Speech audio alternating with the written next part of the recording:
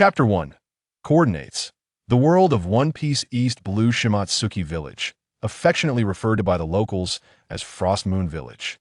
It was a certain afternoon in the year 1510 when Yun Jing, having finished his busy tasks, settled into a reclining chair, gazing at a luminous screen before him, and sighed softly, murmuring, "It's been a year, when will I finally locate someone?" The screen displayed a radar-like scene, with the words "Please wait" searching prominently featured at the top center. As Yun Jing wallowed in his melancholic thoughts, a loud commotion erupted from outside. "Yun Jing, big brother, come out and help us." Hastily, Yun Jing sprang from his seat and rushed outside, where a group of 5 or 6 young children were bustling about, carrying buckets and lifting boxes. Leading them was Rorinoa Zoro, who single-handedly bore a large bucket brimming with various fish. After a flurry of activity, all the fish were finally arranged, and Zoro departed with the children. Yun Jing called out from the doorway, "Zoro, remember to come by early before dinner." Zoro, with his back turned to Yun Jing, waved his hand dismissively, shouting, "Got it. You say that every day, it's getting annoying." Yun Jing, feeling a vain throb on his forehead, remained silent, inwardly grumbling, "If I don't remind you, you'll have an excuse for being late." He then returned to his recliner, resuming his languid repose. Yun Jing, a young man of the new era, had traversed the world of One Piece a year and a half prior, having fainted in Shimatsuki Village, where he was rescued by Zoro. As for the reason for his traversal, the esteemed readers may concoct their own theories. The establishment he managed bore the same name and appearance as him, and according to the villagers, the man who looked exactly like him had perished at sea while procuring supplies. Initially, it was believed that his entire family had met their demise, but later Zoro discovered Yun Jing on the beach and brought him back home. With no memories to speak of, the villagers assumed Yun Jing had amnesia, and he effortlessly acquired a refuge in this pirate-infested world. Yun Jing spent over a month wandering around Shimatsuki Village, primarily at the dojo, where Zoro was 8 years old and Kuina was 10. At that time, Zoro had already lost to Kuina a staggering 1,200 times, with only about 800 victories remaining before her untimely demise. Yun Jing's establishment was the only tavern and inn in Shimatsuki Village. 3 months later, the villagers began urging him to open for business, as the absence of the tavern had severely curtailed their leisure activities, making life feel strangely amiss. With the villagers' enthusiastic support, after a month, the sources for alcohol, ingredients, and other supplies were secured, and Yun Jing's tavern finally opened its doors once more. Fortunately, Zoro and his friends knew that Yun Jing's tavern was reopening that day, and they came to witness the occasion, enticed by a sumptuous feast that Yun Jing provided, which turned them into his errand runners. After the guests departed that evening, with a table full of dishes remaining, several young children readily agreed to help out daily, with the simple payment of a hearty mila request, both humble and straightforward. As he closed the door, Yun Jing reclined in his chair, feeling a sense of relief wash over him. Having traversed into this perilous world, he found himself in the weakest East Blue. However, he learned from the villagers that even Shimatsuki Village was not immune to pirate visits. After all, even the hometown of the naval hero Garp, the Goa Kingdom, experienced pirate incursions. One could only imagine how much worse it was elsewhere. Over the past 6 months, Yun Jing had contemplated strengthening himself through training and seeking out the renowned Kushru, but alas, as a natural-born ox-horse holy body, his efforts bore little fruit, leading him to abandon the idea. This was also the reason he consented to the villagers' pleas to open his establishment. He had always been a lover of food in his past life, and culinary endeavors were well within his capabilities. Although his skills didn't rival those of a master chef, he could certainly manage a humble tavern's kitchen. Coupled with various recipes learned from different platforms, he had amassed quite a repertoire. On the day of his opening, thanks to his unique dishes, the villagers unanimously praised his culinary offerings. As he lay back in his chair, lost in thought, a sudden ding echoed in his mind. Yun Jing's eyes lit up. Was his golden finger finally arriving? Ever since awakening, he had been able to understand and converse in the language of the One Piece world, yet he had not discovered any other abilities. After 2 days of confusion, he reluctantly gave up and sought other means of improvement. Detection complete. The host possesses an operational establishment. The celestial trading system is now officially activated. Upon learning that the system's activation hinged on owning an operational store, Yunjing expressed his gratitude to the villagers for encouraging him to open, as well as to his body that failed to strengthen through training. Otherwise, he might have been left waiting indefinitely to activate the system. After some exploration, he found the system somewhat lacking. Its primary goal was to ensure that no business was too difficult to manage. Unlike the convenient trading systems he had seen in his previous life, which could instantly attract customers from other worlds, this trading system required a certain volume of transactions before it could search for customers from within a world. The currency generated by this system was called treasure points, requiring a specific trading volume to search for a customer within a world. World tokens cost 10,000 treasure points each, while customer tokens cost 1,000 treasure points each. The latter was contingent upon the former One World Search token allowed the purchase of an additional 10 customer tokens, limited to that particular world. Two particularly vexing aspects emerged. First, once a world was anchored, the system would randomly generate a customer token for deployment.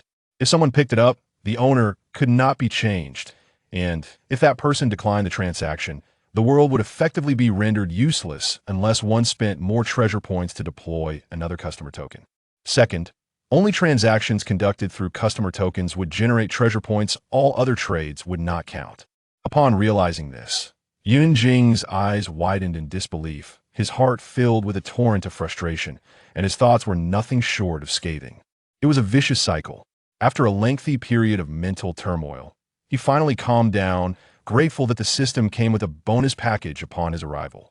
This package contained 2 items, one of which had already been automatically utilized. As you might have guessed, one of those items was a built-in proficiency in languages essential for conducting trade across myriad worlds. The other was a world token. Additionally, there were several built-in benefits. 1. As the proprietor, Yunjing could utilize treasure points to directly study various manuals, each differing in cost depending on their level and type. 2. Invincibility. Within his store, Yunjing was invincible. However, outside, without any training, he was merely a small fry. To put it kindly, any child over 10 in the village could easily best him, returning home in tears, claiming Yunjing had cheated them. 3. Yunjing could assess and estimate the value of any item using the system's built-in scanning feature, including intangible aspects such as lifespan and knowledge.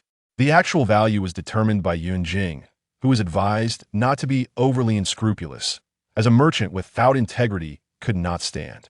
The system's interface was rather rudimentary, simply displaying Celestial Trading System. Host, Yunjing. Store level, 0. Cultivation level, none. To call him a chick would be an understatement. Treasure points, 0 berries, 142,093. Anchored world, none. Customers, none. Mall functionality, universal assessment. World tokens, 1 free world token per year.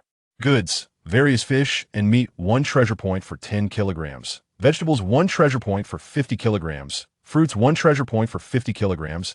Alcohol, 1 treasure point for 30 kilograms, etc., along with a storage space.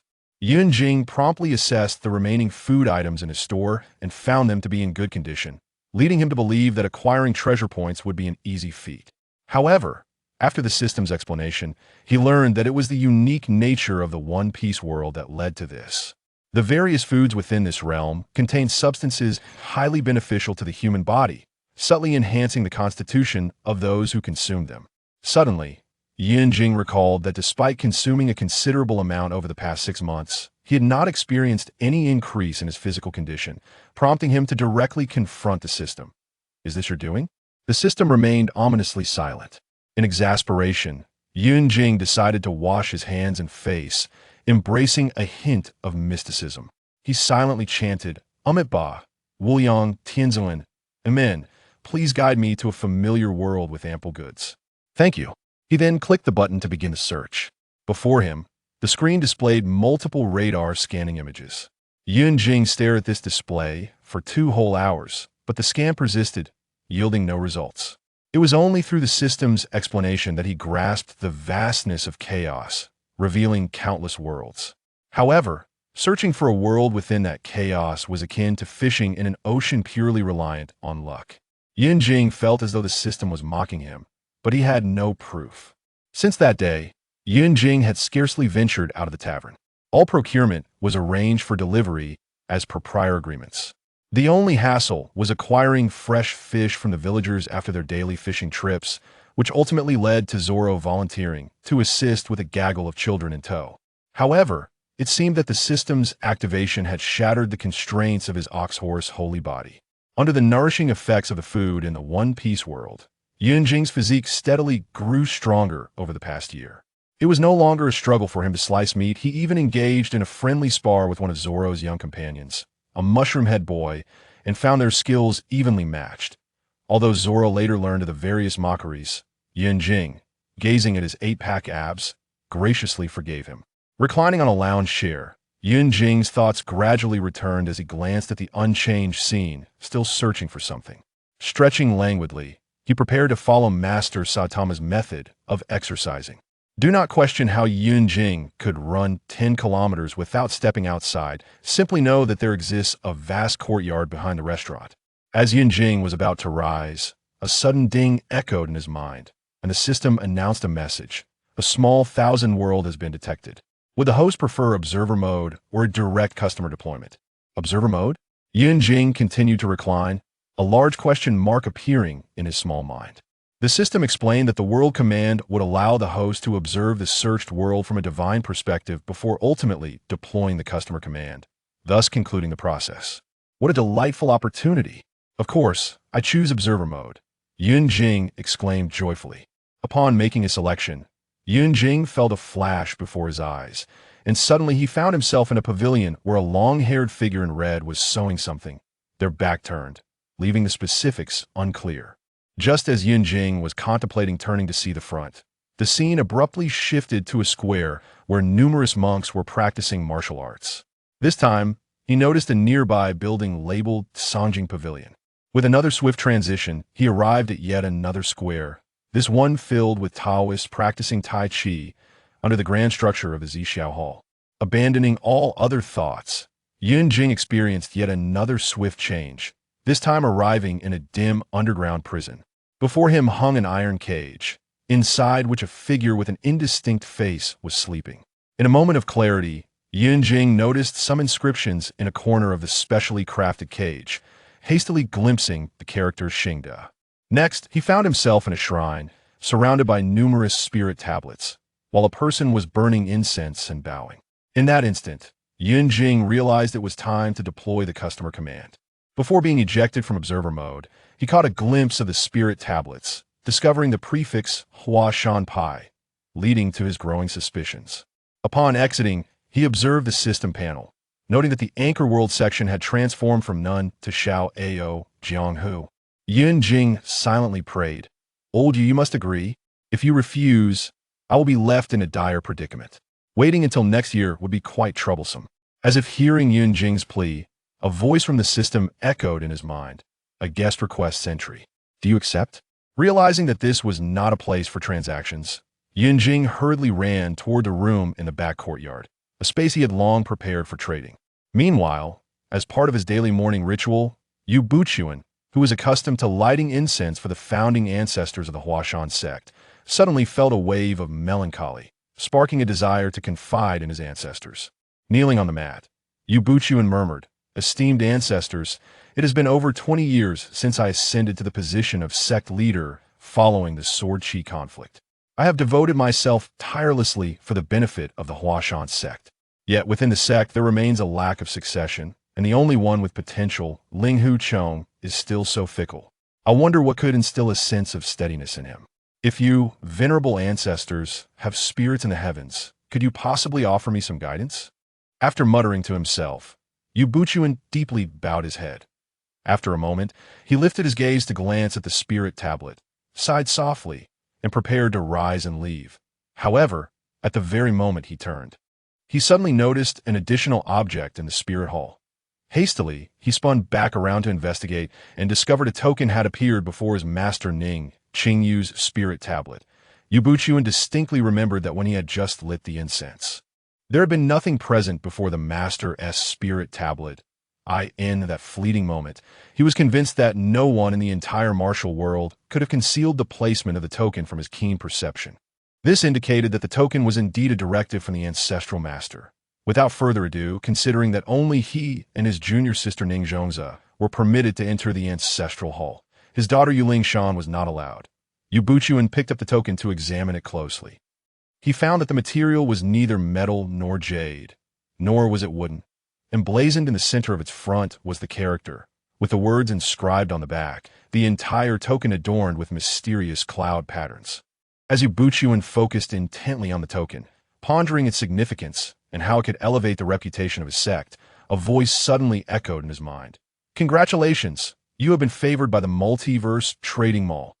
This token is the key to access the Multiverse Trading Mall. By possessing it, you are granted the right to enter the shop and browse and trade rare goods from various worlds. Power, longevity, authority, and all that you desire are available there. May I inquire if you wish to enter the Multiverse Trading Mall? Yes or no? Upon hearing the word power, Yue Buqun's eyes gleamed with excitement. Should he possess unparalleled strength, the title of the world's #1 would surely belong to him. And at that point, the vast resources of Mount Hua would be within his grasp. Was this the guidance from the ancestral master? With a few respectful bows at the altar, he decisively chose yes. Instantly, a message appeared in his mind. Request to enter the Multiverse Trading Mall has been sent, awaiting the shopkeeper's approval. Please wait. After a brief moment, to Yue Buqun's astonishment, a luminous portal materialized before him, accompanied by the information that passing through this portal would grant him entry into the so-called Multiverse Trading Mall. He swiftly rose and stepped through the portal, fearing its disappearance.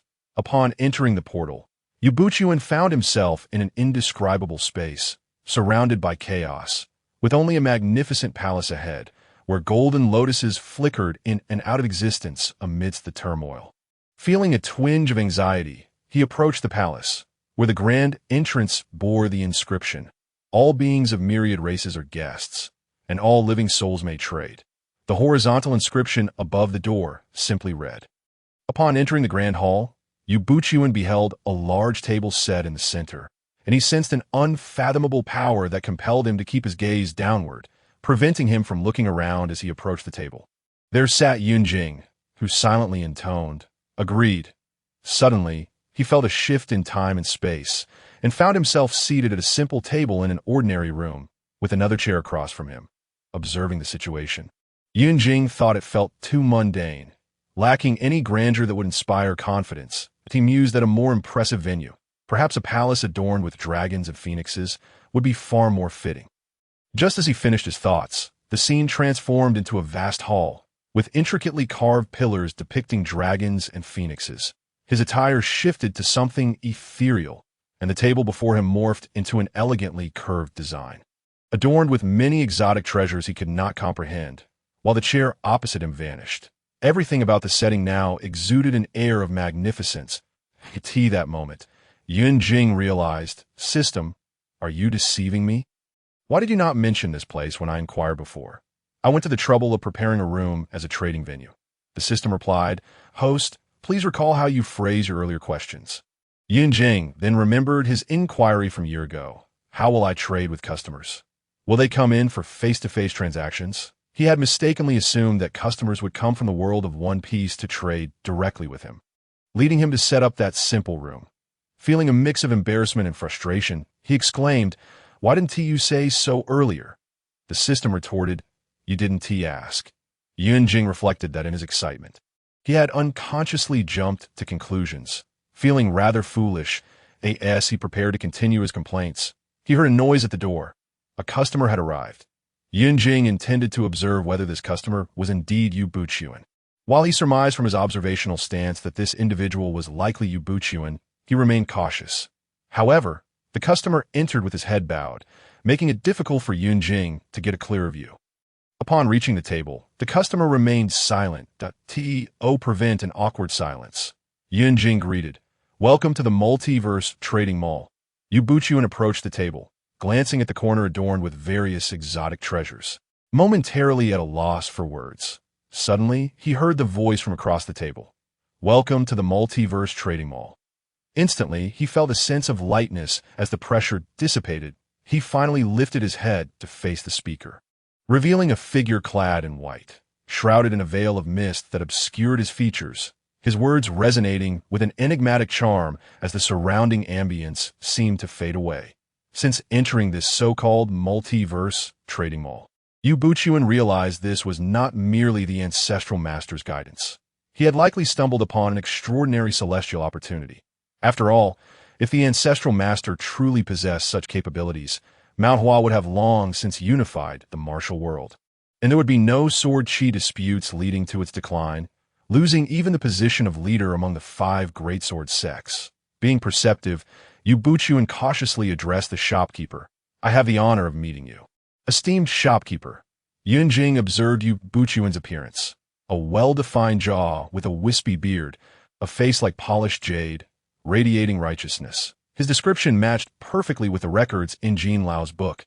Upon closer inspection, he suspected that Yue Buqun had not yet acquired the evil-repelling sword manual, though he was unsure if the plot had commenced, if it had not yet begun, or had only just begun. He could profit from selling information, considering he was currently without resources. Thinking along these lines, he inquired, "Are you Yue Buqun?" Startled, Yue Buqun realized the celestial being seemed to possess knowledge without even introducing himself. He quickly replied, "I am indeed Yue Buqun." Recognizing he had the genuine article before him, Yunjing continued, "Have you obtained the evil-repelling sword manual?" Yue Buqun was taken aback. Why would he seek the evil-repelling sword manual when his sect had declined due to the sword-chi conflict? He responded, "I have not acquired it." However, feeling something amiss, Yue Buqun added, "Last year in the 12th month, my senior disciple had a misunderstanding with the Qingchang sect.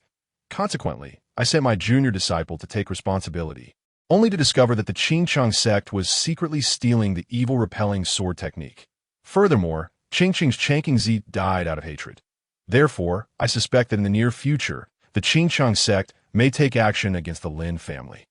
Moreover, considering Liu Zhengfeng from the Hongshan sect has retired, I arranged for 2 disciples to go to Fuzhou to gain some experience in the martial world out of course. If the celestial being has any requests, I shall ensure they are fulfilled." Yue Buqun was uncertain of Yunjing's intentions, but felt compelled to align with the celestial being's desires. If he could glean valuable insights from this encounter, it would undoubtedly enhance his abilities and elevate the status of the Hua Shan sect. Unaware of Yue Buqun's internal musings, Yunjing felt reassured upon realizing the plot had not yet begun or was only just starting. He stated, "Since you are here, let us commence with the trading." Yue Buqun respectfully replied, "If the shopkeeper has taken a liking to anything of mine, please feel free to express it, and I shall gladly present it." Yunjing shook his head, stating, "In business, I am not one to engage in unscrupulous acquisition." Yue Buqun, now sweating, feared his words had angered Yunjing and quickly remedied his statement. "Please forgive me. Esteemed shopkeeper, although the Hua Shan sect has fallen on hard times, we still possess some items of value. Should you desire anything, please take it, and perhaps you might generously reward me with some celestial artifacts in return." Yue Buqun indicated that the Hua Shan sect was virtually destitute and that Yunjing could take whatever he wished. Any gifts in return would be a boon for him. Yunjing internally criticized the system. "Haven't you instructed him about the trading mall's rules?" The system replied, "After such a long time, I finally found a customer and became overly excited, forgetting to explain." Yunjing was left speechless, then turned to Yue Buqun and said, "Please present your customer token. I will impart some knowledge to you." Upon hearing the words, Yue Buqun promptly retrieved the customer token from his bosom, presenting it with both hands. With a mere gesture, Yunjing summoned the token into the air, from which a radiant beam of light shot forth, striking directly at Yue Buqun's brow in that instant. The rules of the celestial trading mall unfolded in his mind. As Yue Buqun absorbed the regulations of the mall, Yunjing began to manipulate the customer token, transforming it into a ring. He had just discovered that the invincibility from the Pirate King World Shop seemed to have upgraded into something formidable yet finite. Naturally, such an act of exploitation was not permissible. However, most operations favorable to the mall were indeed allowed. The earlier flash of light was also a deliberate effect, initially intended for direct transmission. Once Yue Buqun had comprehended the rules, Yunjing remarked, "I have converted the token into a ring. You may keep it for now. In the future, you can enter and exit the mall through the ring." After pondering for a moment, Yue Buqun placed the ring on the thumb of his left hand.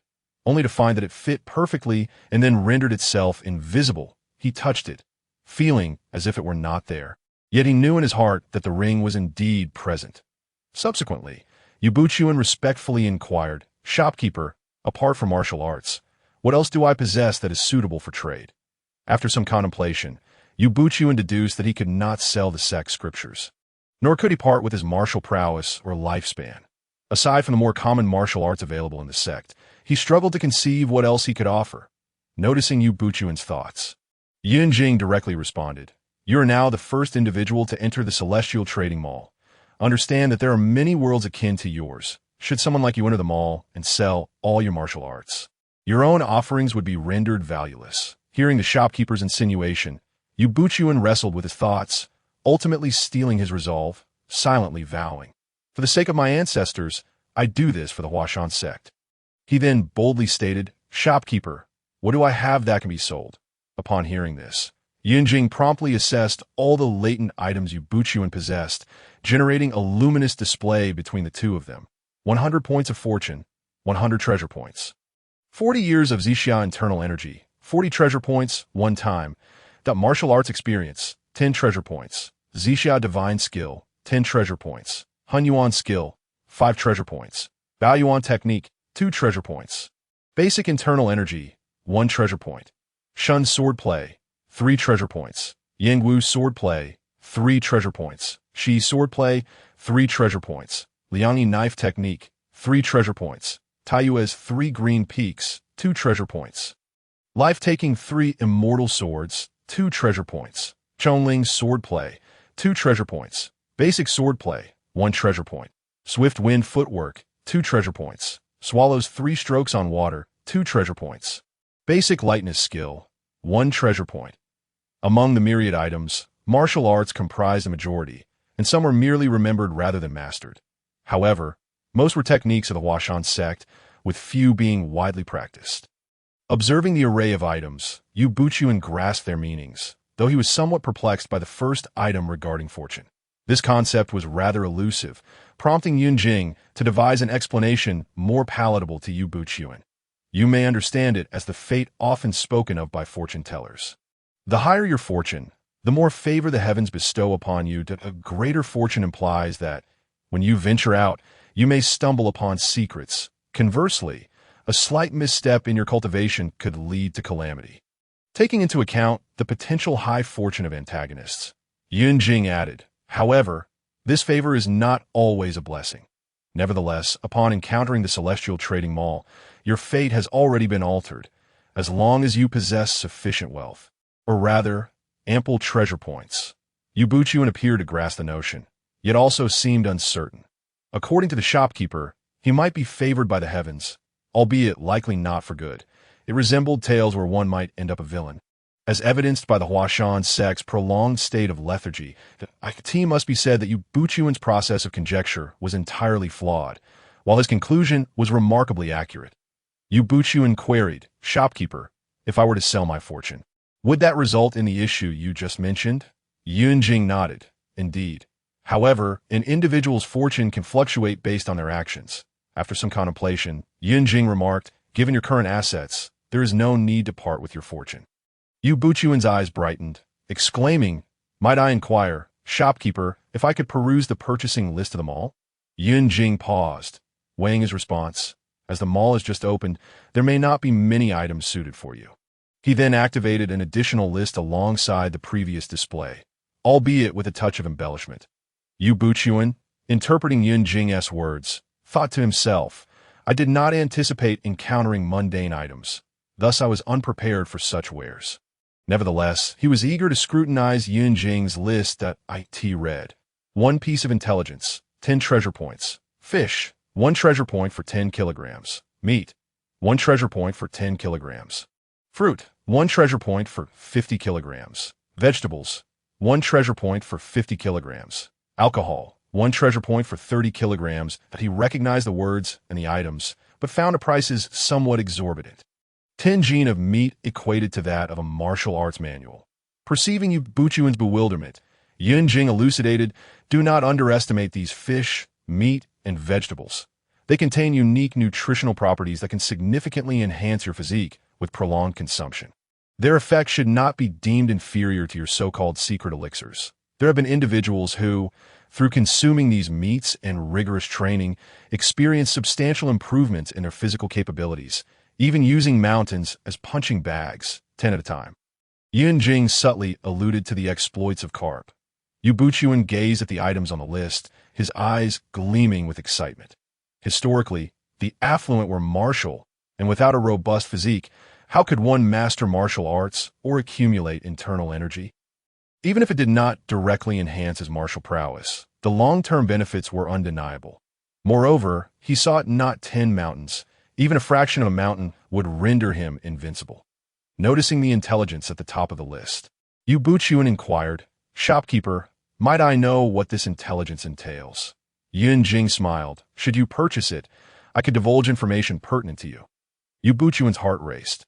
Was the shopkeeper preparing to enlighten him? Resolutely, he closed his eyes and, with firm determination, addressed Yunjing.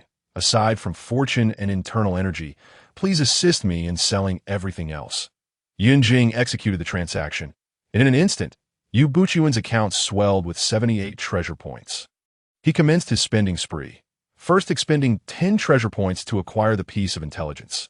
Seeing his account gain 10 treasure points, Yunjing felt elated, smiling as he relayed to Yue Buqun. "Within the walls of the thought-reflecting cliff lies a treasure.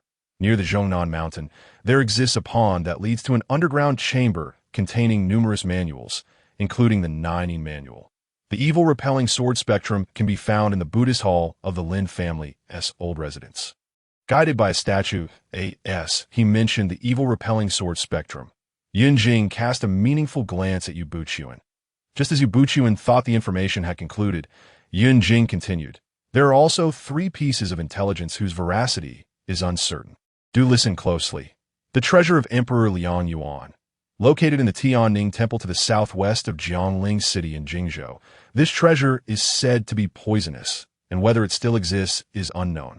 Outside of Xiangyang City, there lies a gorge that once nurtured a treasure snake, known as the Puzik snake, which bears a flesh horn upon its head, with its gallbladder possessing the power to enhance one's abilities. Near the area of Ozil, there is a cliff where the legacy of the sword demon Dugu Qiubai is buried." Upon hearing the intelligence valued at 10 treasure points, Yue Buqun's mind was singularly fixated. Worth it. Absolutely worth it. Not to mention the evil-repelling sword spectrum. The Ninjutsu manual was a martial arts masterpiece from centuries past, sought after by many prodigies. While others may be unaware, the Hua Shan sect, as a disciple of the Chunin sect, had records of such knowledge that to say there were numerous other secrets was an understatement. Following this, Yue Buqun initiated another round of purchases, preparing to acquire provisions sufficient for 3 days, calculated based on the appetites of his fellow sect members. It was not that he wished to buy less. Rather, he feared that purchasing too much would lead to spoilage, while buying too little might inconvenience the shopkeeper, possibly inciting displeasure. Yunjing promptly noted another 33 treasure points in his account. Feeling quite pleased, once the goods were exchanged, Yue Buqun contemplated the vast array of manuals still housed within his sect's scripture chamber, which he could also sell. Furthermore, given the shopkeeper's mention of treasures within the thought-reflecting cliff, he mused on his departure. However, upon seeing the 4 baskets filled with fish, meat, vegetables, and fruits, he found himself in a quandary, unable to carry them all alone.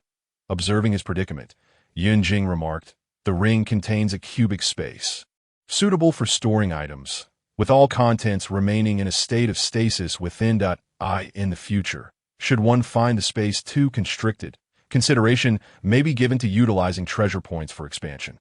1 treasure point corresponds to an additional cubic unit, serving as a benefit for the patrons of the establishment. Point 1 may store and retrieve items through inner strength." Yue Buqun, following Yunjing's instructions, experimented with several baskets, placing them in and out of the space for a while before halting and apologetically addressing Yunjing. "I beg your pardon, esteemed shopkeeper. It is my first encounter with a legendary techniques akin to the mustard seed and sumeru, and I am overwhelmed with joy." Yunjing, while outwardly shaking his head to indicate it was of no consequence, inwardly scoffed, thinking, This is my first encounter as well. I wish to try it too. Hurry up and leave. There's no food for you here. If Yun Jing's silent wish had been granted, Yue Buqun expressed his intent to take his leave. Upon witnessing Yue Buqun depart, Yun Jing exhaled in relief, feeling considerable tension in the presence of such a shrewd individual. After a brief moment of self-soothing, he commenced his own leisurely pursuits. After a span of several minutes, Yun Jing finally organized the assorted items belonging to his restaurant that cluttered the grand hall to tea that moment. The system chimed in, congratulating the host on completing the beginner's task and announcing the distribution of rewards. Subsequently, Yun Jing observed notable changes in the surroundings of the grand hall. A corridor now graced the left side, while a 2-meter-high, archaic-looking alchemical furnace appeared on the right. Upon further inquiry, he discovered that the system recognized the reception of the first customer and the completion of a transaction as the fulfillment of the beginner's task, with the reward being an automatic alchemical furnace, a cultivation chamber, and a technique apparatus. Currently, both the alchemical furnace and technique apparatus were accessible solely to him, while the cultivation chamber could be open to customers.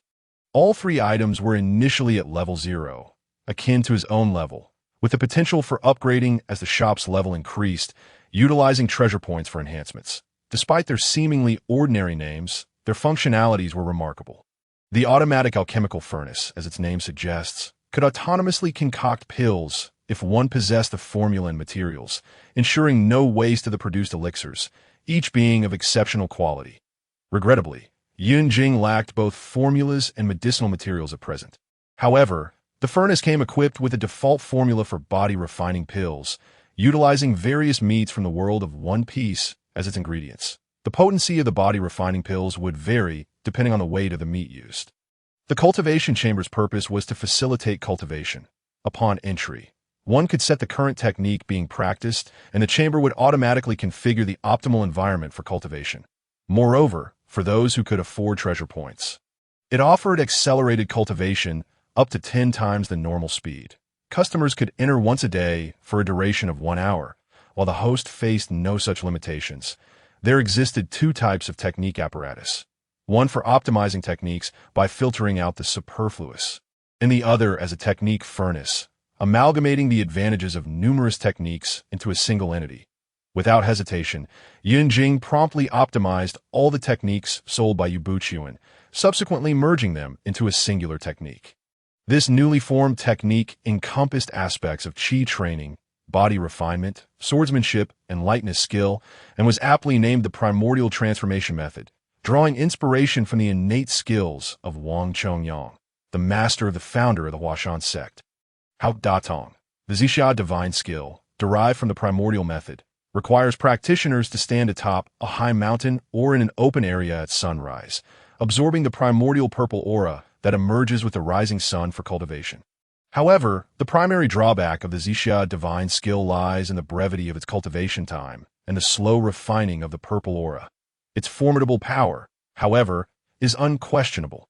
After the contest of sword chi on Hua Shan, the Hua Shan Chi sect was left with only a few practitioners, and among them, only Yue Buqun remained of the Bu character lineage, reluctantly appointed as the sect leader despite his inferior qualifications.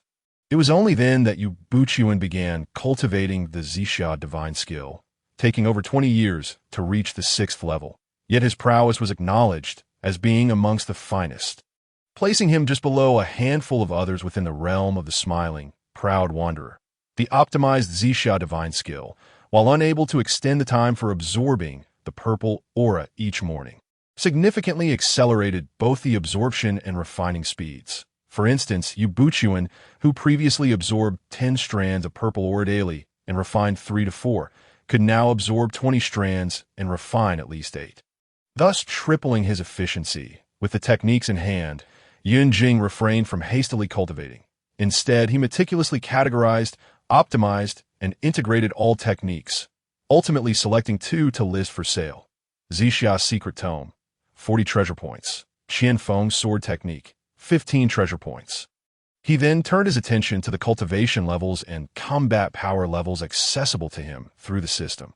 Yun Jing found it perplexing to have 2 distinct levels. However, through the system's explanation, He learned that the disparity in martial prowess among mortals is vast.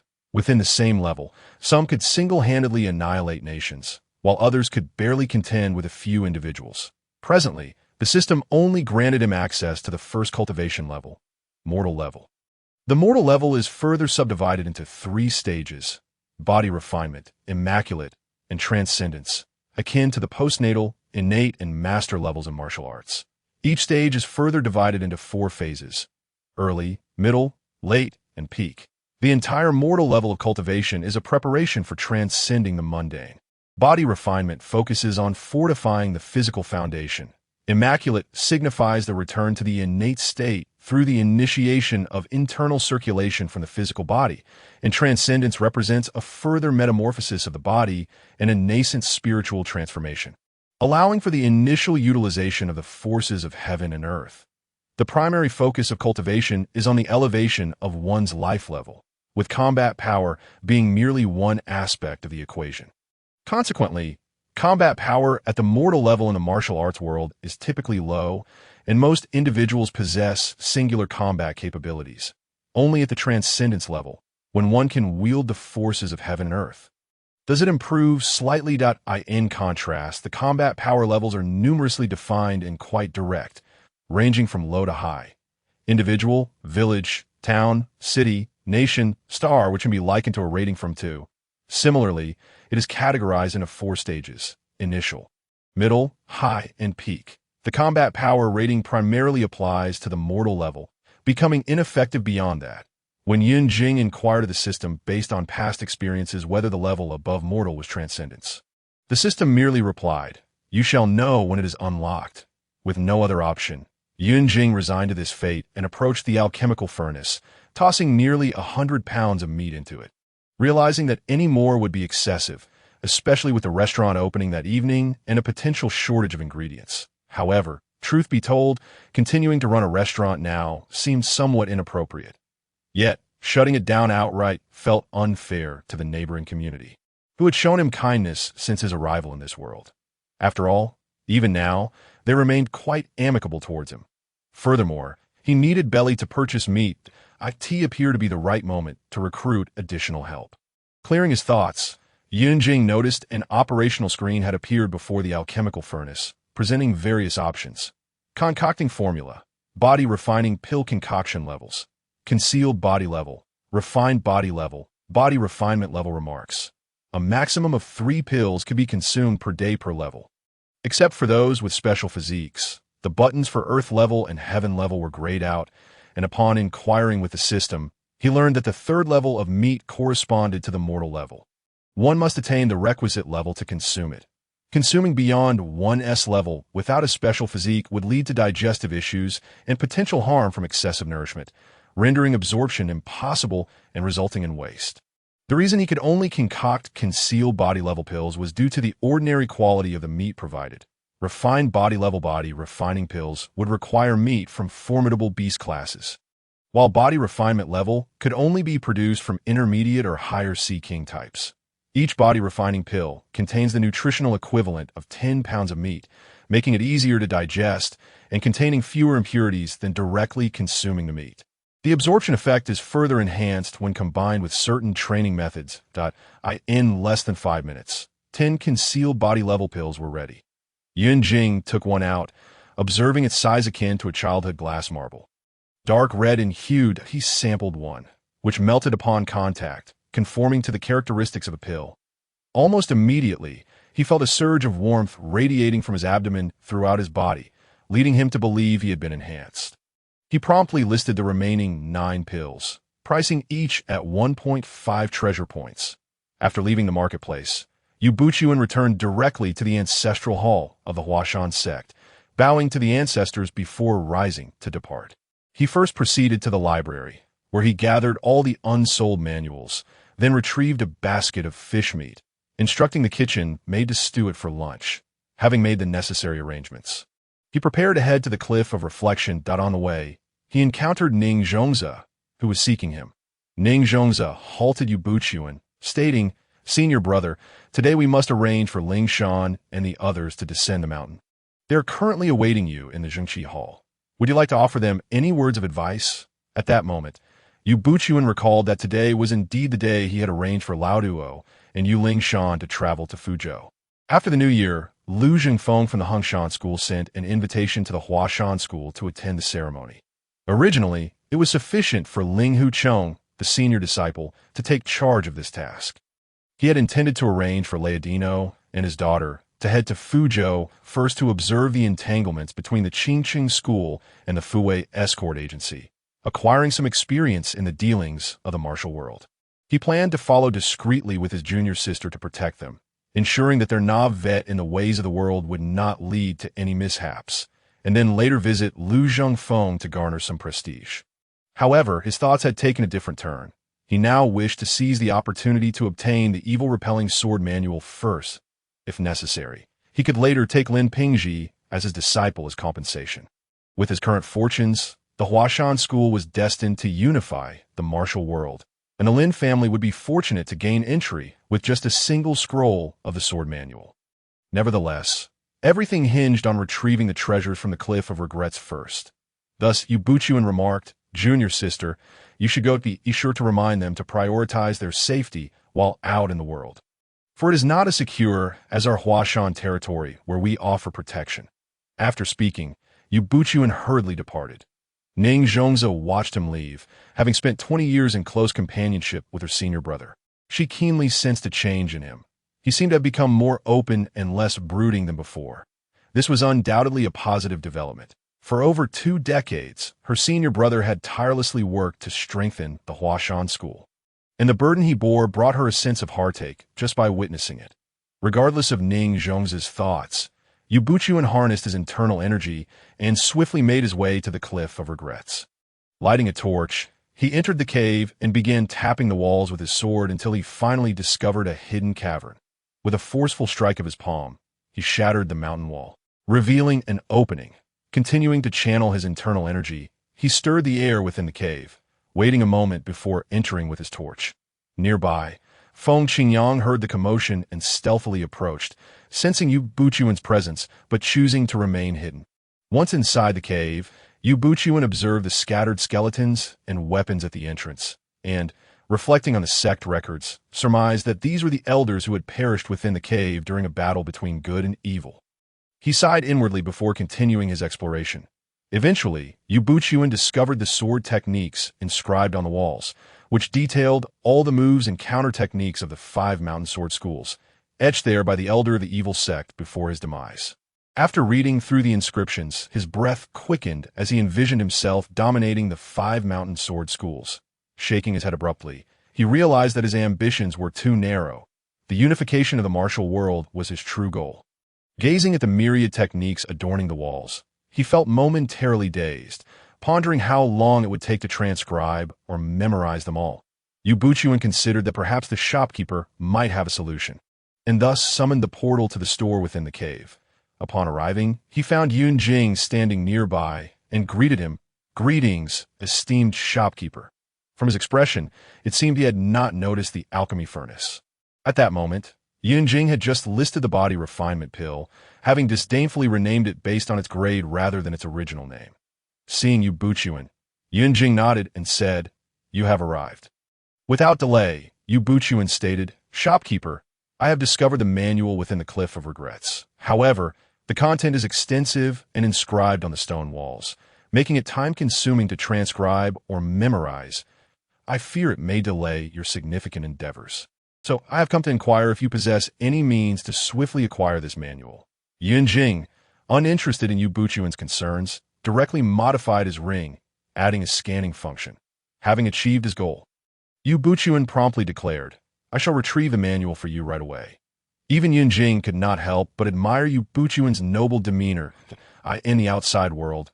Feng Qingyang, who had been lurking nearby, sensed the sudden disappearance of Yue Buqun's energy and feared something had gone awry.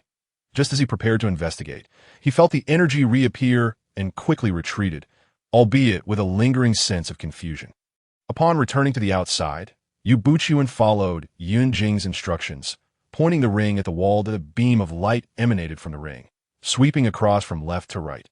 Yue Buqun found the experience both astonishing and somehow expected. Was this the work of a celestial artifact? Before long, all the sword techniques and moves within the cave were recorded.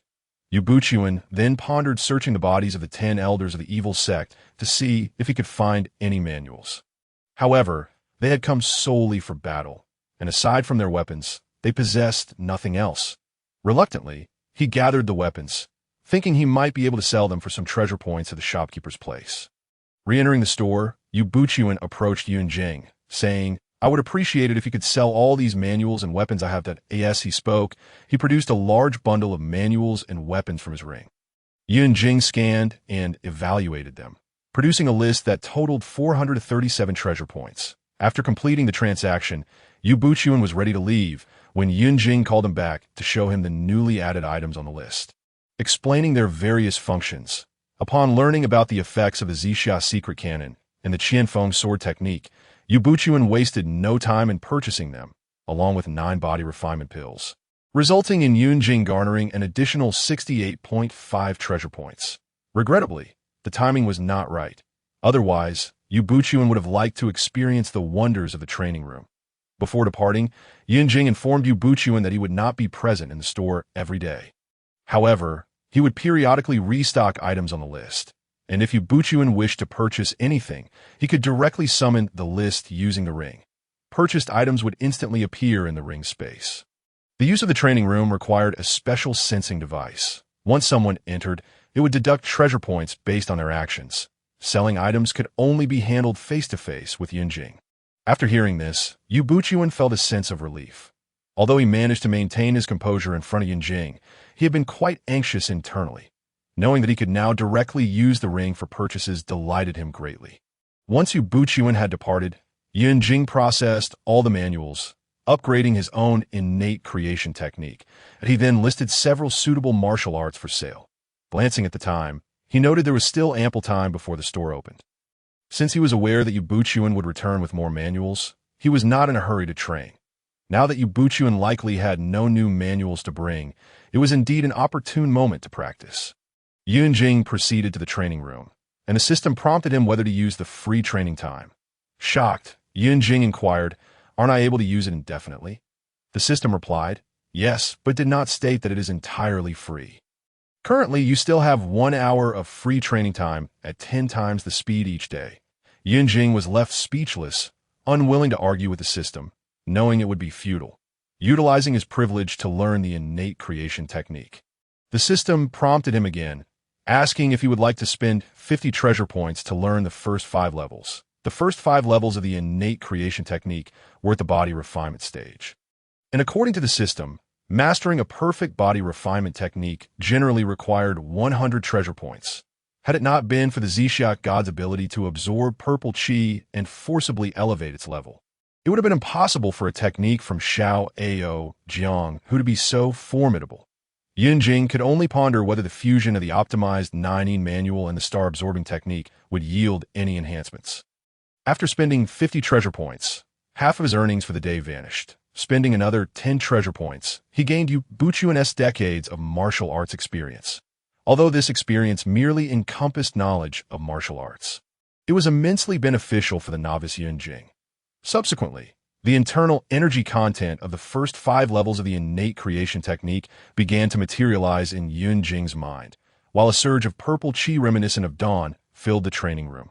Under the 10-fold acceleration, Yunjing absorbed and refined it all. An hour later, the purple qi in the training room dissipated, and Yunjing awakened from his practice, feeling a surge of power coursing through him.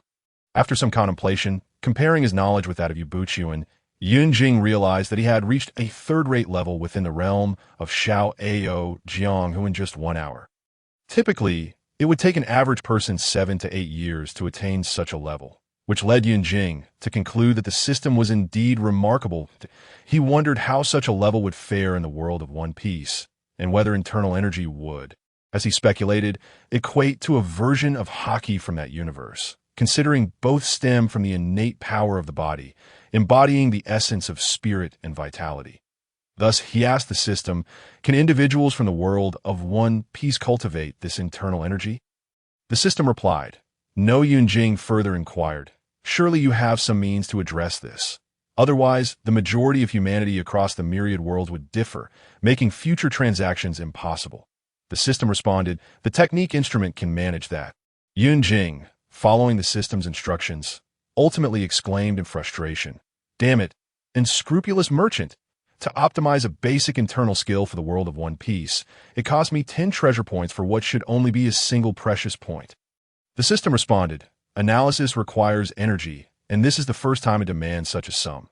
Thereafter, each optimization will only require 1 treasure point. Enduring the pain, Yunjing paid the 10 treasure points and converted the basic internal skill into one suitable for the world of One Piece.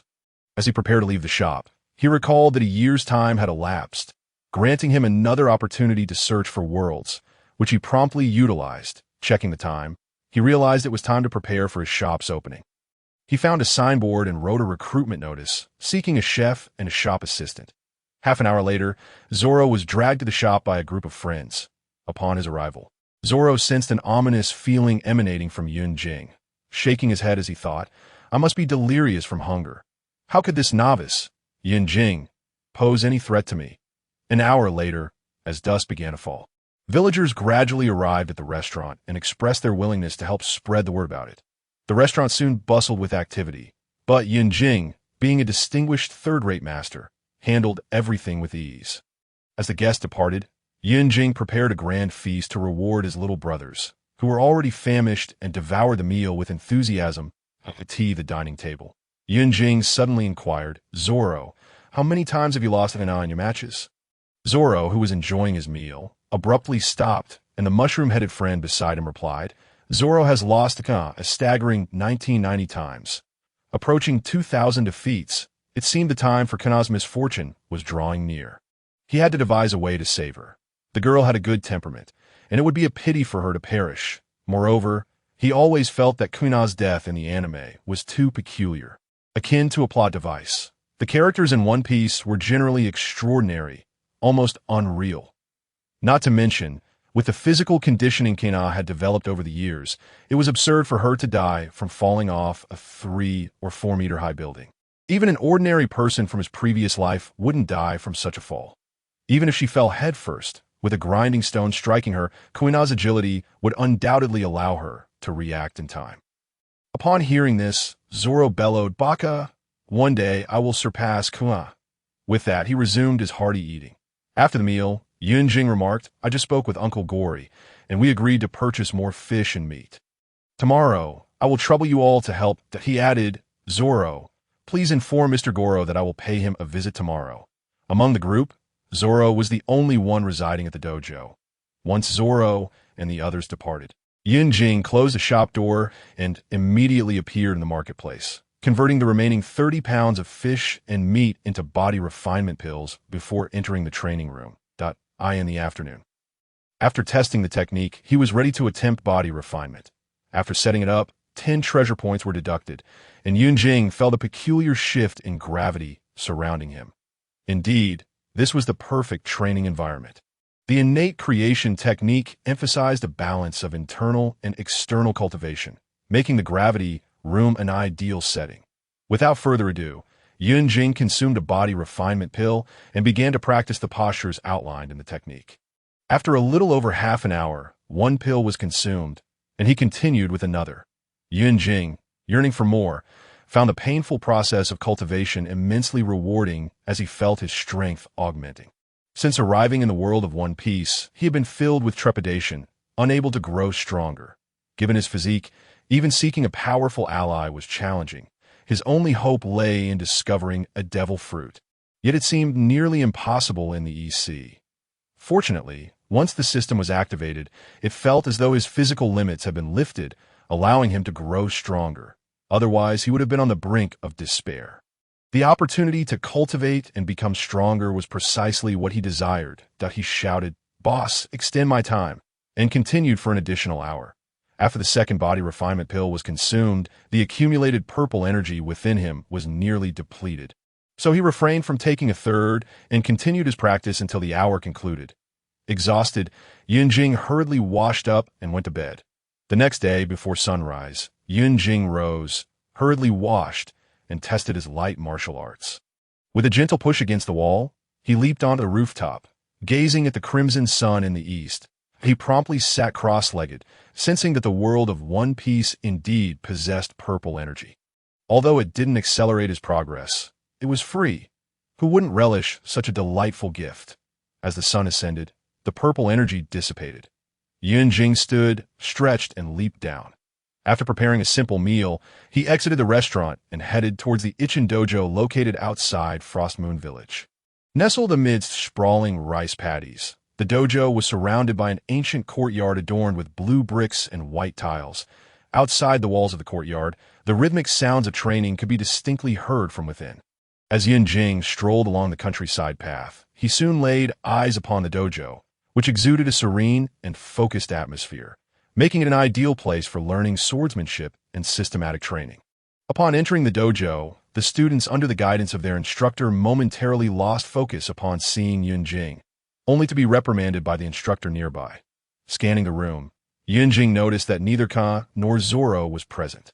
They must be training in the inner courtyard, where the training equipment was more comprehensive.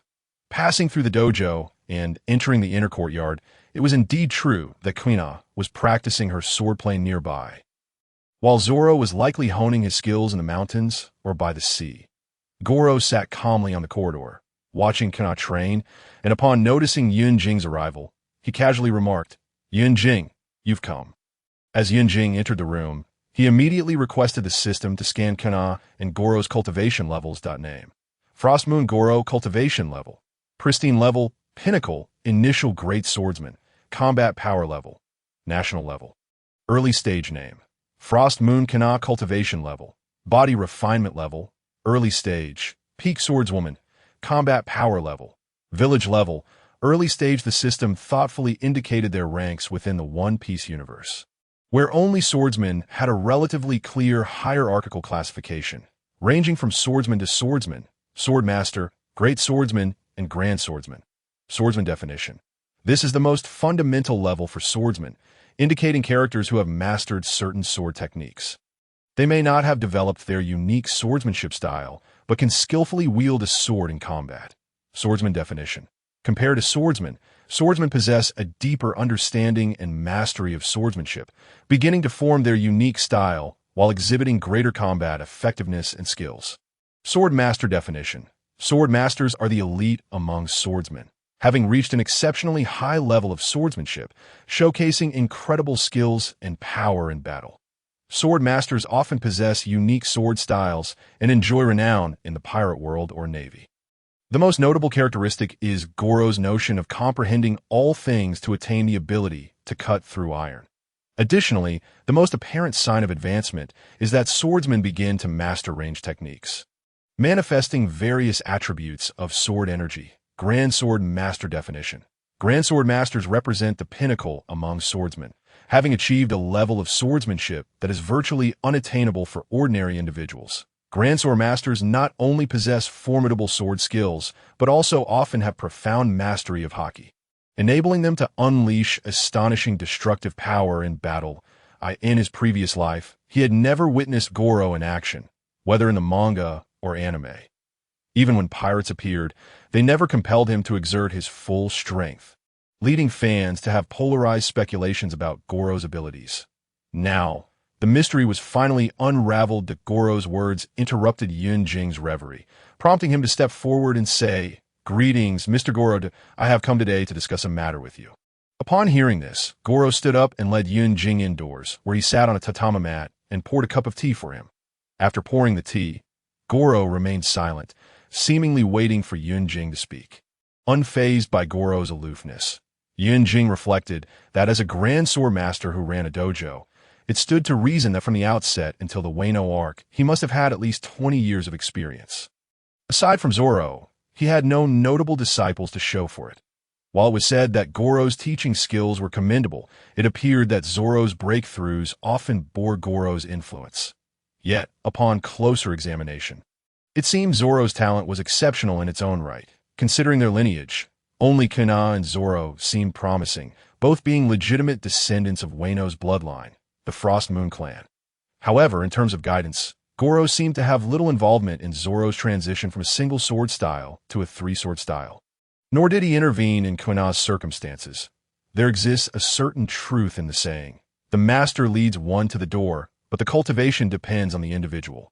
Clearing away distractions, a resounding thud echoed as Yun Jing placed a book and a bottle on the table. Gesturing for Gung Sailang to take a look, Gung Sailang first picked up the book on the table, glancing at the cover of the foundational inner strength manual, yet found its meaning elusive. System-generated products will automatically be transformed into the most fitting language for each world. He opened it, and on the first page was an introduction to the effects of inner strength. In essence, it conveyed that internal energy could enhance physical prowess, amplify the potency of techniques, and facilitate healing from injuries.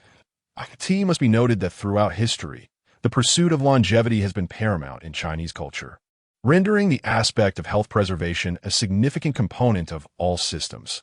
Gung Sailang wore a furrowed brow, yet without having seen the subsequent content, he refrained from commenting.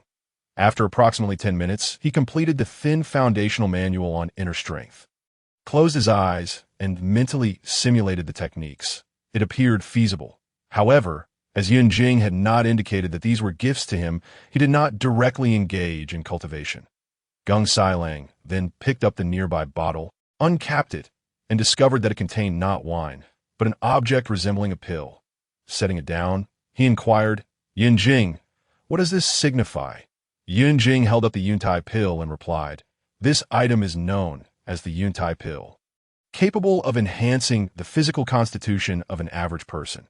Naturally, for someone of your stature, Mr. Gung Sailang, it would merely replenish some stamina that I am aware that Kuina has long harbored dreams of becoming a grand swordsman. Yet, Mr. Sailang, you have consistently expressed skepticism regarding the inherent physical limitations faced by women. These two items can effectively address Kuina's physical constitution issues." Observing Gung Sailang's expression, Yun Jing continued, "If Mr. Gung Sailang could procure meat from formidable beasts or sea kings, I would then be able to secure pills that could enhance the physique even for someone of your caliber. Moreover, the powers of the devil fruits are varied and extraordinary. It is not uncommon for a superhuman with peculiar abilities to suddenly emerge." After a brief pause, Gung Sailang asked, "What is the cost?" After contemplating for a moment, even with the traditional bias towards males prevalent in Wano, he did not wish for his daughter's path to her dreams to be fraught with hardship. After all, little can deter a person's aspirations from taking flight. Yun Jing felt a surge of triumph within, thinking, "This is a sure thing." He then stated, "The foundational inner strength manual serves as a token of gratitude for Zoro's life-saving assistance and for your prior care. However, I must ask that you refrain from sharing it with anyone other than Kuina and Zoro. As for the Yuntai pill, for every 30 pounds of meat you provide me, I shall offer you 1 Yuntai pill. What do you say?" Gung Sailang nodded in agreement. "It's a deal." Upon achieving his objective, Yun Jing stood to take his leave, saying then, "Mr. Gung Sailang, I shall not intrude further." As he approached the door, he noticed Kuina hiding nearby. Initially intending to serve them tea, she had inadvertently overheard Yun Jing, the striking elder brother, bringing her hope of becoming a grand swordsman. She promptly raised the tea in gratitude and bowed respectfully, exclaiming, "Thank you, brother Yun Jing." With a twinkle in his eye, Yun Jing replied, "Kuina, since you are so grateful, my kitchen knife is somewhat dull. Might I borrow a whetstone from you?" Kuina immediately responded, "Of course," without hesitation. She set the tea down and dashed off to prevent any mishaps. Yun Jing swiftly followed her, using lightness skills to Kuina grab a ladder and climbed up to the storage loft to retrieve the whetstone. Standing below, Yun Jing observed that this storage area was likely the very place where Kuina had encountered her misfortune in the original tale, mentally muttering, "Surely, nothing will go awry here." Just as this thought crossed his mind, the ladder creaked ominously, and Kuina's shriek filled the air as she fell. However, being on the cusp of becoming a swordsman, Kuina reacted swiftly, twisting her body mid-air to split the whetstone that was about to crash upon her. She landed gracefully and steadily. Yun Jing had already begun to channel his energy the moment he heard her scream, prepared to intervene, but upon witnessing Kuina manage the crisis adeptly, he held back. Noticing the bruise on her arm from the whetstone, he said, Kuina, your hand is injured. Let me assist you with treatment. Initially reluctant, Kuina perceived this as a minor injury that would heal within days, far less severe than the wounds she typically endured during sword practice. Yet, as Yunjing insisted that it was his fault she was injured, she felt guilty for refusing his help and acquiesced. Kuina had expected a simple application of ointment, but to her astonishment, Yunjing lifted her hand, placing his index and middle fingers upon the wounded area. A wave of coolness cascaded from the point of contact, swiftly diminishing the fiery pain she had felt. Ordinarily, someone of average skill would not dare to use internal energy for healing. However, Yunjing's prior experiences, akin to those of Yue Buqun, rendered him competent. Meanwhile, Gung Sailang, who had been engrossed in studying the foundational inner strength manual, rushed towards the sound of his daughter's scream and arrived just in time to witness Yunjing channeling energy to heal Kuina. In less than 10 minutes, the bruise had vanished, but Yunjing, having exerted himself, felt a slight emptiness within and appeared somewhat pale. He released Kuina's hand, saying, It's all healed now to Kuina. Why don't you give it a try? Upon hearing this, Kuina moved her arm and tested the previously injured area, discovering no issues whatsoever. Even the soreness from her morning training seemed to have dissipated. In delight, she exclaimed, Brother Yunjing, your method is truly remarkable. I feel completely fine. She lifted her hand to show him. Yunjing nodded in silence. At that moment, Gung Sailing spoke up. Thank you, Brother Yunjing, for helping my daughter. He then bowed deeply in gratitude. Yunjing quickly raised Gung Sailing, saying, If it weren't for me, Kuina wouldn't have encountered such a situation. It is still my responsibility. To that point, Kuina, having noticed her father's presence, called out, Father! Yunjing, gazing at the dilapidated ladder and whetstone, remarked, Mr. Gung Sailing, it seems that it is time to inspect and repair these tools in the dojo. Also, heavy items like the whetstone should ideally be placed lower to avoid accidents. Had it not been for Kuina, another might have faced grave consequences today. Gung Sailing promptly agreed, assuring that he would arrange for someone to check the dojo's tools. With that, Yunjing departed with the whetstone, while Gung Sailing and his daughter escorted him to the door. Meanwhile, Yue Buqun had sold all his secret manuals and returned to the Cliff of Remorse, departing immediately. Feng Qingyang, having observed Yue Buqun's departure from the shadows, entered the Cliff of Remorse, gazing at the sword techniques inscribed upon the walls. After a moment of contemplation, he refrained from taking any further actions and quietly left. Upon returning to the sect, Yue Buqun hastened to find Ning Zhongzi, discovering that very few members remained. Lauder Noir and Yu Shan had been dispatched, and Ling Huchong, along with Lu Dayo and others, were nowhere to be found. Having left the sect to practice elsewhere, he found Ning Zhongzi in a room, sipping tea, and eagerly pulled her along, gathering ink, paper, and brushes as they rushed back to the Cliff of Remorse, leaving her with no time to ask questions. Upon reaching the Cliff of Remorse, Ning Zhongzi beheld the martial arts techniques on the walls, her mind racing with thoughts. Yue Buqun, aware of her confusion but pressed for time, said, Junior sister, I know you have questions in your heart. First, let us transcribe these sword techniques. I shall explain everything to you later. Seeing the urgency in Yue Buqun's voice, Ning Zhongzi complied, and they began to copy the techniques. As dusk approached and the light dimmed, they departed in the Hua Shan sect's dining hall. Only Yue Buqun and his wife remained. Noticing the empty seats where Ling Huchong and the others usually sat, Yue Buqun felt a tinge of displeasure. Yet he had no recourse. Moreover, the pot of fish soup, simmering since morning, was now ready for consumption. Ning Zhongzi first served Yue Buqun a bowl, stating, I will punish Chong'er tomorrow. You should eat first, brother. After all, you've labored all day. She then filled a bowl for herself, the aroma of the fish soup enticing. As the soup entered her stomach, a wave of warmth spread through her body. Surprised, she thought, I did not instruct the kitchen to use ginseng in the fish soup. Could it be my brother's doing? As night fell, Yue Buqun divulged everything to Ning Zhongzi within the confines of his chamber and, in her presence, activated the luminous portal leading to the marketplace. Curious, Ning Zhongzi attempted to interact with it. only to discover that the portal was as intangible to her as mere air.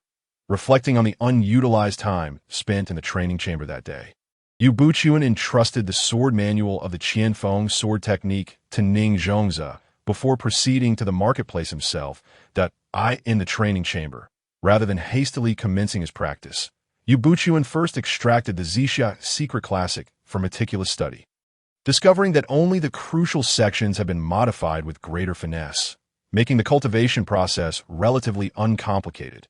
Thus, he configured the techniques and multipliers for the training chamber and promptly began his practice. As he embarked on his cultivation, Yue Buqun immediately felt an extraordinary sensation wash over him.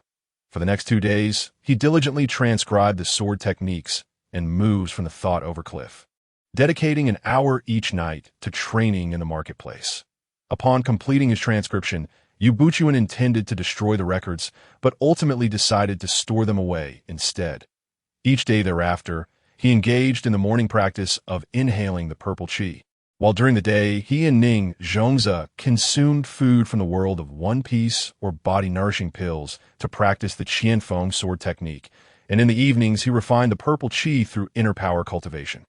Upon returning to the inn, Yunjing commenced his training in the marketplace, cautious not to activate the tenfold acceleration, as his limited treasure points will be depleted in no time. A normal speed sufficed. After lunch, Zoro arrived with a large entourage of dojo companions, bringing over 1,000 pounds of meat. Upon entering, he exclaimed, "Big brother Yunjing, I brought you meat. 400 pounds are your request, and the other 600 were sent by my master."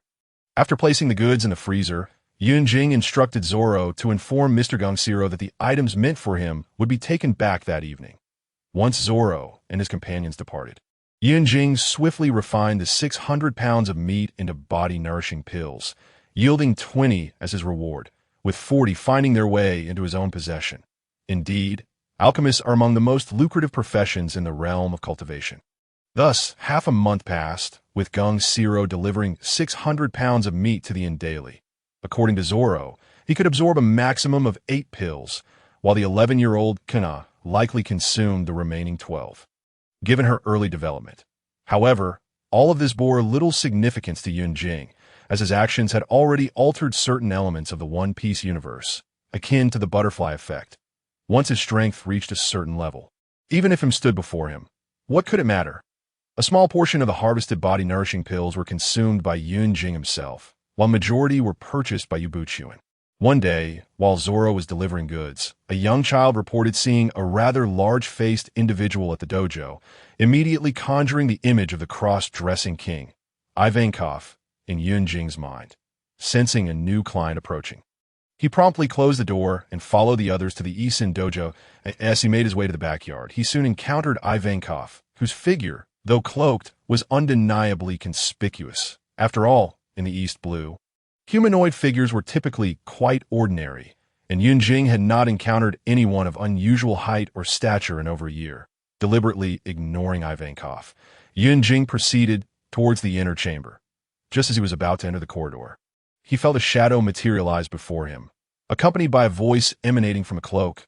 "Boy, it is rather inconvenient for you to enter right now." As Yunjing prepared to respond, a voice from within the room called out, "Ivankov, let him in." The door was then opened by Gongxiro, with Dragon entering closely behind, his cloak now lowered. Yunjing pondered whether the swift reaction from within was due to Kinbunchiko Haki.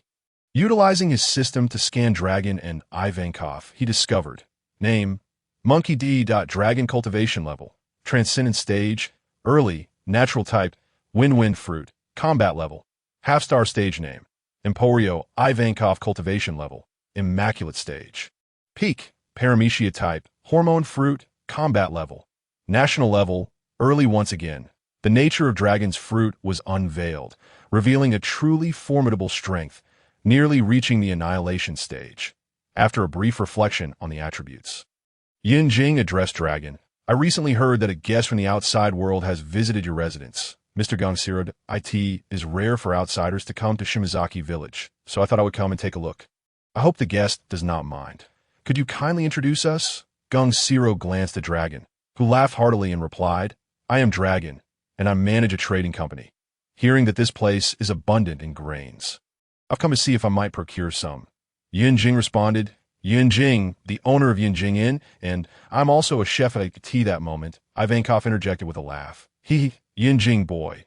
I also dabble in a bit of cooking. How about we collaborate on a vitality set meal? He then shot Yunjing a flirtatious wink. Startled by the wink, Yunjing stammered, perhaps not. Ivankov, unfazed, continued to gaze at him. And despite being aware of Ivankov's temperament, Yunjing felt a chill run down his spine. Sensing Yunjing's discomfort, Gung Siro quickly ushered everyone into the inner chamber, pouring tea. Not one to hold back. Yunjing directly stated, Mr. Dragon, as a merchant, I possess some rather intriguing items that I wonder if you might find interesting. Gung Siro, surprised by Yunjing's boldness, mused internally about how he had come to know Dragon's strength. Questioning if his audacity stemmed from Gung Siro's presence, Dragon presumed Yunjing was referring to something trivial, such as recipes or beverages, and casually inquired, Oh, I wonder what interesting items you have to show us. Yunjingkin, if suitable, our trading company might be interested in purchasing some. Yunjing then produced a bottle identical to the last one and gestured for Dragon to take a look. Upon seeing the bottle, Dragon suspected it contained sake. He swiftly drank from his teacup, preparing to pour some a taste, but upon feeling something amiss, he probed with kin bunchikahaki. Revealing 2 pills within, he promptly emptied the contents and looked at Yunjing. Yunjing recounted his previous explanation to Gung Siro, allowing him to corroborate. Gung Siro affirmed, Indeed, in the past half-month, Kuina has made significant progress thanks to these pills. Indeed, Dragon remarked, observing the pills in his hand. Yunjingkin, may I give one a try? Please do, Yunjing replied.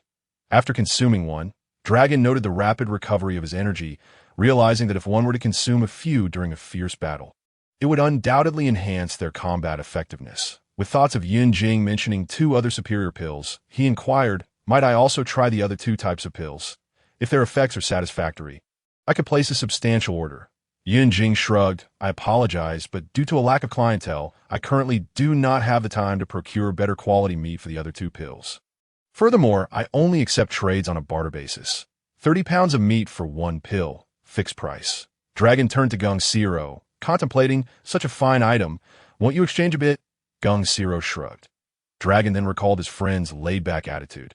Internally lamenting, how did you become a great swordsman with such a carefree disposition? Deal, Dragon stated, pondering whether there would be a limit on the quantity of pills.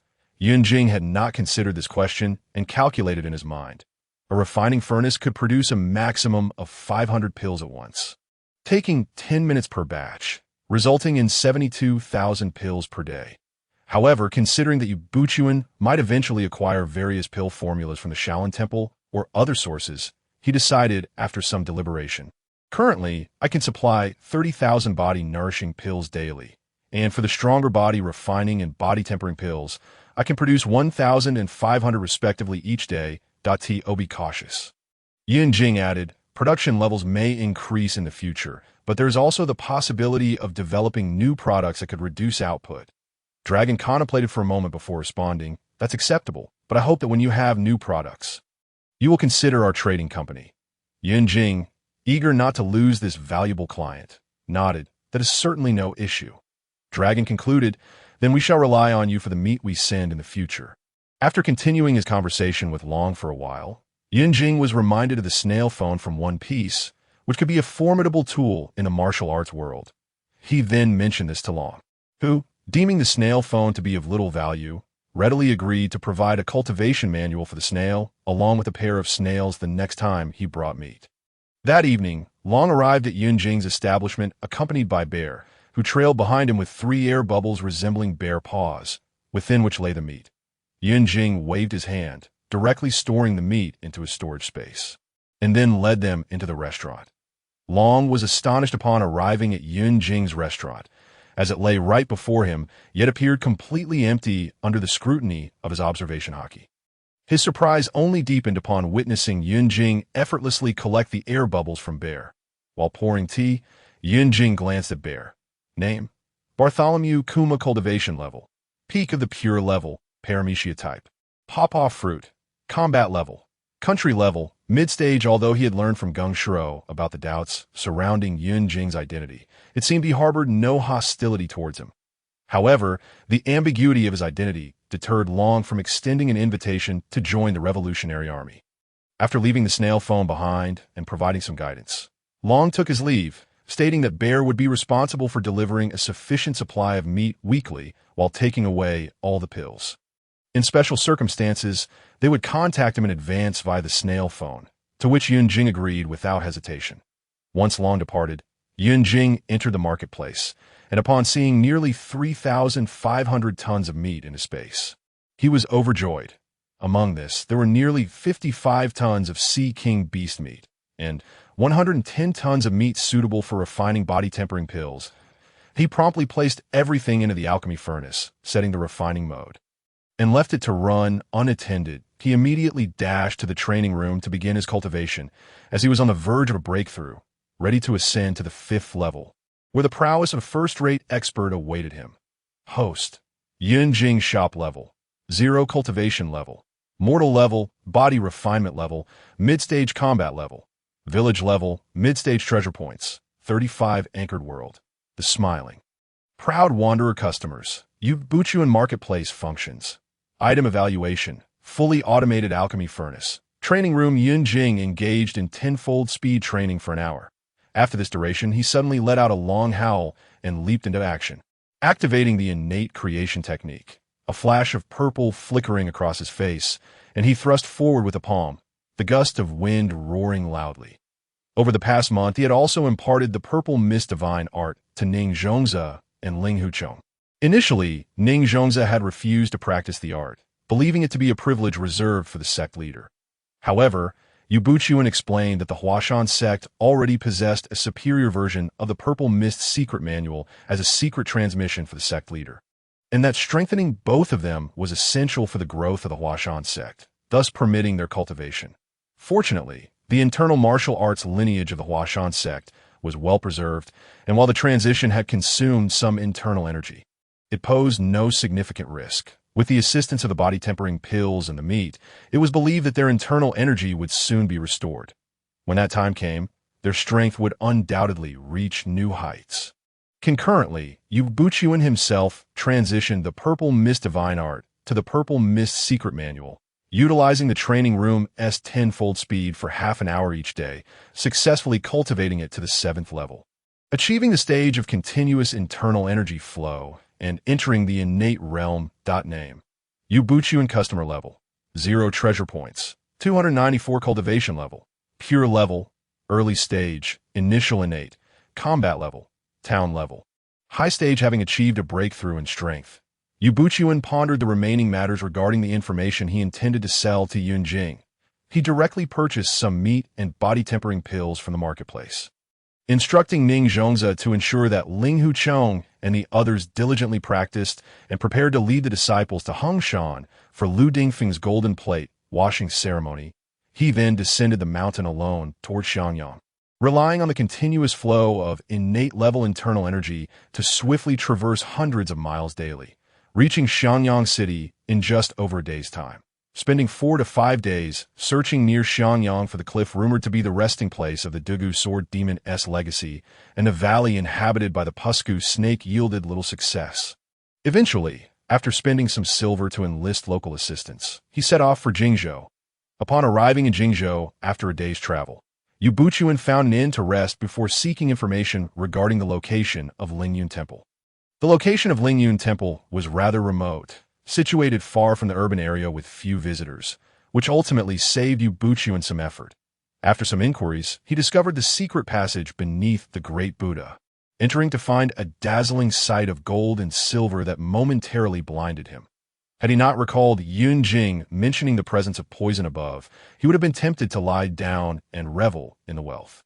Utilizing pre-prepared sacks and gloves, Yue Buqun filled his ring with over 100 pounds of gold. Fearing that lingering too long in the secret chamber might lead to poisoning, he exited the chamber, restored the Great Buddha to its original state, and found a discreet spot nearby to enter the marketplace. Fortunately, Yue Buqun had roughly determined the timing of Yun Jing's appearances in the marketplace. Before long, Yue Buqun encountered Yunjing, who had just emerged from his retreat. Upon seeing Yue Buqun waiting in the main hall, Yunjing understood he had matters to discuss and approached his seat. Asking, "What is it?" Yue Buqun replied, "Shopkeeper, I am now at Lingyun Temple, where there is an abundance of treasure that I wish to offer a portion of it to you, and I would like to inquire if the marketplace accepts such gold and silver." Having estimated the treasure's worth to be no less than 1,000,000 taels of gold and silver, Yue Buqun realized he could not possibly utilize it all. More importantly, he had no means to discreetly handle the treasure. Yunjing inquired with the system, which indicated that gold and silver held little practical value. However, considering the diversity of future customers, it allowed for a limit of 10 treasure points per 100 kilograms of gold. Purchasing, however, had no restrictions. Thus, he stated, gold and silver hold little significance for the marketplace. However, considering the variety of future customers, I will grant you a quota of 10 treasure points for 100 kilograms of gold. Upon hearing this, Yue Buqun's expression faltered as he replied, "Shopkeeper, I was unable to acquire such a large amount of gold in haste. Now that the treasure is uncovered, I worry about it being leaked. Might you lend your assistance, shopkeeper?" Yunjing thought it unwise to continually clean up after Yue Buqun and, after consulting with the system, responded, "For 10 treasure points, I can help you resolve some toxin issues." The marketplace now offers a storage service. A 10-meter square warehouse costs 1 treasure point per day. Yue Buqun immediately expressed his gratitude. Then, with a resolute expression, spent 10 treasure points to expand his ring S space to 11 cubic meters. He exited the marketplace and hurried to Lingyun Temple, transporting the gold and silver treasures in batches into the marketplace. It was only upon Yunjing's reminder that he realized the pillars and the great Buddha of the temple were entirely made of gold. Regrettably, the large size necessitated disassembling the statues to fit them into his ring.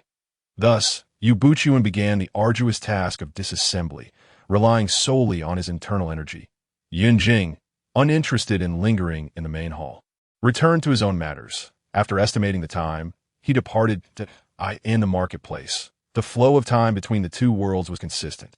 However, upon Yue Buqun's exit, the time flow in the smiling, proud wanderer was approximately 3 times that of One Piece.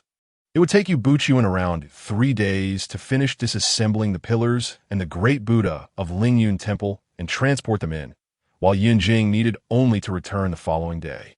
During this interval, Yunjing checked the state of the alchemy furnace. After more than an hour, he had produced a substantial number of pills, including all 3 types. The body tempering and body refining pills were identical to the essence tempering pills, save for the cloud patterns on their surfaces, 1 pattern for the body tempering pill and 2 for the body refining pill.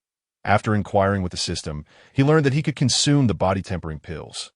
Although he was currently limited to 1 per day, exceeding that would lead to ineffective supplementation. Yunjing took 1 and returned to the training room. After 1 hour, 2 hours, and ultimately using 4 hours of 10-fold speed, he barely finished consuming the body tempering pill. That it was noteworthy that previously, while digesting the essence tempering pill at the 3rd level of the innate creation technique, he required less than half an hour at 10-fold speed. Nonetheless, the effect was indeed remarkable. Yunjing could distinctly feel his physique strengthening. Although the change was subtle, it was nonetheless perceptible. Unlike the essence tempering pills, where a day's worth of consuming over 20 pills barely yielded minor results. The next day, Yue Buqun had successfully transported all the treasures into the marketplace, which now gleamed with a mountain of wealth in the main hall. Upon seeing Yunjing, Yue Buqun immediately bowed respectfully, stating, "Shopkeeper, all the treasures have been moved. That I wish to offer half of this wealth to you and request your assistance." Yunjing nodded, waving his hand, and the entire treasure was sorted into 3 piles: gold, silver, and jewels. Then they soared into the air, from which clumps of black powder were extracted and collected by Yunjing. Soon after, gold and silver were seen melting into pairs of liquid, and Yunjing took half of the gold, condensing it into heavy gold bricks weighing 10 kilograms each, while the remainder solidified into gold and silver ingots suitable for Yue Buqun's use, placing all the gold, silver, and jewels back on the ground.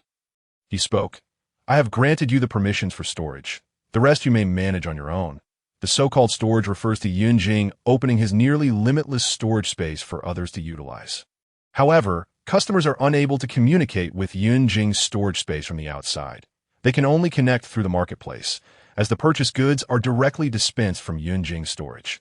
This created yet another avenue for profit, bringing him joy. Furthermore, this storage operation sparked a new idea in Yunjing's mind. Thus, he addressed the system. Dear system, considering the multitude of worlds in the universe, some of which I am aware of and others I am not, I have noticed that systems like the various heavenly cities possess functions for causal inquiries. Could you possibly implement something similar? This way, I can engage in targeted transactions with clients, as our primary goal is to facilitate business endeavors in the world.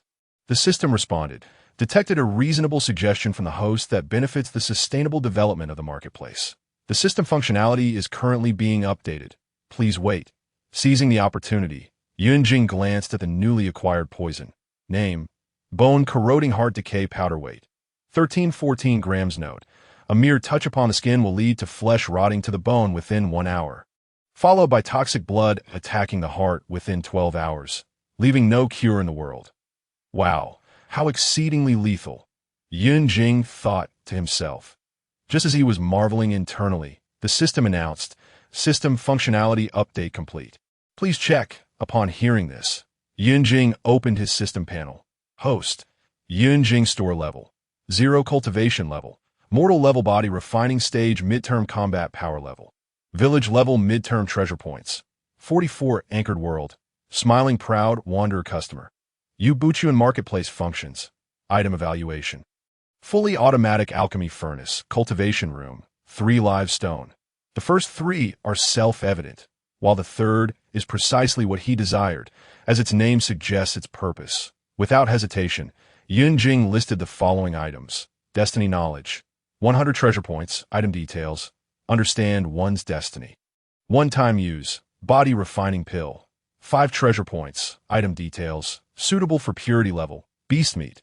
3 treasure points, 10 kilograms body refining pill, 10 treasure points, item details, suitable for transcendence level, sea king meat. 8 treasure points, 10 kilograms bone corroding heart decay powder, 2 treasure points per gram. Item details. Click to view, as the new products are listed. Yue Buqun's customer token immediately notified him. New items have been added to the marketplace. Please log in to check. While counting and storing his treasures, Yue Buqun disregarded this and opened the list to peruse. Immediately fixating on the first item, destiny knowledge. The previous intelligence he acquired for 10 treasure points had already yielded great rewards. Surely, this 100 treasure point destiny knowledge would not disappoint. He promptly selected to purchase it. Half an hour later, Yue Buqun fully absorbed the contents of Smiling Proud Wanderer.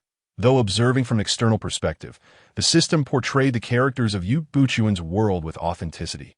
Tears streamed down Yue Buqun's face as he realized he had betrayed all those who trusted him, and his greatest disciple had also disregarded the Hua Shan sect's nurturing of him. Fortunately, there was still time to amend his mistakes.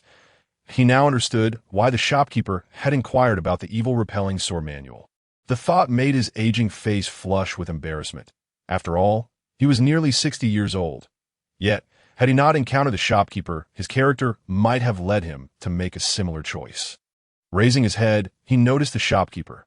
Although he could not discern his appearance, he felt Yunjing assessing him. Wiping his tears, he said, "Shopkeeper, please do not mock me." Yunjing replied, "You ought to contemplate the developmental issues of your world. Resources are finite, yet human thought is limitless." Yue Buqun nodded. The younger generation has taken heed. Time was of the essence, and he took his leave. Estimating the time and his pace, Yue Buqun surmised that Laudiner and his daughter, Yue Shan, must have already arrived in Fuzhou. Delay would risk missing their appointed time. After leaving the space, Yue Buqun immediately arrived in Jingzhou, penned a letter, and dispatched someone to deliver it to the Hua Shan sect. He subtly raised the issue of Ling Hu Chong, instructing Ning Zhongzi to lead them down the mountain early for some practical experience, to witness the treachery of human nature. Thereafter, Yue Buqun traveled day and night, covering over 1,000 miles in just over a day to reach the vicinity of Fuzhou. Meanwhile, Laudiner and Yue Shan hurried to Fuzhou, where they set up a stall outside the city to sell wine. occasionally visiting the Fuwei escort agency to observe the situation. That afternoon, as they were operating their stall, Lin Pingji arrived with a group of escorts after a hunt, and shortly thereafter, two young men in blue robes, their heads wrapped in white cloth, resembling cultured gentlemen, entered. Laudener recognized them as Yu Rinyan and Jiarendai from the Qingshang sect. Despite some disguises, he had seen them before, so he instructed Yu Shan to attend to them. Although Yu Shan's makeup rendered her complexion dark and rough, with notable blemishes, her inexperience led her to inadvertently reveal her sweet natural voice. In an unfortunate moment, Yu Rinyan seized her chin. Lin Pingji, youthful and impetuous, could not tolerate an outsider bullying a local, especially with such foul language, and immediately rose from the table in anger. Before Yu Rinyan could speak, Yue Buqun, just arriving, noticed his daughter being manhandled. While the chivalrous nature of the martial world often overlooked minor grievances, Yue Buqun, as a scholar, held such matters in high regard. In a flash, he appeared at the stall, raising his left sleeve to unleash a surge of internal energy, striking Yu Rinyan in the chest, sending him crashing through the bench and sprawling 3 meters away. Yu Rinyan felt a sharp pain in his chest and a hot rush in his throat, which erupted in a spurt of blood. After the blood was expelled, he felt somewhat relieved, yet pain lingered within him. The sudden turn of events caused the onlookers to change their expressions and reach for their weapons. Jiarendai, seeing Yu Rinyan attacked, was instantly enraged, brandishing his sword while pushing the table aside, shouting, "Who the hell did that?" Yue Buqun, with an expressionless face, responded, "Your mouth is unclean. You deserve a punishment." With that, he waved his hand again, and Yu Rinyan found himself facing a new figure. This moment, the stall's patrons recognized Yue Buqun, who approached with deliberate steps. Yu Shan, disguised as Wana, rushed to his side, grasping his hand in excitement. "Father, what brings you here?" Yue Buqun, with a hint of indulgence, affectionately ruffled her hair. "Are you not concerned that your second senior brother cannot manage this headstrong daughter of yours? Were you afraid of trouble?" He recalled seeing the outcome where his daughter perished at Lin Pingji's hands in destiny knowledge, yet he could not harbor hatred towards Lin Pingji, as he knew it was all a result of his own actions. Yue Buqun, typically upright and reserved, had never displayed such affection towards Yu Shan. She relished this gesture, and upon hearing his words, she instinctively resorted to her usual manner of coaxing her mother, shaking Yue Buqun's hand. "Father, why do you speak of me like that? I've been obedient to second senior brother throughout this journey. See how he made me wear such an unflattering disguise. Yet I complied. You can ask him." Laudener, disguised as Old Man Saw, stepped forward respectfully. "Greetings, sect leader.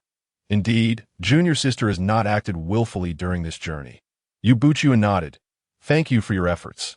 Although Laudener was a spy, he was still quite useful until his betrayal was revealed. Once he unified the martial world, the term spy would cease to exist. Everyone would serve the leader. This moment, Yu Rinyan and Jiarendai, having propped each other up, stood up and recognized Yue Buqun, unable to utter a word. Yue Buqun, regaining his impassive demeanor, addressed them. "When out in the world, it is prudent to be humble. Otherwise, you will inevitably meet your demise. If you feel aggrieved, return and inform Yu Songhai. Let him come find me, Yue Buqun."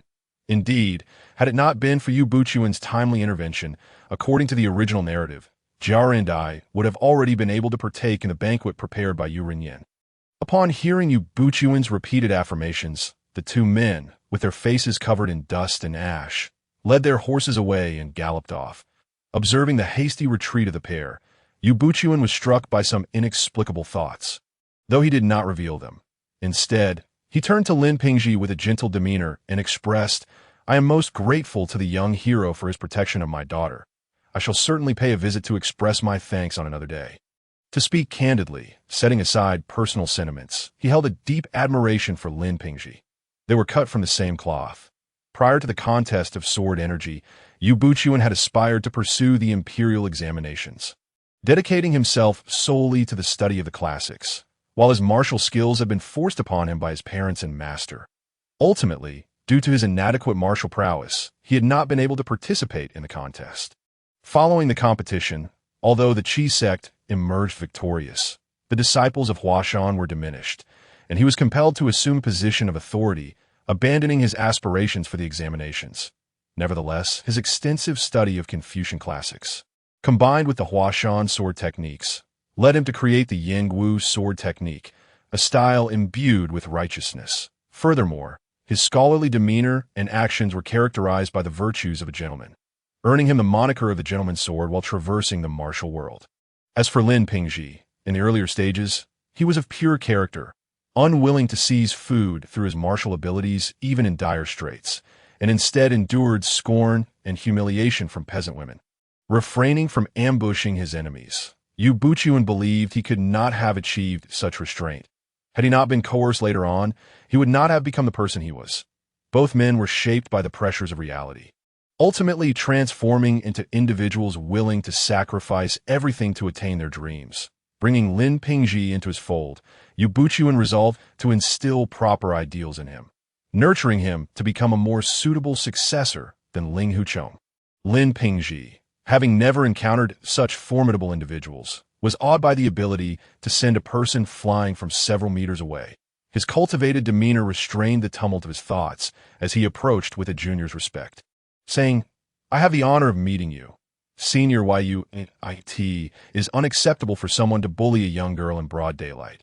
I would have intervened regardless of who they were. Should you visit, I shall ensure that fine food and drink await your arrival."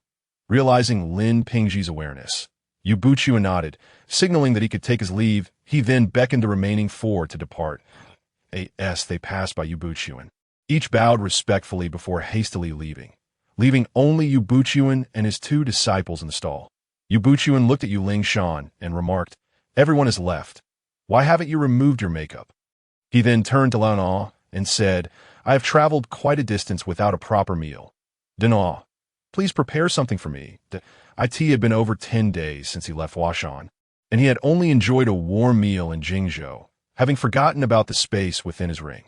Once Yu Ling Shan removed her disguise, she eagerly shared her experiences from the past month with her father, who frequently responded with agreement and offered his guidance on the ways of the martial world. After all, the martial realm comprises not merely conflict and bloodshed, but also the intricacies of human relationships. When Yue Buqun was absent, Lao would have dared to invite Yu Ling Shan to assist him, but now he could only grimly skin and prepare the wild game that Lin Pingji had brought. After a hearty meal, Yue Buqun directly led the two into the city and found an eye in the past. He would have settled for a dilapidated temple, but now, even after giving half of his gold to Yun Jing and setting aside the invaluable jewelry, he still had nearly 1,000,000 taels of gold and several 100,000 taels of silver remaining. Wei Rinyan and Zhao Rindai hastily rode to the residence of Yu Songhai, and upon seeing their disheveled state, Yu Rinhao and Fong Rinji rushed forward to inquire, "Yu Shixiang, Jia Shidi, what has transpired?" Yu Rinyan shook his head and replied, "Where's my father? Take me to him." Wei Rinhao promptly led them to find Yu Songhai. Upon seeing them, Yu Songhai immediately discerned that they had sustained internal injuries. Without haste, he began to channel his energy to heal Yu Rinyan and Zhao Rindai. After several hours, once their injuries were mostly healed, Yu Songhai inquired about the circumstances. It was only under Yu Songhai's careful questioning that they revealed they had inadvertently provoked Yue Buqun's daughter, which had led to Yue Buqun's intervention. It was no wonder their injuries were not severe. Upon learning of this, Yu Songhai scolded them for their lack of prudence, saying, "I've always told you that when venturing into the world, one must prioritize discretion. Have you not learned enough from last year's lesson in Hanzhong? This time, you have incurred Yue Buqun's wrath. If you had encountered that group of old nuns from Hongshan, you might have been gravely injured, or worse, severely compromised your foundations." Though Yu Rinyan and the others were mediocre in skill, they had been accustomed to their arrogance, relying on the strength of the Qingchang sect to dominate in Shuzhong, knowing not to provoke the amazed sect. Little did they expect that after being chastened by Ling Huchong in Hanzhong, they would find themselves under Yue Buqun's admonition upon arriving in Fuzhou. Wei Rinyan bore the burden of frustration in silence, cursing Yue Buqun and Ling Huchong inwardly. After a while, once Yu Songhai had exhausted his scolding, Yu Rinyan ventured, "Father, Does this mean that Yue Buqun has come because that Lao discovered us practicing the evil-resisting sword technique? Yu Songhai pondered for a moment, but could not grasp the critical point. So he simply said, "Let us proceed according to our plan." Upon returning to the Fuwei escort agency, Lin Pingji entered the hall to find his father seated in a grand chair, deep in contemplation. He approached to greet. "Father," Lin Jinan smiled, noticing something joyful, and asked, "You have returned. Did you manage to catch any wild boars?" Lin Pingji replied. No. Lin Jinan raised his smoking pipe and suddenly struck Lin Pingji's shoulder. Laughing, still practicing, his father often tested his skills unexpectedly, and Lin Pingji recognized this as one of his father's whims. Typically, when Lin Jinan employed the technique meteor falling, Lin Pingji would counter with flowers blooming before the Buddha.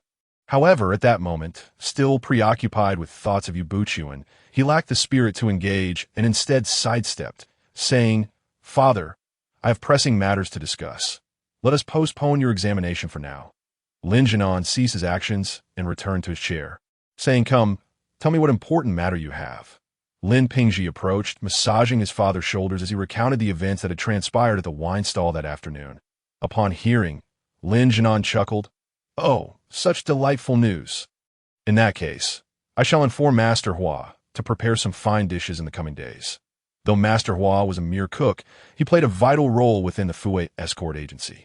Possessing remarkable culinary skills, his dishes, including winter melon soup, Buddha jumps over the wall, and pork skin wontons, were renowned in Fuzhou and served as Lin Jinan's leverage in forging connections with influential figures. As Lin Jinan prepared his tobacco, he remarked to Lin Pingji, "I have good news for you as well." Lin Pingji lit his father's pipe and asked, "Have you received a large order?" Lin Jinan proceeded to explain the development plans for the Fuwei escort agency and the intricacies of human relations within the martial world, concluding with, "If we can successfully discuss matters with Master Yu when he visits, our agency may even secure business in Shangxi. One can imagine, with the 5 mountain sword sects united as one. The Fuwei escort agency could potentially experience significant growth." Afterward, Lin Jinan decided to test Lin Pingji's skills, discovering that Lin Pingji had made substantial progress, leading to immense joy. The following day, Yue Buqun arrived at the Fuwei escort agency, bringing gift prepared by Lao Tzu. Lin Jinan's family greeted him at the door, engaging in lively conversation with Yue Buqun. Yue Buqun observed that Lin Jinan was indeed a skilled businessman, adeptly navigating the complexities of human relations in the martial world. It was no wonder that despite his lack of martial prowess, he had developed the Fuwei escort agency so successfully. Yet, it was precisely this lack of skill that had led to such circumstances. After a meal, Yue Buqun directly revealed the clandestine practice of the evil-resisting sword technique by the Qingchang sect, as well as the grievances between Chang Qingzi and Lin Yu. Naturally, Lin Jinan was skeptical. Yue Buqun did not insist, but rather provoked it by stating that the Lin family appeared to possess mediocre skills, which seemed inconsistent with the tales of Lin Yuantu's prowess with the evil-resisting sword technique. Lin Pingji, naturally indignant, and Hua Shan, who was equally unyielding, engaged in a sparring match with the consent of their elders. However, within a few exchanges, Lin Pingji found himself disarmed by Hua Shan. Although he conceded defeat, he stubbornly insisted that it was not due to the inadequacy of their family's martial arts, but rather his own lack of refinement. Lin Jinan, fully aware of the underlying reasons, called Lin Pingji back. Ultimately, Yue Buqun informed Lin Jinan that he would be residing in Fuzhou for another half-month, offering his assistance should Lin Jinan require it. He conveyed this because he understood that, regardless of the incident involving Lin Pingji and Yu Renyan, Yu Songhai would inevitably target the Lin family, and time was of the essence within this half-month. Ultimately, Yu Songhai was also bound for Hongshan to attend Lu Zhongfeng's ceremony of washing hands with a golden plate. The next day, Yu Songhai arrived at the door, and the details of what transpired remained unknown to Yue Buqun. However, he could surmise that in the short term, Yu Songhai's pursuit of the evil-repelling sword manual would hinge on either a transaction of interests or coercion, trading the rights to Sichuan and Shu, or if that failed, pressuring Lin Jinan through intimidation. For several consecutive days, Yue Buqun did not leave the inn, instead retreating to the rooftop each morning to absorb the purple chi, dedicating the remainder of his time to refining it or practicing sword techniques under the cover of night, without even visiting the Lin family's old residence. Meanwhile, Lei Yue, who was gathering intelligence, reported daily updates on the events at the Fue escort agency. Beginning from the third day after Yu Songhai's visit, the agency faced calamities first. The head of the escort and his men, along with their horses, inexplicably perished within the agency, followed by the untimely death of a servant upon venturing outside. Although the perpetrator was concealed, Lin Jinan was aware that it was Yu Songhai's doing. Initially, he intended to rally the strength of the agency's heads to counter Yu Songhai. However, before he could act, Yu Songhai had already eliminated them decisively. Without a legitimate pretext, Yu Songhai could not brazenly block the entrance. After the agency suffered heavy casualties, Lin Jinan finally thought of Yue Buqun and gathered a group to visit him at the inn. Ultimately, Lin Jinan approached Yue Buqun at the Fue escort agency, requesting the latter to accept Lin Pingji as a disciple in exchange for the evil-repelling sword technique, to which Yue Buqun promised to teach Lin Pingji the Zixia divine skill.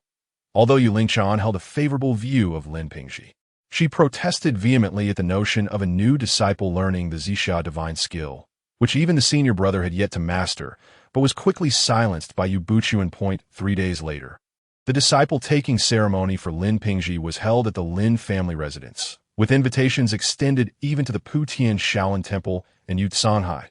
When Yu Songhai arrived, his expression was dark, and he mockingly addressed Yue Buqun, saying, "It seems the gentleman's sword covets the Lin family's extraordinary skills." The use of also was quite adept, and everyone immediately comprehended the recent events surrounding the Lin family. Instinctively distancing themselves from Yu Songhai, realizing his misstep, Yu Songhai fell silent. In the face of Yu Songhai's derision, Yue Buqun chose to ignore it, and after the disciple-taking ceremony concluded, Lin Jinan declared his intent to publicly hand over the evil-repelling sword manual to Yue Buqun. He led a group to the Lin family's old residence, presenting the robe that contained the records of the internal arts of the evil-repelling sword manual before the gathered crowd, and Yue Buqun promptly scanned and recorded it with his ring.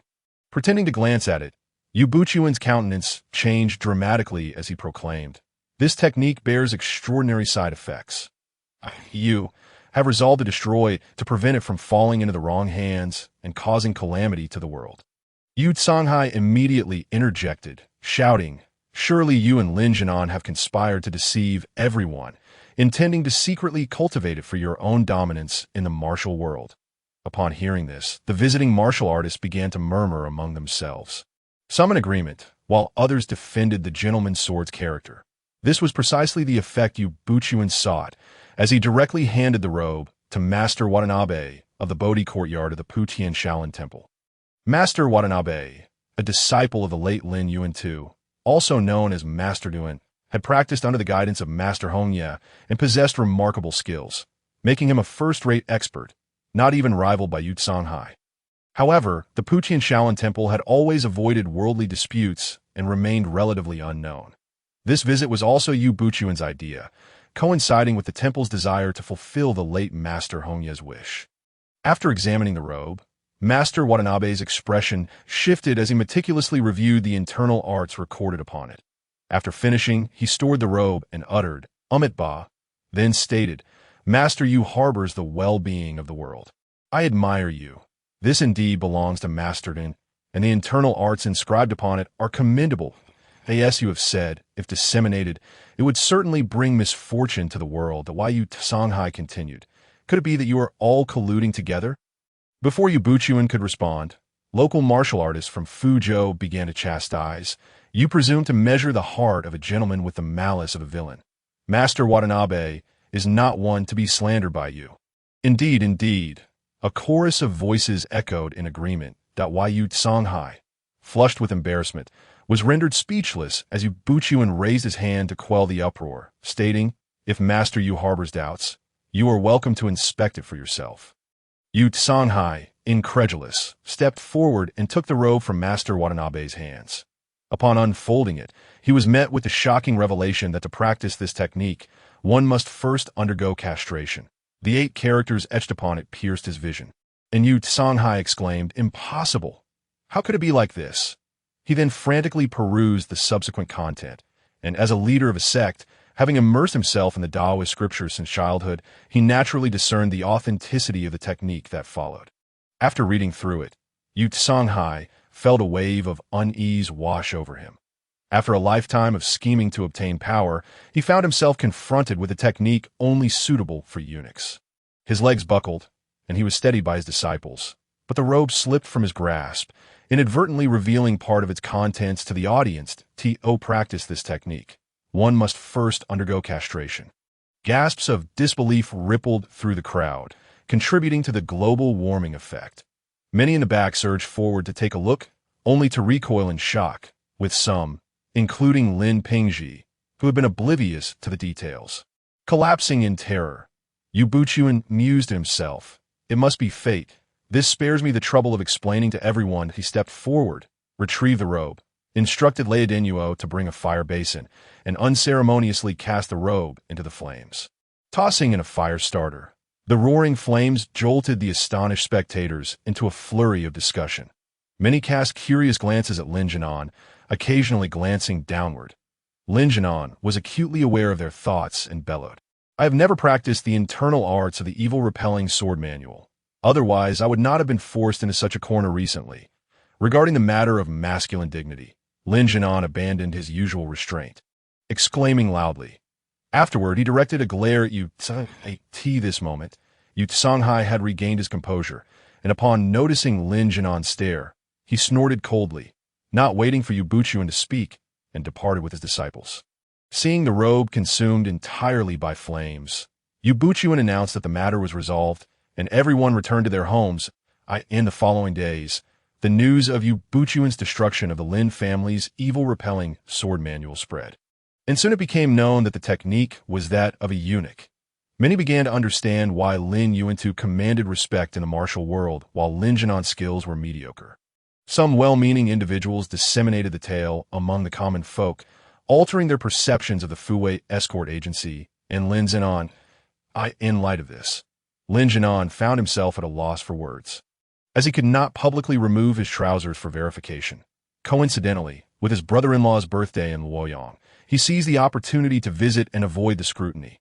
Meanwhile, it remained uncertain whether Lin Pingji would inherit the Fuwei escort agency after becoming a disciple Hua Shan, prompting him to hastily establish a side alias with his wife while he was still young to silence any gossip.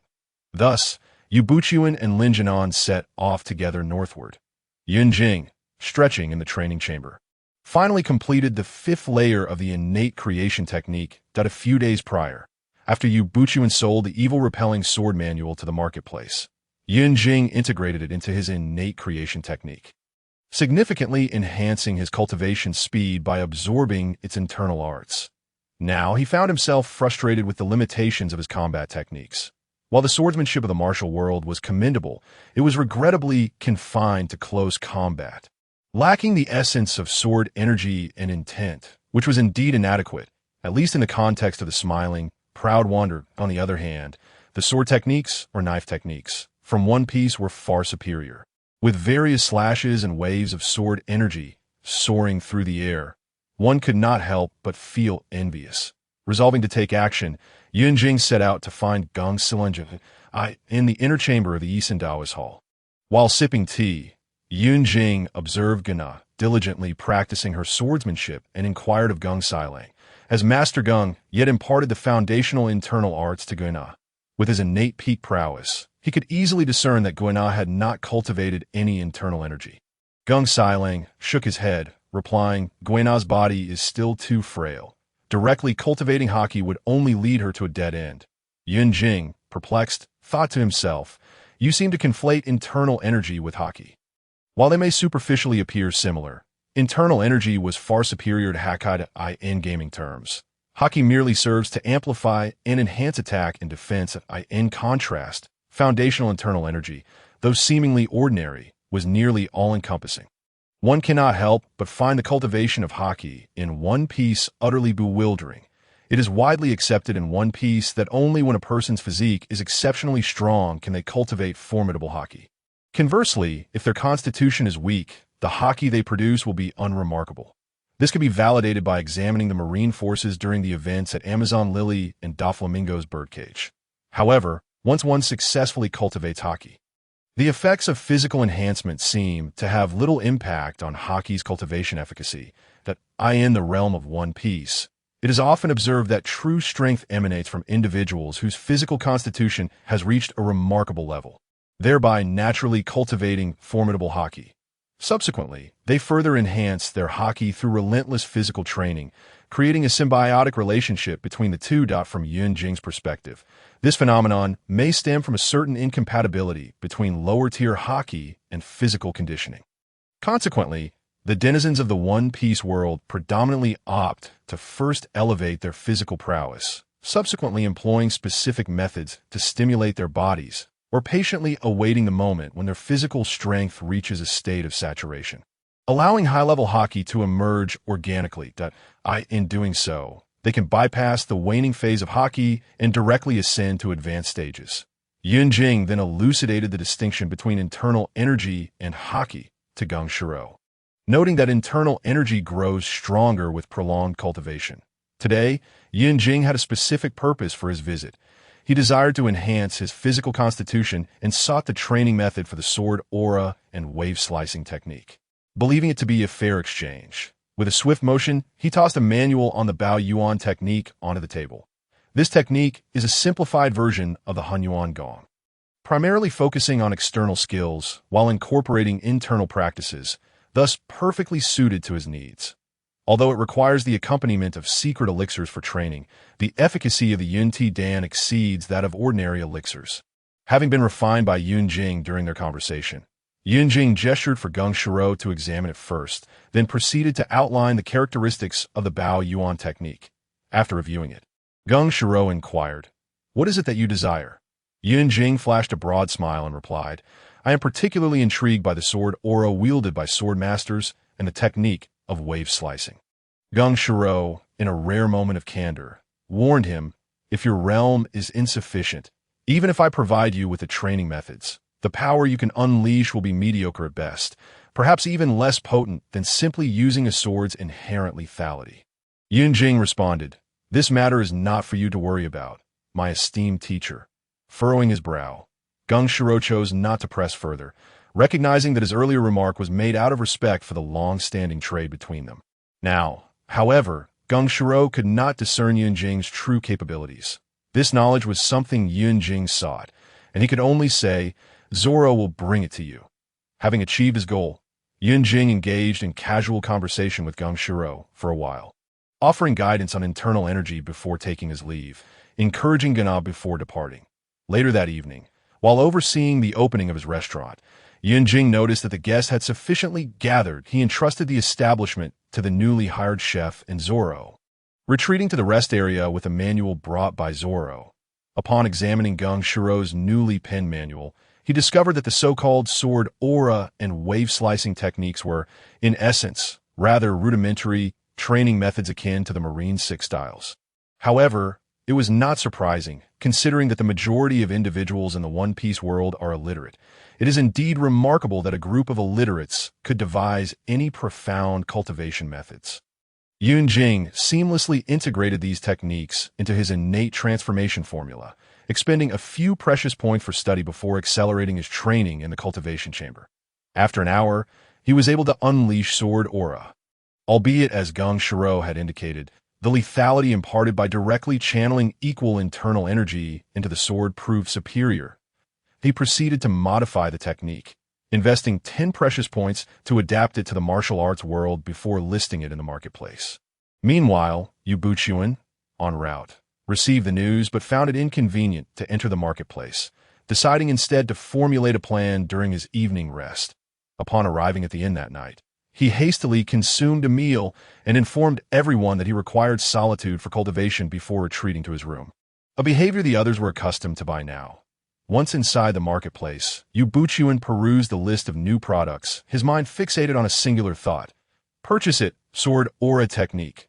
100 precious points. Item details. Enables the cultivation of external sword aura, compatible with one's swordsmanship. However, true potency can only be realized at the unblemished level or above. To Yue Buqun's knowledge, no one in the entire martial world had successfully cultivated sword aura. At best, individuals could only apply internal energy to various objects to inflict harm. Even with his current attainment of the innate realm, his internal energy could merely detach briefly, and its power remained mediocre. Given his extensive insights into the martial world, he could speculate that the only confirmed innate experts were the likes of the unruly Eastern Invincible, Hua Shan, and Xiang Wentian from the demonic sect. Alongside his own master, Feng Qingyang, and Master Feng Zhong, as well as the Taoist Cheng Sued a step further, he believed that Zhuolong Chan and his disciple, Ling Hu Cheng, could also attain the innate level. However, in reality, innate experts, compared to their acquired counterparts, are largely defined by their ability to circulate internal energy, leading to a more sustainable and resilient force, thus extending their lifespan. Yet in terms of immediate combat strength, they do not necessarily possess overwhelming superiority to an acquired expert, if proficient in several advanced sword techniques, could swiftly eliminate an opponent before they even had a chance to react. Yue Buqun made a few minor adjustments. The acquired internal energy cycles through the small circulatory system, while innate internal energy flows through the grand circulatory system, and masters directly connect the Ren and Du meridians, bridging the realms of internal and external. Currently, as he embarked on the innate path, Yue Buqun had utilized a tenfold acceleration in the cultivation chamber for nearly 20 days, resulting in a considerable deepening of his internal energy. However, reflecting on the renowned innate experts, he recognized that they all possessed unique, formidable skills, whereas he relied solely on the Qianfeng sword technique, supplemented by the Zixia secret scripture for dominance. Upon acquiring the technique, Yue Buqun confidently activated a tenfold accelerated cultivation chamber 6 months later. Within the cultivation chamber of the heavenly marketplace, a swift blade of sword aura left a profound scar on the Iron Man before him, prompting Yunjing to approach and confirm that it indeed required the unblemished level to reach its full potential. Host: Yunjing store level, 0 cultivation level, mortal level, unblemished level, intermediate combat power level, city level, beginner precious points, 12 anchored world. The smiling, proud wanderer customer. Yue Buqun marketplace functions, universal evaluation. Fully automated alchemy furnace, cultivation chamber, 3 life stone, and technique instruments. During these 6 months, Yunjing was poised to break through the 6th layer and ascend to the unblemished level. However, Yue Buqun had directly acquired the Ancient Tomb's legacy and the star-absorbing technique from Hua Shan, along with the 9 manual, integrating these techniques into the innate transformation formula, which subsequently diminished his progress from the pinnacle of the 5th layer to the 3rd layer. Out of curiosity, Yunjing inquired about Yue Buqun's experiences during this period. Naturally, Yue Buqun did not withhold any details and recounted his journey. After receiving a letter from Yue Buqun, Ning Zhongzi promptly took Ling Hu Cheng and the others down the mountain to investigate the places afflicted by Tian Boguang's misdeeds, ensuring that they understood the principle that evildoers must be eradicated as fate would have it. During their travels, they encountered Tian Boguang, capturing Yilin. Ling Hu Cheng, harnessing his protagonist's aura, claimed he had located Tian Boguang and Yilin through his hunting skills in the mountains. With both factions joining forces, they swiftly eliminated Tian Boguang. Subsequently, at Lu Zhengfeng's gathering for the Golden Basin wash hand ceremony, he sought out Emoda in advance to discuss Lu Zhengfeng's connection with Chu Yang. The two then discreetly approached Chu Yang, who was their adversary, resulting in the capture of both grandfather and grandson. Under the veil of night, they brought Chu Yang and Chu Fian to Lu Zhengfeng, where Yue Buqun fabricated a story about the Songzhan sect's knowledge of Lu Zhengfeng's alliance with Chu Yang, that he speculated that they had dispatched Fei Bin, Ding Mian, and Liu Bai, along with their disciples, to use this affair as a pretext to diminish the strength of the Hongshan sect, also suggesting that the Songzhan sect might resort to kidnapping their families to threaten him. Confronted with the presence of Chu Yang and Chu Fian, Lu Zhengfeng had no choice but to believe Yue Buqun's assertions. The following day, Emoda and Ning Zhongzi lay in wait in the backyard of Lu's residence, when Shi Qiansong launched his attack. The lives of Chu Yang and his grandson were in Yue Buqun's hands, and Lu Zhengfeng naturally would not act as straightforwardly as in the original narrative, resolutely denying all accusations that in a fit of rage. Shi Qiansong exclaimed that he could bring down the entirety of Lu Zhengfeng's family, asserting that if he did not speak the truth, it was uncertain whether his master would take action. However, before he could finish his words, the trio of Fei Bin, Ding Mian, and Liu Bai, caught off guard, were repelled by the newly empowered Ning Zhongzi and Emoda, and they found themselves in the main hall. Upon confirming the safety of his family, Lu Zhengfeng immediately attempted to wash his hands in the golden basin at his feet. Fei Bin, noticing Lu Zhengfeng's intent, rushed forward to interrupt him, only to be severely injured by a sword aura unleashed by the ever-watchful Yue Buqun. The overwhelming sword energy stunned all the guests present, prompting Ding Mian and Liu Bai to flee in panic. Lu Zhengfeng successfully washed his hands in the golden basin, marking his transition from a wandering hero of the Hua Shan sect to an agent of the imperial court. Although Lu Zhengfeng's grand ceremony of washing his hands had concluded, the formidable sword aura wielded by Yue Buqun was far from over. While others hesitated to inquire, the pragmatic Taisher Ding, he was unafraid to ask directly. Yue Buqun attributed his newfound prowess to a recent breakthrough in the innate realm, claiming it was derived from ancient scriptures preserved by his predecessors of the Hua Shan sect. He then announced his intention to host a gathering during the Lantern Festival of the following year, inviting all fellow practitioners to attend, to which the attendees readily agreed. After the assembly dispersed, Yu Shan, accompanied by a throng of disciples, eagerly sought to learn the secrets of sword energy from Yue Buqun. Ning Zhongzi, having only recently learned of her senior brother's significant advancement in power, was astonished to discover that he had reached the innate realm and mastered such a formidable sword technique, far surpassing her own creation, the unparalleled Ning's sword, which she had devised to confront Tian Boguang. She couldn't help but feel that the name her brother had given this technique was a jest at her expense. Thus, rather than intervening to alleviate Yue Buqun's predicament, she chose to remain at a distance. Ultimately, Yue Buqun, relying on his years of authority, managed to disperse the encircling disciples.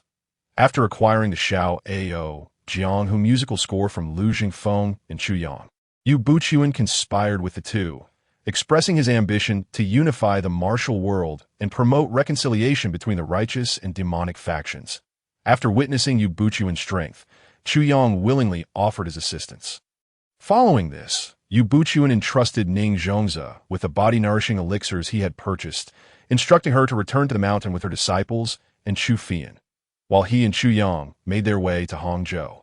Under the guise of Chu Yang's esteemed status and his exceptional musical talents, Yue Buqun discreetly mixed some medicinal powder into Ren Wuxing's meal. Taking advantage of Ren Wuxing's subsequent slumber, he seized the opportunity to obtain the flawed Shixing Dafa from the iron prison. With Chu Yang, Yue Buqun journeyed back to Hua Shan, encountering various outlaws and bandits along the way. Those possessing inner strength were swiftly subdued by the Shixing Dafa, their vitality drained, ensuring no whispers of their demise would escape. Upon reaching Xianyang, Yue Buqun sought out the previous group of herbalists and woodcutters in search of news regarding the Bodhichu snake.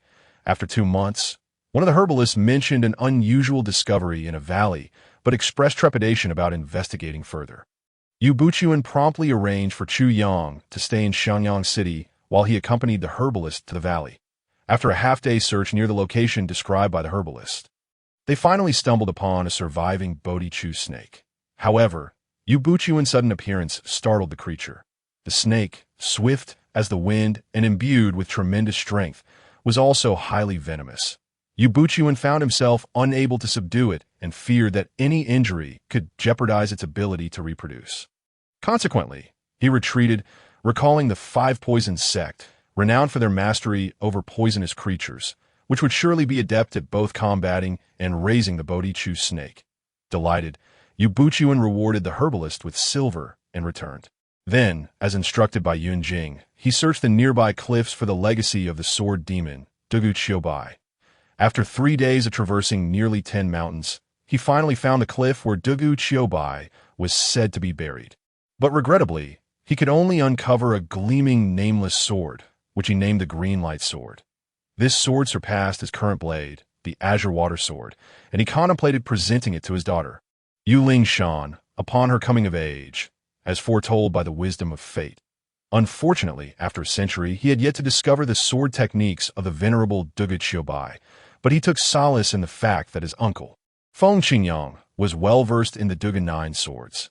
Upon returning to Xianyang City, he sought out Chu Yang, instructing him to contact the Blue Phoenix of the Five Poisons sect, requesting a clandestine visit to Hua Shan for a significant discussion. On his solitary journey, Yue Buqun took the opportunity to promote the reputation of the Hua Shan sect, earning a modest amount of inner strength in return for his efforts. Before returning to the mountain, he made a detour to the Zhongnan Mountain, where he spent 10 days searching for a pawn that connected to the underground chambers of the ancient tomb. Utilizing the principles of the turtle breathing technique and the enduring nature of innate inner strength, Yue Buqun carried several leather bags filled with air sacs and descended into the underground chamber. To his astonishment, he discovered not only the Nine manual, but also the soul-devouring palm left behind by Yanghua, alongside the complete perfection Dao Song he had acquired from the Chuanjin sect, as well as the ancient tomb sect's inheritance bequeathed by Xiao Longnu. Having obtained numerous techniques, Yue Buqun felt as if he had struck gold.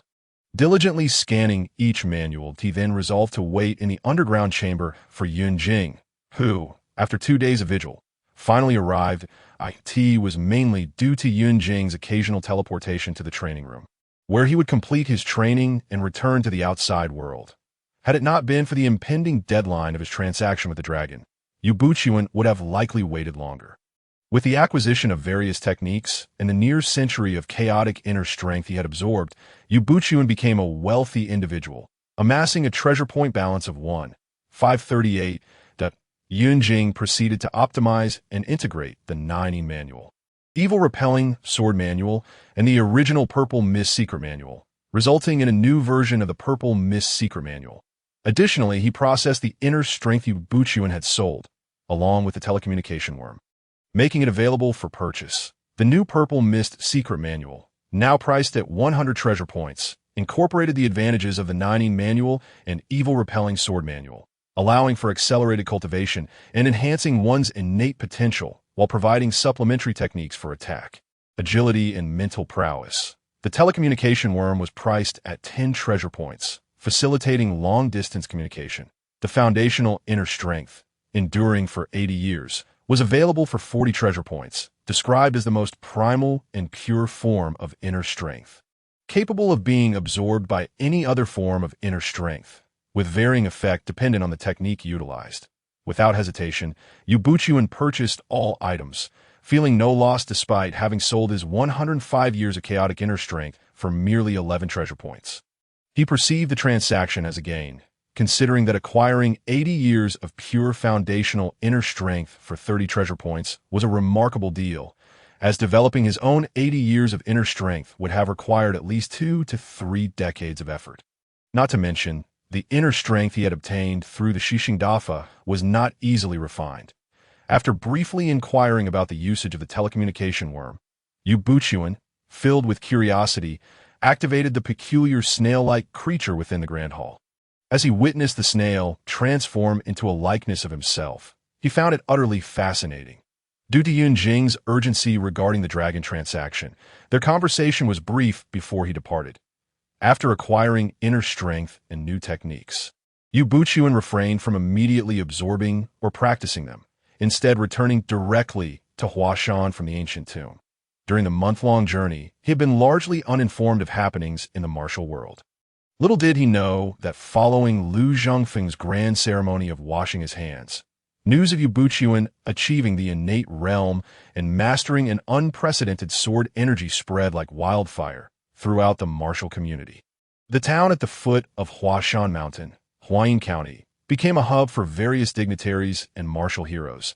Upon his return to the Hua Shan sect, visitors flocked to the mountain, some seeking familiarity, while others aimed to send their children to be trained under his guidance. The Hua Shan sect had not experienced such vibrancy since the conclusion of the sword energy dispute. Yue Buqun, now with broadened horizons, neither outright accepted nor rejected the visitors, but instead conducted a brief investigation into their backgrounds. He decided to admit them into the sect, promising to assess their aptitude and character before making a final decision. with the evaluation set to coincide with his celebratory gathering. Subsequently, Yue Buqun entrusted sect affairs to Ninjutsu, publicly declaring his need to stabilize his realm and entering seclusion to focus on refining his techniques and absorbing inner strength. Time passed swiftly, and 2 months slipped away in the blink of an eye. Upon emerging from his seclusion, Yue Buqun had become a master of the innate realm, possessing a century's worth of power from the Purple Mist secret manual. Before his retreat, he could only execute sword energy around 10 times. But now, with a profound reservoir of inner strength and remarkable recovery capabilities, he could engage in combat for up to an hour without fear, provided he did not use sword energy continuously. After exiting his seclusion, Yue Buqun chose to remain inconspicuous, quietly making his way to the cliff of reflection. At this moment, his prowess had surpassed that of Feng Qingyang, allowing him to effortlessly locate the cave where Feng Qingyang had chosen to live in seclusion. With heartfelt persuasion and logical reasoning, Yue Buqun extended an invitation to Feng Qingyang, hoping he would join him in furthering the legacy of the Hua Shan sect. The number of capable individuals within the Hua Shan sect is exceedingly scarce. Even though he is now capable of standing alone in the martial world, he finds himself lacking in reliable subordinates. Although Feng Qingyang has chosen to live in seclusion atop Hua Shan and rarely descends the mountain, the recent commotion at the sect must have compelled him to venture out for reconnaissance. This excursion left him quite astonished. Nevertheless, he remains deeply attached to the Hua Shan sect and cannot bear to see it languish in solitude. Thus, he proposes a friendly contest with Yue Buqun, who, eager to confirm his own martial prowess, readily agrees, having longed for a worthy opponent. Yue Buqun decides to utilize merely 30% of his strength to demonstrate the Qianfeng sword technique and seeks insight into the Dugan 9 sword from Feng Qingyang. However, the outcome is less than satisfactory, as Yue Buqun soon realizes that he is utterly outmatched. Consequently, he escalates his efforts to 50%, unleashing a more formidable array of sword techniques. While the Dugan 9 swords can discern the flaws within the Qianfeng sword technique, the ferocity of Yue Buqun's swordplay renders it almost impossible for those vulnerabilities to be exploited. With a newfound confidence in his strength, Yue Buqun unhesitatingly releases a series of sharp sword energies that successfully repulse Feng Qingyang. This confrontation grants Yue Buqun a clear understanding of his own capabilities, and he recognizes that he has ascended to a new pinnacle, sufficient to contend with the foremost masters of the martial world. It is at this moment that Feng Qingyang acknowledges that Yue Buqun's prowess has surpassed his own. Upon learning that Yue Buqun had not exerted his full strength, Feng Qingyang requests a serious match against him. In their initial exchange, Yue Buqun, employing his full might, swiftly disarms Feng Qingyang, sending his sword flying. Had Yue Buqun not reacted promptly, Feng Qingyang might have met his demise by his own weapon. Under the pressure of Yue Buqun's martial prowess and eloquence, Feng Qingyang resolves to leave his mountain retreat, ignited by the allure of the sword energy. His first task upon his return is to locate Feng Buping, Cheng Buyo, and Song Buki through his knowledge of fate. Yue Buqun has already discerned the hidden whereabouts of these three within 2 days. Feng Qingyang successfully retrieves Feng Buping, Cheng Buyo, Song Buki, along with a dozen disciples, although they are somewhat reluctant despite Feng Qingyang's persuasive presence. Yue Buqun is acutely aware of the grievances stemming from the rivalry between their sects, understanding that without a proper confrontation, they would remain unconvinced. Thus, he instructs the three to engage in combat, and they unleash the deadly 3 immortal swords alongside Feng Buping's self-created 108 styles. Gale Sword. Had Yue Buqun not entered the marketplace before, he might have fared better. But now, utilizing the secret technique known as the Spiral 9 Shadows, even the combined efforts of the three cannot land a finger on him. When Feng Buping remarks that merely evading does not equate to true martial prowess, Yue Buqun has already gauged their strengths, and summoning the technique of the Golden Bell Shield, he shatters their swords with ease, leaving them in disbelief as he concludes the match. Observers like Feng Qingyang and Ninjutsu are equally astonished by Yue Buqun's profound inner strength. Following their encounter with Yue Buqun's sword energy, Feng Buping and his companions willingly rejoin the Hua Shan sect. In the days that follow, Yue Buqun devises a system reminiscent of the marketplace, establishing a contribution point system where treasure points are valued at a ratio of 1:100. He compiles a list of his martial arts, setting their corresponding contribution values at merely double that of the marketplace, that he then presents these offerings to Feng Qingyang and Feng Buping, explaining the operational model of the Hua Shan sect moving forward, particularly emphasizing the creation and exchange of martial arts, while leaving the finer details for them to refine. After hastily delegating these matters, Yue Buqun travels to Huayin County to meet Chu Yang and Lan Phoenix. Upon bringing them to the Bodhi Chu Snake Valley, Lan Phoenix is thoroughly impressed by the exotic snakes, and after a discussion, they agree that the Five Poisons sect will send disciples to care for them. Yue Buqun had initially considered taking a couple of snakes to Yunjing, but Lan Phoenix advised against it, citing the scarcity of the Bodhi Chu snakes and the need to conserve them as breeding stock. He leaves a significant sum of money with Chu Yang, instructing him to assist Lan Phoenix in caring for the snakes until the personnel are fully assembled before returning to Hua Shan. Having concluded the affairs with Lan Phoenix and the Bodhi Chu snakes, Yue Buqun hurries back to the Hua Shan sect. Over the next few months, he dedicates himself to instructing the disciples, primarily focusing on instilling a proper sense of sect identity. As opposed to the previous superficial enforcement of martial training that led to lax discipline among the disciples, in his spare time, he seeks out heroic figures of the Green Forest to aid the impoverished. While also scouting for new secret manuals for Feng Qingyang and the others, he encourages them to innovate and develop new martial arts techniques to be housed in the Sutra repository, while also teaching those disciples who have been forwarded to him the basics of martial arts and the importance of self-awareness. Yue Buqun generously imparts both the Qianfeng sword technique and the Zixia divine skill, even offering the original version of the Zixia secret manual, which will be subsequently suffixed by its version number, such as Zixia Secret Manual 2 for the current edition. As motivation, he even unveils the sword energy technique, which stirs emotions in Feng Qingyang, who, despite decades of self-imposed austerity, finds himself stirred by the prospect of progress. Feng Qingyang admits that after years of diligent cultivation, he has achieved only modest advancements in his inner strength. Just moments ago, even when Yue Buqun presented the Zixia Secret Manual 1, he remained unfazed. However, as the former sword sovereign and the foremost swordsman in the world, he declares that upon encountering the sword energy technique, his desire to improve has surged. After a brief moment of hesitation to show respect for the Dugan 9 swords, he ultimately decides to contribute it. Yue Buqun immediately announces that in future exchanges of secret manuals, 20% of the contribution points will belong to the creator, encouraging others to follow suit and offer their unique techniques. The allure of the 9 manual, a legendary text from centuries past, alongside Yue Buqun's newly revealed manuals, proves irresistible to them. Over the course of 3 months, under Yue Buqun's stringent guidance and careful instruction, all disciples except for Laodin, who has been assigned to manage the new register disciples, have made significant progress. Even the weakest among them, Shu Qi, has attained second-rate skills, including Feng Buping's trio of disciples. The Hua Shan sect now boasts nearly 40 third-generation disciples, with Ling Huchong standing out as the most talented. Although he had previously been neglected by the irresponsible Yue Buqun, he has since been diligently monitored and encouraged by Ning Zhongze. Yue Buqun and Feng Qingyang over the past 6 months, that be why the time of the Lantern Festival the following year, Yue Buqun seizes the opportunity to announce to the martial world the return of Feng Qingyang and Feng Buping, signifying the unification of the two sects under the banner of the Hua Shan sect.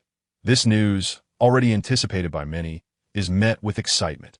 However, the subsequent unveiling of a portion of the 9 manual and the introduction of a new contribution point system for recruiting reputable wanderers from the martial world sends shockwaves through the assembly. He also accepts all previous registered disciples as outer disciples of the Hua Shan sect.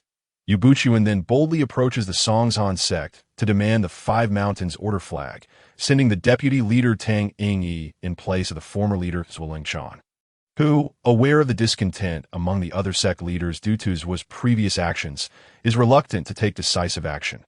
Yue Buqun understands that Zuoling Chan is likely on the verge of a breakthrough to create the ice-cold true qi. Yet he is unperturbed by Zuo's presence and finds a certain admiration for his innovative spirit. Recognizing the potential treasures that could arise from such endeavors, he declares that the Hua Shan sect will personally visit the Songzhan sect on the Dragon Boat Festival to retrieve the Five Mountains Order flag. After the gathering, Yue Buqun takes the members of the Five Mountain Sword sect directly to the Cliff of Reflection, where he publicly reveals the sword techniques of the Five Mountain Sword sect and their countermeasures.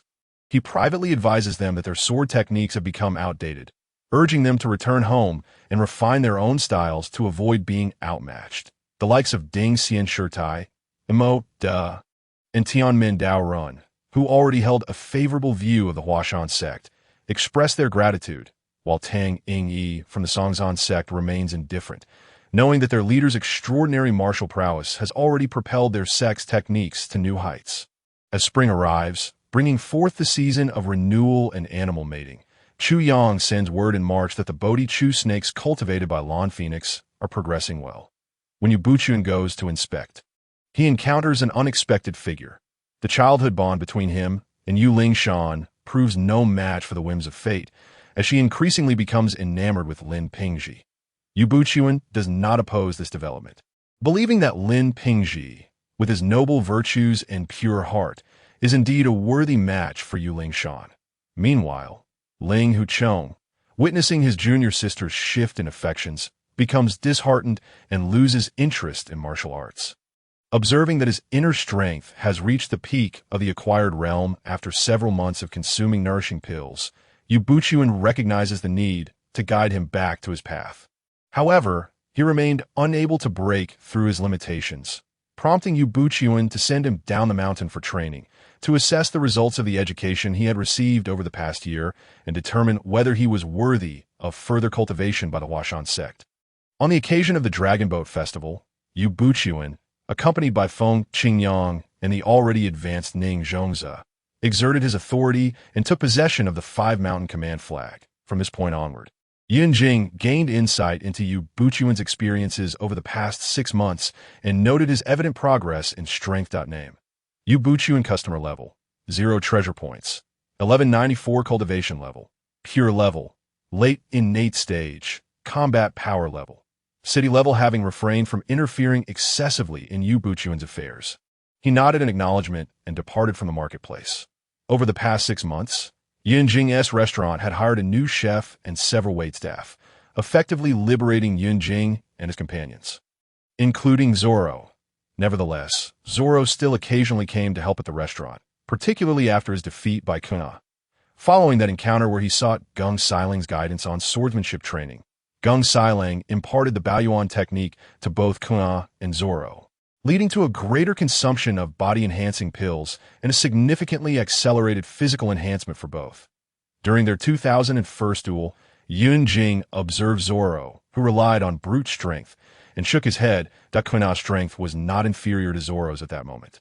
Yet her swordsmanship and technique far surpassed his, making Zoro's defeat inevitable as expected. After just a few moves, Kuina had effortlessly disarmed Zoro of all 3 swords.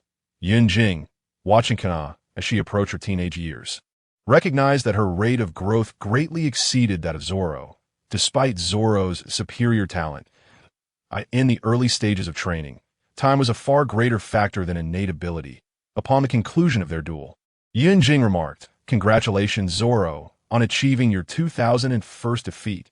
Zoro rolled his eyes in response, and then Yun Jing turned to Kuina, saying, "Well done, Kuina. Congratulations on your 2001 victory over Zoro.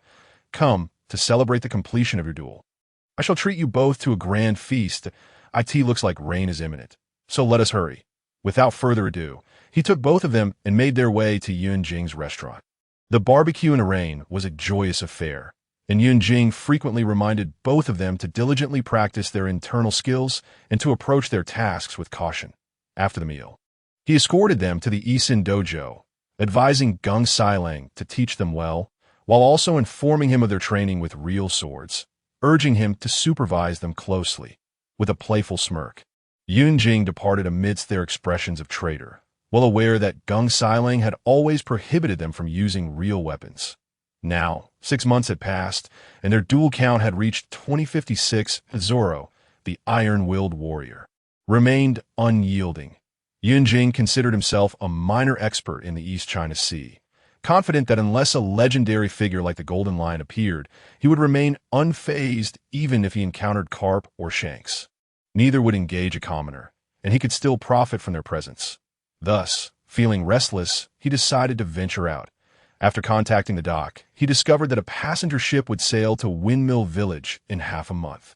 He asked Uncle Haim at the dock to notify him upon the ship's arrival. 19 days later, Zoro, having been persuaded by Yunjing, boarded the ship. However, Yunjing did not deceive him. He covered all the training resources and offered guidance on Zoro's internal training. Initially, both were captivated by the vast ocean, but after a few days their interest waned. Lacking exercise equipment on board, they resorted to practicing their internal skills. After 5 days at sea, the passenger ship arrived at Windmill village. As Yunjing exited the cabin, he spotted the dog-headed warship docked nearby. Realizing why the seas had been so calm, the era of pirates ignited by Roger was no joke. The world was still in turmoil, and the East China Sea remained rife with chaos. The person who resembled Yunjing had met his demise at the hands of pirates while at sea. Upon reaching the dock, he noticed a tavern run by what seemed to be Shanks's wife. Makino. Yunjing called back, "Captain, remember to come back for us." A person resembling a captain replied, "Just wait for us here for 3 days." After confirming the time, Yunjing glanced at the Marines exercising on Carp's warship. Feeling indifferent, though Zoro's eyes appeared slightly green from not training for 5 days, he dragged Zoro away, and as they entered the tavern, they saw Carp educating his grandson at the tea. That moment, Luffy, clad in short sleeves and shorts, was shouting, "I've told you, I want to be the Pirate King." Carp, exasperated, retorted, "Luffy, you and Ace must become the strongest Marines. Even if you wish to be a king, it should be as a Marine King." Luffy, unfazed by Carp's words, muttered, "It hurts. Why does it hurt so much? I'm rubber. How can I feel pain?" Seeing that his grandson was ignoring him, Carp, in frustration, delivered a punch to Luffy's head with a resounding thud. What a sturdy head, Yunjing thought to himself, sensing the aura of haki emanating from Carp's strike. It was no wonder Luffy could endure such punishment. Afterward, Carp lamented, "This is a failure. I should never have left you in Windmill Village. It's too peaceful here. You've been hanging out with that red-haired brat, which is infuriating." His ire only intensified as he shouted, "You've driven me mad, you little brat, wanting to be a pirate." After venting his frustration, he delivered another punch, leaving a noticeable bump on Luffy's head. Yunjing found the scene quite amusing, while Zoro felt a chill run down his spine, thinking, "This old man is far too violent. Thankfully, my master isn't like that." Luffy then yelled, "Shanks said that pirates are the freest people in the world. I want to be the freest person." At this moment, Makino, noticing Yunjing and Zoro, hurried over with her hands clasped at her abdomen. Bowing slightly, and said shyly, "Hello, guests. What can I get for you? I'm so sorry for not noticing you earlier." Yunjing shook his head and replied, "It's all right. Just bring us some food, and 2 more fruit juices, please." Upon seeing the arrival of out-of-town guests, Yupiu Shalupa remarked to Carp, "Carp, enough. There are guests at Makino's. Don't disrupt their business." Carp, upon hearing this, ceased his lecture and observed as Luffy seized the opportunity to dash outside. Carp, instead, picked up a mug of beer from the bar and took a hearty swig. Yunjing and Zoro settled at a table, and after Makino served them 2 fruit juices, she said, "Please wait a moment. The food will take a little while." Yunjing indicated that there was no rush, and Makino returned to the kitchen to prepare their meal. After sipping his juice, Yunjing suddenly remarked, "I noticed that the Marine officer seemed troubled by his grandson's desire to become a pirate." Carp, still fuming, drank even faster upon hearing Yunjing's words. Yunjing continued, "I have a method that might change his mind." Carp, who had been drinking at the bar, swiftly appeared beside Yunjing, leaning in eagerly. "Young man, what is your method? You must tell me. I will surely repay you. Heaven knows how much you wish for Ace and Luffy to become Marines." With a smile, Yunjing replied, "The Marine officer mentioned wanting his grandson to become the strongest Marine, so he must possess considerable strength. Your grandson believes that pirates are the freest people in the world. Why not take them to places ravaged by pirates to witness how they exercise their freedom? I believe if your grandson has any conscience, after witnessing the freedom of pirates, he would no longer wish to become one." That Zoro's eyes nearly popped out. This old man was impressive. Carp slapped the table, exclaiming, "How did I not think of that? Damn it!" The table shook from the force of Carp's hand. But fortunately, Yunjing and Zoro reacted quickly to steady their juices. After Carp slapped the table, he dashed off, leaving behind the air filled with his words. "Shalapu, please take care of this young man. I need to take Luffy and Ace out for a bit, and will return in a few days to end the final moments before Carp departed." Yunjing cast a glance at him. Name: Monkey D. Carp. Training level: Intermediate Transcendence. Combat Power level: National Advanced. According to the system, the restrictions on registration were indeed not questioned. However, was his combat power only at the national level because Carp was a master of physical techniques? Or did the combat power level purely reflect destructive capability rather than actual strength? Or were there other factors at play? Inquiring of the system yielded no explanations, leaving him resigned. Upu Shalapu, upon hearing this, helplessly remarked, "Same as always, so reckless." He then rose and approached Yunjing, saying, "Greetings, I am Upu Shalapu, the village chief of Windmill Village. May I ask where you hail from and the purpose of your visit to our village?" Yunjing replied straightforwardly, "I am a merchant from Simaziji village. My journey is merely for leisure, without any particular plans, though it would be splendid if I could make a few business deals." Upu Shalapu chuckled and said, "Young man, you seem to have come to the wrong place. Our Windmill Village has no special product. If you wish to conduct business, you ought to head towards the Goya Kingdom." Yunjing responded, "That matters not. I came primarily to unwind. However, Chief Shalapu, I notice there seems to be no inn in your esteemed village. Might you assist me in finding a place to stay for a few nights? Our ship does not arrive for another 3 days." Upu Shalapu replied, "No worries. I have a few vacant rooms in my home that I can prepare for you. You are welcome to stay." Yunjing quickly expressed his gratitude. "I appreciate it, and I apologize for the inconvenience, Chief." Upu Shalapu waved his hand dismissively, saying, "It's a trivial matter. You have already helped our village significantly. Just don't mind if my guest rooms are a bit humble." After exchanging pleasantries, Machino served a meal, and Upu Shalapu refrained from interrupting their dining, returning to his previous seat to sip his drink. Before long, the two finished their meal, and Upu Shalapu led them to his home to familiarize themselves with the area while also touring the village. Upon exiting the tavern, Yunjing noticed that Carp's dog-headed warship had vanished. He thought to himself, "Carp is truly swift. I had intended for Zoro and Ace or Luffy to spar with him. But it seems that opportunity has slipped away." Nonetheless, the back mountain of Windmill Village might serve as a suitable training ground for Zoro. He pondered the thoughts of Gung Shiro and the warriors of old, realizing that even in Shuangyue Village, one could hardly find a formidable beast nowadays. Yunjing and Zoro spent the afternoon exploring Windmill Village, conversing with the villagers, who were refreshingly simple and genuine. The next morning, after enjoying breakfast provided by the village chief's family, they set off towards the back mountain. Along the way, numerous villagers cautioned them about the dangers of wild beasts deeper in the mountains, urging them to exercise caution and not venture too far. Before long, they reached the back mountain at a brisk pace, and from a distance, Yunjing spotted the Dayton family, entering the forest to the back mountain. Yunjing was struck by the true essence of a primeval forest. Enormous trees, some with diameters of 1 to 2 meters, stood abundantly, and various rare herbs were scattered throughout. Upon further observation, he noticed clusters of spiritual mushrooms the size of bowls and plates, which were exceptional medicinal resources.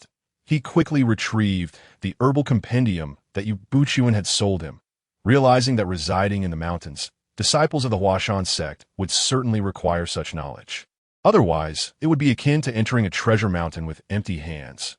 Observing Zoro, who was eagerly wielding his sword, Yunjing abandoned the notion of foraging alone. As they walked, Yunjing initially spotted several rabbits and other creatures. But gradually, the surroundings grew eerily quiet. Zoro's innate combat instinct sensed something amiss, and he drew his sword. "Yunjing, something feels wrong. Be careful," he warned, biting down on a dagger and assuming a vigilant stance. Yunjing found this amusing, yet he understood.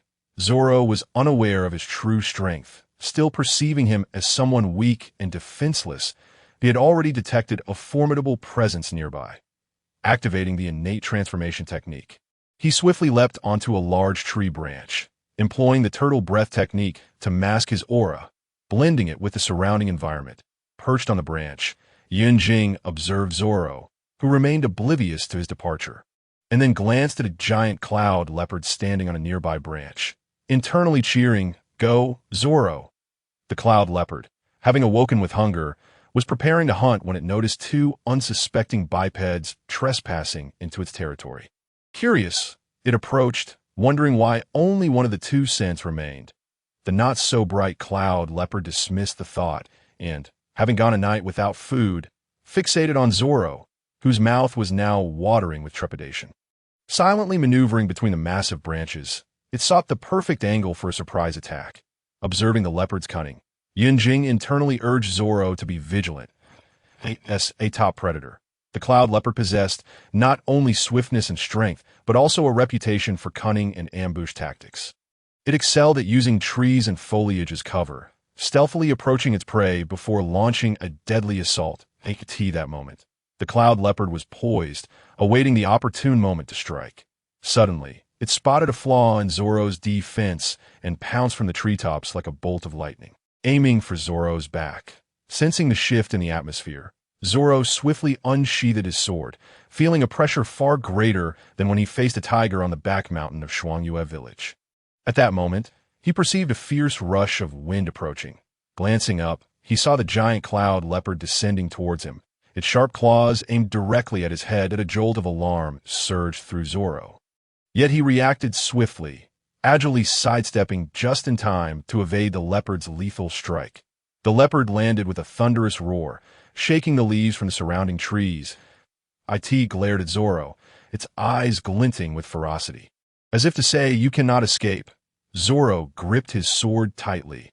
Adopting a defensive stance, he recognized that this cloud leopard was no ordinary foe. Even with all his might, he might struggle to contend with it. "Yunjing, run. I'll hold it off," he called out, turning to find Yunjing's position empty. Nearly losing grip on the sword in his mouth, he cursed inwardly, "Baka," running off so quickly. Just as he turned back, the cloud leopard lunged at him again, its speed astonishing. Zoro sensed the movement too late. The leopard's claws were already upon him. He instinctively sidestepped, but still felt the sharp claws graze his sleeve, leaving a shallow cut that oozed a few drops of blood. Undeterred by its failed attack, the cloud leopard swiftly pivoted and charged at Zoro once more. This time, it fully harnessed its agility and familiarity with the terrain, darting through the trees to confuse Zoro's vision. Zoro, sword in hand, remained resolute. Attuned to the rustling grass around him and the shifting air currents, he understood that any lapse in concentration against this cunning cloud leopard could spell disaster. In this perilous moment, Zoro's tension peaked. He could hear his heartbeat and feel the sweat on his palms. Gradually, he started to forget about Yunjing, focusing solely on the battle. Each of the leopard's ambushes sent shivers down his spine, and every swipe of its claws felt like a brush with death. Throughout this fierce struggle, fear and anxiety shadowed him. Yet he knew he could not falter. He must face this challenge courageously. Otherwise, he would fail to meet Kuina's expectations and miss the chance to compete for the title of the world's greatest swordsman. As time passed, Zoro began to acclimate to the fear and tension. He learned to seek courage amidst his terror, maintaining composure in the face of stress. With sharp observation and quick reflexes, he successfully countered the cloud leopard's ambushes time and again. The cloud leopard, unwilling to accept defeat, leaped once more, launching a fierce and cunning attack. Yet Zoro was prepared. Seizing the moment, he swung his sword, landing a blow on the leopard's front paw. The leopard howled in pain. But rather than retreating, it charged at Zoro with even greater ferocity. Although Zoro was still young, his swordsmanship, while perhaps not at Kuina's level, was nonetheless exceptional within the One Mind Dojo, with each strike precise and powerful. Unfortunately, the leopard's tough and resilient fur limited the damage inflicted. Undeterred, the leopard utilized its agility and strength, relentlessly assaulting Zoro again and again. The ensuing battle was fiercely intense, with every exchange fraught with peril. The cloud leopard, leveraging its swiftness and might, launched rapid strikes at Zoro from all angles. Zoro, with his exquisite swordsmanship and extraordinary reflexes, repeatedly turned peril into safety. On one occasion, a clouded leopard suddenly darted from Zoro's blind spot. Its sharp claws aimed directly at his throat. Startled, Zoro remained composed, swiftly sidestepping the attack while simultaneously thrusting his sword towards the leopard's abdomen. The creature let out a painful cry but did not retreat. Instead, it lunged at Zoro with even greater ferocity. Clang crack. After several clashes with the leopard's claws, Zoro's sword unexpectedly shattered. Without waiting for the leopard to react, Zoro executed a roll, discarding the broken blade and seizing a knife from his mouth. He knelt on his right leg, his left hand propping against the ground, breathing heavily as his body trembled slightly from prolonged exertion and various wounds. The clouded leopard, too, was not in good shape. Its once sleek fur was now tattered from Zoro's strikes, blood seeping from multiple wounds, and its claws dulled from the relentless clashes. However, the leopard could sense that its prey was nearing exhaustion. Just as it prepared to pounce for the final victory, an unexpected turn of events occurred. Yunjing, perched on a nearby tree, observed the battle with keen interest, occasionally voicing his thoughts. "What a little kitty. Can you do it? Aim for his lower body. Why do you keep charging into his blade?" His remarks were directed solely at the leopard. "And Zoro, use a sliding kick. Cut him open. What is the point of your internal energy if it's just for show? Move around. Get behind him. Why are you just standing there?" As Zoro sustained deep gashes from the leopard's claws, Yunjing, unable to bear the sight, turned away, only to glance back almost immediately, fearful of missing any thrilling moments. When Zoro's sword broke, his eyes narrowed. He realized that after half an hour, Zoro's stamina was nearly depleted, and it was time for him to intervene. Just as the leopard lunged at Zoro, he thought, "Kuina, I'm so sorry. I'm about to break my promise." Preparing for a desperate strike, a shadow loomed over both the man and the beast. Yunjing swiftly positioned himself between them, channeling his energy as a golden light flashed from his left hand. Blocking the leopard's incoming paw, with a powerful grip, he seized the leopard's right forepaw and flung it aside.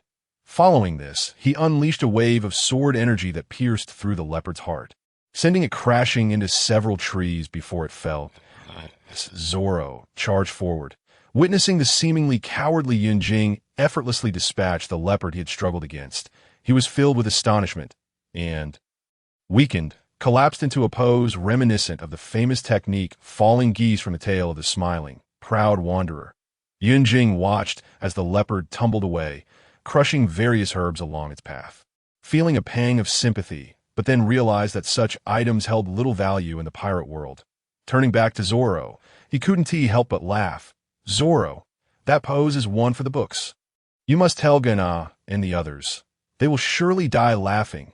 Zoro, his head buried in the grass, unable to move due to exhaustion, muttered angrily, "Bakiru, Stinky Yunjing, hurry up and help me up. You reach us here to mock me." A.S. Yunjing, still chuckling, calmed himself. He lifted Zoro and pressed a few points around his bleeding wounds, instantly halting the flow of blood. After inspecting Zoro's injuries, he found only superficial wounds, but discovered internal bleeding and displacement of organs caused by the collision with the leopard, which explained Zoro's current weakness.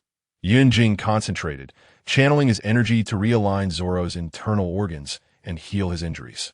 Zoro felt a warm stream emanating from Yunjing's palm, flowing into his chest and abdomen, bringing a sense of relief as his fatigue gradually dissipated. Once Yunjing finished, he noticed Zoro still sitting on the ground and kicked him lightly, saying, "Get up. What are you still doing sitting there? We need to head back and find someone to bandage you up." Realizing the ordeal had concluded, Zoro got to his feet. Yunjing dashed to where the leopard had fallen, collecting its remains. Seeing Yunjing's speed, Zoro exclaimed, "Baka! When did you become so strong without us knowing?" Yunjing feigned ignorance. "Didn't Mr. Gongshiro tell you that I had him teach you the embrace of internal energy?" "And Zoro, you're so weak. Why didn't you use your internal energy against that leopard?" "No wonder you can't." Best go on. Zoro's face flushed with embarrassment as he retorted, "I just wasn't used to it. Besides, I will definitely defeat Kuina and become the world's greatest swordsman." Yunjing replied nonchalantly, Sure. I believe you'll defeat Kuina," while scanning the nearby forest for any potential prey, feeling dissatisfied with Yunjing's dismissive attitude. Zoro insisted on a duel, But when he saw Yun Jing casually dispatch a few rabbits and wild chickens with his sword energy, he fell silent. After hunting 3 or 4 creatures, Yun Jing said, "Zoro, go grab the prey. We're heading back to the village." Zoro protested. "What? I'm an injured man. How can you expect me to fetch the prey?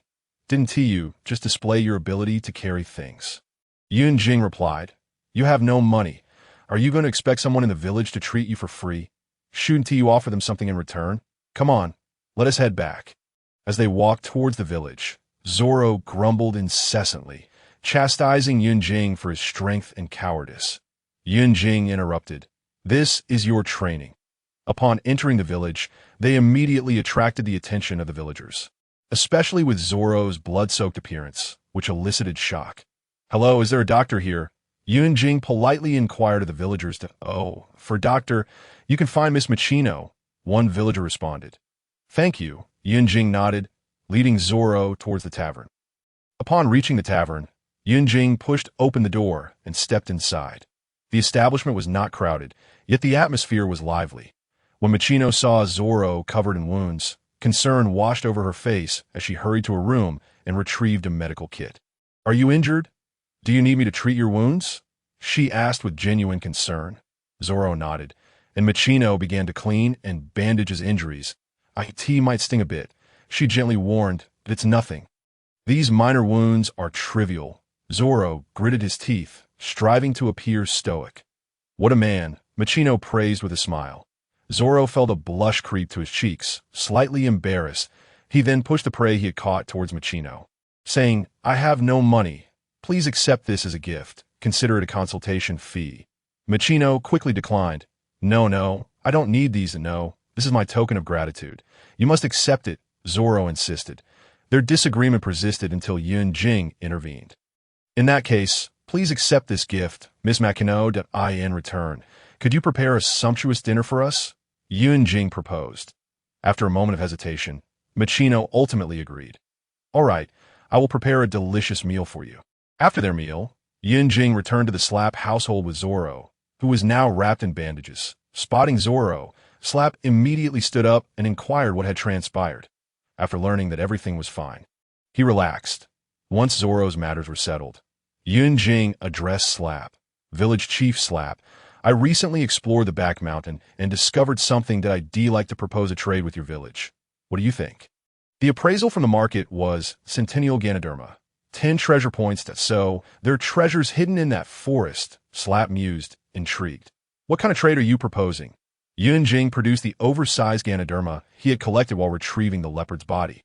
Showing it to Slap, "I would like to ask the village chief to rally the villagers to help harvest these items. Of course, I won't ask for this assistance for free. I will pay them." Upon witnessing Yun Jing conjure items out of thin air, Zoro's curiosity piqued intensely, while Shalapu, a man of considerable insight, was momentarily astonished but quickly dismissed the thought. After all, the abilities of devil fruit users are notoriously diverse. And it was indeed surprising to learn that Yun Jing was one such individual. Nevertheless, Shalapu was pleased to offer some additional benefits to the villagers, readily agreeing to the arrangement. The following day, Yun Jing presented several volumes of herbal compendiums to Upu Shalapu, detailing the items to be foraged and the precautions to observe. The village chief accepted them graciously, and thereafter, Yun Jing deliberated with him over the specifics of their trade. Once their discussions concluded, he decided to visit Machino's tavern for a respite, pondering ways to enhance Zoro's combat prowess. With offense and defense secured, he mused that what remained was the need for agility, or perhaps a form of light-footedness. Determined to act, he returned to Upu Shalapu's abode, entering the room to find Zoro diligently training. Having been chastised by the cloud leopard the previous day, Zoro, now aware of his shortcomings, was striving to remedy his lack of skill in harnessing his internal energy. Observing Zoro's progress, Yun Jing roused him, saying, "I saw how flustered you were yesterday with the cloud leopard. Here, practice this diligently upon our return. Once you master it, you'll likely find yourself less at a disadvantage against him." With that, he tossed a manual on light-footed techniques to Zoro. Zoro glanced through it, discovering it to be a guide on honing one's agility. Illustrated with vivid depictions, he inquired, "Could this also benefit Kuina?" Yun Jing chuckled, teasing, isn't even contemplating marrying you yet, and here you are, already thinking about her. Flushed with indignation, Zoro retorted, who said that? I merely don't want to be accused of winning unfairly if I defeat her. Baka! Yun Jing, stop sidetracking and just tell me if it's feasible. Yun Jing waved his hand dismissively. Do as you wish, just refrain from sharing with others. Afterward, he exited, utilizing his floating shadow technique to venture toward the back mountain. Intending to gather rare herbs such as spiritual ginseng and reishi to sell in the marketplace. Hoping to provoke Yue Buqun into seeking useful elixirs, or, at the very least, accumulate some treasure points.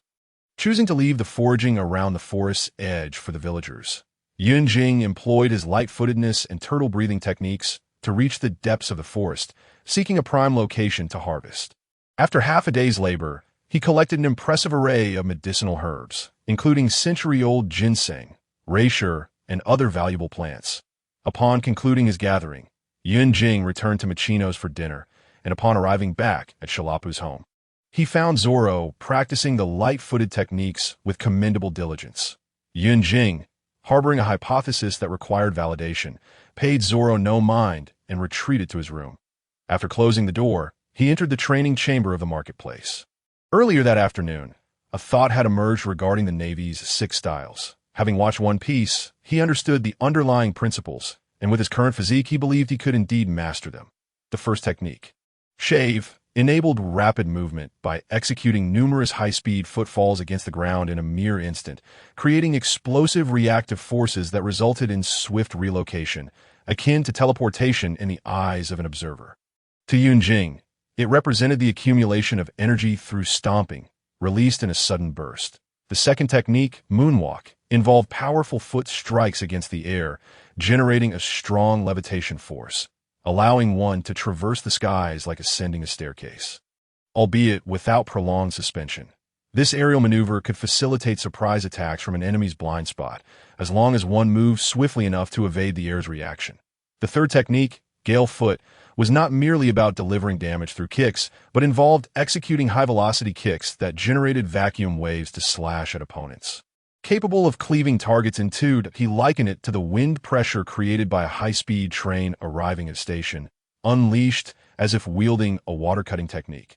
The fourth technique, Finger Gun, gathered the body's strength in the fingers, releasing a strike with the force of a bullet. The hardened fingertip possessed lethal potential, easily penetrating flesh. However, Yun Jing deemed this less relevant, as his formidable techniques allowed him to effortlessly perform feats akin to the six-pulse divine sword.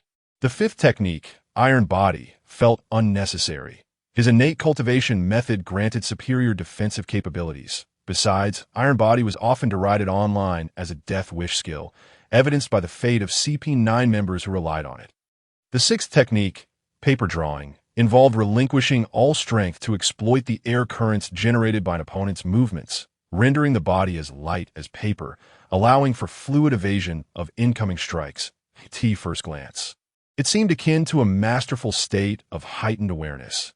Yet it was more about rapid bodily reflexes and muscular control. Upon entering the training chamber, Yun Jing embarked on his experimental journey. Methodically, he attempted and explored various techniques. After half an hour, he successfully grasped the shave technique. An additional hour later, he also mastered the moonwalk. However, the Gale Foot presented challenges due to his ingrained habit of unleashing sword energy, making it difficult to control his internal energy. After much perseverance, Yun Jing finally overcame this hurdle and, relying solely on physical strength, created a wind pressure slash, mastering Gale Foot within another hour, AS for Finger Gun. He deemed it of little significance, given his proficiency in advanced techniques. Finally, he approached Paper Drawing. Initially perplexed about how to relinquish his strength, he recalled the Taoist practice of meditation, aiming for a tranquil state of mind regardless of his posture. This clarity allowed him to become acutely aware of his surroundings and to anticipate his opponent's moves. Gradually, he grasped the essence of paper drawing. Continuing his trials, he recognized some notions as nonsensical. Evading attacks was practical, but becoming as thin as paper seemed implausible, even in a fantastical world. Was there an exceptional technique unique to the Navy's 6 styles? Paper drawing was said to be a prerequisite for observation hockey. Yet he found no evidence of its physical enhancement, that if mental energy could manifest like the psychics in devouring, it would be different, but in One Piece, it was merely a form of perception. After sorting through the Navy's 6 styles, Yun Jing compiled a comprehensive version of the martial arts techniques into the system, pricing it at 60 treasure points for the full version and 10 points for individual sale, promptly listing it. Upon exiting the marketplace, dawn had broken.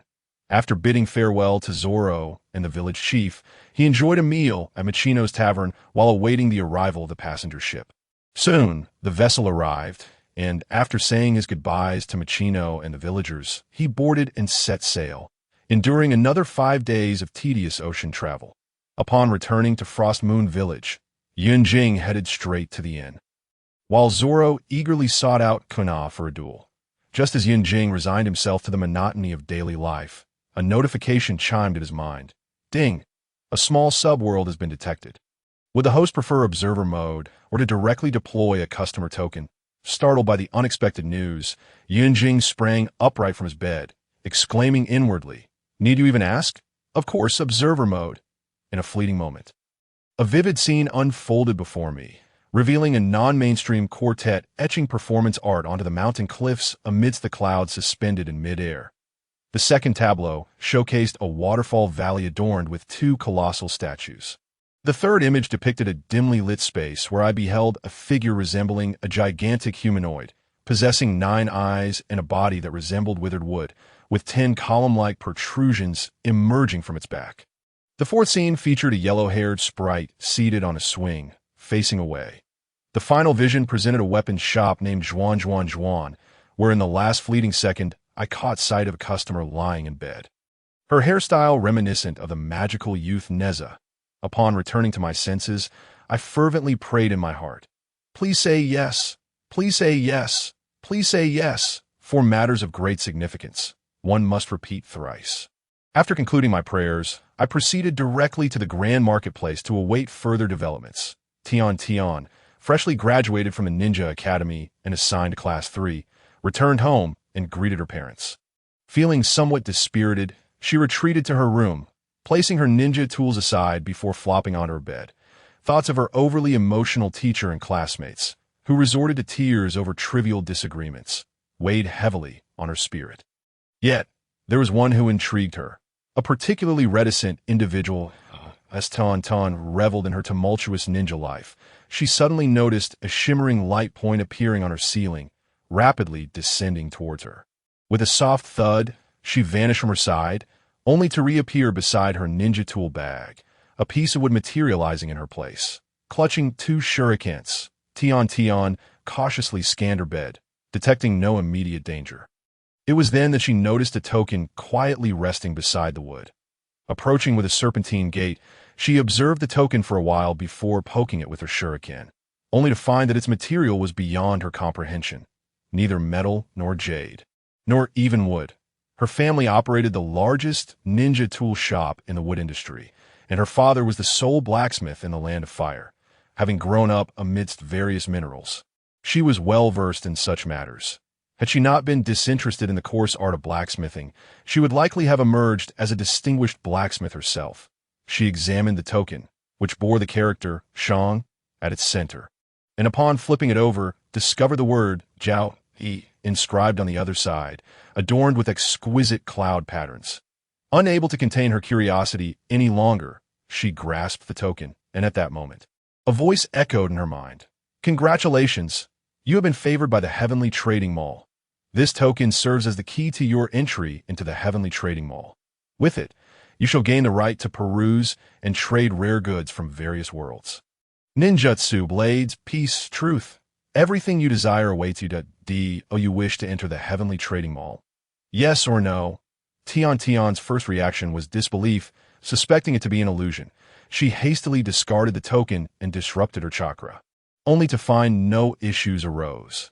After pondering for a moment, she ventured outside to chat with her parents, discovering nothing amiss. Returning to her room, she again scrutinized the token she had thrown aside, conducting several tests and realizing that merely holding the token invoked the voice in her mind. The curiosity of youth is insatiable. Eventually, Tian chose yes. Instantly, a luminous portal appeared in her room, and her mind filled with a plethora of information about the heavenly trading mall. She ventured through the portal, realizing it was the space-time ninjutsu mentioned by her teacher at school. Upon stepping inside, she found herself outside the palace of the mall, gazing at the ethereal structure, which transcended her comprehension. Nonetheless, she paid it little mind and dashed toward the palace, where she immediately spotted Yunjing and approached him enthusiastically. "Greeting, hello, shopkeeper. My name is Tian. I look forward to your guidance." She bowed deeply upon finishing her introduction. Upon returning to the mall, Yunjing sat on a chair, accessing his panel. Host. Yunjing shop level. 0 cultivation level. Mortal level. Unsullied combat level. City level treasure points. 347 anchored world. The smiling, proud wanderer, foreign version Sanlang, saves his mother customer. Yue Buqun mall functions. Universal evaluation, automatic alchemy furnace, training room. 3 live stone.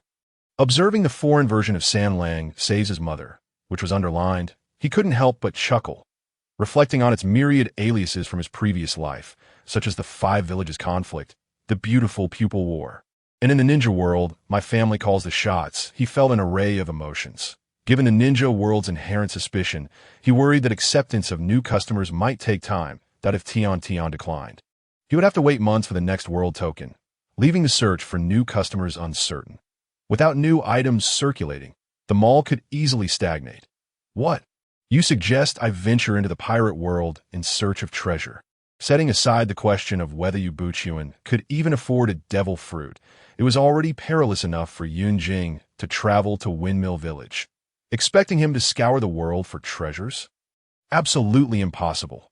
While Yunjing was lost in thought, he suddenly received a system notification indicating a new customer had arrived, causing his spirits to soar. Before long, he saw Tian enter through the main door and walk directly to the table.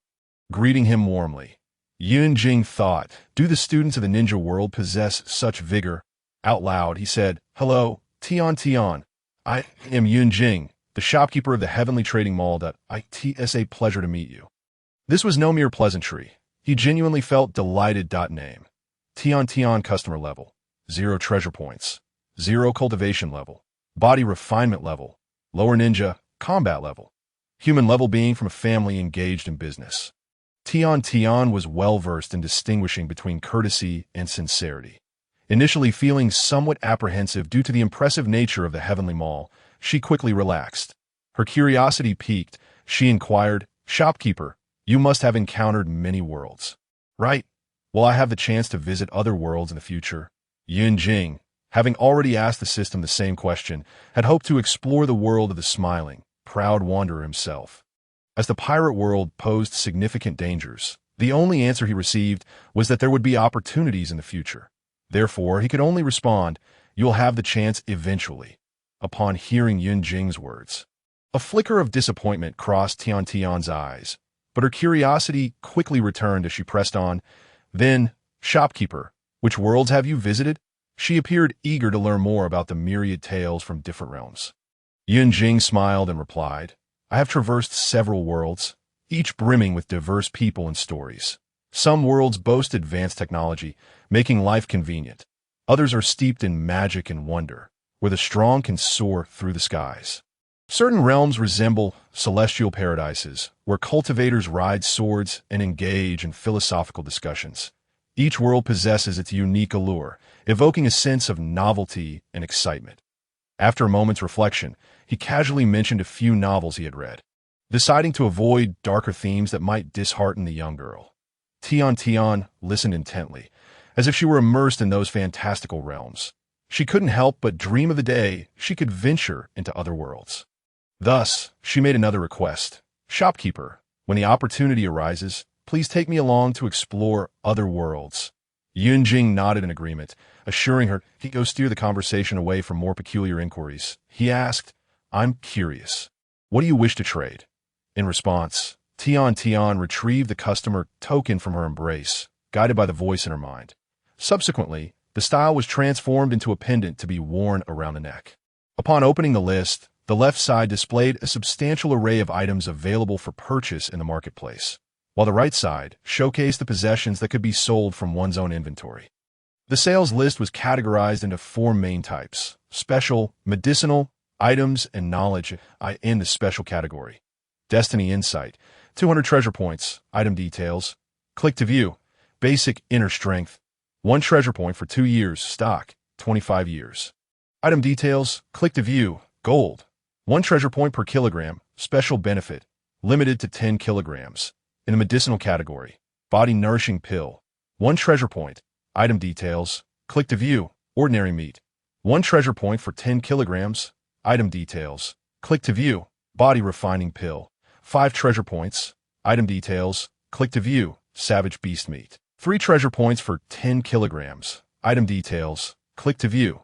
Training pill, 10 treasure points. Item details, click to view. Sea king meat, 8 treasure points for 10 kilograms. Item details, click to view. Bone corrosion powder, 2 treasure points per gram. Stock, 15 grams. Item details, click to view. Century-old Lingji, 10 treasure points. Stock, 35 pieces. Item details, click to view. In the knowledge category, complete 90 manual, 200 treasure points. Item details, click to view. Ancient tomb sect heritage, 130 treasure points. Item details, click to view. 6 forms of body technique, 50 treasure points. Item details, click to view. In the items category, communication insect, 10 treasure points per pair. Item details, click to view. Heavenly demon halberd, 1 treasure point. Weapon of one of the 10 elders of the demon sect. Item details, click to view. Then, he surveyed the items he could sell. 200 points of fortune, 200 treasure points. Item details, click to view.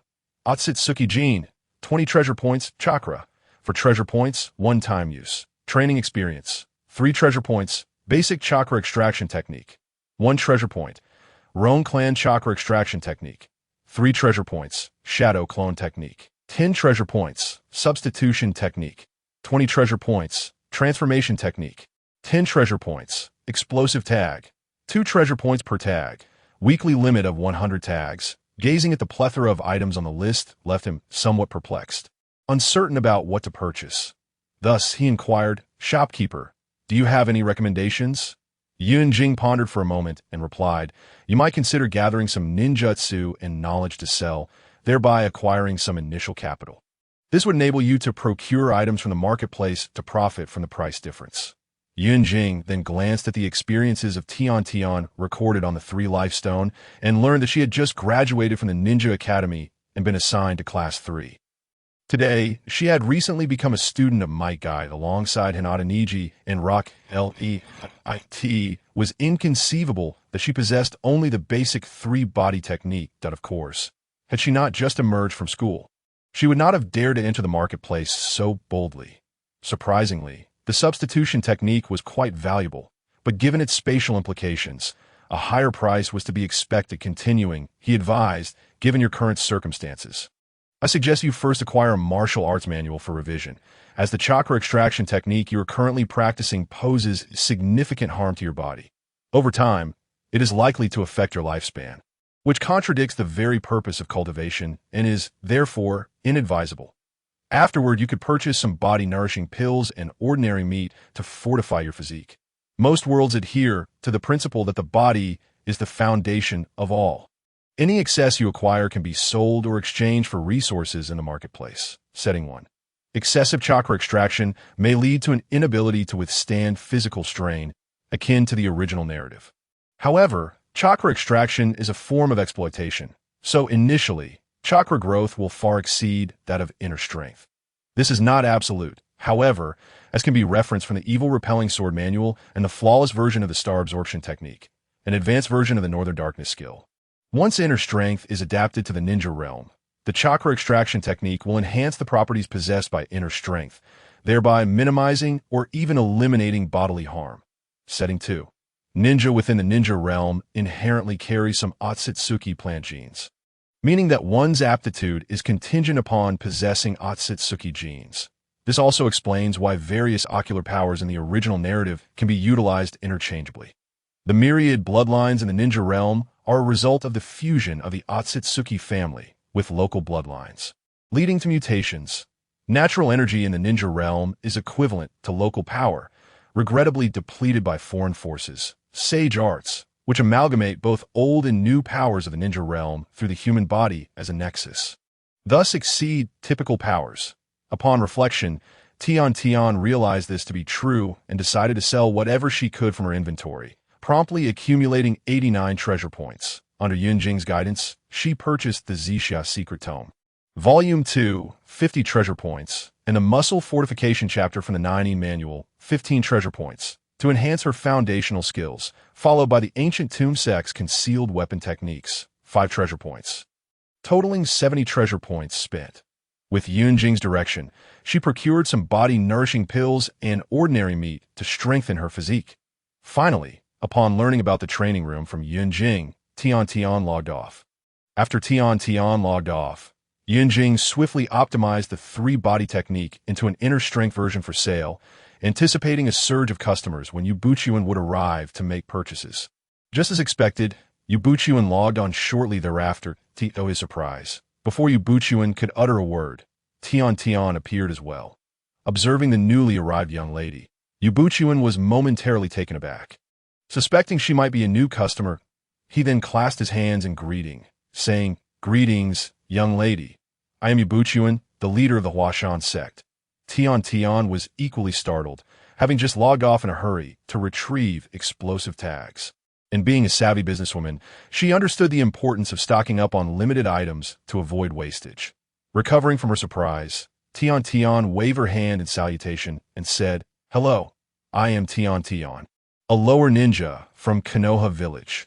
Seeing this, Yunjing addressed Yue Buqun directly. "You sect leader, since Tian has entered the marketplace, you may guide her in familiarizing herself with it." Upon hearing this, Yue Buqun respectfully replied, "Certainly, shopkeeper." Noticing Yunjing's intention to leave, they both called for a brief pause, and after a series of transactions, they completed their sales. With Yue Buqun assisting Tian, Yunjing directly transitioned to the training room. His desire for the 3-body technique quite palpable. Under his guidance, the training experience and methods of the 3-body technique were seamlessly integrated into his mind. Meanwhile, in the outside world, Tian and Yue Buqun exchanged hurried pleasantries before she excused herself, claiming it was time for dinner at home, suggesting they reconvene later. Upon glancing at the marketplace inventory, Yue Buqun's eyes lit up. Ninjutsu knowledge. 1 point. Item details. Click to view. Ninjutsu training experience. 5 treasure points. Item details. Click to view. Shadow clone technique. 15 treasure points. Item details. Click to view. Substitution technique. 30 treasure points. Item details. Click to view. Transformation technique. 15 treasure points. Item details. Click to view. Explosive tag. 3 treasure points per tag. Item details. Explosive device. Can cause harm even in an innocent setting. Detonated using inner strength. Explosion can be delayed. After reviewing the description of the 3-body technique, Yue Buqun nearly drooled. It was nothing short of a divine art. He immediately placed an order for its training.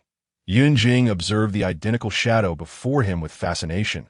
He then tested the transformation technique, instantly manifesting a middle-aged version of his former self before him. Gazing at the active clone under his control, he sighed, lamenting that it was merely a projection. Yunjing's thoughts began to wander, contemplating the shadow clone technique or Naruto's exclusive multi-shadow clone technique. Suddenly, he recalled Naruto's harem technique, leading to a rather 5,000 words omitted here. After consuming a few body-refining pills to steady his nerves, Yunjing exited the training room. Following her trade with Yunjing, Tian quickly conversed with Yue Buqun, purchased a few items, and hurriedly departed. Upon returning to the outside world, she was greeted by an enticing aroma, a scent she had never encountered before. Rushing to the kitchen, she discovered that the source of the delightful fragrance was a pot of stewing meat.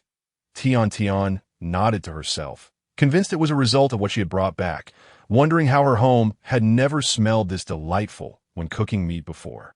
Tian's mother, Sukiyaka, was busy in the kitchen and, upon seeing Tian, inquired, "Tian, where did you buy this meat? It smells so delicious." Tian often accompanied Sukiyaka to the market to buy groceries. And sometimes, when the shop was busy, she would help her mother with the shopping after school. Thus, it was no surprise that Tian had specifically bought meat to celebrate her graduation from the Ninja Academy. Originally, Sukiyaka had planned to go shopping herself, but due to the graduation celebrations, many parents were selecting weapons as gifts for their children, a common occurrence in Konoha village. Tian was still contemplating how to explain this matter to her mother, as it was too extraordinary to convey. Sukiyaka was well aware of the dangers this situation posed for her daughter. Without hesitation, I presented the excuse I had long prepared. This meat was gifted to me by my teacher as a token of our first meeting. Upon hearing this, Yue Buqun's face lit up with understanding as she exclaimed, "Ah, that makes sense. No wonder. Just moments ago, my daughter had returned home, mentioning that her team leader was Might Guy, though not a ninja herself." Yue Buqun was well aware of the legendary Jonin, known as the Blue Beast of Konoha. That it was entirely plausible that Might Guy, renowned for his taijutsu prowess, could hunt some wild beasts in the forest of death. Observing her expression, I realized that the matter was settled. Now, all that remained was to handle things on Might Guy's end. Back in my room, I recalled how I had heeded Yue Buqun's advice earlier and used all my treasure points from selling explosive tags to purchase the knowledge of destiny. Discovering my fate, I felt a sense of despair. Life in Konoha was fraught with challenges, constantly threatened by village annihilation crises. Although there was always someone to save the day, I couldn't shake the feeling that I was powerless. Who could guarantee that no unforeseen events would occur?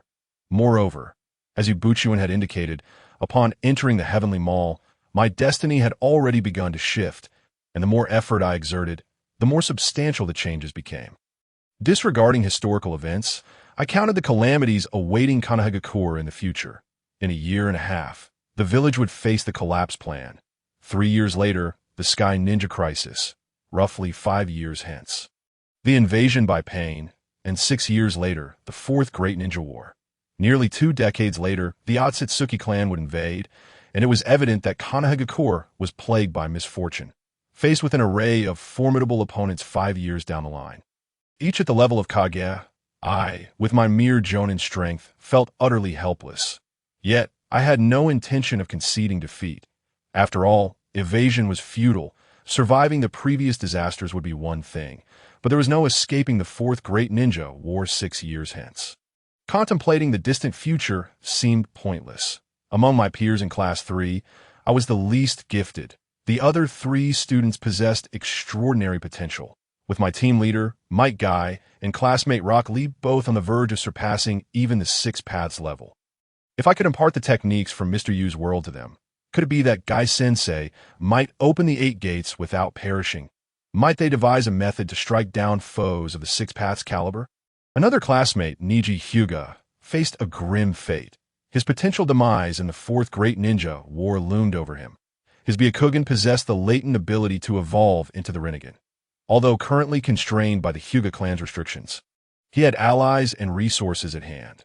Whether through the Uzumaki clan's sealing techniques, Orochimaru's research prowess as one of the legendary Sannin, or the medical ninjutsu developed by the shinobi of the Sky Village, who had mastered body activation and regeneration techniques, there existed top-tier talent capable of overcoming the limitations imposed on caged birds and advancing the Byakugan's evolution. Furthermore, if we could enlist the aid of Shinra, who had developed the forbidden techniques of body activation and regeneration specifically for the 8 gates, our chances would increase dramatically. Accompanied by my father, Tianshou Yun, and my mother, Yue Buqun, I savored a delightful dinner.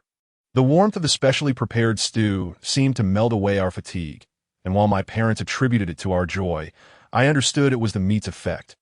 After dinner, I ventured back to the mall, where Yue Buqun had just emerged from the training room. As the adage goes, 1 person counts the short, while 2 count the long. Without hesitation, I revealed my knowledge of destiny to Yue Buqun. In the zero-level mall, customers were unable to engage in direct transactions, as all items were bound to their owners and could not be utilized by others, except for knowledge of destiny. The flow of time in the spiritual realm was exponentially faster than in reality. After a few minutes, Yue Buqun had perused my life from the origin of the Naruto world to its conclusion. He muttered in awe, "Incredible. truly incredible. The existence of the shadow clone technique had already astonished him. But the subsequent revelations of elemental ninjutsu, various bloodline limits, ocular techniques, manipulation of time and space, and even the ability to resurrect the dead made him feel as though he were witnessing the realm of immortals. Yet, the brevity of human life reminded him that he was merely observing a world governed by powers far beyond those of the martial arts world. What struck him most was that the language spoken by these individuals bore a striking resemblance to the Japanese pirate tongue he had encountered in Fuzhou. Moreover, he recalled that within the pirate lore, there were mentions of ninjas and their techniques, although it was said that such ninjutsu was merely a form of sleight of hand. Nonetheless, this piqued his interest in journeying to the eastern land, where the pirates resided. From Yue Buqun's perspective, the body of the Uzumaki clan, coupled with the status of the Nine-Tails Jinchuriki, granted Naruto Uzumaki a physique comparable to that of a sage, inherently qualifying him for extraordinary potential. Regrettably, the chakra extraction techniques of the ninja world were woefully inadequate. They appeared impressive yet offered little in terms of elevating one's lifespan. Consequently, those wielding extraordinary powers in the ninja world often lived only a few short years. Exacerbated by the frequent occurrence of ninja wars, in his view, the conflicts among villages were trivial compared to the upheavals of his own in the past. Even a peasant rebellion could amass hundreds of thousands during dynastic changes. The first three ninja wars seemed laughable in comparison. During the fourth, the combined forces of both sides barely numbered 20,000. Hardly a sight to behold. The historical mindset of the ninja world left him incredulous. The first Hokage may have possessed unparalleled strength, yet he longed for world peace without unifying it. Even Yue Buqun recognized that only by consolidating power and bringing all factions under his control could he reduce strife and chaos. Furthermore, it was perplexing that he would distribute the tailed beasts, beings of extraordinary might, to others rather than retaining them for his own use. If others sought conflict, he could simply deploy the tailed beasts to intimidate them or annihilate an entire faction, preventing any uprising. Had he kept a few formidable elders within the Hua Shan sect, his earlier struggles would have been far less daunting. Moreover, the notion that ninjas were mere tools was utterly absurd. It was laughable that a group wielding such power could be controlled by a cadre of idle feudal lords through tasks and monetary incentives. Given their capabilities, ninjas possessed a production and creative potential that far surpassed that of ordinary individuals. An unfathomable situation. The phrase heroes disrupt the ban was not to be taken lightly. Had it been within his domain, the Ming dynasty would have been swiftly dismantled. Now, with Zhu Hozhao alive, the court was merely managing the divide between the imperial and martial realms. Additionally, the court, having emerged from the first evil sect, the Ming sect, was likely to harbor numerous experts for protection, deterring ordinary martial artists from provoking the court. The might of the court's red-coated artillery was indeed formidable. A few cannon shots could obliterate any stronghold. The restriction on ninjas leaving the village without missions was laughable, as it effectively treated them as mere tools, kept in confinement. The internal power struggles within the Hokage village were nothing short of dark. After reviewing my knowledge of destiny, Yue Buqun felt incredulous regarding the actions of the third Hokage, Sarutobi Hiruzen, and Danzo Shimura. The so-called will of fire, in his eyes, was saturated with the essence of cannibalism. Riddled with flaws, had they genuinely adhered to the will of fire, the current Hokage and his advisors would have long since met their demise. If either of these two were even slightly reliable, the Hokage village would possess the strength to unify the world. Instead, their own powerful individuals had either perished or departed, rendering further deliberation pointless. After lamenting the state of the ninja world, Yue Buqun engaged in a discussion with me.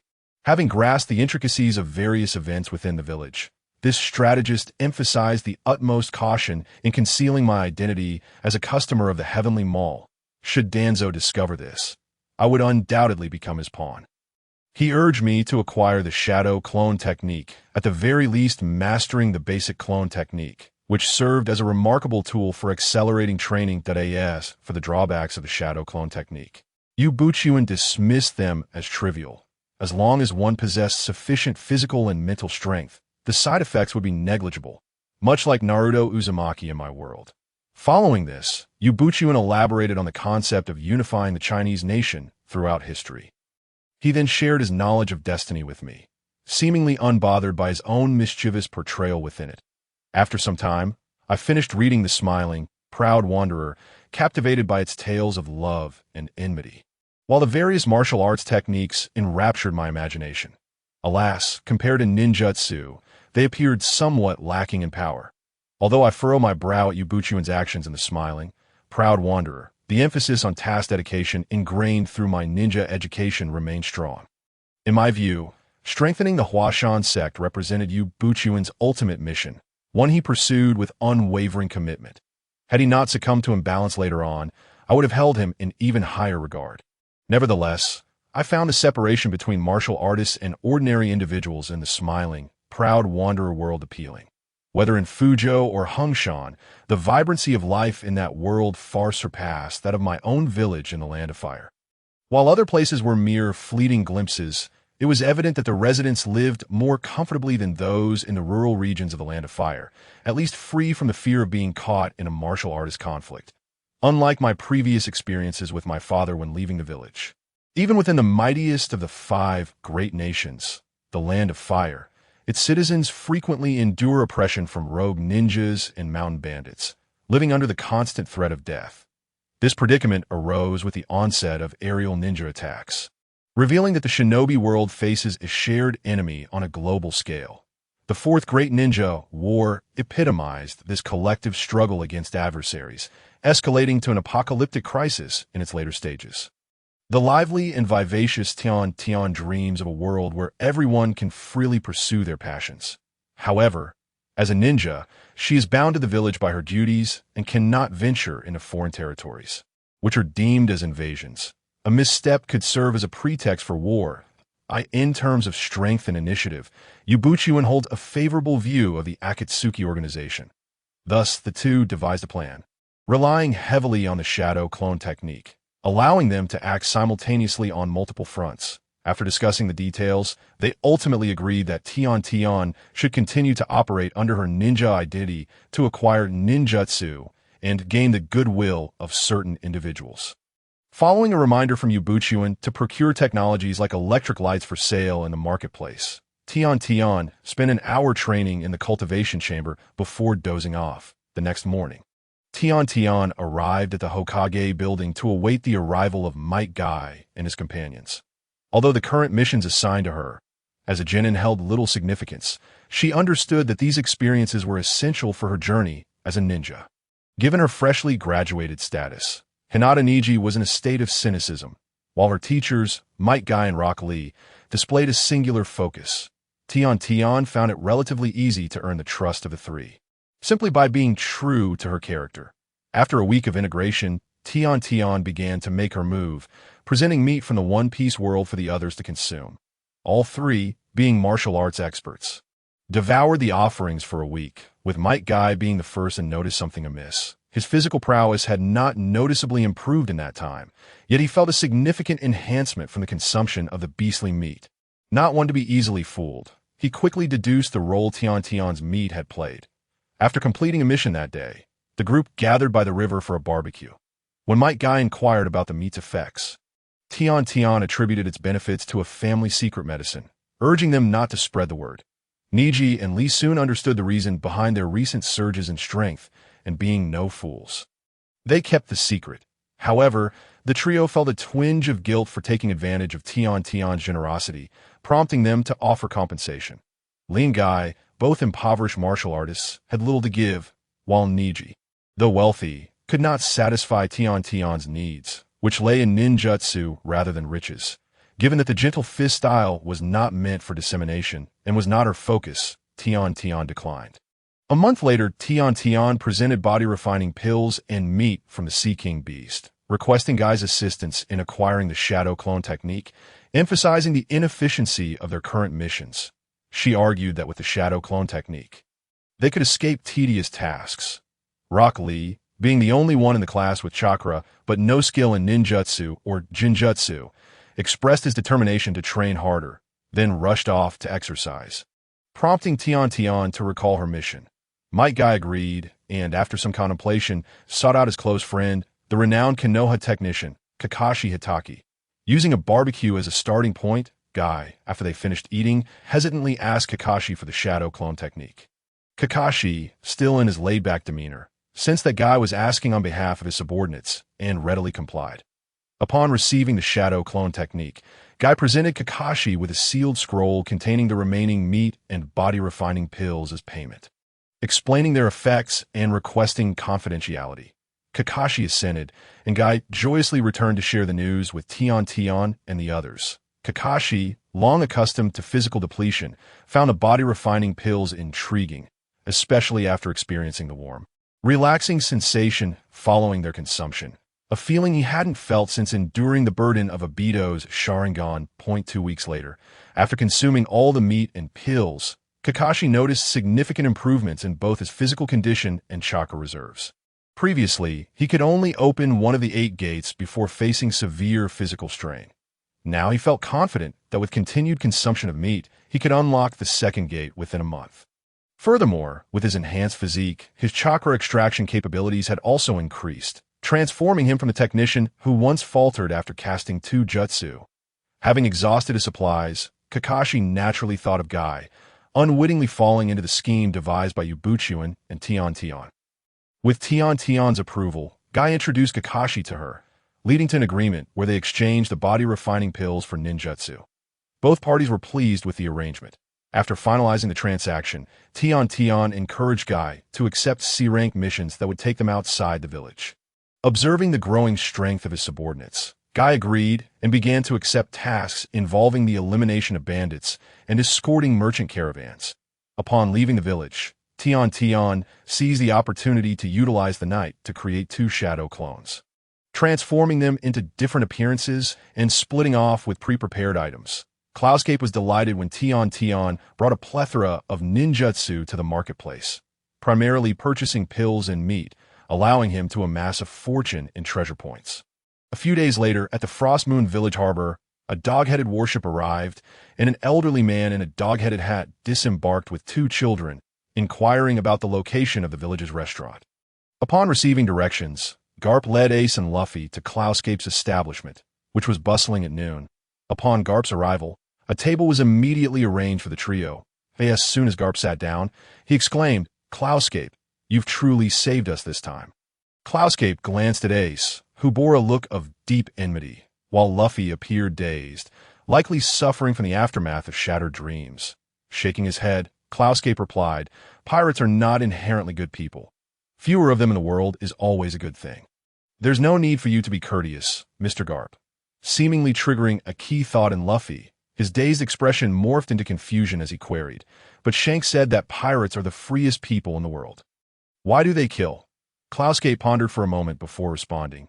"If freedom is likened to fire, then human conscience is akin to a wall. It can restrain one's self. Thus, freedom, like the fire in a kitchen, brings nourishment, and like the flame of a candle, it illuminates. However, most pirates lack conscience. Their freedom resembles an unrestrained blaze that quickly consumes everything, inevitably harming others." Luffy may not have understood the concept of conscience, yet he grasped the notions of kitchen and candle flames, prompting him to ask, "But Shanks and Yuta, they don't run around killing people like others, right? They're clearly good people, just like you describe with conscience." Observing Luffy's inquiry, Cloudscape adopted a more serious tone. "As someone who idolizes Shanks, you're merely one among countless pirates. Perhaps you can avoid harming others, but can all those who regard Shanks as a role model do the same?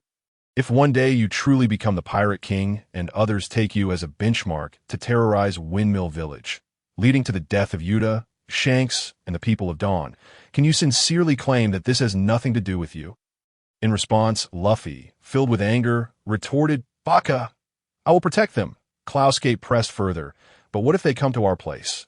You are but one person, while pirates are countless. Can you truly protect every island, just like those islands already ravaged by pirates? And the people who have suffered or died, what will you do about them? To take it a step further, even if the Shanks you speak of is a good person and does not engage in violence, his fame draws countless others to the sea. Among these pirates might be admirers of Shanks like yourself, And if they wreak havoc, can you really say that has nothing to do with Shanks? In truth, Cloudescape had greatly admired Luffy at the beginning of his previous life. However, ever since Luffy caused a commotion and impelled down and released a multitude of pirates, the adventurer Luffy has truly transformed into Pirate Luffy. According to the principle of causality, the bloodshed caused by these released pirates inevitably bears some responsibility on Luffy's shoulders. Thus, there now exists an opportunity to prevent Luffy from becoming a pirate. Even if it requires fabricating facts or employing deception, Luffy must be persuaded that Yunjing's words elicited a grim expression from Ace, who stood nearby. After all, despite his persistent denial of the reality surrounding his father, Roger, the truth remains unchangeable. Presently, it could be said that 9 out of 10 pirates on the seas have been influenced by Roger to embark on their piratical journeys. Consequently, the burdens of guilt that Roger bears are, if anything, greater than those of Shanks. Throughout his life, Ace has only heard the public's hatred towards Roger, sentiments that suggest he should not exist in this world. The extreme disdain directed at Roger has led Ace to gradually question the meaning of his own existence, fostering a growing resentment towards Roger. In the past, Ace aspired to become a pirate, hoping to surpass Roger through his own efforts and to prove that he is more than just the son of a demon. But rather capable of becoming a legend in the world of pirates, he sought to escape his father's shadow and find his own glory and recognition. Yet upon hearing Yunjing's words, he realized that if he were to become the new pirate king, then others might set sail to become pirates in his name, that if any of them were to commit heinous acts, what would differentiate him from Roger? In an instant, Ace found himself engulfed in confusion. Observing Luffy's anger as he struggled to find words, Yunjing continued, "If you truly admire Shanks, then you should endeavor to prevent him from continuing as a pirate. After all, you would not wish to hear others disparage and deride Shanks, belittling your idol once you set sail. Moreover, Shanks has already attracted many individuals to the life of piracy, some of whom have undoubtedly committed numerous vile deeds. If your admiration for Shanks is genuine, then you must act to stop these pirates. Whether you choose to become a bounty hunter or join the Navy, that is what you ought to do. When you have thwarted all would-be pirates, and peace reigns, you too can become the freest of individuals. Those whom you assist may share your admiration for Shanks." Upon hearing Yunjing's words, Luffy's small mind struggled to process the information. He turned to Garp and asked, "Grandpa, is it really as he says?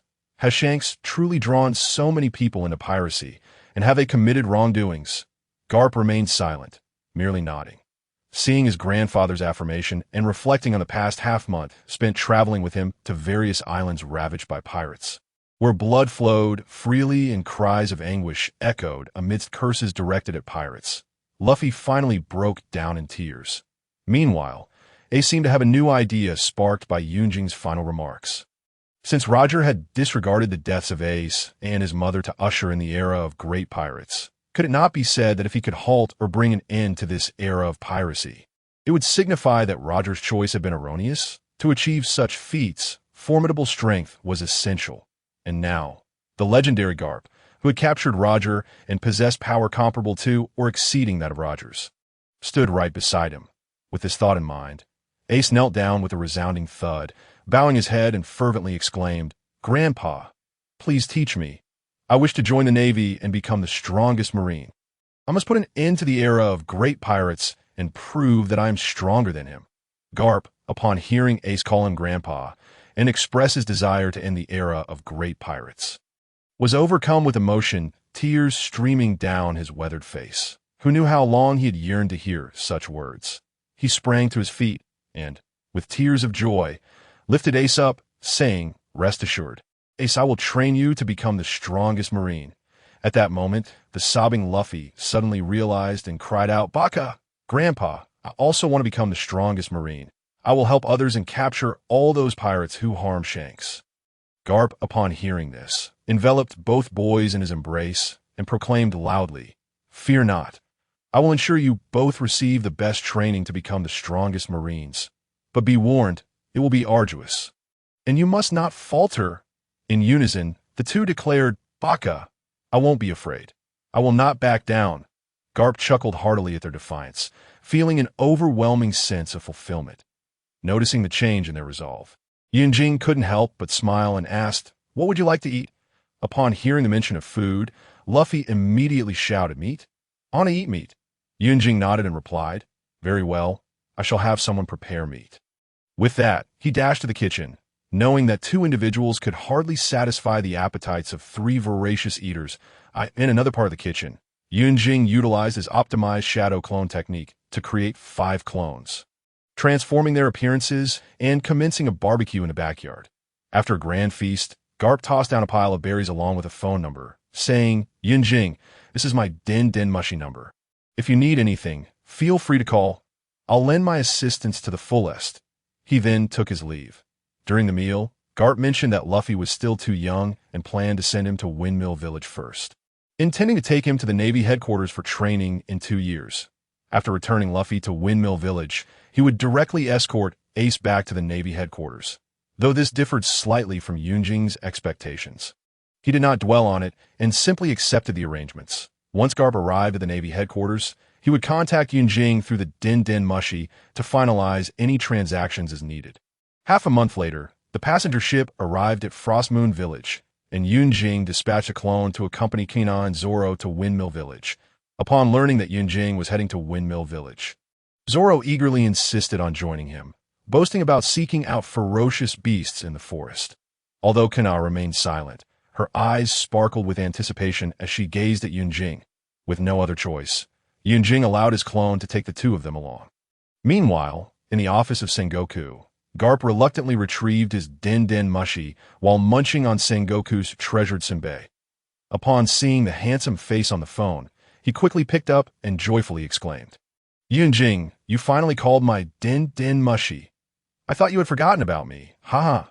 Yunjing, seated in a chair, observed Garp's exaggerated enthusiasm and took a step back before replying, "Mr. Garp, you have returned to Navy headquarters, correct?" Garp replied with certainty, "Of course, I'm currently indulging in Sengoku's precious senbei." Sengoku, overhearing Garp's boastful remarks, felt his blood pressure rise and shouted in anger, "Garp, you insufferable scoundrel! How dare you steal my treasured senbei and act so brazenly? Get out of my sight and cease interrupting my work." Garp, unfazed by Sengoku's reprimands, leisurely picked his nose and carelessly tossed aside the empty senbei bag, responding nonchalantly, "Sengoku, I brought my grandson along this time. He is an exceptional talent with boundless potential. He might just become a distinguished Marine admiral in the future. What does a little senbei matter?" Sengoku, taken aback, felt a wave of exasperation wash over him. Even more frustrating was the fact that Yunjing also seemed to share Garp's sentiment. However, such was Garp's unchangeable nature, and the two were on the verge of descending into an endless argument. Yunjing, concerned about the situation escalating further, quickly interjected, "Mr. Garp, I have a business proposal I would like to discuss with the Navy. Would you be interested in participating?" Garp, displaying a disinterested demeanor, shook his head and replied, "Business? Not my cup of tea. Sengoku is right beside you. Why not discuss it with him?" With that, he tossed the Den Mushy over to Sengoku and began rummaging through the office as if searching for something. Sengoku, burning with anger, momentarily suppressed his frustration, realizing that he might have the opportunity to discuss this so-called business with Yunjing, that he decided to focus his attention on Yunjing instead of Garp. Sengoku had developed a keen interest in this individual named Yunjing since Garp's return from Windmill Village, where he had incessantly spoken of Yunjing's exploits and how Yunjing had been of tremendous assistance to him. The Den Mushy transformed into Sengoku's likeness. Yunjing wasted no time and directly introduced himself. "Mr. Sengoku, greetings. I'm the merchant Yunjing." However, Sengoku astutely sensed that Yunjing's response was somewhat unusual. Typically, any ordinary merchant granted the opportunity to converse with an admiral of the Navy would not remain so composed. Despite his growing suspicions, Sengoku maintained his calm demeanor and replied, "Greetings, Mr. Yunjing. Might I inquire what items you wish to trade with the Navy? I must remind you that we are generally reluctant to accept common goods." Yunjing smiled and said, "Naturally, I come bearing something of great value. Otherwise, I would not seek out the Navy. I possess a type of pill, rich in nutrients, capable of significantly enhancing human physical capabilities. I wonder if Mr. Sengoku might have any interest. In this era, Influenced by Roger, an increasing number of individuals took to the seas as pirates, creating a tumultuous world. The Navy, tasked with upholding peace and justice, bore immense responsibilities and missions. To better fulfill this duty, they needed to continually bolster their strength. Thus, they would not overlook any items or medicines that could augment their power. Sengoku responded directly. The seas have become increasingly turbulent. We naturally cannot refuse anything that could enhance the Navy's strength. However, if the quantity is insufficient, it would be of little use to us. Yunjing chuckled. Rest assured, the quantity will not be lacking when it comes to the Navy. Then could you kindly elucidate the products you offer? Sengoku inquired, his eyes lighting up. Yunjing nodded and replied, certainly, I currently possess 3 types of pills: the essence pill, the refinement pill, and the conditioning pill. From my observations, the essence pill is effective for individuals below the rank of major. The refinement pill works well for those below the rank of rear admiral, while the conditioning pill remains effective even for those at the admiral level. After a pause, he continued, I must admit, I neglected to have Mr. Garp test them while he was present. Upon hearing this, Sengoku's mind stirred. If the essence pill was indeed as effective as claimed, it would be an invaluable resource for the Navy, considering that the majority of their personnel fell below the major rank. Enhancing the physical capabilities of these soldiers would significantly elevate the overall combat effectiveness of the Navy. Furthermore, the refinement and conditioning pills would target the core and elite forces of the Navy. If Yunjing's assertions were accurate, the Navy's dominance over the seas would soon be within reach. As for whether Sea King meat could enhance an admiral's strength, Yunjing speculated that it might, albeit to a negligible degree. After all, how could an admiral-level individual not continue to improve? Nonetheless, he was certain that the conditioning pill would be effective. Yunjing had previously inquired about the pills, noting that although the alchemical furnace used meat in their creation, it also absorbed a mysterious energy from the void during the process. Otherwise, how could such advanced pills be concocted solely for meat? The meat merely served as a catalyst to activate this energy. Sengoku, invigorated by this revelation, eagerly pressed, might I ask how many of these pills you possess? Yunjing replied without hesitation, 30,000 essence pills, 5,000 refinement pills, and 1,000 conditioning pills. Sengoku felt a pang of disappointment upon hearing this. While the numbers of the refinement and conditioning pills were relatively adequate, the scarcity of the essence pills was concerning. With the Navy's vast personnel, distributing these pills would result in each individual receiving a meager share. Thus, Sengoku cautiously inquired, might I know how many individuals these pills could adequately supply? He hoped this question would reveal Yunjing's capacity for supply and his willingness to support the Navy. Yunjing nodded, internally calculating, then slowly responded, based on the average person's physical condition, about 10 pills per day should suffice. Of course, the specific dosage will depend on individual absorption capacities. He was acutely aware that the physical constitution of individuals in the world of One Piece differed from that of the real world, thus necessitating a greater demand for the pills. Sengoku breathed a slight sigh of relief. In his view, this supply could at least cater to the elite training camps of the Navy. However, he still felt a tinge of regret, as the majority of Navy soldiers would remain deprived of the benefits these precious pills could provide. Sengoku then asked, may I inquire how often Mr. Yunjing can supply these pills? He sought a definitive answer to better arrange the Navy's training schedules and resource allocations. Yunjing smiled slightly and confidently replied, every day. Sengoku's eyes widened in astonishment, exclaiming, what? Every day? He could scarcely believe his ears that, in his mind, such miraculous pills could not possibly be available daily. This revelation exceeded his expectations. Sengoku had assumed that pills capable of enhancing an admiral's strength would require at least a year or more to produce even a single batch. Yet Yunjing informed him that they could be supplied daily, leaving him utterly astounded. In that moment, he realized that Yunjing was far from an ordinary individual. Excitement and anticipation flickered in Sengoku's eyes as he envisioned the future of the Navy. With Yunjing's support, they would possess greater resources to cultivate exceptional talent and enhance the overall combat power of the Navy. Furthermore, Yunjing's significance in Sengoku's mind had drastically increased. Yunjing, noticing Sengoku's astonishment, allowed a subtle smile to grace his lips as he softly remarked, "Is Mr. Sengoku concerned that the time frame is too short? Perhaps I should extend it a bit?" Upon hearing this, Sengoku's expression shifted, and he hastily waved his hand in response. "That would not be necessary. I'm simply curious about the pricing of these pills, that if they are too expensive, the Navy may struggle to afford them." As he spoke, he suddenly realized that his available funds were rather limited. Yunjing replied straightforwardly, "The essence pill is priced at 3,000 berries each, the refinement pill at 15,000 berries, and the conditioning pill at 200,000 berries each." Upon hearing these figures, Sengoku began to mentally calculate. Inwardly cursing, "Goodness, this amounts to nearly 2.6 billion berries, considering the military budget allocated by the world government to the Navy. After paying the salaries of the Navy personnel, there would scarcely be enough left to purchase these pills."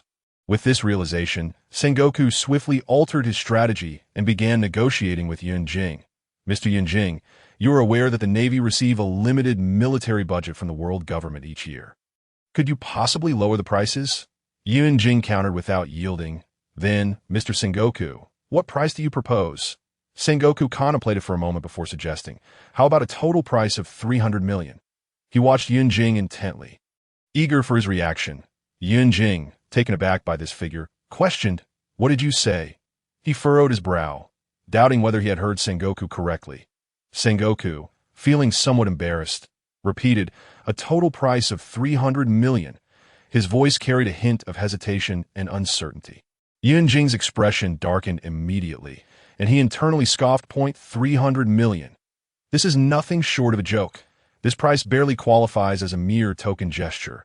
Far from my expectations." With a cold snort, he remarked, "It seems Mr. Sengoku is not particularly satisfied with this transaction, that if that is the case, let us abandon it. I am confident that many others would be interested in this deal." Sengoku, alarmed by this statement, quickly responded, "Mr. Yunjing, please hear me out.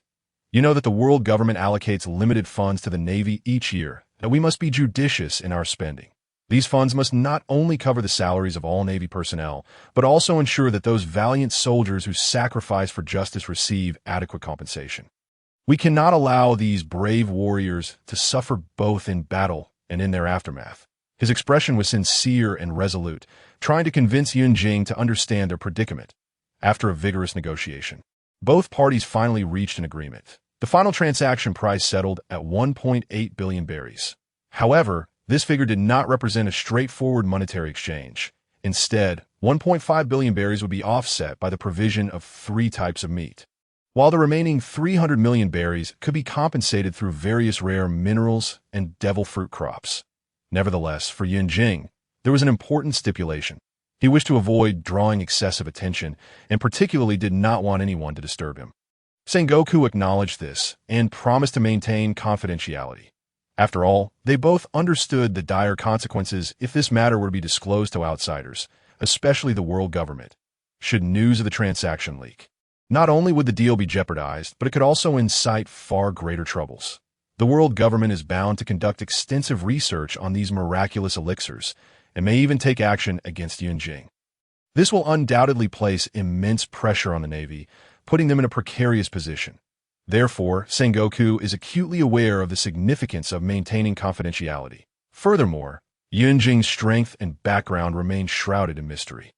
Should any conflict arise from this matter, leading him to ally with the pirates, the Navy would face even graver challenges in the future. Consequently, Sengoku has resolved to respect Yunjing's requests and to handle this transaction discreetly. Sengoku also proposed a request for inspection. Yunjing deemed this request reasonable, acknowledging that one must verify the goods before placing an order. He appeared rather nonchalant, suggesting that Sengoku could simply arrange for someone to come over. Thus, the transaction between the two parties reached a temporary conclusion. After hanging up the transponder snail, Sengoku immediately set about arranging personnel to gather intelligence on Yunjing. He pondered internally about who would be suitable for this task. At that moment, an obvious candidate, Garp, appeared before him. Without hesitation, Sengoku addressed Garp. "Garp, you must have heard the conversation just now. This matter concerns the future of the Navy. You are well aware of the government's tendencies. If we wish to resolve this issue, you will need to return to the East Blue for a while." Garp, rarely serious, nodded and then grinned, saying, Sengoku, this ISN me trying to slack off? I have official duties back home, which will give me time to properly train Luffy. Huh. Sengoku's expression turned icy as he retorted, you know you've been slacking off in the past. Garp felt a bit embarrassed by Sengoku's comment. He scratched his head and chuckled. Ha ha. Sengoku, don't be so serious. I was just joking. To Sengoku's face betrayed his displeasure. He glared at Garp and sternly stated, don't try that with me. Do you think I don't know what you're thinking? You're just looking for an excuse to be lazy. Let me tell you, even if you stay in the East Blue, you must clear out the pirates there to set an example for other seas. Upon receiving Sengoku's reprimand, Garp muttered, Sengoku, you can't wrongfully accuse me. I'm not slacking off. Besides, I'm also here to cultivate the next generation of the Navy. Sengoku snorted dismissively. Ignoring Garp, he picked up the documents on his desk and resumed his work.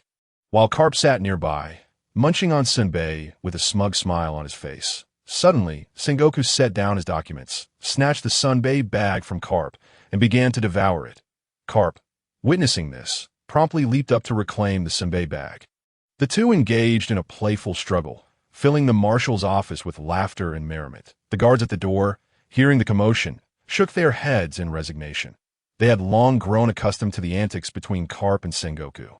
Each time Garp returned, such a farce would unfold in the marshal's office. While they found it somewhat exasperating, they couldn't help but acknowledge the warmth of the friendship shared between these two legendary figures. After finishing his call, Yunjing contemplated and decided to call Dragon. After all, if Garp remained here, it might affect the dealings with Dragon. It would be rather awkward if they happened to cross paths without prior notice. Another round of ringing ensued, and Dragon, who was handling official matters, answered the transponder snail, saying, Mr. Yunjing, what can I do for you? Yunjing replied directly, Mr. Dragon, I recently acquired a new client and wanted to inform you. So you won't be caught off guard if you happen to meet? Dragon, intrigued, responded, Oh, congratulations, Mr. Yunjing. May I ask who your new client is? Despite most individuals needing to venture out for hunting in the past 6 months, even he, as the leader, had to hunt sea kings. He was quite pleased with the rapid growth of his subordinate strengths. However, the fish near the White Earth continent were nearly depleted, forcing them to travel great distances for each hunt. Yunjing stated, The Navy. Dragon's pupils constricted, and he remarked, Then I must congratulate you, Mr. Yunjing. With the Navy as a trading partner, you are bound to reap substantial profits. I wonder about my share in this. Yunjing smiled reassuringly. Rest assured, my dealings with you, Mr. Dragon, will remain unchanged. Dragon sighed with relief. Although the Revolutionary Army opposed the Navy, he was, after all, a former member of it, and his ultimate rebellion was against the world government. If the Navy grew stronger, they might eventually free themselves from the government's grasp. After chatting a bit more with Dragon, Yunjing ended the call and proceeded to the training room to practice ninjutsu. Over the past few days, he had come to understand why the system categorized cultivation levels and combat power for mortals. The distinction between the two lies in the nature of techniques. One represents the transformative stages of life and realm, while the other encompasses all external means of combat. Thus, in the realm of Xiao, Ao, Jianghu, many pursue techniques, yet most remain confined within the realm of fundamental principles. The Pirate King and the world of Naruto are rife with superficial imitation, driven by an eagerness for quick success and a lack of cultural depth, which has led to a mainstream focus on the development of techniques. This bears resemblance to the philosophy of life cultivation found in Irenji Xia. Consequently, after practicing ninjutsu, Yunjing's combat power level grew rapidly. Host. Yunjing store level. 0 cultivation level. Pure level combat power level. City level. Initial city level advanced treasure points. 1126 anchored world. Xiao Ao Jianghu. Samlang Jiomu customer. Yue Buqun daily mall functions. Universal assessment. Automatic alchemy furnace. Training room. 3 lifestone. In truth, when Yunjing's treasure points reached 1,000, he contemplated purchasing a customer token for someone from the pirate world, be it the Navy or Dragon. However, he realized he was not yet invincible and deemed it unwise to do so. Lest he attract trouble, he decided to wait until his combat power reached star level before acting. He had a premonition that if the daily efforts in the Naruto world proved fruitful, He could optimize the Otsutsuki gene, making such techniques incredibly powerful, akin to programming codes, where everything becomes an object. Revising his thoughts, he concluded that mastering a powerful technique and inscribing its merits into his bloodline, gene, was entirely reasonable, especially in a world of immortal heroes. Meanwhile, after drifting at sea for 5 days with Zoro and Kuina, Yunjing had guided them in merging their chakra techniques. They arrived back at Windmill village and indulged in a feast at Makino's before heading to the storage of Uppu in Shirapu, where several boxes of medicinal herbs awaited them. They settled the payment based on the previously agreed amount. Following that, they ventured to the back mountain, where they occasionally spotted villagers gathering herbs as they delved deeper. Zoro and Kuina encountered a large wild boar, commonly referred to as a wild pig. Through their coordinated efforts, utilizing Kuina's Wado Ikamanji, the boar met a gruesome fate, ultimately succumbing to excessive blood loss. Just as the trio prepared to leave, they heard a commotion. Monkey D. Luffy swung over with his rubber arms. Spotting Yunjing, he exclaimed gleefully, "Hey, Yunjing, what brings you here?" The replicated Yunjing greeted Luffy.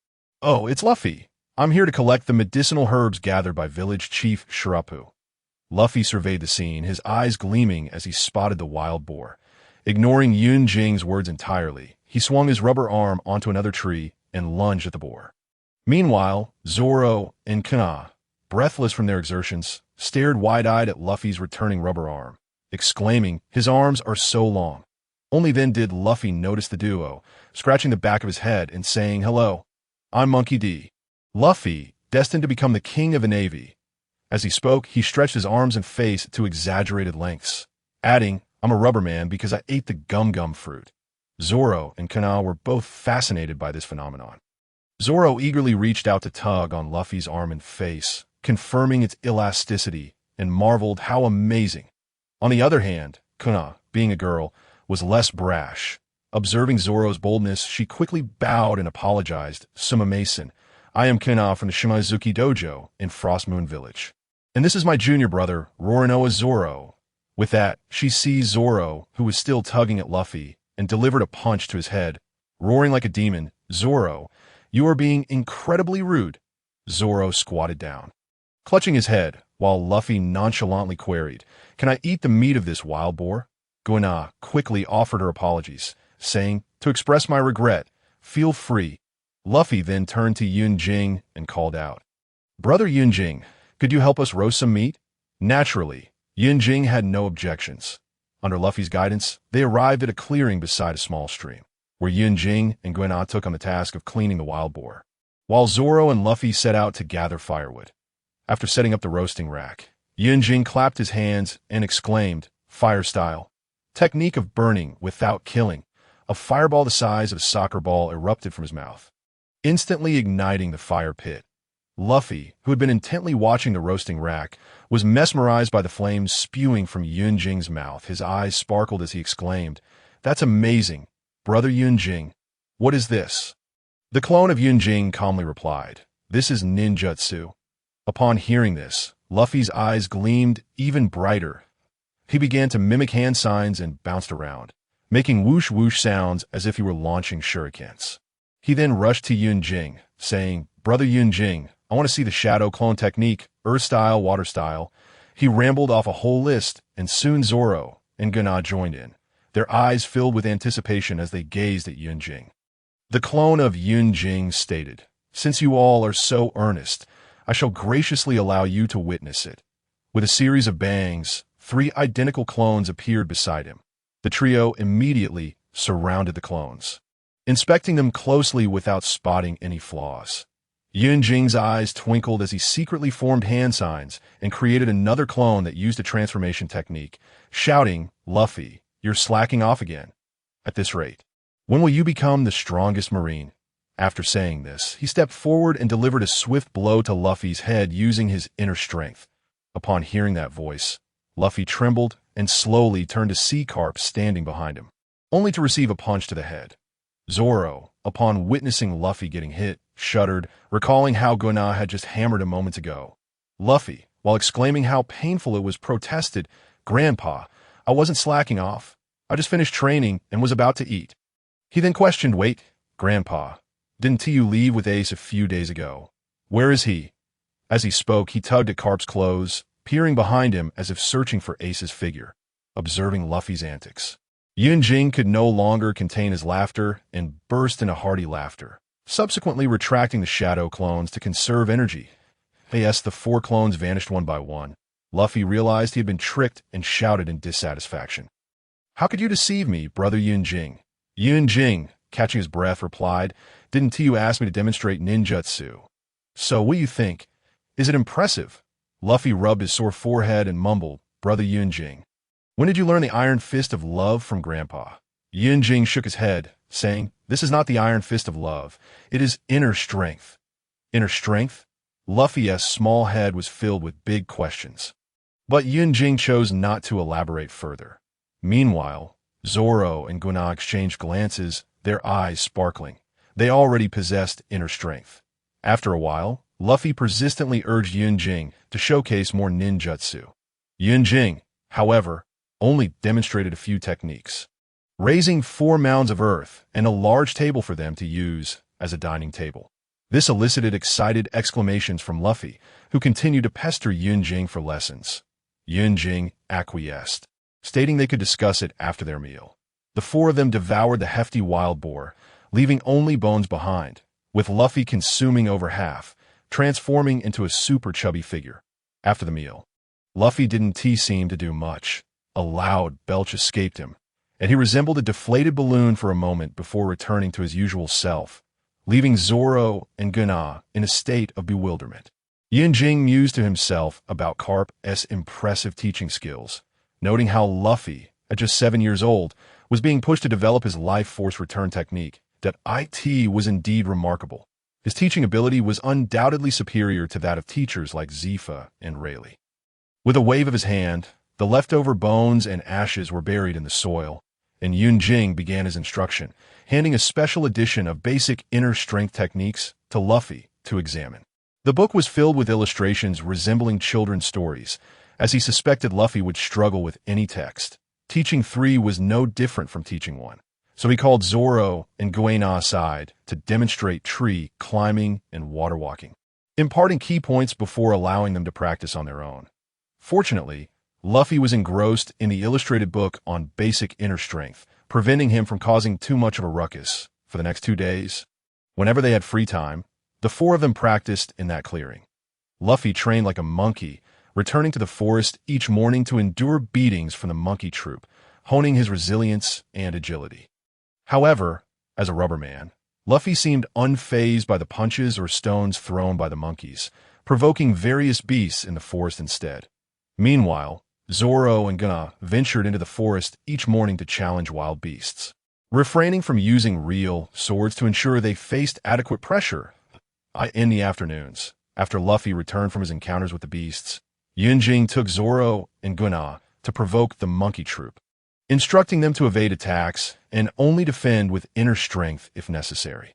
Observing the trio's antics, the monkeys chattered incessantly, clearly displeased after being taunted all morning without a moment's rest, seeing the training was proceeding as planned. Yunjing quickly returned to Windmill village to purchase an assortment of fruits, knowing these monkeys needed sustenance for their relentless labor. Without the rubbery physique, Zoro and Kuina were soon battered and bruised within 2 hours, at which point Yunjing intervened, using his soul capture technique to halt the monkeys' attacks. Seizing the opportunity, he left behind baskets filled with fruit imbued with body-enhancing properties before escorting Zoro and Kuina away.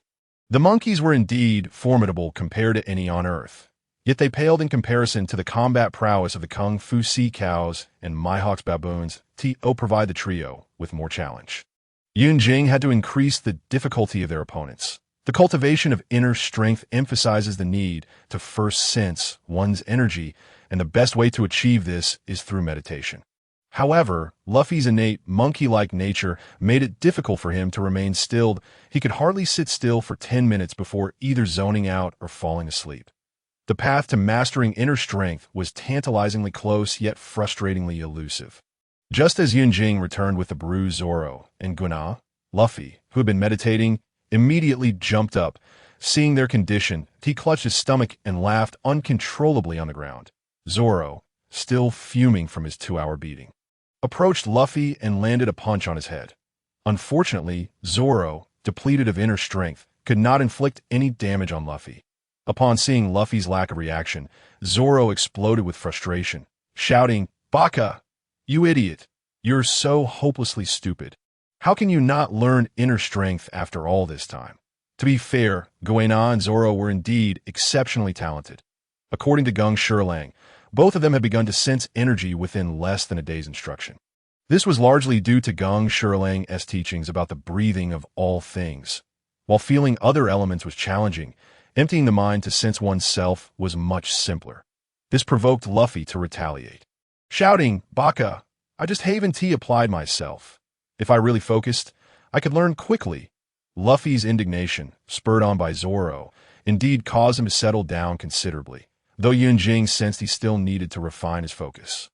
Since both the Shadow Clone and the original Yunjing shared the same storage space in the marketplace and could train independently, Yunjing opted not to return to Frostmoon Village by ship.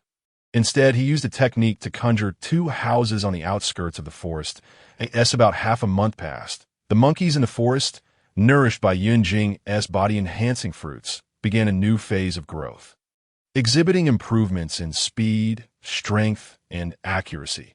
However, they could not compare to the collective progress of the monkey troop, which numbered over 100. Luffy, who had been consistently battered and bruised, found the situation increasingly overwhelming. Although the rubber fruit granted immunity to blunt force to some extent, Luffy's limited development and young age rendered him vulnerable. The enhanced troop made his challenges insurmountable. Fortunately, with Yunjing keeping watch, nothing severe occurred at Team Marine headquarters. Sengoku discreetly retrieved a batch of ore and an animal fruit from the storehouse, handing them to Garp, who then traversed the Red Line to enter the East Blue. Along the way, he dispatched several pirate crews that dared to surface, ultimately arriving in Frostmoon Village. Upon seeing Garp's arrival, Yunjing wasted no time and immediately tossed out 3 vials, introducing the elixirs to him. Kapu wasted no time in handing the other 2 varieties to Bolt, instructing him to experiment with them. He then poured out a practice elixir and consumed one himself. After a brief warm-up in the backyard, Kapu set his sights on Yunjing. Utilizing his observation haki, he scanned Yunjing. Yet, just like Dragon, he found the individual standing right before him completely undetectable. Unlike Dragon, Kapu directly inquired, "Yunjing, my boy, why is it that I cannot perceive you with my observation haki?" Yunjing, taken aback by this revelation, pondered for a moment before replying, "Just consider it my unique ability. Are you eager to test your strength against me?" Kapu let out a hearty laugh and responded, "Did you not mention that consuming this elixir enhances training? I believe that the ultimate form of training is combat, and with no one else around, who better to challenge than you?" Before departure, Sengoku had given his instructions, and this is the perfect opportunity. Yunjing, too, was inclined to assess his current abilities, having been diligently training, although he possessed the combat experience from Yue Buqun and the system panel. The world of One Piece differed significantly from that of the smiling proud wanderer, rendering much of that experience somewhat limited. Presently, the inn where Yunjing resided bore a resemblance to a marketplace. While he was not yet omnipotent, he could achieve a portion of what the Academy of Super Gods could do, such as subtly altering the parameters of his backyard to transform it into a vast arena. Kapu sensed a change in the surrounding environment, and just as Yunjing declared, "All right," he chose not to dwell on it. Instead, his demeanor shifted, the amiable aura dissipating, replaced by a grave intensity. Noticing that Yunjing remained motionless for an extended period, Kapu called out, "Boy, do you expect an elder like me to make the first move?" Yunjing, no longer observing, swiftly unleashed several waves of sword energy directed at Kapu. Upon witnessing the incoming sword energy, Kapu erupted into laughter, exclaiming, "I did not realize you were a swordsman, Yunjing. Yet, where is your sword?" With that, he effortlessly dispersed the sword energy with a single punch. Yunjing activated his floating shadow technique, rapidly closing the distance to Kapu, a sword suddenly appearing in his hand, its blade emanating a fierce light. Kapu, with lightning reflexes, swung his iron fist at an astonishing angle, colliding with the sword's edge. producing a resounding metallic clash that echoed throughout the arena. Yun Jing executed a barrage of sword techniques aimed at Kapu, although Kapu was unable to utilize his observation haki at that moment. His years of combat experience allowed him to counter each attack while loudly proclaiming, "Boy, this level of assault is insufficient." Yun Jing, upon hearing this, felt a surge of determination as he rapidly channeled his innate cultivation technique, unleashing even more formidable sword energy towards the openings revealed by Kapu's movements. Kapu, feeling a faint sting all around him, laughed heartily. "Now you're beginning to show some promise, Yun Jing. Come, let me test your mettle." Yun Jing danced across the arena with an ethereal grace, resembling a specter as his sword transformed into a silver tempest, spinning at an incredible velocity and cutting through the air with unmatched sharpness. The internal energy from his innate cultivation surged within him, imbuing each of his strikes with immense power. Kapu, resembling a furious sea beast, unleashed his iron fists like thunder, each blow carrying devastating force that seemed capable of shaking the very heavens, causing the entire arena to tremble beneath his might. Their battle escalated into a nearly frenzied state, their movements so rapid that they became almost indistinguishable, leaving only blurred afterimages in their wake. The interplay of sword light and fist wind intertwined upon the arena, creating a breathtaking tableau, each clash threatening to rend the fabric of the stage itself. Suddenly, with a resounding crack of thunder, Yun Jing's figure flickered and appeared behind Kapu, his sword aimed directly at his back. Kapu, quick to react, executed a spinning kick at an improbable angle, diverting the sword's trajectory just in time. Following this, his iron fist descended heavily upon Yun Jing's chest. Yun Jing activated his primordial golden body, staggering back a few steps yet refusing to fall, resolutely gripping his sword and charging once more at Kapu. Kapu, shaking his wrist, laughed heartily. "Boy, your mastery of armament haki is commendable." With that, he propelled himself forward, their clash reaching a new zenith, their movements more rapid and their attacks increasingly ferocious. The entire arena quaked beneath the intensity of their combat, as though it might collapse at any moment. Yun Jing, while wielding his sword, employed the Dugan 9 swords to dissect Kapu's movements, seeking any vulnerabilities. Regrettably, Kapu's honed and refined haki rendered him seemingly impervious to flaws. Yun Jing realized that his current strength was still insufficient. Even with an advantage, it would be of little use in yet another clash. A sudden crack echoed as Yun Jing's relatively sturdy sword shattered under the relentless barrage of Kapu's punches. In that fleeting moment of distraction, Kapu seized Yun Jing's left hand, wrapping it in haki. Capitalizing on this, Kapu leaped and executed a seafloor drop, sending Yun Jing hurtling downward, the tremendous force of the impact creating a gust that ravaged the ground beneath them. As Kapu relinquished his grip, Yun Jing swiftly redirected his internal energy, vanishing in an instant, leaving only a tree stump in mid-air. Simultaneously, he reappeared on the ground, the kinetic energy from his fall carving a deep trench into the arena. Concealed by the dust and debris, he formed several hand seals and invoked the water release, grand waterfall technique. His internal energy surged towards his mouth, unleashing a torrent of water that surged towards Kapu. Attempting to ensnare him, boom, the sudden water assault caught Kapu off guard. However, he soon discerned that the binding force of the water was weak and, using his observation haki, realized that the water sphere's density was not as formidable as he had anticipated. Thus, Kapu crouched and activated Jeppo, effortlessly breaking free from the water's grasp. Just as he exited the sphere, a massive fireball appeared beneath him, spinning in alarming velocity as it hurtled toward him. In a moment of urgency, Kapu enveloped himself in armament haki, bracing for impact. His already damaged shirt from the earlier confrontation with Yun Jing was now reduced to ashes, revealing his muscular chest, glimmering faintly beneath the protective aura of haki.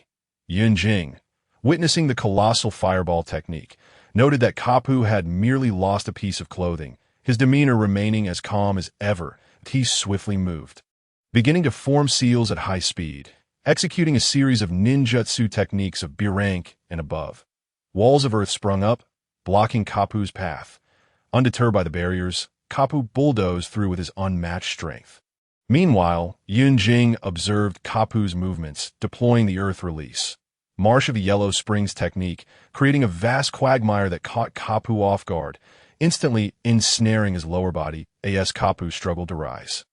Yunjing swiftly formed seals and struck the ground with force. From his hands erupted a brilliant surge of electricity, the lightning release, land walking technique, shooting forth like a bolt of lightning toward Kapu. Kapu, with remarkable agility, quickly enveloped his hands in armament haki and struck the ground with tremendous force. The earth shattered beneath him, generating a powerful shockwave that collided with the incoming current. Yet, this wave of electricity held fast for less than a second before dispersing into countless tiny arcs of lightning, scattering in all directions, while the shockwave surged toward Yunjing. In the face of this onslaught, Yunjing remained unfazed. He deftly lifted his right foot and gently tapped, summoning the Earth Release, Earth Wall technique, erecting 5 solid earthen walls that firmly withstood the shockwave's force. Simultaneously, he propelled himself backward, widening the distance between himself and Kapu. With renewed resolve, he formed seals once more, releasing a shadow clone technique. Following this, both he and the clone simultaneously formed seals and shouted in unison, Fire Release, Dragon Fire Technique, Wind Release, Tornado, Combined Ninjutsu, Fire Dragon Tornado. In an instant, the fierce flames intertwined with the howling tornado, forming a colossal fire vortex. This fiery cyclone, with astonishing speed and might, enveloped Garp, who had just leaped out of the mire, propelled by sheer force into the air. The searing flames mercilessly scorched everything in their vicinity, even the water stains left by the previous water technique, causing them to sizzle and release rising steam. Suspended in midair, Garp gazed at the circle of fire, his eyes sharp as a hawk's. Seemingly unfazed by the intense heat, he raised his right leg high and struck down with tremendous force, as if to cleave the void itself. With his technique, Gale Foot, Vacuum Slash, a powerful wave of vacuum energy surged forth, cleaving the wall of flames before him as easily as if splitting bamboo. Garp adeptly stepped forward, gracefully leaping out of the fiery ring.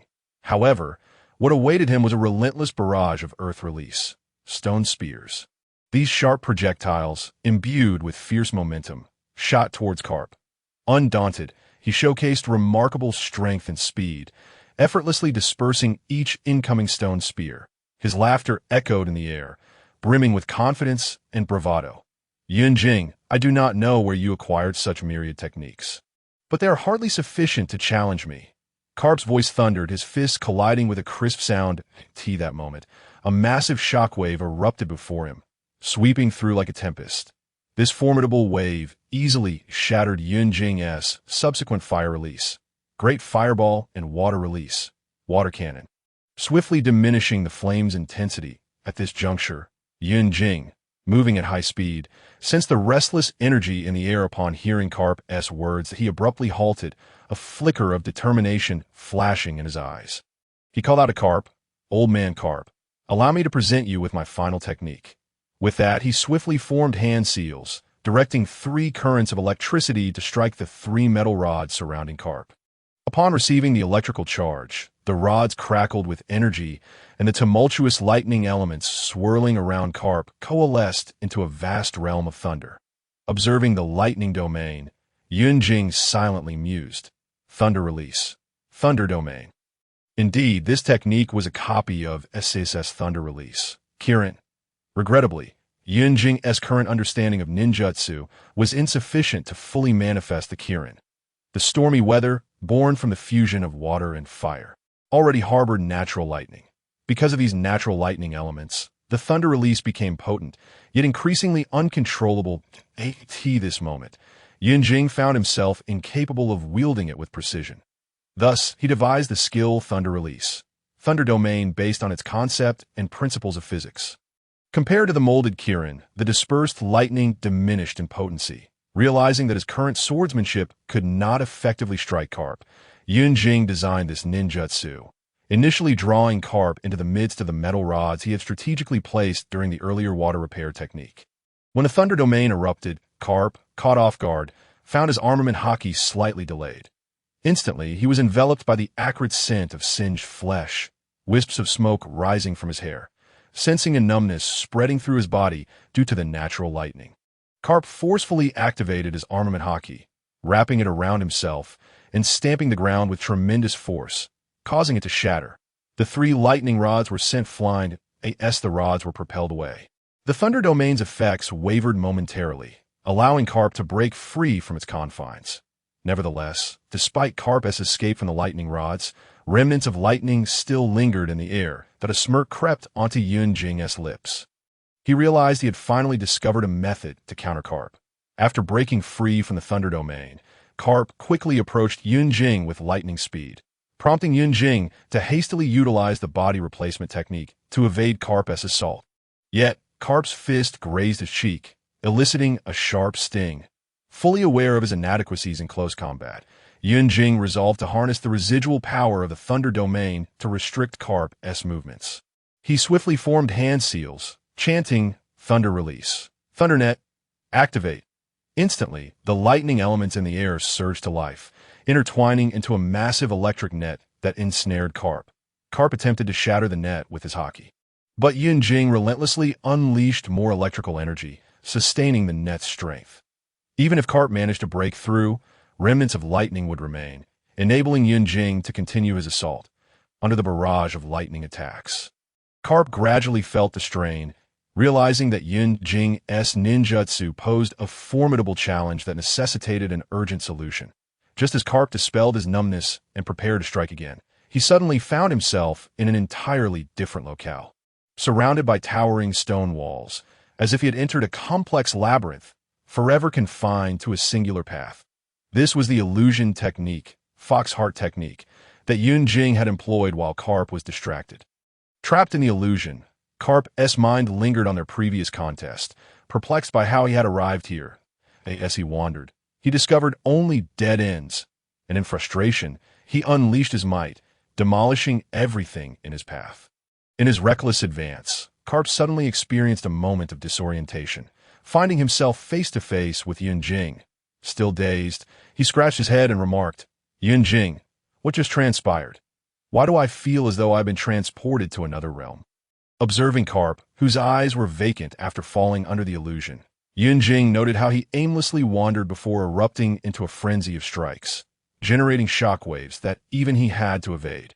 Yet, after a few swings, Yun Jing's mental energy surged, and the illusion was violently shattered by Garp. Regaining his senses, Garp rubbed his head, posing his earlier question. Yun Jing promptly interjected, "That was an illusion. Now, old man Garp. This sparring session concludes here. He waved his hand to restore the backyard. He pondered the effectiveness of illusions in the world of One Piece, realizing that most individuals lack the capacity to resist them, save for those endowed with the Conqueror's haki. Garp, recognizing Yun Jing's disinterest in continuing the duel, gradually subdued his own fervor and fighting spirit. Although their engagement had been brief, Garp had sustained minor injuries but experienced minimal fatigue, save for the considerable drain on his armament haki. After a moment of composure, Garp utilized Life Return to replenish his stored energy, mending his wounds while attuning himself to his condition. He noted a slight enhancement in his physical prowess, albeit marginal, yet superior to the effects of consuming a plethora of Sea King meat without result. Most importantly, he felt a sense of relief enveloping his body, now at the age of 66. Garp had not witnessed a significant increase in strength for some time due to the passage of years. Having initially approached the consumption of the pills with skepticism, he was pleasantly surprised by the tangible improvement. Erupting into hearty laughter, "Yun Jing, this pill of yours works wonders." In truth, for Garp, the primary effect of the body refinement pill was not merely to enhance his physique, but rather to reactivate his body, granting it the potential for renewed growth. His misconception regarding the pill's actual effects had led to his perceived increase in strength. Yun Jing, brimming with pride, replied, "Of course, my reputation is impeccable with swift dexterity." He summoned 2 clones and retrieved a barbecue grill along with fresh meats, skillfully commencing the grilling process. Although the battle had not been lengthy, the expenditure of energy was considerable, while the pills could swiftly replenish energy. Nothing could compare to the delectable savor of grilled meat. Having been wholly focused on the battle, Karp had given little thought to other matters. Now, witnessing Yun Jing employing the shadow clone technique once more, curiosity surged within him. He exclaimed, "Yun Jing, what kind of devil fruit did you consume? How do you possess such an array of abilities? You previously utilized water, fire, lightning, earth, and wind, not to mention the clones and that technique that sent me into a maze." Upon careful reflection, Karp found the situation utterly absurd. What kind of devil fruit could possibly bestow such a plethora of abilities? In the midst of assisting with the preparation of ingredients, Yun Jing casually tossed an item to his clone and, with a fleeting thought, remarked, "Just consider that I have consumed a paramecia-type fruit and a trading fruit. The technique I just used was a ninjutsu obtained through a transaction with an individual who claims to be a ninja." Ninjutsu? Karp pondered, recollecting his encounters with the ninjas from Wano country, who possessed far fewer techniques than what Yun Jing suggested. Throughout his life navigating the seas, Karp had encountered Wano-esque ninjas, most of whom only knew the art of escape. It was inconceivable that they wielded such offensive capabilities. Upon hearing Karp's words, Yun Jing couldn't help but chuckle inwardly. Realizing that the old man wasn't entirely foolish, he shook his head, dismissing Karp's assumptions, and clarified, "The ninjutsu I possess is not akin to that of Wano. Rather, it was acquired through a transaction with a self-proclaimed ninja from a place called Konohagakure. By the way, Karp, what do you think of my current strength?" Karp stroked his chin, contemplating for a moment before responding. "Disregarding your inability to be sensed by observation haki, you should possess the strength of a vice admiral, coupled with the advantage of being undetectable. Even if Kuzan and Sakazuki were to act recklessly, they would likely find themselves at a disadvantage against you. However, if they were to foresee your unique traits and prepare accordingly, you might as well brace yourself for a thorough beating." Upon hearing Karp's assessment, Yun Jing raised an eyebrow, gaining a sense of confidence, yet couldn't he help but lament, "Indeed, I have achieved considerable strength. However, my refinement of techniques still leaves much to be desired. Otherwise, with my current arsenal and being on par with Karp, defeating him should be a trivial matter." At that moment, Yun Jing was filled with introspection. Despite possessing formidable power, he was acutely aware of his numerous shortcomings that required improvement. Particularly in the realm of technique cultivation, he understood that only through relentless effort could he truly ascend to the ranks of top-tier warriors. Karp mused to himself, "What on earth is this trading fruit? I've never heard of any pirate utilizing such a thing. Could it be that this young fellow has discovered a novel application? I'll have Sengoku investigate this later," as the two engaged in their casual banter. Their gazes remained fixated on the roasting meat. Just as they awaited the dish, Karp's aide, Bogart, arrived, carrying a large box accompanied by a throng of people, guided to the backyard of Yun Jing's establishment. Upon approaching, Bogart seemed to have anticipated Karp's predicament, promptly handing him a naval uniform. He then turned to Yun Jing and stated, "Mr. Yun Jing, the pills you provided are remarkably effective. Here is our payment. When might we proceed with the transaction?" As he spoke, he gestured for the box to be placed down and opened it to reveal a devil fruit within. Yun Jing waved his hand, and several boxes appeared beside him, filled with 3 types of elixirs. The moment he caught sight of the devil fruit in Bogart's hand, his attention was immediately diverted from the meat. Name: Inu no Mi. Model: Sled Dog category. Zoan value: 1,500 treasure points. Goodness: a demolition expert. But is this value not a tad too low? Only 150 practice pills in exchange for one. Yun Jing pondered at that moment. The system chimed in, cautioning him not to underestimate the value of practice pills. Given the numerous flaws of this devil fruit, its price was already quite justified. Yun Jing merely scoffed, acknowledging that the price was acceptable. Otherwise, he would find himself unable to afford it with his daily dealings with Yue Buqun.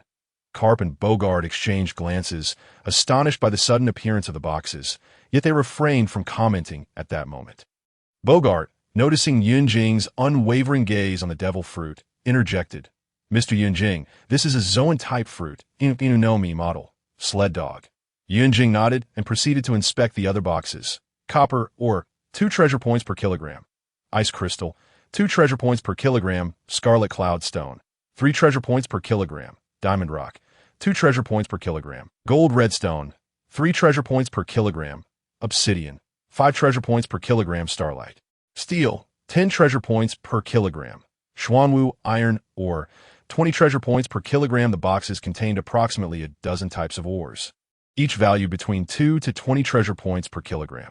According to Bogart's explanations, each ore weighed around 100 kilograms, totaling approximately 150 million, equivalent to the devil fruit's value, amounting to a total of 300 million.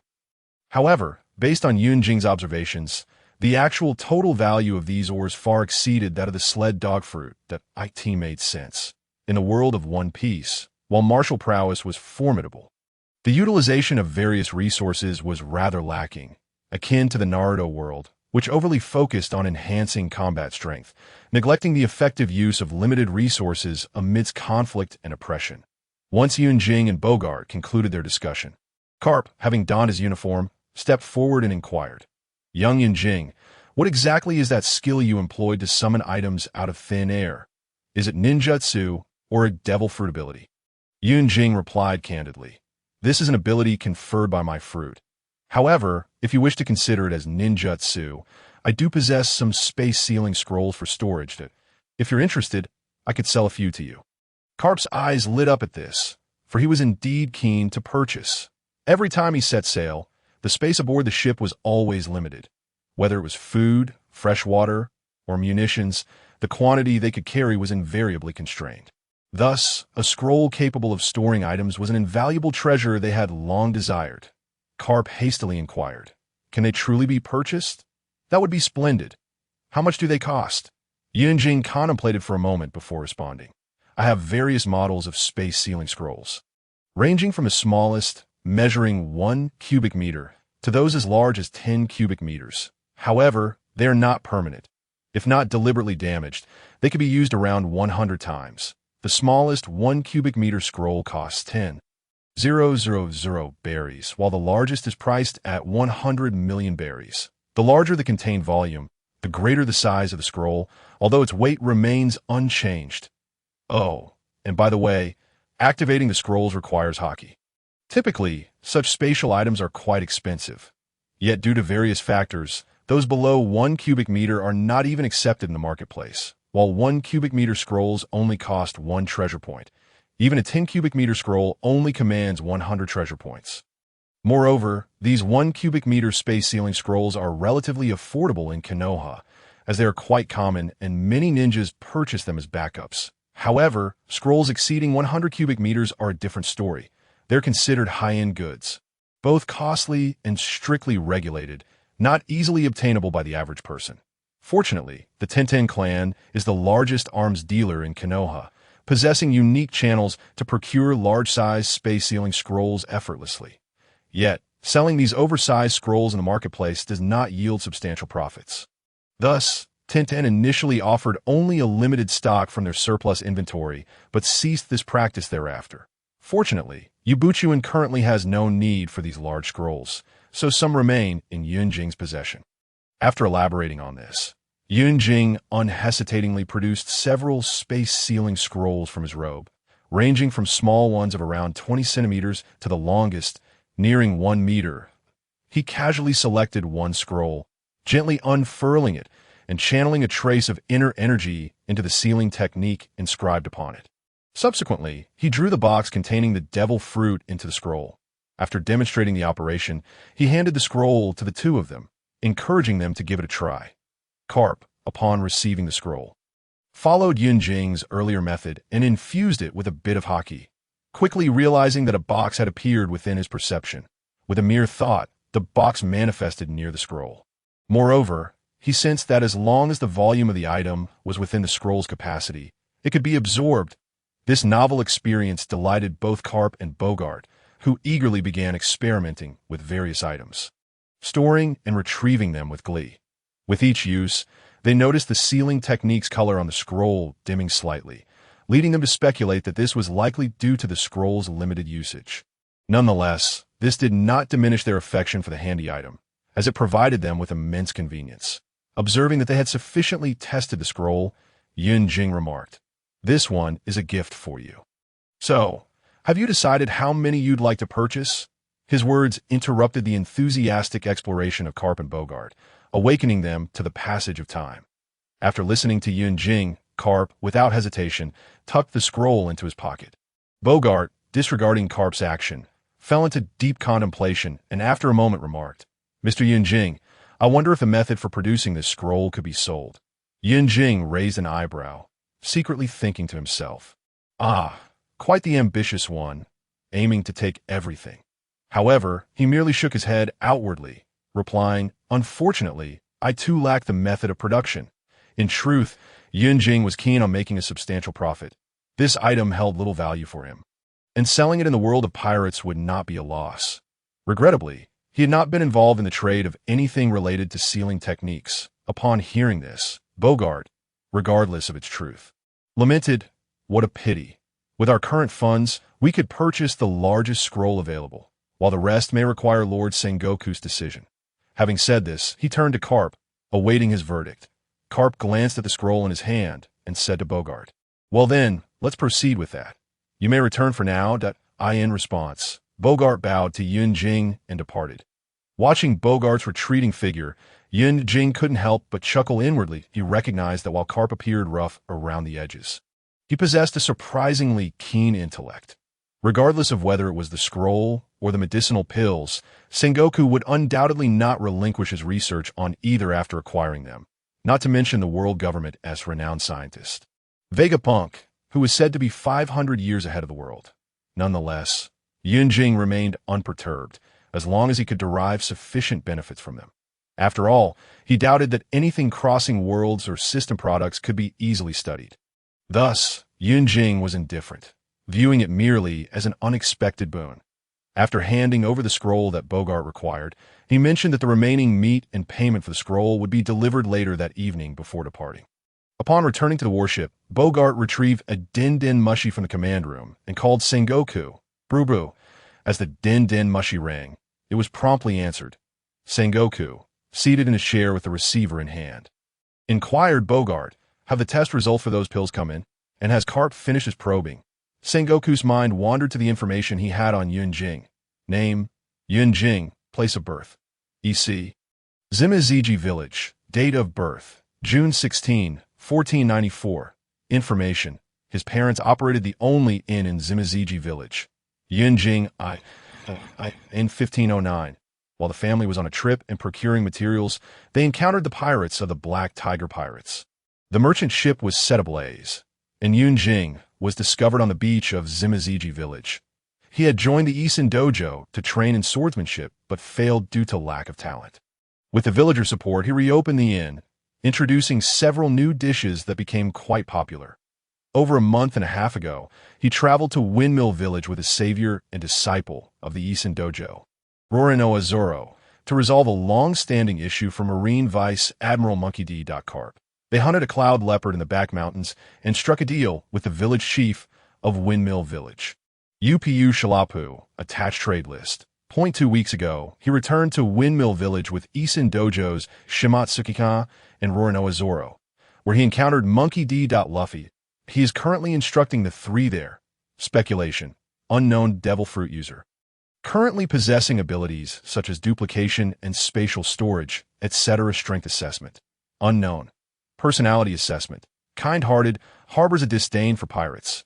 Yun Jing is indeed impressive.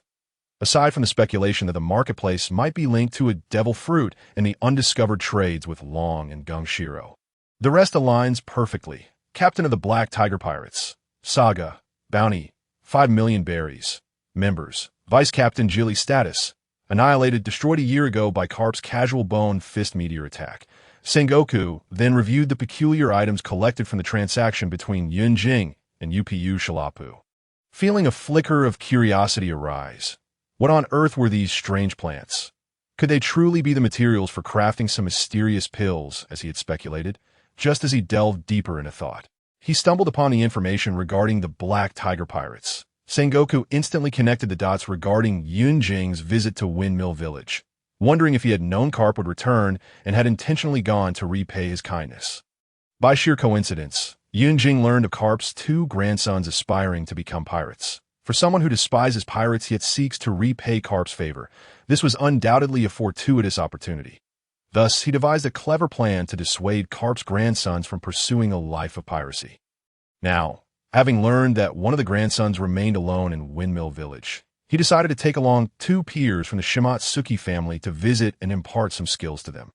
Though unaware of Yunjing's exact abilities, his effortless defeat of the Cloud Leopard without a scratch indicated that his strength should not be underestimated. Reflecting on this, Sengoku couldn't help but sigh softly. Xiaomi Gua, had you still been alive, perhaps you could have become good friends. Bogart took a deep breath, organized his thoughts, and replied, Lord Sengoku, the efficacy of the body refinement pills has been tested, and the results exceeded our expectations. Even Vice Admiral Garp has acknowledged that these pills can indeed enhance his strength. Upon hearing this, Sengoku was momentarily taken aback, his breath hitching for a moment. He and Garp were contemporaries, both excelling in martial arts. However, with the passage of time, their physical prowess had long since plateaued. Years of training had merely served to maintain their existing levels.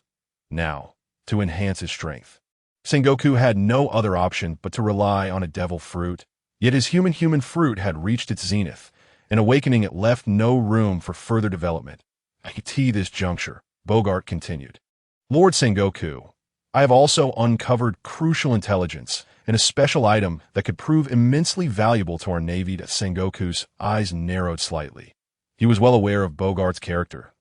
If not for his exceptional abilities, he would not have been entrusted as Garp's aide. What information do you have? And what is the item, along with its cost? Bogart answered, Mr. Yunjing possesses Ninjutsu. The item is called a spatial sealing scroll, which functions similarly to a paramecia-type fruit, the castle fruit, allowing for storage. The maximum storage capacity is currently 1,000 cubic meters. Moreover, according to Mr. Yunjing, the method of crafting this scroll appears to be related to ninjutsu. Upon hearing the terms ninjutsu and scroll, Sengoku's mind immediately conjured the image of Rei Eyes, a ninja from Wano country, a retainer of Kazuki Odin and one of the 9 red scabbards, previously hailed as a genius ninja of the Odin family.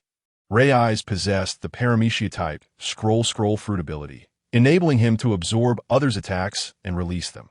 Sengoku couldn't help but draw parallels between Yunjing's ability to appear in 2 locations at once and the ninjutsu information he had previously gathered about Rei Eyes.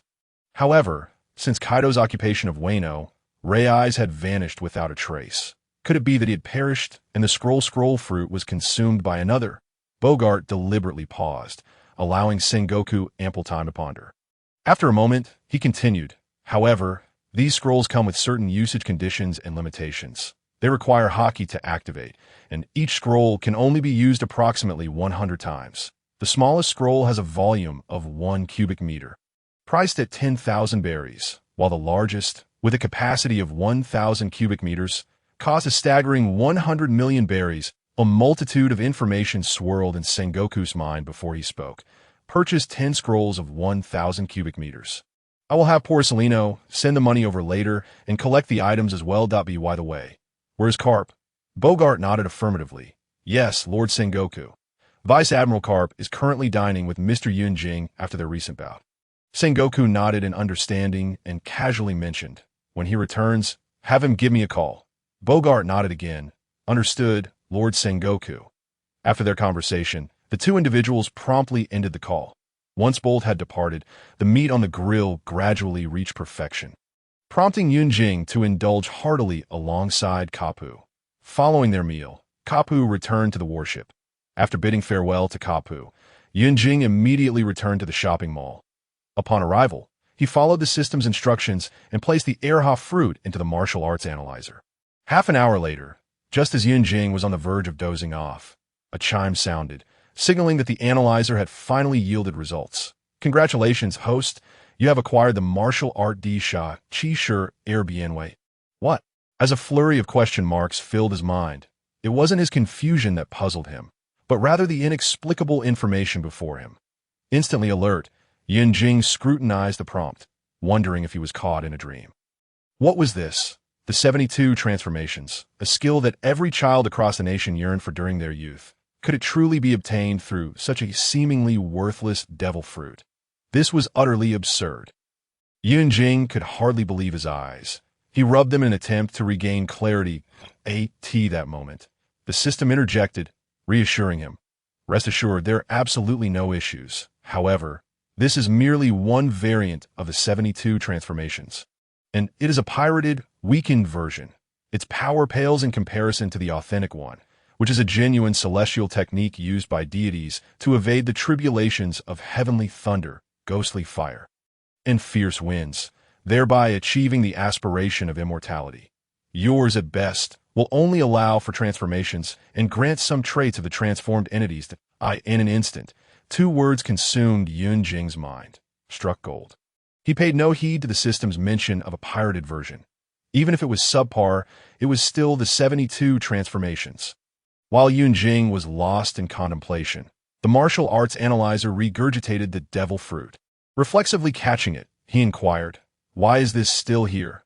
The system replied, "I merely extracted some information contained within the fruit." Suddenly, Yunjing pondered a pressing question. Can the side effects of this fruit be mitigated? The system responded, "Indeed.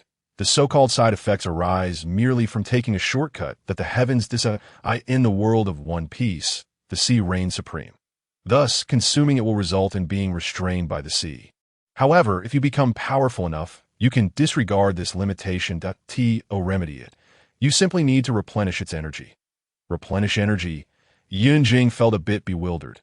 Observing the host's perplexed expression, the system sighed and elaborated. To properly cultivate the 72 transformations, 2 essential conditions must be met.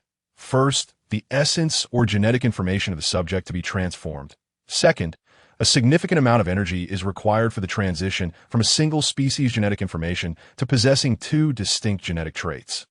This devil fruit is, at its core, an ordinary fruit that merely exhibits an extraordinary appearance after being tainted by different genetic information.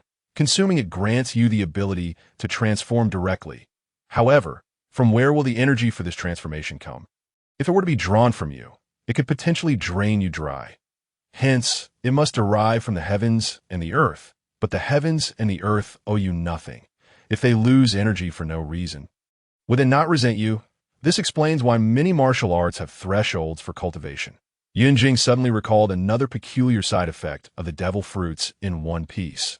One cannot consume 2 fruits, or it would result in an explosion. Yet Blackbeard Marshal D.Teach could consume multiple fruits. He posed this dilemma to the system. The system replied directly, "Consider this. If a thief breaks into your home and steals a multitude of items, and due to various constraints you are unable to punish him, you can only issue a wanted notice based on the thief's sole information, that if you then discover the thief returning for a second time, would you not strike him down?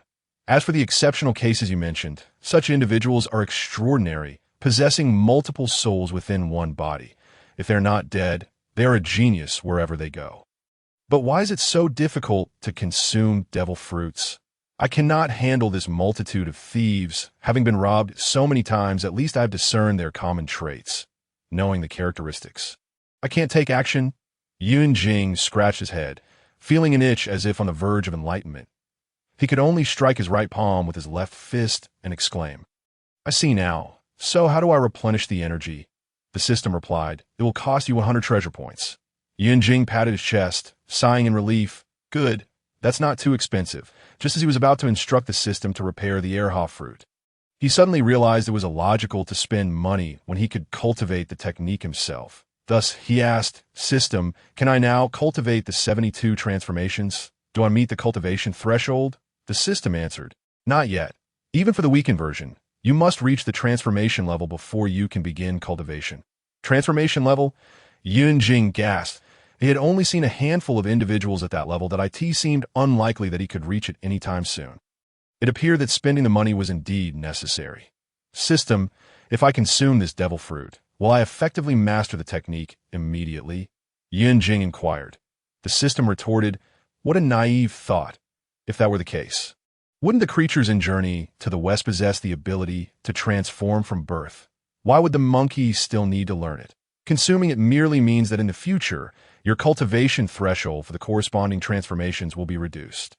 If you eat this devil fruit and then practice the 72 transformations, it would be akin to stepping into the door directly As your familiarity with this form increases, so too will your mastery. There are additional benefits. You can cultivate without restrictions and do so slightly faster than those who only practice the technique. Initially, Yunjing was indifferent, believing that as the system's host, he could resolve the entry issue of the technique through expenditure. However, upon hearing the last remark, he waved his hand decisively. "Repair it for me." His account balance instantly decreased by 100 points, and the devil fruit in his hand underwent subtle changes. Yunjing couldn't quite articulate it, but he felt a sense of allure emanating from it.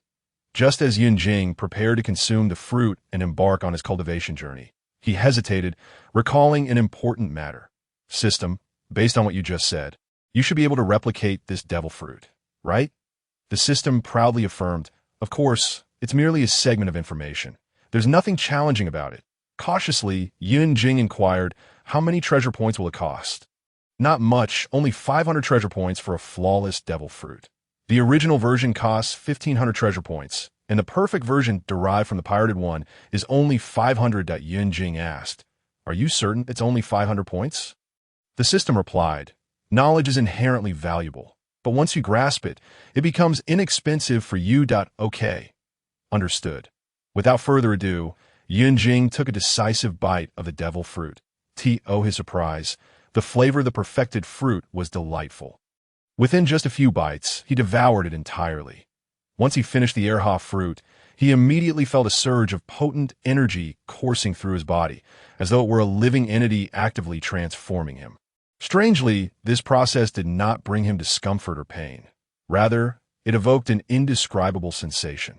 This feeling left Yunjing somewhat bewildered, yet he understood that he could only wait and see what would ultimately transpire. After a brief moment, the transformation finally concluded, and a peculiar awareness flooded Yunjing's mind, as if a switch had been flipped. Following this newfound sensation, he discovered that his perspective had dramatically lowered, and everything around him appeared unfamiliar. It dawned on Yunjing that he had transformed into an Erha and was now seated on a chair. Although he possessed immense capabilities in the shopping mall, he found it challenging to reconcile this perspective with his human habits. Consequently, he sought out a mirror to witness his current form. Upon gazing into the mirror, he was momentarily taken aback that a striking black and white Erha with pristine fur sat quietly, eyes reflecting a mix of confusion and bewilderment. This Erha was none other than himself. Before the atmosphere could turn awkward, Yunjing swiftly removed the mirror, leaped off the seat, and endeavored to adapt to the sensation of walking on all fours. Surprisingly, due to the genetic modifications, Yunjing felt no sense of unfamiliarity, as if he were innately a Siberian husky. Suddenly recalling something, he opened his panel. Host. Yunjing store level. 0 cultivation level. Immaculate peak combat power level. City level national level treasure points. 1236 anchored world. The smiling. Proud wanderer. 3 brothers saving their mother world token. 0 customers. Yue Buqun daily mall functions. Universal appraisal. Fully automatic alchemy furnace. Training room. 3 lifetime stone. The cultivation level remained unchanged, yet his combat power had ascended from city to national level. In his beastly form, Yunjing examined his inner strength and discovered that he could still harness it. However, being in the grand hall made experimentation inconvenient, prompting him to head straight to the training room. In his beast form, he first attempted to operate the primordial transformation technique. Yunjing found it rather peculiar, as he distinctly sensed that the meridians of his beast body differed from those of his human form. Nevertheless, once he initiated the technique, he was indeed able to utilize it. After much contemplation without resolution, he resolved to seek assistance from the system. To his astonishment, the omnipotent system merely responded, "Everything is within the rules," and fell silent thereafter. Irritated, Yunjing cursed the riddle maker. Yet he dismissed it, thinking it sufficed that he could still use his abilities. After a meticulous series of tests, Yunjing marveled at the undeniable prowess of the Zoan-type devil fruit. Although ordinary Zoan-type users did not exhibit particularly remarkable traits, the enhancement of bodily functions post-transformation endowed him with formidable survival and recovery capabilities that were truly astonishing. Upon transforming into his beast form, Yunjing joyfully discovered that his physique had undergone significant changes. His sense of smell had become extraordinarily acute, enabling him to easily detect subtle scents in his surroundings. His strength had seen a tremendous boost. As if boundless energy surged through his arms, his stamina was unparalleled, allowing him to feel capable of fighting tirelessly for an entire day. And his recovery rate had become exceptional, healing swiftly even from injuries. With a markedly accelerated restoration of his inner strength. All these changes left Yunjing in awe, affirming that the body indeed is the foundation of all. Initially, his primordial transformation technique had already endowed him with considerable power due to the rapid recovery of his inner strength. However, under 20 times gravity during training, he always felt constrained, unable to fully unleash his potential. Yet now, in beast form, 20 times gravity seemed but a trivial challenge, devoid of any sense of restriction that it was only upon attempting 25 times gravity that he felt the pressure return. Even so, he was able to endure longer training sessions, as if endowed with a continuous source of strength. After experiencing the formidable capabilities of his beast form, Yunjing resolved to try out his hybrid human-beast form. Upon successfully transforming, he eagerly sought out a mirror to behold his new appearance. Standing before the mirror, he was astonished to find that his height had surged from approximately 1.90 meters to nearly 3 meters. His visage bore some resemblance to Inuyasha, yet distinctively, his fur displayed a striking black and white pattern, prompting Yunjing to muse that if he were even more handsome, he might rival the readers captivated by the screen. Moreover, compared to the human-beast forms in the world of One Piece, Yunjing's hybrid form was notably unique, appearing more anthropomorphic rather than retaining excessive animal features. He tested his abilities further and found that his hybrid form was indeed significantly stronger than his human form, though it still lacked a bit in both strength and recovery.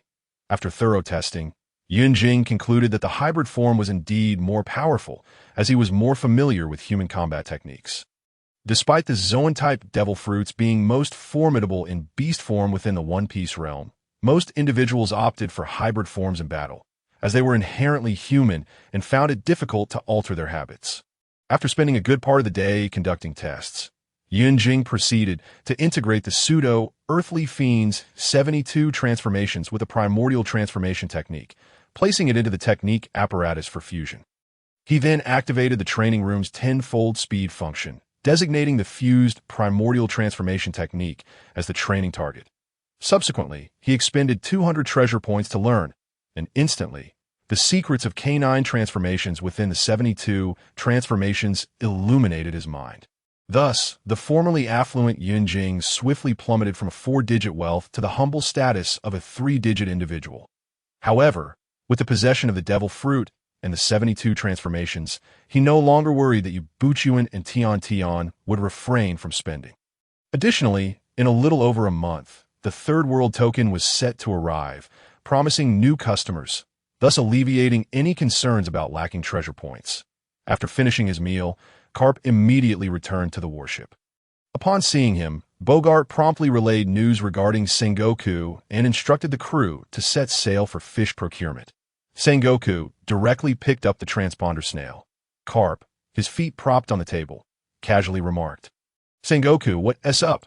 Sengoku, hearing Garp's words, was instantly enraged, a large cross mark appearing on his forehead as he bellowed into the transponder snail. "Garp, you scoundrel, have you forgotten something? I told you to test that guy. What is the outcome now?" Garp, unfazed, replied, "Oh, is that what you meant? I was just about to tell you. Why are you so upset?" After a brief pause, Garp withdrew his feet from the table, adopting a serious demeanor as he recounted the battle with Yunjing, specifically mentioning that Yunjing could not be perceived by observation haki. Upon hearing this, Sengoku fell into contemplation, then inquired, "How strong is that kid?"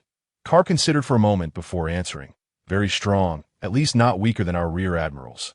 And his swordsmanship is quite unique, capable of producing formidable sword chi.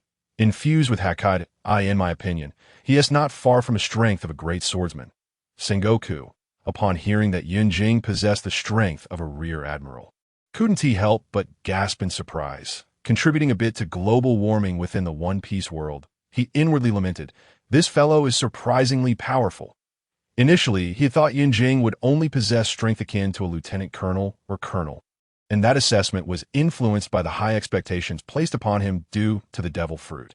However, Garp had just informed him that Yunjing had reached the level of rear admiral. Garp returned, stating that Yunjing possessed the strength of a rear admiral. Moreover, considering that their battle had taken place in the restaurant's backyard, where they had wreaked havoc without anyone outside noticing, it was indeed peculiar. Adding to this was the fact that Yunjing could not be sensed by observation haki. All of it seemed exceedingly bizarre. Additionally, with his myriad of techniques, it was likely that even an ordinary rear admiral would struggle against him, suggesting that he currently exhibited at least elite rear admiral strength. Sengoku mused that if Yunjing truly possessed such formidable power, recruiting him in the Navy would undoubtedly yield a powerful ally, potentially saving the Navy considerable resources. With this thought, Sengoku felt a surge of excitement, but he quickly regained his composure as he understood that attracting such a talent would require considerable effort and sacrifice. Furrowing his brow, Sengoku contemplated how best to entice Yunjing to join the Navy. After a lengthy deliberation, he suddenly proposed, "Why didn't you try to recruit him into the Navy?" Garp was taken aback, and after a long pause, he muttered, "I forgot." Indeed, it was a genuine oversight. According to Garp's previous habits, he would typically invite promising individuals to join the Navy, but he had become so preoccupied with his grandson's matters that he had entirely forgotten about this. Upon hearing this, Sengoku also found his breath caught, taking a long time to suppress his anger before flatly stating, "I just contacted Borsellino. You all need to stay in touch. When he arrives, you can go." Garp nodded in acknowledgement, signaling his understanding. Then, Sengoku hung up the den mushi, not wishing to endure any further idle chatter with Garp. If he did not end the call soon, Sengoku genuinely feared he might lose his temper with Garp. After decisively disconnecting, Sengoku rested his chin on his hands, his eyes narrowing slightly as he pondered. Paramecia, trade fruit, Hokage village, and ninjutsu. After a lengthy contemplation, he found that, apart from having a vague understanding of the concept of ninjutsu, the other three terms were entirely foreign to him. As for ninjutsu, his knowledge was limited to the techniques from Wano country. Indeed, the ninjutsu from Wano possessed certain mystical qualities, yet they were far inferior to the techniques mastered by Yunjing. Sengoku furrowed his brow, contemplating. If abilities such as wind, fire, water, earth, lightning, and clones fell into the hands of pirates, even with the aid of pills, the Navy would likely find it exceedingly challenging to cope. He was acutely aware of the immense power and danger these abilities posed. If they were wielded by enemies, the world would face a grave threat. With a resigned sigh, Sengoku could only hope that Garp, upon returning to Windmill Village, might uncover more clues regarding these enigmatic matters. After all, Garp was a legendary figure within the Navy, seasoned and perhaps capable of playing a crucial role in this incident. Furthermore, given Garp's goodwill towards Yunjing, it was unlikely Yunjing would disregard that. However, deep down, Sengoku harbored reservations about Yunjing. Despite Yunjing displaying a degree of benevolence, his strength and background were shrouded in mystery, rendering him inscrutable. Were it not for the numerous doubts surrounding Yunjing's power and his relatively amicable relations with the Navy, Sengoku might have even considered deploying force to capture him. Yet now, after hearing Garp's analysis, he dismissed that notion. Sengoku understood that should they mobilize force, and if Yunjing possessed some special item to escape, the Navy would not only lose a potential ally, but also inadvertently push him into the pirate camp, a scenario decidedly unfavorable for the Navy. Thus, Sengoku resolved to refrain from immediate action and instead dispatched individuals to discreetly investigate the information Garp had mentioned, hoping to uncover new insights. This approach would allow them to remain vigilant without taking undue risks. Sengoku's gaze grew resolute. He knew he had to handle this matter with caution, and he must not let anyone else know about Yunjing's existence. Otherwise, the already chaotic seas could descend into even greater turmoil. Simultaneously, he anticipated that Garp would soon return from Windmill Village with valuable intelligence to provide critical clues in solving this mystery. On the other hand, Zoro had just completed a mission and returned to the headquarters office. After leisurely brewing a cup of tea, he was poised to savor the last moments of relaxation before the end of his shift. However, before he could finish his tea, the den mushi in his arms began to ring incessantly. With no other option, Kizaru reluctantly answered the call. Moshi Moshi, this is Admiral Kizaru. He spoke with a peculiar accent. Sengoku replied directly, this is Sengoku. Pagliusolino, come to my office at once. There is an urgent mission that requires your presence. Sengoku had learned from a soldier that Kizaru had returned to the headquarters, so he promptly contacted him. Lord Sengoku, that is not fair. I've just returned from a mission. Even an admiral needs rest. Pagliusolino protested somewhat indignantly. Ignoring Kizaru's playful banter, Sengoku insisted, hurry over, and hung up the den mushi. With a resigned sigh, Kizaru set down his cup, rose to his feet, and straightened his clothing and glasses before ambling out of the office. Along the way, he encountered numerous Navy soldiers, yet he did not halt his pace, merely smiling and nodding at them. Upon reaching the door to Sengoku's office, Kizaru gently knocked, and upon hearing an invitation to enter, he pushed the door open and stepped inside. Sengoku sat behind his desk, his expression serious as he regarded Kizaru. He gestured toward a chair nearby, indicating for Kizaru to sit. Pagliusolino, this mission is of utmost importance, and it requires your direct involvement, Sengoku stated gravely. Pagliusolino, appearing rather nonchalant as he settled into the chair, remarked, Lord Sengoku, what is this urgent task that leaves me no time even for a cup of tea? Sengoku fixed a stern gaze upon Pagliusolino and earnestly instructed, Pagliusolino, you need to safely transport these items to the East Sea and establish contact with Garp. This mission is classified as top secret, so please ensure the utmost confidentiality in your actions. Exercise caution to avoid detection by others, and remain vigilant upon your return. With that, he gently pushed a box filled with berries towards Pagliusolino. On top of the box lay a detailed sea chart, clearly marking the mission's location. Upon hearing Sengoku's serious tone, Pagliusolino immediately adjusted his demeanor, approaching the desk to examine the sea chart closely. After glancing at the marked mission location, he quickly memorized the specifics of Shimaziji village's position and then returned the chart to its place. Without uttering a word, he picked up the box, adopting a relaxed expression as he exited the room with measured strides. Sengoku watched Pagliusolino's departing figure, feeling a sense of relief wash over him. Once Pagliusolino had left, he promptly retrieved the sea chart, unhesitatingly placing it into the shredder, reducing it to fragments to feed to his beloved goat. Pagliusolino ambled back to his office, contentedly lifting a steaming cup of tea to enjoy his leisurely time. As he savored the tea's aroma, he casually flipped through some documents, seemingly unperturbed by the impending mission. As the end of the workday approached, Pagliusolino unreservedly grabbed the box and strode out of the office, heading towards his opulent villa. Throughout the journey, he maintained his relaxed demeanor, as if nothing unusual had transpired. Upon arriving home and changing into fresh attire, he checked the time and promptly set out, transforming into a beam of light heading towards the East Sea. The Navy headquarters at Mariawa is situated at the heart of the Grand Line, flanked by the East Sea and the West Sea. Before long, Kizaru, in his light form, reached the vicinity of the East Sea, near Shimaziji village. Not seeing Garp's warship, he pulled out the den mushi to call Bogart, well aware of Garp's unreliability under Bogart's guidance. The two parties successfully met up, and during this opportunity, Kizaru gleaned the purpose of the trip.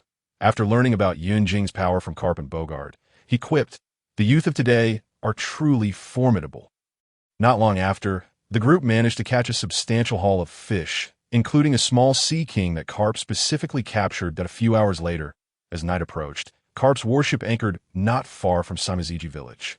Garp, Kizaru, and Bogart each carried a large assortment of fish, striding with a moonwalk towards Yunjing's restaurant. Their speed was remarkable, as if 3 bolts of lightning streaked across the night sky. Kizaru ran. He couldn't help but exclaim, the youth of today are truly growing stronger. I wonder what they will become in the future. Before long, Kizaru became convinced that Garp's words were not unfounded. The surroundings were pitch dark, with visibility being non-existent. Even for a powerhouse of his caliber, he had to rely on observation hockey to locate his target.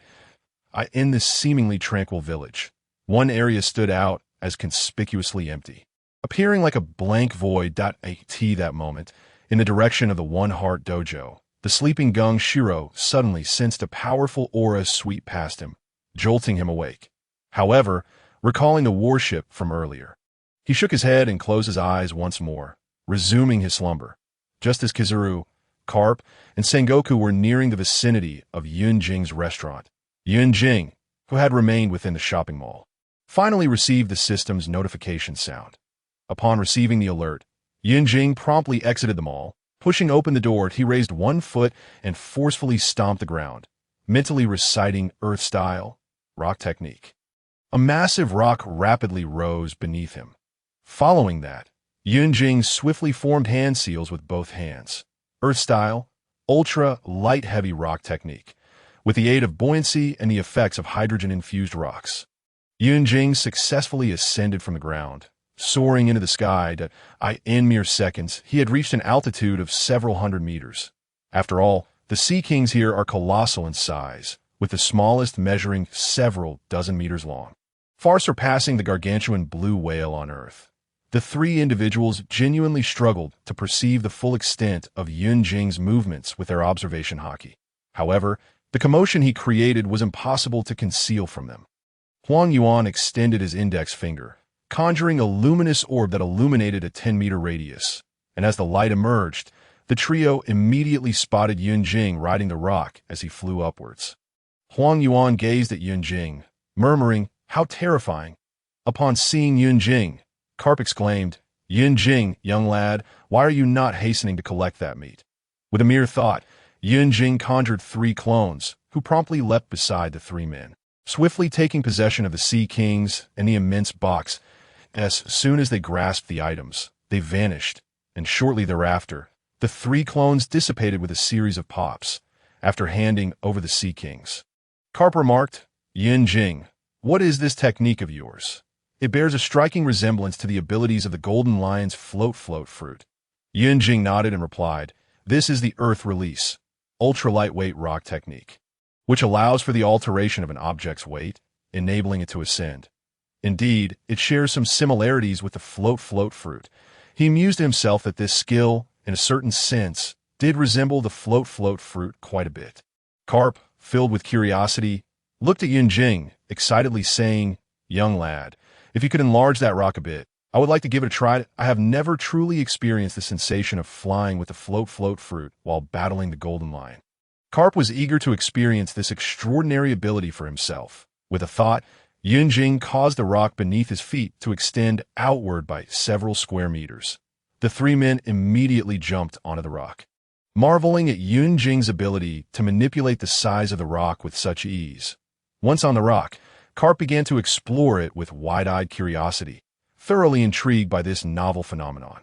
Observing Huang Yuan appear on the rock in a flash, Yunjing smiled and remarked, "You must be the illustrious Admiral Huang Yuan." Borsellino that he was not surprised by Huang Yuan's sudden appearance, knowing well the latter's incredible speed. Upon hearing Yunjing's question, Huang Yuan, with a slightly lewd tone, responded, "I heard from Vice Admiral Garp that you are quite impressive, and seeing you in person is indeed rather frightening." Huang Yuan expressed his admiration for Yunjing's strength, albeit with an undertone of jest. Hearing Huang Yuan's humorously gifted voice, Yunjing could not help but let the corners of his mouth twitch upward. However, he recognized that this was not the appropriate moment for laughter, and thus he restrained his amusement, responding in a calm tone, "It is truly an honor to receive such praise from Admiral Huang Yuan." As Yunjing's words faded, the massive rock gradually descended, ultimately landing firmly on the ground of the backyard, seamlessly merging with the earth. Following this, Yunjing guided everyone into the dining establishment in the front yard. Upon entering, Yunjing smiled and informed them, "The meat you delivered this time is more than sufficient for your consumption over the next 2 weeks. You will only need to cover the price difference." As he spoke, he gently pressed a switch, illuminating the electric lights, and then poured each person a cup of hot tea. Bogart then placed the box he was carrying on the table and softly stated, "Mr. Yunjing, this box contains the payment for the spatial sealing scrolls. Please check it." Yunjing casually waved his hand, and the box filled with berries vanished in an instant, replaced by 10 spatial sealing scrolls resting on the table. After the transaction was completed, Garp could no longer contain his thoughts and directly extended an invitation to Yunjing. "Yunjing, I can see that you do not favor pirates. Why not join our navy? as long as you are willing to fight alongside me to eradicate those vile pirates. I can request Admiral Sengoku to appoint you as a rear admiral." Yunjing regarded Karp with little astonishment, shaking his head with a smile as he replied, "Vice Admiral Karp, I appreciate your good intentions, but I have no interest in becoming a Navy officer. I find greater enjoyment in being a free-spirited merchant, traversing the vast seas." Upon hearing this, Karp's expression revealed a hint of regret, but he sighed softly, saying, "Ah, what a pity. If Luffy and Ace knew you were willing to join the Navy, they would surely be overjoyed at this moment." Yunjing felt a slight stir in his heart. However, he quickly regained his composure, offering a faint smile without further comment. Sensing the awkward atmosphere, Bogart took the initiative to break the silence, saying, "Mr. Yunjing, may I inquire whether these spatial sealing scrolls can be placed within other spatial sealing scrolls?" Yunjing shook his head in negation. After receiving the answer, Bogart nodded in understanding. He continued, "Vice Admiral Karp, and I will be staying in the East Blue region for the time being. Should you require any assistance or have any questions, feel free to contact us via my transponder snail.it is getting late, and we should not impose further.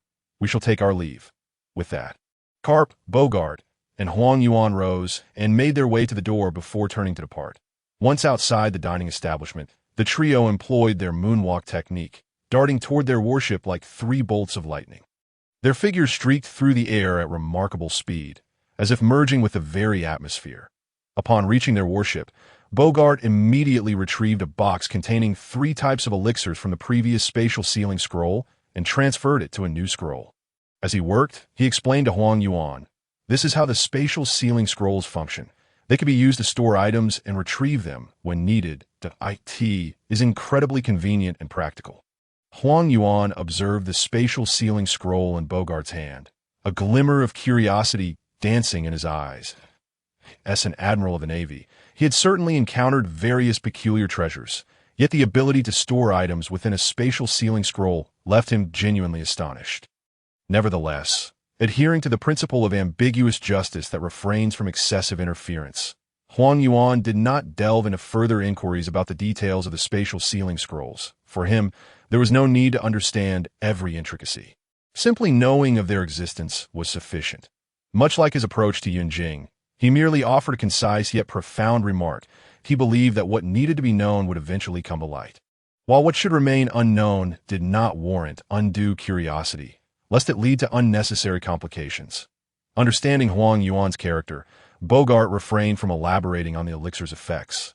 Instead, he placed a note detailing the elixir's names, uses, and consumption methods in each box. This way, Admiral Sengoku could make informed decisions regarding the distribution of the elixirs based on the information provided to AS for the specific allocation plan that was for Admiral Sengoku to determine. It was not a matter that concerned Bogart. Once the instructions were complete, Huang Yuan bid farewell to the 2 men and transformed into light. Departing swiftly 2 hours later, Huang Yuan appeared above the Navy headquarters and made his way to his residence.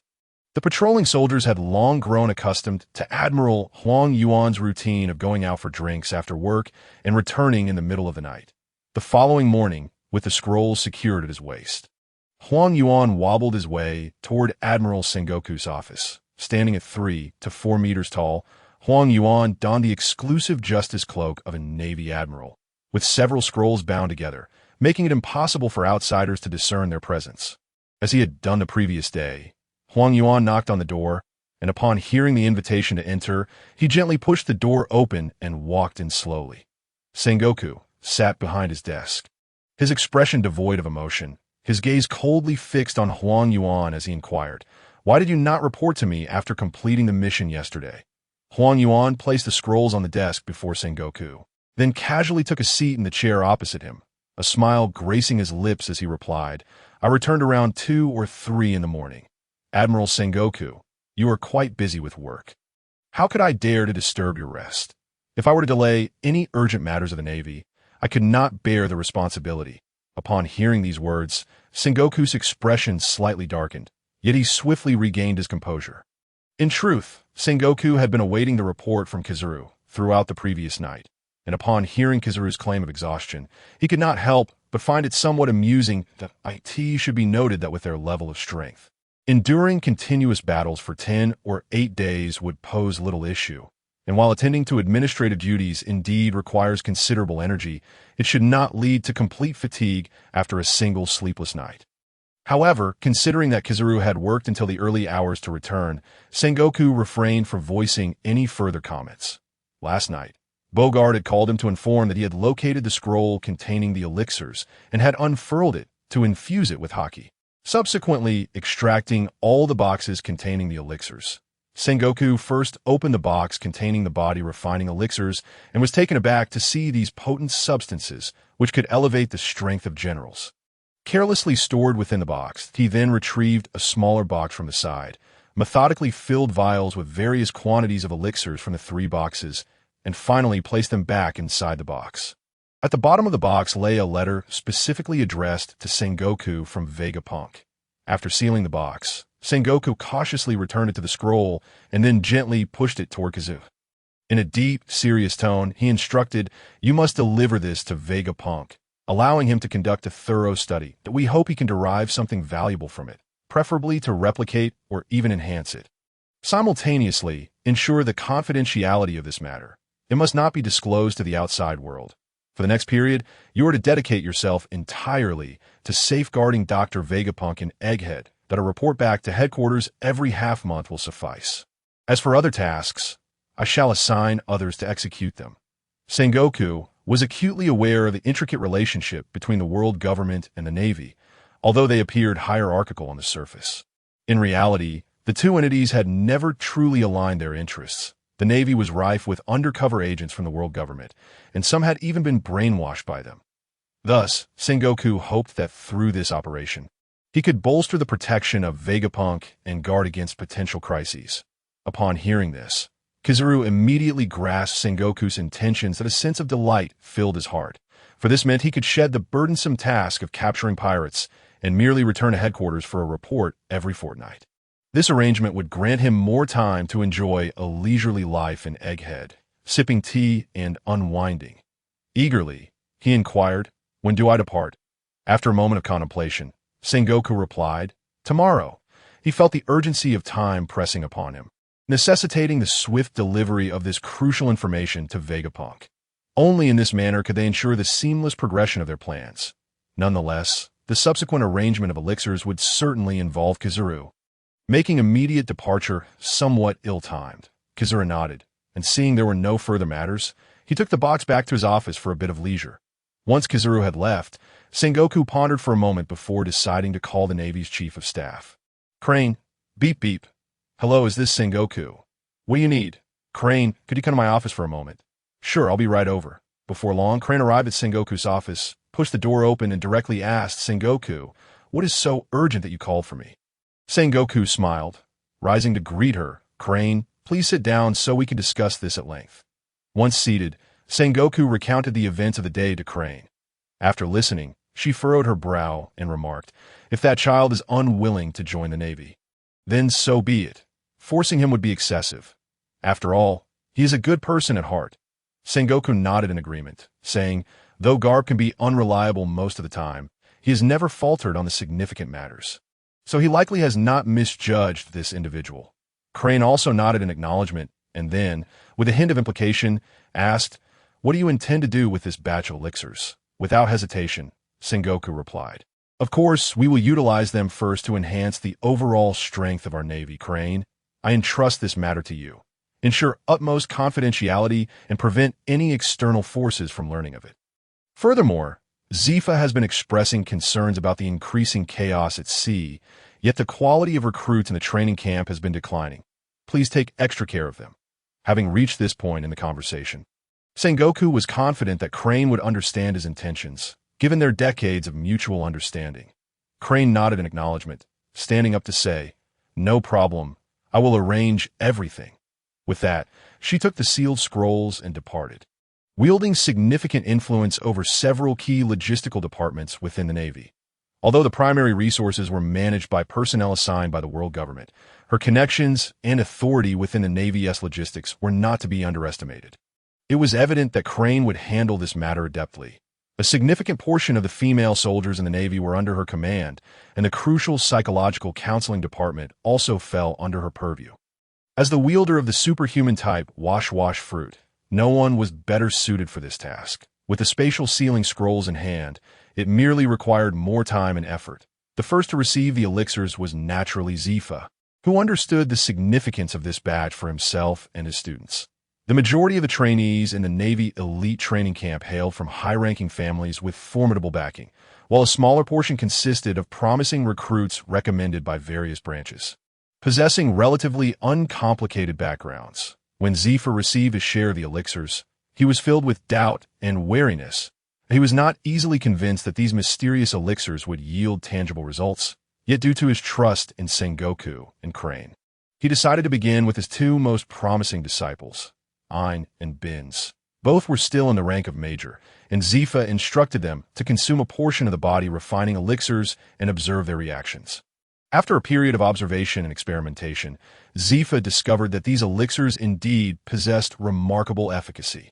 Following the consumption of the elixirs, Ein and Bins exhibited significant improvements in their physical condition and strength.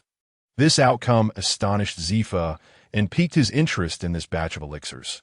However, he was also acutely aware that the quantity of these elixirs was limited and could not meet the demands of all the trainees.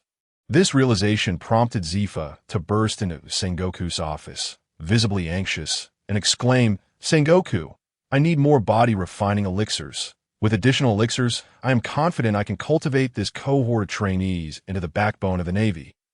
Zifa fervently listed a multitude of reasons, passionately advocating for his request that at this point, only half a year had passed since the commencement of the new Navy training camp, and the majority of the trainees needed to possess at least the strength of a petty officer. Among them, the most outstanding were the devil fruit users, Ein and Bins. For them, the current stage was the most suitable for utilizing body refining elixirs. Regrettably, Crane had only provided Zifa with a mere 400 body refining elixirs, while there were a full 200 trainees in the camp. Consequently, the allocation for each individual was insufficient even to fill the gaps in their teeth. As for Zifa himself, he had received a few body refining elixirs, but being semi-retired, he was primarily focused on his students' advancement. Thus, he had little inclination to enhance his own strength, devoting nearly all his attention to improving the combat capabilities of his trainees. Sengoku, observing Zifa's fervent outburst, remained unfazed. He firmly struck the table and declared, "That is enough. Zifa, I understand your unwavering commitment to the future of the Navy, but the current maritime situation is tumultuous, and the 7 warlords of the sea have not yet been assembled. We must possess sufficient military strength to confront the challenges posed by these waters." Sengoku's voice was deep and resolute, as if each word carried the weight of responsibility and mission. His gaze was piercing, firmly fixed on Zifa, conveying the depth of his resolve and conviction. After a moment of silence, Zifa nodded slightly in understanding. He recognized that Sengoku was correct. The current circumstances were indeed dire. Sengoku continued, "We must wait a little longer. Once the maritime situation stabilizes, I will instruct Crane to arrange for you a larger allocation." Upon hearing these words, Zephyr's eyes flickered with a hint of comfort. He understood that Sengoku had always been a person of great responsibility and accountability. Although disagreements occasionally led to disputes between them, they consistently stood united on the same front, striving to uphold the dignity and honor of the Navy. However, when the topic of the 7 warlords of the sea arose, their expressions instantly turned frigid. A profound hatred and helplessness towards these pirates filled their hearts. Despite numerous attempts to eradicate these pirate factions, various obstacles had ultimately prevented a complete purge. Sengoku continued, "We must confront reality. While the 7 warlords of the sea are a notorious group of pirates, they also represent a formidable force that cannot be overlooked. We cannot solely rely on our own strength to combat other pirate crews. We must also leverage their power to maintain peace and stability in the world. This is also the directive of the world government, which we cannot defy." Zephyr sighed deeply, fully aware of this truth. Yet he was reluctant to accept such a reality, believing that the Navy should resolve issues through its own strength rather than depending on pirates. In truth, Sengoku harbored a similar resentment. Resentment towards the Navy's inadequacies. Having dedicated their lives to the Navy, it was disheartening that they now had to rely on pirates to maintain the balance of the world, even if it was at the behest of the world government. Ultimately, Zephyr quietly departed the office, leaving Sengoku to contemplate the next course of action alone. Despite their differences, both were committed to fighting for the future of the Navy.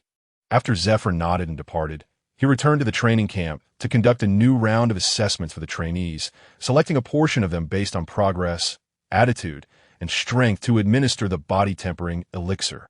After Zephyr left, Sengoku slowly turned, his gaze fixated on the plaque hanging on the wall inscribed with the words "Absolute Justice," and a complex wave of emotions surged within him as he bowed his head. Every soldier who joined the Navy carried their own ideals of justice, and Sengoku had once been among them. In his youth, he was filled with vigor and passion, determined to implement the justice he firmly believed in.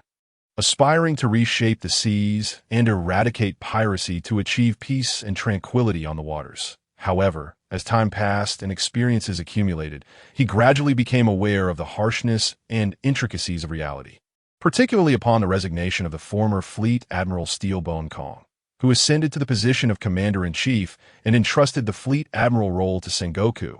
He profoundly felt the helplessness deep within Yue Buqun's heart. Confronted with the escalating menace of pirate forces and the convoluted maritime situation, Yue Buqun may have once attempted to adhere to his ideals, yet ultimately had to make concessions and compromises. After taking the helm as Fleet Admiral, Sengoku underwent a similar struggle and confusion. He too began to compromise his vision of dominion over justice into absolute justice. However, upon discovering the existence of those miraculous elixirs, a glimmer of hope sparked in Sengoku's eyes. These elixirs not only had the potential to enhance one's power, but could also become a pivotal factor in altering the existing balance of power. This reignited Sengoku's confidence, leading him to believe that through effort and wisdom, a path could be forged that would preserve world peace while accommodating justice. In that moment, Sengoku felt an exhilarating surge of emotion. Sensing the passion within him ignite, with a formidable aura of conqueror's haki surging forth like a tidal wave. Yet he swiftly recognized the potential for this power to spiral out of control, prompting him to immediately restrain his aura within the confines of the office. Despite this, his cherished set of teacups could not withstand the impact of this overwhelming force, shattering into pieces. Sengoku took a deep breath, steadied his emotions, and quietly sat in his chair, lost in contemplation. After a considerable time had passed, Sengoku summoned the soldiers at the door to bring him a new set of teacups. Each day, a substantial amount of resources was secretly procured from Yunjing to purchase elixirs. In reality, the Navy's resources were limited, and he needed to devise a strategy to garner some support from the world government. After sending off the 3 soldiers, the door to Yunjing's quarters slammed shut with a resounding bang, vanishing from sight. I could see that moment. As Yunjing was diligently training in the marketplace, he sensed a surge of new memories flooding his mind. When Garp and the others arrived, Yunjing was in the midst of a crucial training session, so he could only spare a clone to attend to them. The clone could only utilize the marketplace's space, unable to access other functions. What a pity. Yunjing sighed internally, having missed the opportunity to gauge whether Admiral Kazuru had reached the transcendent level of power. However, quickly dismissing these distractions, Yunjing opted not to create another clone for training. Alas, utilizing a clone for training required additional treasure points. Watching his balance plummet on the panel left him feeling powerless. As time passed, several more hours slipped by.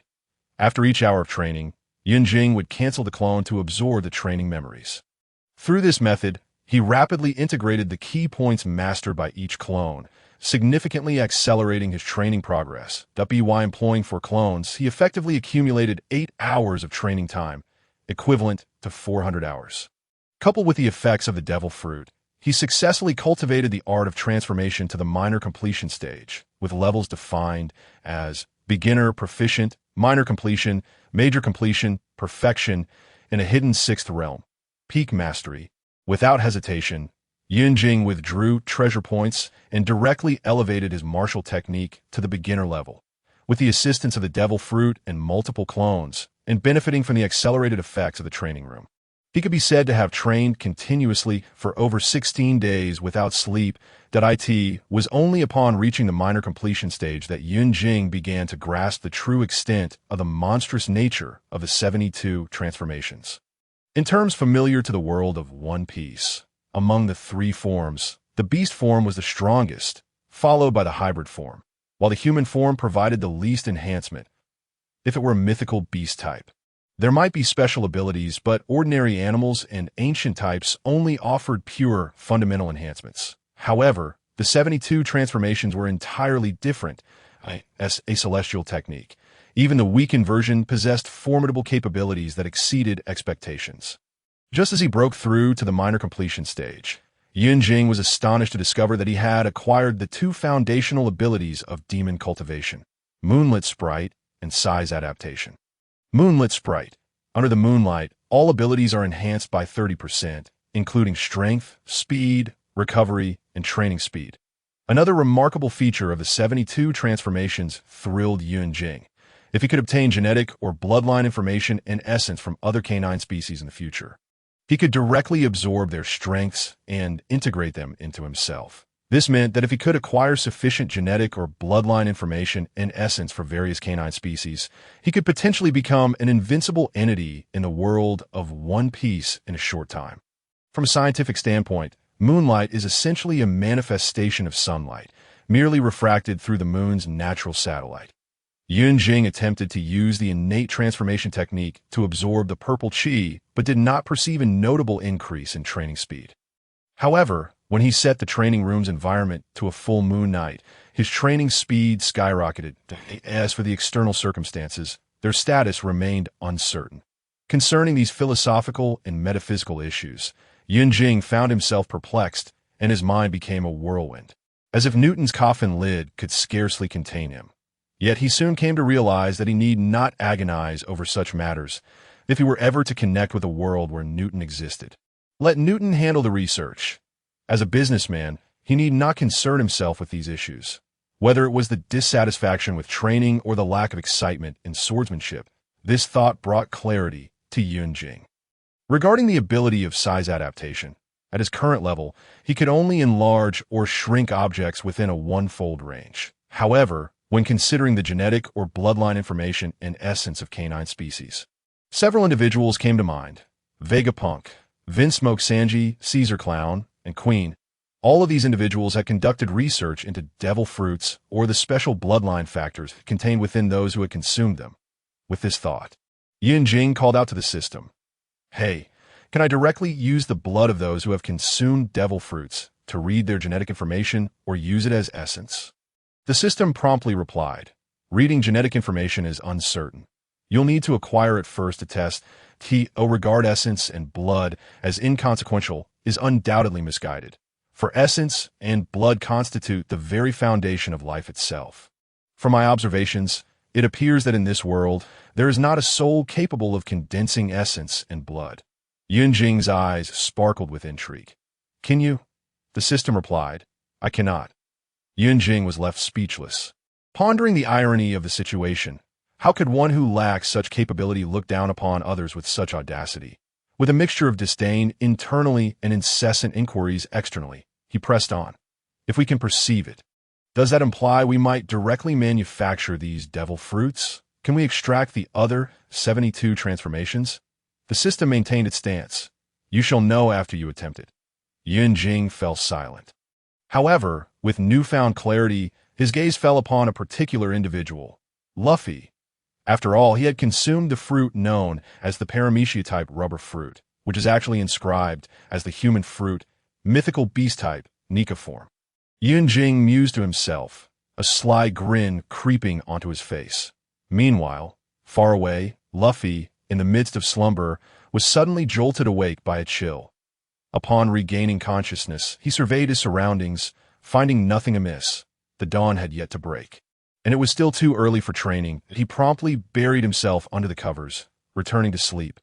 Observers could not help but marvel at the youthfulness that allowed him to fall asleep so effortlessly. After leaving a few clones to continue their training, Yun Jing began adding new items to the marketplace list.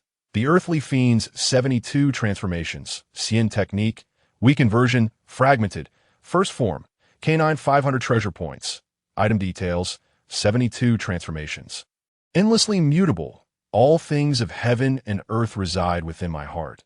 With a mere thought, myriad phenomena are renewed. This form can transform into a canine. Realm requirement. Transcendental level can consume devil fruit to lower cultivation realm requirements. Devil fruit. Zoan type, Inu fruit, sled dog form. 700 treasure points. Item details. A treasure from the world of One Piece. Upon use, allows transformation into a sled dog. Consuming it can lower the cultivation threshold of certain Cien techniques and increase training speed. The remainder involved listing various minerals, which need not be elaborated upon. At that moment, Yue Buqun, en route, caught wind of the marketplace notification, his heart stirring with excitement, and he swiftly employed lightness skills to vanish into a dense forest. His figure flickered like a specter, disappearing in an instant. That it had been over a year since he had released Ling Hu Chong from the Hua Shan sect. During this time, the dynamics of the martial world had grown increasingly complex. After departing from the Hua Shan sect, Ling Hu Chong found himself inexplicably in Xiangyang City. There he inadvertently came to the aid of Ren Yingying, who was being harassed by a scoundrel, thus forging their connection. However, without the melody of laughing in the wind, Ling Hu Chong had not developed a significant bond with Ren Yingying. Yet upon learning of his affiliation with the Hua Shan sect, Ren Yingying became more intrigued by him. Subsequently, Ling Hu Chong journeyed eastward, acting justly and thus earning considerable renown for the Hua Shan sect. While traversing Hefei, he fortuitously encountered Xiang Wentian. Xiang Wentian's generous demeanor captivated Ling Hu Chong deeply. Meanwhile, with Yue Buqun's rise within the Hua Shan sect, the forces of the demonic sect began to stir restlessly. Originally well concealed, the whereabouts of Ren Wuxing became somewhat exposed due to Yue Buqun's emergence, ultimately drawing Xiang Wentian's attention. Ling Hu Chong, still too young and inexperienced, found himself easily led by the seasoned Xiang Wentian, gradually making his way to Hangzhou. Meanwhile, Yue Buqun, after acquiring the Five Mountains Order flag, entrusted the management of the Hua Shan sect to Ning Zhongze and others, quietly departing Hua Shan alone. Along the way, he utilized the Fu Wei escort agency as his eyes and ears, eliminating numerous bandits and mountain thieves, siphoning their inner strength for trade. With information provided by his spies, Yue Buqun finally located Ling Hu Chong. Upon seeing Xiang Wentian beside him, he recognized him immediately and deduced Xiang Wentian's intentions based on their movements. However, Yue Buqun chose not to intervene, fully aware that unifying the martial world necessitated a suitable rationale. Various means could be employed to deal with the demonic sect, yet integrating the righteous forces required a more nuanced approach. Ren Wuxing, unlike Dongfang Bubi, harbored grand ambitions, unwilling to remain in a corner. Yue Buqun could leverage Ren Wuxing's strength to facilitate the formation of a righteous alliance. Since Tian's entry into the marketplace, Yue Buqun had begun advising him, attempting to steer developments in a direction favorable to Tian.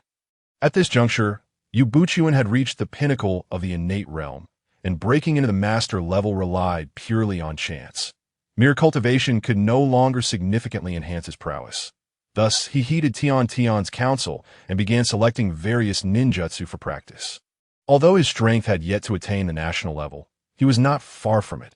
Shortly thereafter, under Xiang Wentian's meticulous planning, Ling Hu Chong was once again ensnared in a fate similar to his original one, rendered unconscious and imprisoned, taking the place of the incarcerated Ren Wuxing. Witnessing this scene, Yue Buqun could only shake his head in resignation. Under the cover of night, he employed illusion techniques to hypnotize the four masters, implanting a command in their subconscious to refrain from harming Ling Hu Chong. That he then departed. Simultaneously, Yue Buqun penned a letter to the Hua Shan sect, detailing the current situation and urging Ning Zhongze and others to encourage their disciples to diligently hone their skills. Having completed these tasks, Yue Buqun resolutely set forth on his journey northward, with Kyoto as his destination.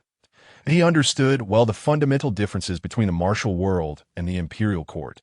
To acquire more treasure points, he would need to rely on the strength of the entire nation. Thus, he resolved to head to Kyoto in search of greater opportunities and avenues for development. Prior to this, Yue Buqun took a detour to Kaifeng in Hunan, in search of the renowned killer doctor Ping Yizhi. Ping Yizhi was a legendary figure within the martial world, undoubtedly possessing an abundance of precious herbs, secret recipes, and medical techniques, though his reputation was somewhat mixed due to a lack of medical ethics. It was undeniable that his passion and dedication to medicine surpassed all others. When Yue Buqun showcased his unique healing techniques and chakra surgical knife, Ping Yizhi was immediately captivated, his eyes wide with excitement, as if discovering a new world. Seizing the opportunity, Yue Buqun employed his silver-tongued persuasion and enchanting ninjutsu, successfully enticing Ping Yizhi to willingly join the Hua Shan sect. In haste, Yue Buqun left behind a tome on healing techniques and a few body-nurturing pills before departing. However, despite Ping Yizhi's acclaim as a physician, his martial prowess was rather limited. Moreover, even if he adapted ninjutsu to fit the inner strength framework, the ordinary third-rate standard would be challenging to master. Thus, Yue Buqun deliberately left some body-nurturing pills for Ping Yizhi, hoping he could seize the opportunity to enhance his cultivation. Unfortunately, after hearing Yue Buqun's description of the pill's effects, Ping Yizhi's interest in research was only heightened. After leaving Kaifeng, Yue Buqun journeyed northward. One day, while racing through the mountains, he suddenly heard the notification sound for the marketplace. He immediately slipped into the thicket by the roadside. Upon entering the marketplace, Yunjing had yet to exit. He respectfully bowed and greeted, "I pay my respects to the shopkeeper." Yunjing nodded in silence, accustomed as he was to the demeanor of Yue Buqun. The latter had long since grown used to absorbing the internal energy garnered through the starlight absorption technique and selling it off. Subsequently opening the inventory, upon glancing at the top of the list, his eyes brightened. Despite the fact that at this time, Wu Qing, the author of Journey to the West, was merely a child of 10 and the concept of the 72 transformations had yet to circulate.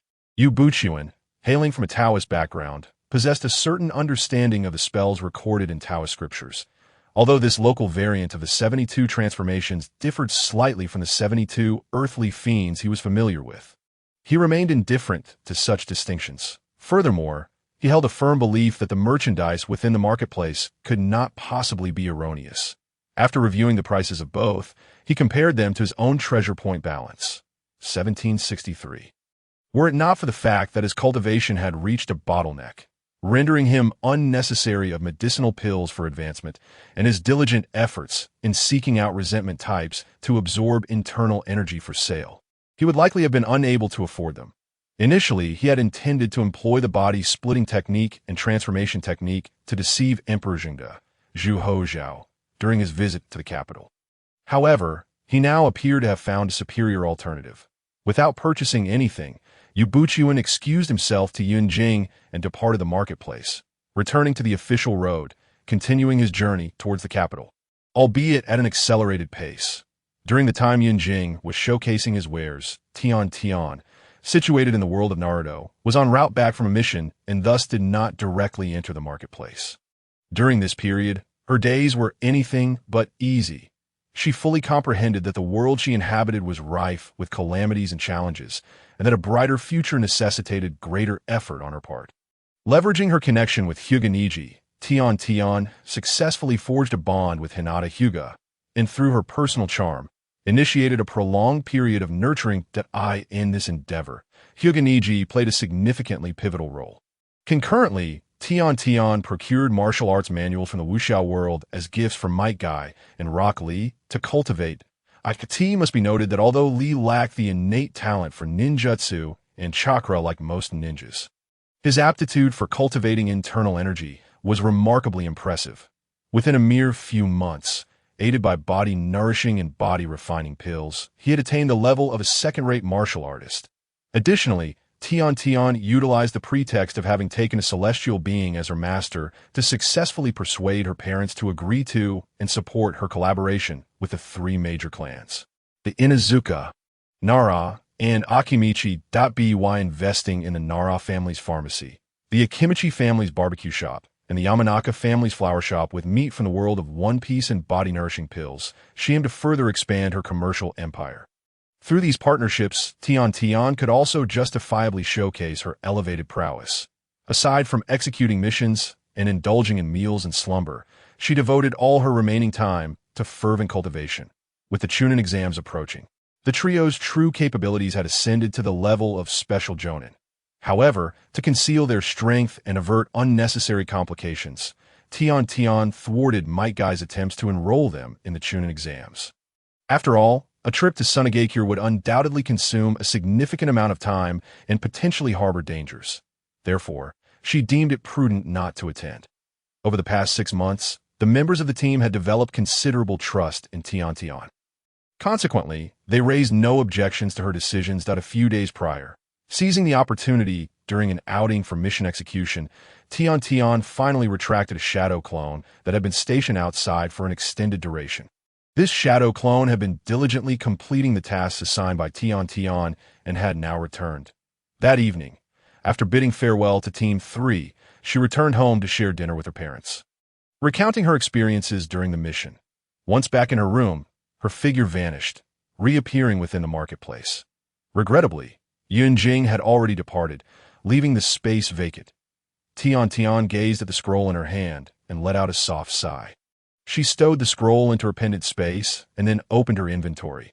Her eyes were immediately drawn to the top entry. The Celestial Technique, 72 Transformations of the Earthly Fiends and the Devil Fruit. The mention of transforming into a dog reminded her of the Inuzuka clan. Celestial Technique? What a powerful epithet.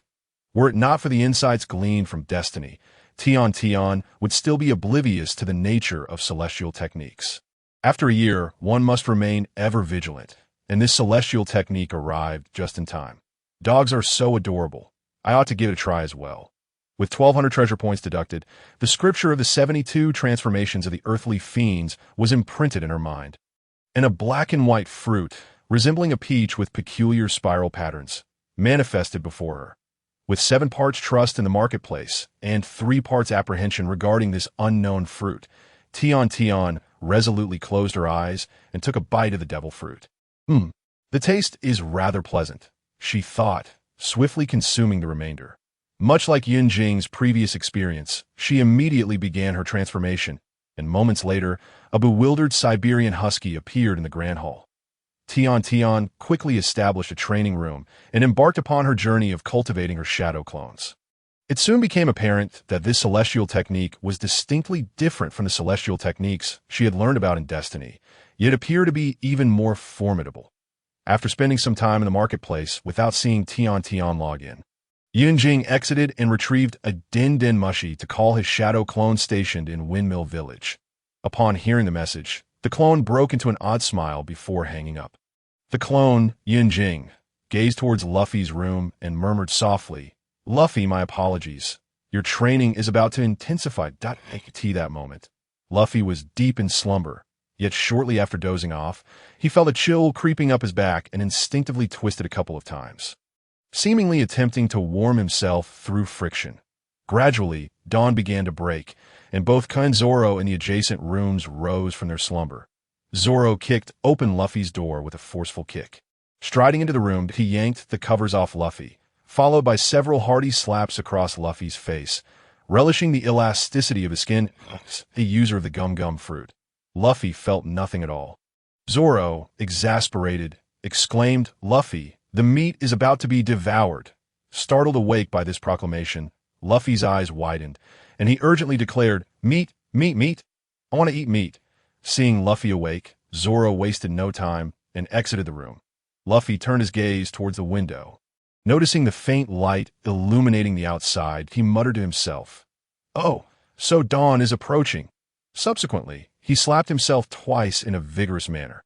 This was his unique method of physical awakening, aimed at rousing his spirits. After a month of rigorous training, the trio had made remarkable strides. Kuina and Zoro successfully transcended to the swordsman realm, with their internal energy levels reaching the threshold of second rate. Meanwhile, Luffy left his shadow clone. Yunjing, feeling somewhat exasperated. Despite being provoked by Zoro on several occasions, he had only made slight progress in internal energy. However, his temperament proved far too unstable for the tranquility required for internal energy cultivation. Thus, Yunjing sought a more suitable form of hard training for Luffy, a fusion of various hard techniques known as the Dragon Roar and Tiger Howl ironcloth shirt. The sole requirement of this technique was to endure blows, thereby naturally cultivating internal energy through the constant honing of the body. While this method yielded less internal energy, it was exceptionally pure, particularly suited for someone like Luffy, who possessed remarkable resilience. Yet, due to Luffy's rubbery nature, the effectiveness of his training was halved. Nevertheless, it was still far superior to meditative techniques, as enduring hits would inherently make him stronger. Regrettably, had Luffy been able to suppress his innate rubberization after consuming the devil fruit, his training speed would have increased significantly. While it is generally challenging for most individuals to restrain their instincts, Luffy, as the protagonist, managed to successfully inhibit his body's rubberization response during beatings, thanks to his indomitable will. However, this was, after all, his inherent instinct. The slaps Zoro had delivered were, in fact, at Yunjing's behest, intended to test whether Luffy could maintain control over his rubberization ability while asleep. Did you think the upright Zoro, would be the type to take advantage of someone in slumber? Upon stepping outside, Luffy discovered that Zoro and Kuina had already begun their sword practice at the entrance, that he chose not to interrupt them, opting instead to wander to another corner of the courtyard. There lies a cluster of wooden stakes, upon which several horizontal bars are affixed, each adorned with massive sandbags suspended at varying heights. Both the sandbags and stakes stained with numerous bloodstains.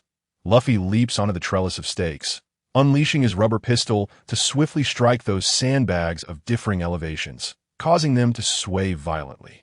Subsequently, he nimbly dances upon the stakes, exhibiting astonishing speed and agility. However, after a few minutes, a sandbag unexpectedly swings back and collides with him from behind, leaving Luffy unable to evade, resulting in a forward stumble. The sandbag following closely strikes him again, causing him to bounce repeatedly. After enduring multiple blows, Luffy finally loses his balance and is knocked down onto the stakes, subsequently suffering secondary injuries from the wood. Nevertheless, after more than half a month of this relentless battering, Luffy has grown accustomed to it, propelling himself out of the stakes range with a rubber rocket, catching his breath before resuming his assault on the stakes.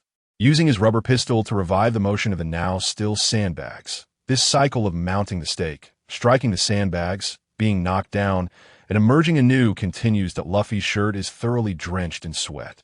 Yet his gaze remains resolutely determined. With each fall from the stakes, he feels the power within him gradually intensifying. Originally, Yunjing had no intention of such frenzied training. He merely sought to instruct Luffy on separating the practice of steps and the Golden Bell ironcloth. However, seeing Luffy's unwavering effort and focus, he began to believe that this method might indeed be more beneficial for Luffy. After all, true growth comes only through real challenges. As time progresses, Luffy's movements become increasingly proficient, and his speed accelerates. He weaves effortlessly between the stakes, as if he has become one with them, while the sandbags act as adversaries, relentlessly attacking him. Luffy's heart brims with fighting spirit. He knows that if he perseveres, he will undoubtedly become stronger. He aspires to be the king of the Navy, to assist Shanks. This is his dream. However, seeing Luffy's resolute determination, Yunjing does not intervene.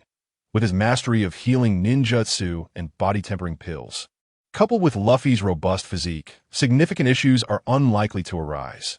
Even Zoro and Kuina, upon witnessing Luffy's training methods, are filled with trepidation, although their physiques have greatly improved under the nurturing of the holding yuan technique. They are far inferior in terms of resilience compared to Luffy, who has been subjected to relentless training under Garp since childhood. Before long, Yunjing returns with a pile of firewood, casting a peculiar glance at Luffy, who is tirelessly being battered by the sandbags. He then retrieves a meticulously prepared giant fish from his spatial storage and places it on the grill to cook. As time elapses, the fish begins to emit an enticing aroma. Enhanced by various seasonings, the tantalizing scent captivates Luffy, momentarily causing him to lose focus and be struck down by a sandbag.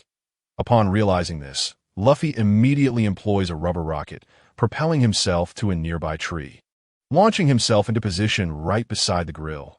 Yunjing observes Luffy's timely arrival and cannot help but marvel, remarking on his protagonist-like abilities. Just days ago, he was flailing about, and now he has secured his spot with ease. Luffy's eyes gleam with excitement as he fixates on the grilled fish, murmuring meat, meat, meat, I want to eat meat. His mouth nearly waters, as if he can already taste the delicious flavor that Luffy's gaze remains riveted on the delectable fish, anxiously awaiting its completion. After a few more moments, the fish is finally ready. Yunjing skillfully retrieves it from the fire, placing it aside, then takes another fish to grill.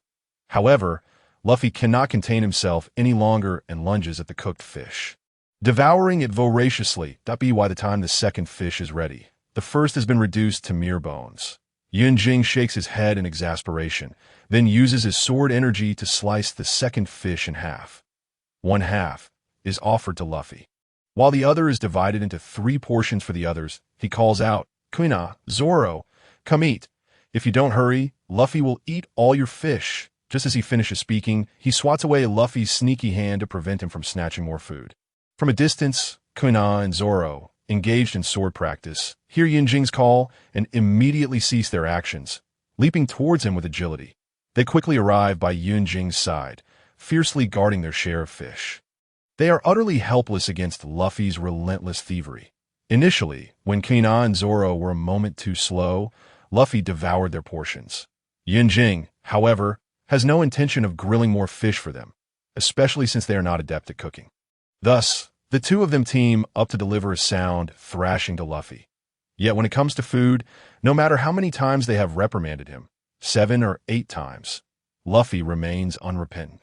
Even Yunjing occasionally falls victim to Luffy's stealthy snatching. Consequently, whenever Yunjing calls everyone to eat, Kuina and Zoro swiftly employ their agility to secure their meals, leaving no chance for Luffy to pilfer. After breakfast, Kuina and Zoro venture into the forest to train against fierce beasts, while Luffy sets off to find trouble with the monkey troop at his usual spot. Yunjing watches Luffy's retreating figure, a peculiar smile forming on his lips. Over the past month, the monkey troop has been generously fed with body-tempering pills and nourishing pills, significantly enhancing their strength.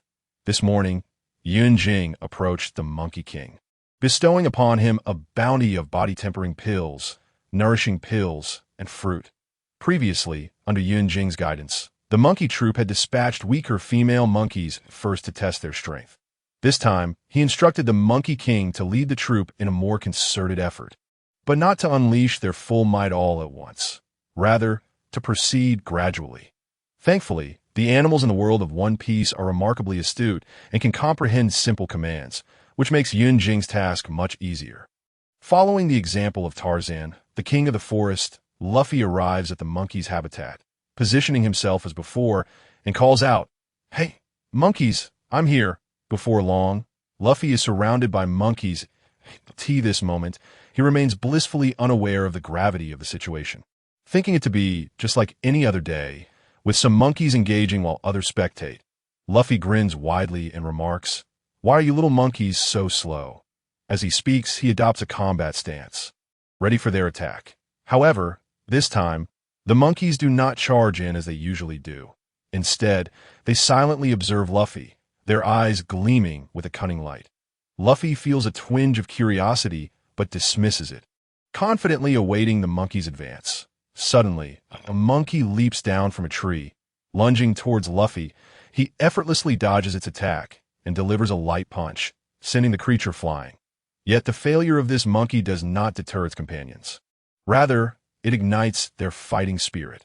More monkeys surge from all directions, launching a fierce assault on Luffy.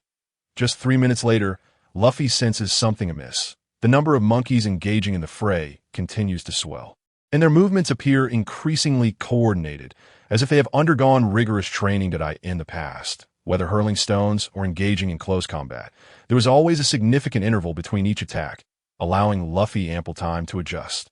But today, the onslaught resembles an unending tide, overwhelming him. Despite Luffy's agility, he gradually finds himself struggling against the sheer number of monkeys. Furthermore, he notices that these monkeys seem stronger than before, their teamwork impeccable, placing him in a precarious situation.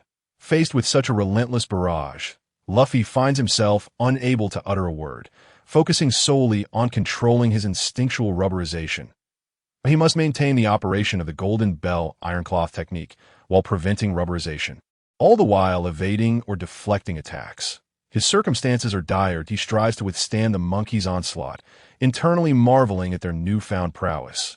However, the monkeys remain oblivious to his musings, continuing their frenzied assault on Luffy. As fatigue begins to set in, Luffy realizes he may have underestimated the monkey's strength. At that moment, a colossal monkey king emerges before him, brandishing a thick tree branch and preparing to strike. As the branch descends towards him with blunt force, Luffy instinctively activates his rubberization.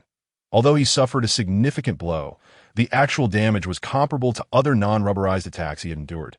However, with the arrival of the Monkey King into the fray, Luffy found his defenses and evasive maneuvers increasingly strained. One punch followed another, and kicks rained down like a torrential downpour, leaving Luffy dazed and disoriented. Initially, he attempted to multitask, harnessing the techniques of the Iron Body while resisting his rubber instincts and simultaneously dodging or deflecting attacks as best as he could. Yet as time wore on, he struggled to maintain his composure. After enduring a harrowing half-hour of relentless beatings, Luffy began to falter. He ultimately relinquished his resistance to rubberization and began to counterattack, sending back some ineffective or weaker strikes. By this point, his body was covered in bruises, blood trickled from the corner of his mouth, and he gasped for breath. Yet his gaze remained resolutely determined. The Monkey King laughed triumphantly, and the other monkeys joined in jubilant cheers. Wiping the blood from his lips, Luffy's eyes sparkled with an indomitable fighting spirit. Observing this, the Monkey King smirked disdainfully and bellowed, signaling weaker monkeys from his troop to withdraw. These monkeys swiftly leaped to nearby trees. Watching the fierce battle from a distance, with nearly half the monkeys retreating, Luffy finally gained a moment to breathe. He took a deep breath, steeling himself for the ongoing challenge, and gritted his teeth, exclaiming, "You wretched monkeys, I will not be defeated by you." No sooner had he spoken than he charged forward again, ready to engage in an intense battle with the monkeys. He could see that instant. The Monkey King lunged at him with lightning speed. Luffy's heart raced at the sight, yet he did not retreat. Instead, he inhaled deeply and declared, "Rubber balloon." Instantly, his belly swelled to an enormous size, resembling a bloated balloon. The Monkey King, unable to alter his course in time, collided headfirst into Luffy's midsection, his entire body becoming ensnared within Luffy's abdomen. The impact generated a tremendous force, propelling Luffy backward into a throng of monkeys. Meanwhile, the Monkey King, aided by the recoil, executed a graceful backflip and landed deftly atop a tree. After knocking over a cluster of monkeys, Luffy quickly adjusted his stance, utilizing the recoil to activate his rubber rocket technique, darting among the trees in an attempt to evade the Monkey King's pursuit. His agile movements rendered the Monkey King momentarily unable to track his whereabouts. The Monkey King and his troop, however, relentlessly pursued him, emitting furious roars and hurling stones and fruit pits to obstruct Luffy's path. Yet, after enduring such prolonged assaults, Luffy's stamina waned, and his speed began to diminish slightly. Thus, he found himself embroiled in a chaotic escape reminiscent of a frantic chase through a temple. Meanwhile, hidden nearby, Yunjing observed that Luffy was unharmed and felt reassured enough to depart. After spending the night resting near Seymourjiji village, Garp and his companions set sail at dawn toward the village dock. Garp swaggered towards Yunjing's inn, knocking on the door with fervor while shouting, "Yunjing, open up!" Even when nearby villagers informed him that the inn opened at noon, he paid them no heed. Yunjing, reclining in a rocking chair and preparing to take a nap, reluctantly got up at the sound of Garp's voice and approached the door. Upon opening it, he looked at Garp and said, "Vice Admiral Garp, what brings you here? Mine doesn't open in the morning." Garp disregarded Yunjing's words, pushing his way inside and noticing the bar stocked with liquor. He poured himself a drink and downed it in one gulp, saying, "Yunjing, don't be so formal. Just call me old man. Referring to me as Vice Admiral is too formal." Yunjing rolled his eyes, silently grumbling, "Why is this old man here again? What a nuisance," but politely replied, "All right, old man Garp, I guess there's something you need from me." Garp chuckled heartily, patting Yunjing on the shoulder. "Nothing major, just wanted to see how you're doing." "You little rascal. Also, do you have any fine liquor here? Let me have a taste." Yun Jing sighed. Knowing that the old man was up to no good, he turned and casually retrieved a bottle of liquor from behind the bar, handing it to Garp. Garp sniffed the bottle, nodded in satisfaction, and began drinking with gusto. Watching Garp relish the drink, Yun Jing couldn't help but smile, although Garp could be quite a headache at times. He also recognized that the Vice Admiral was an entertaining character. Just then, a commotion erupted outside. Both Yun Jing and Garp turned to see a crowd of villagers gathered at the door. Whispering amongst themselves, they had been drawn by Garp's knocking, fearing that the Navy was there to cause trouble. After all, the Navy seldom visited their village, and their presence had become more frequent lately. Noticing this, Yun Jing promptly stepped outside and called out to the villagers, "Everyone, go about your business. There's nothing to worry about." The villagers, seeing that Yun Jing did not appear to be in distress, began to disperse, with one of them saying, "Yun Jing, if that Navy guy give you trouble, just shout. We can't let outsiders bully our village." Yun Jing smiled and nodded, replying, "Understood, Uncle Tianjima." Once back inside, he pondered how to rid himself of the bothersome Garp. After all, he didn't want to be plagued by Garp's presence every day. Looking at the overly familiar Garp, Yun Jing sighed. "So, old man Garp, what brings you here now? If there's nothing urgent, I still need to catch up on sleep. I didn't rest well last night." Garp scratched his head, a sheepish smile creeping onto his face. "Yesterday, Borisolino took all the pills, and I have none left. Kid, give me some pills so I can train Luffy when I get back." He stifled a yawn. Yun Jing rolled his eyes, internally grumbling, "Your doppelganger is in Windmill Village, and you still need to come to me for pills? What a hassle." Yet he knew he couldn't refuse. After all, Garp was a legendary figure in the Navy, and he had to show some respect, so Yun Jing casually produced 3 types of pills, giving Garp a few of each, placing them in a box, and tossing it in front of him. Impatiently saying, all right, everything you wanted is here. Hurry up and leave. Don't disturb my sleep any longer." Garp's face immediately lit up with excitement. Using his observation hockey, he checked the box and confirmed that it contained the pills he needed. With a grin, he said, "Thanks a lot, Yun Jing. I'm off now." With that, he produced the spatial sealing scroll he had given Yun Jing the previous day, stored the box within, and swaggered out. Watching Garp's retreating figure, Yun Jing shook his head in resignation. Thinking to himself that this old man was quite rude, he sighed and returned to his room to continue sleeping. Meanwhile, Garp, box in hand, cheerfully headed towards the warship. After bidding farewell to Garp, Yun Jing closed the door and returned to the rocking chair in the backyard, resuming his leisurely nap. With the presence of a shadow clone, he had become notably lazier. As noon approached, Zoro and Kuina returned, each carrying a hefty, processed wild boar. Yun Jing lazily exhaled a fireball to ignite the firewood that Kuina had set up, beginning the roasting process, while Zoro and Kuina sat nearby. Meditating to restore their energy, under the powerful flames, the divided wild boar was perfectly roasted after half an hour. Upon seeing this, Zoro and Kuina halted their meditation and dashed over to the table to feast.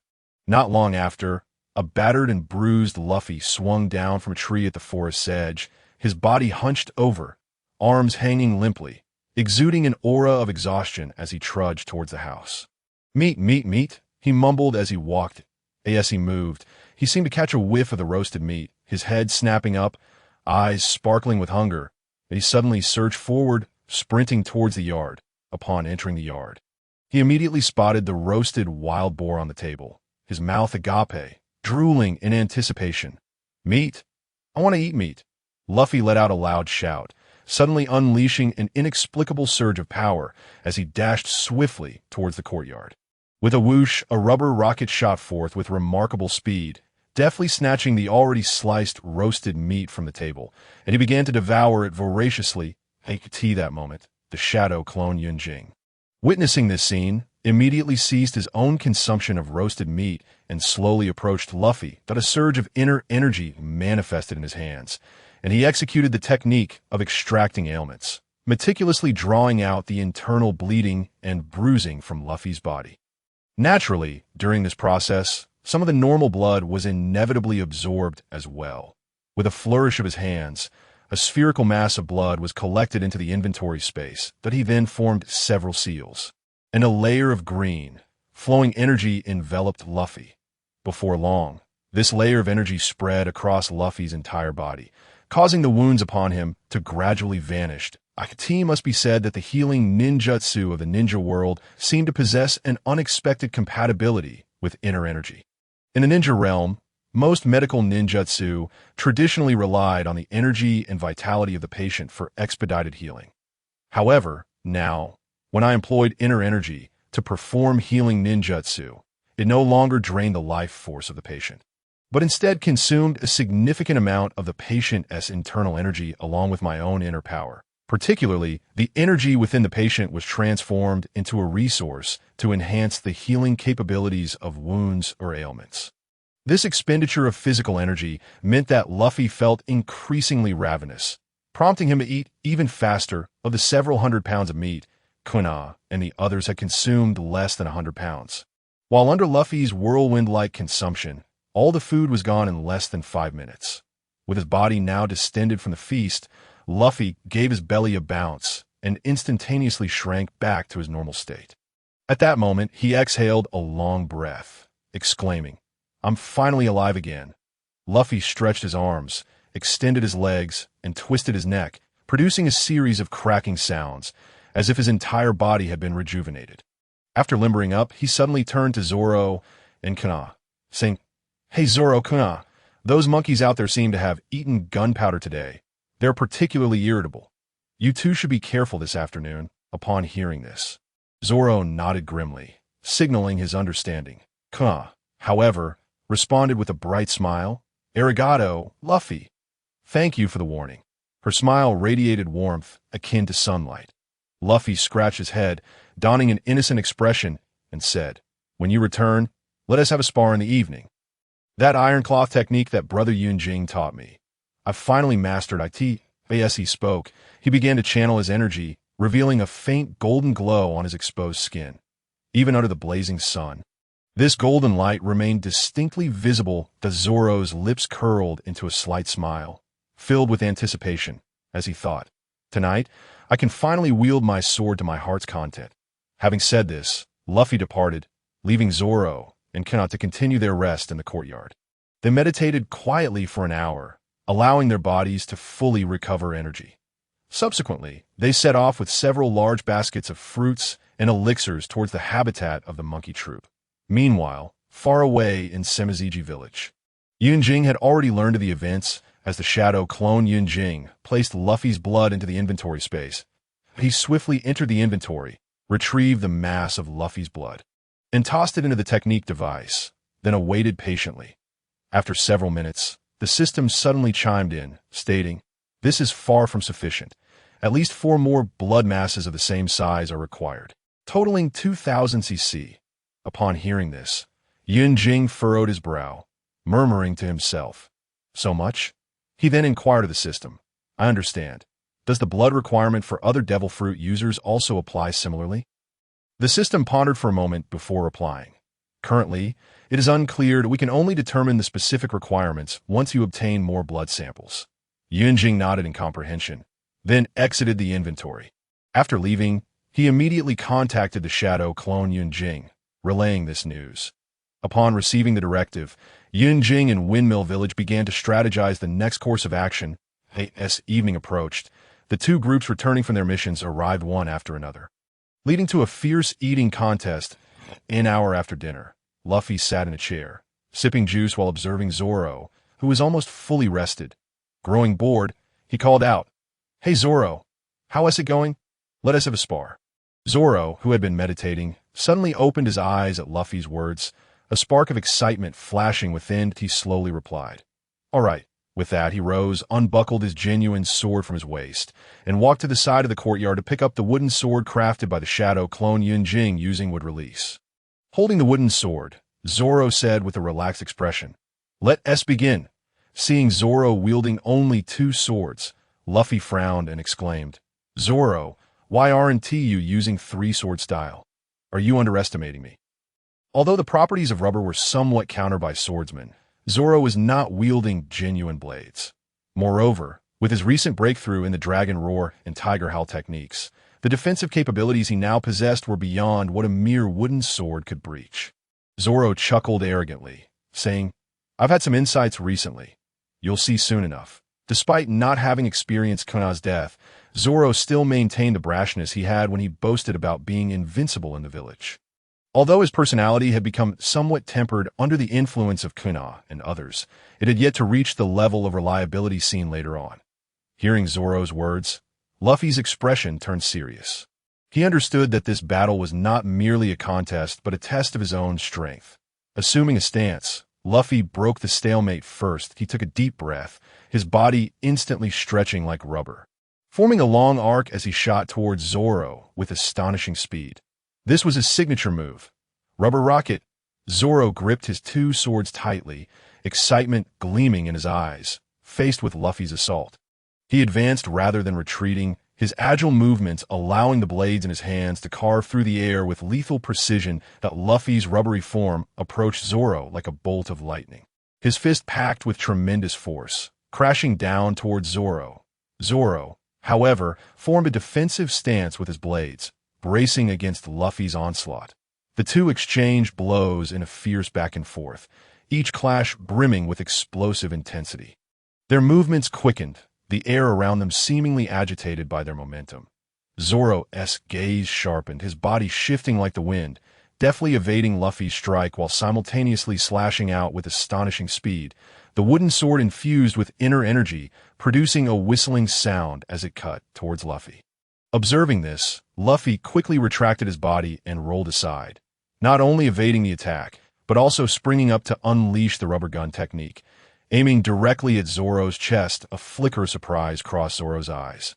Yet he remained unfazed by Luffy's maneuver, as he swiftly reacted, crossing his two blades to block Luffy's strike. Nevertheless, Luffy did not relent. Utilizing his rubber fruit abilities, he rapidly adjusted his posture to launch another assault.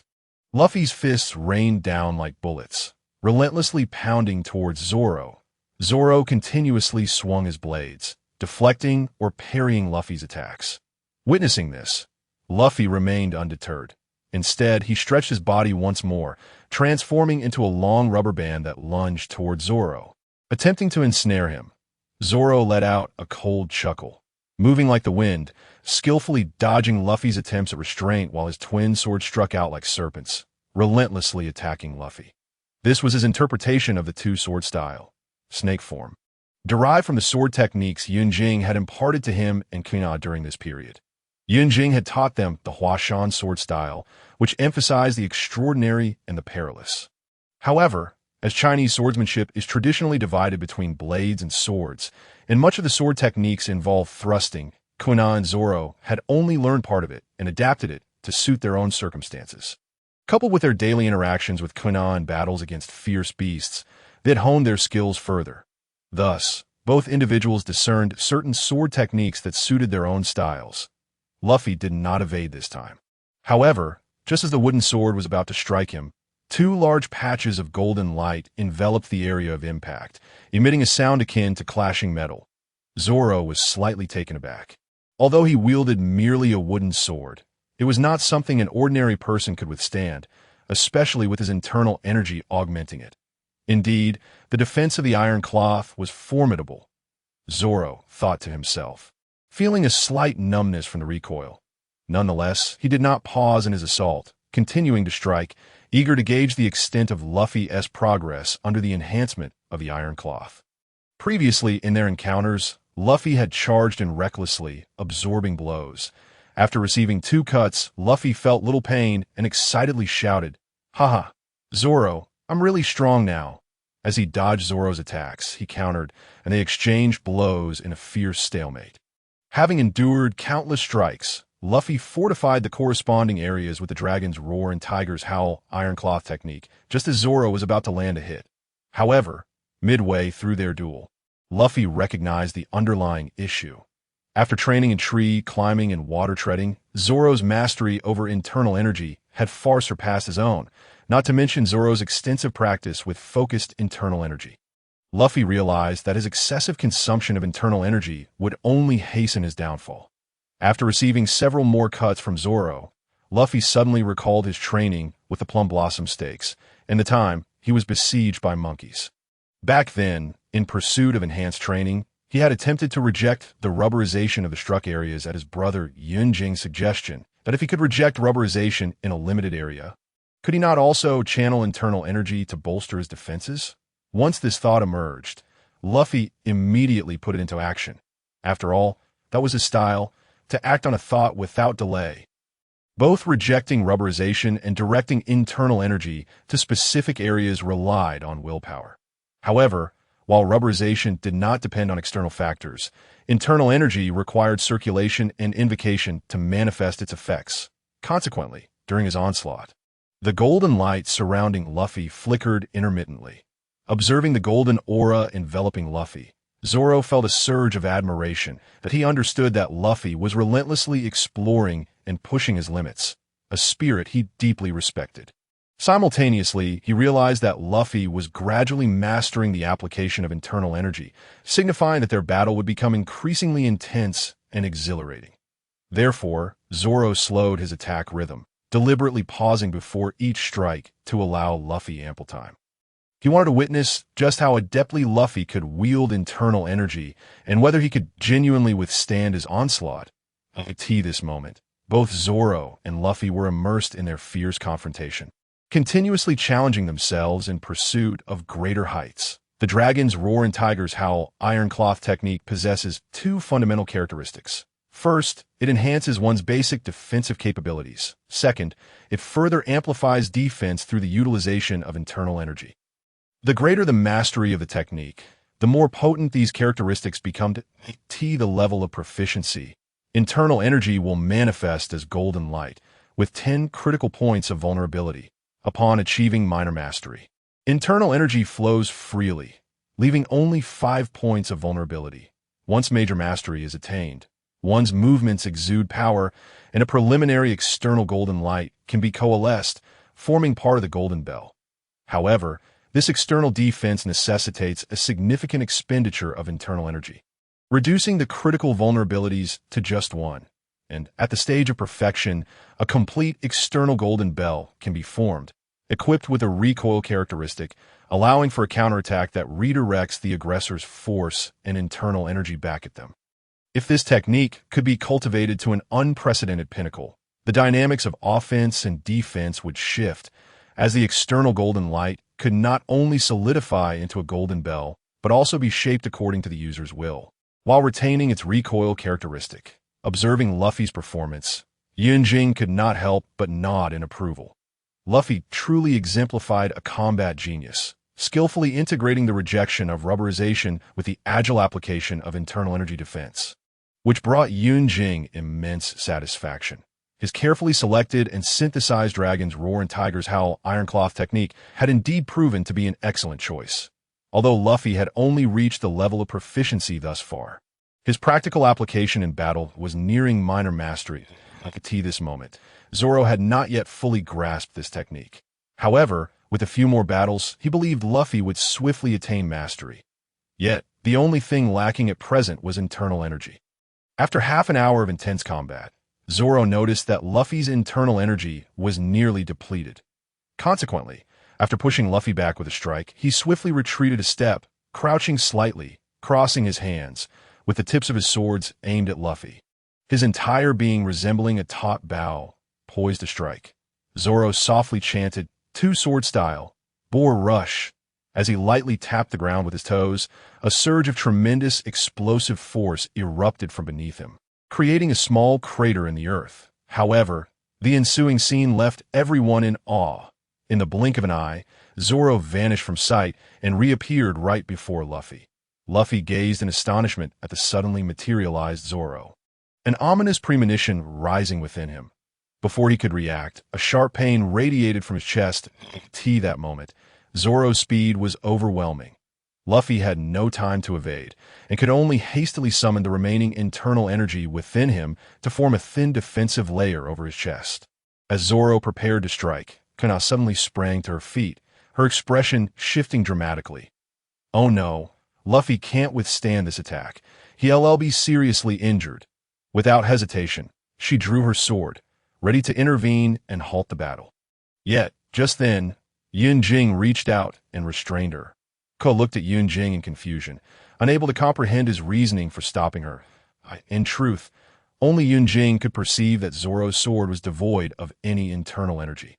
This meant that, at this moment, the wooden sword was merely attacking Luffy with pure kinetic force. Given Luffy's rubber fruit abilities and the defenses of the iron cloth, he should be able to withstand the blow.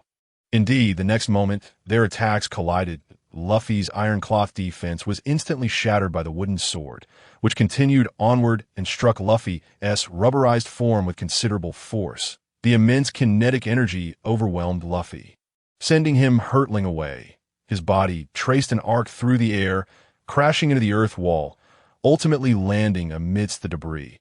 Once the kinetic energy dissipated, Luffy fell to the ground in a disheveled heap, stirring up a cloud of dust.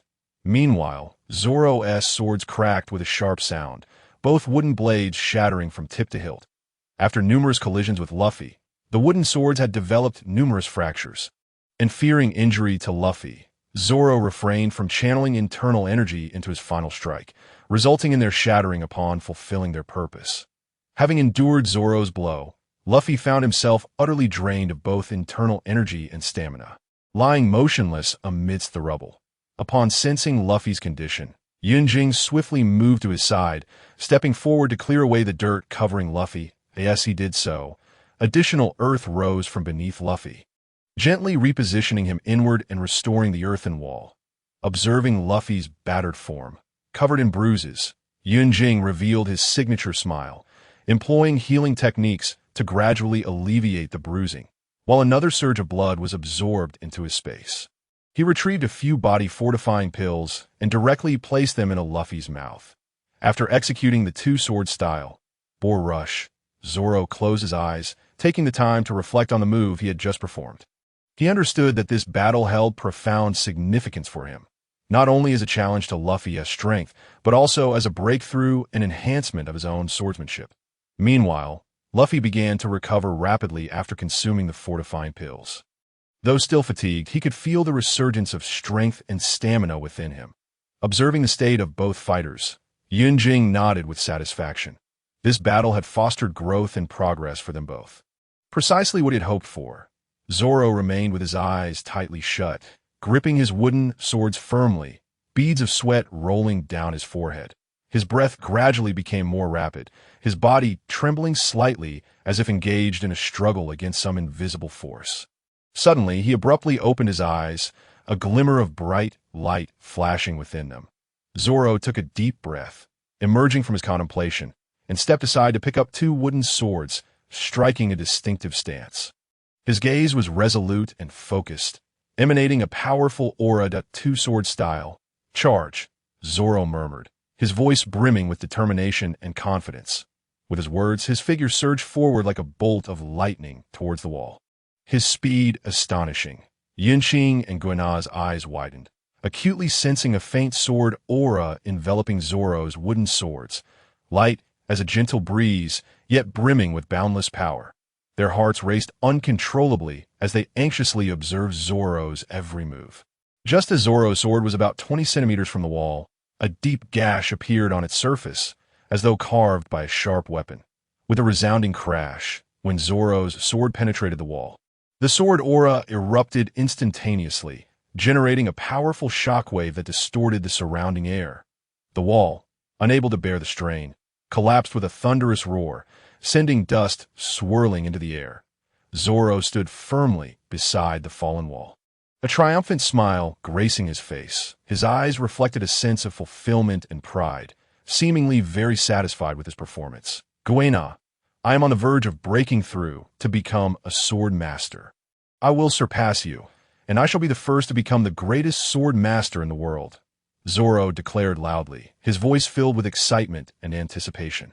However, at that moment, Yunjing's expression darkened suddenly. He swiftly dashed to Zoro's side and, without hesitation, raised his fist and struck Zoro on the head. A resounding duong echoed, followed by a sharp sound, causing Zoro's head to buzz as Yunjing remarked, "Another good head." Zoro instinctively clutched his head and exclaimed, "Ah, that hurts." After a moment, he regained his composure and shouted at Yunjing in exasperation, "Damn Yunjing, why did you hit me?" Yunjing, with a sullen expression, coldly replied, "You really don't need to repair the wall, do you? can't you just use the wooden stakes? Upon hearing this, Zoro's breath caught, as if enveloped by an invisible pressure. Kuina, initially inclined to offer Zoro some sisterly concern for his provocation towards Yunqing, couldn't help but smile upon witnessing Yunqing's strike. Zoro had developed a large bump on his forehead, eliciting a chuckle. Not to be outdone, Kuina swiftly drew her sword and, with a gentle wave towards the wooden stakes used for daily practice in the courtyard, unleashed a fierce sword wave that shot forth like lightning. In an instant, the sword wave passed through the wooden stakes, vanishing without a trace like a phantom.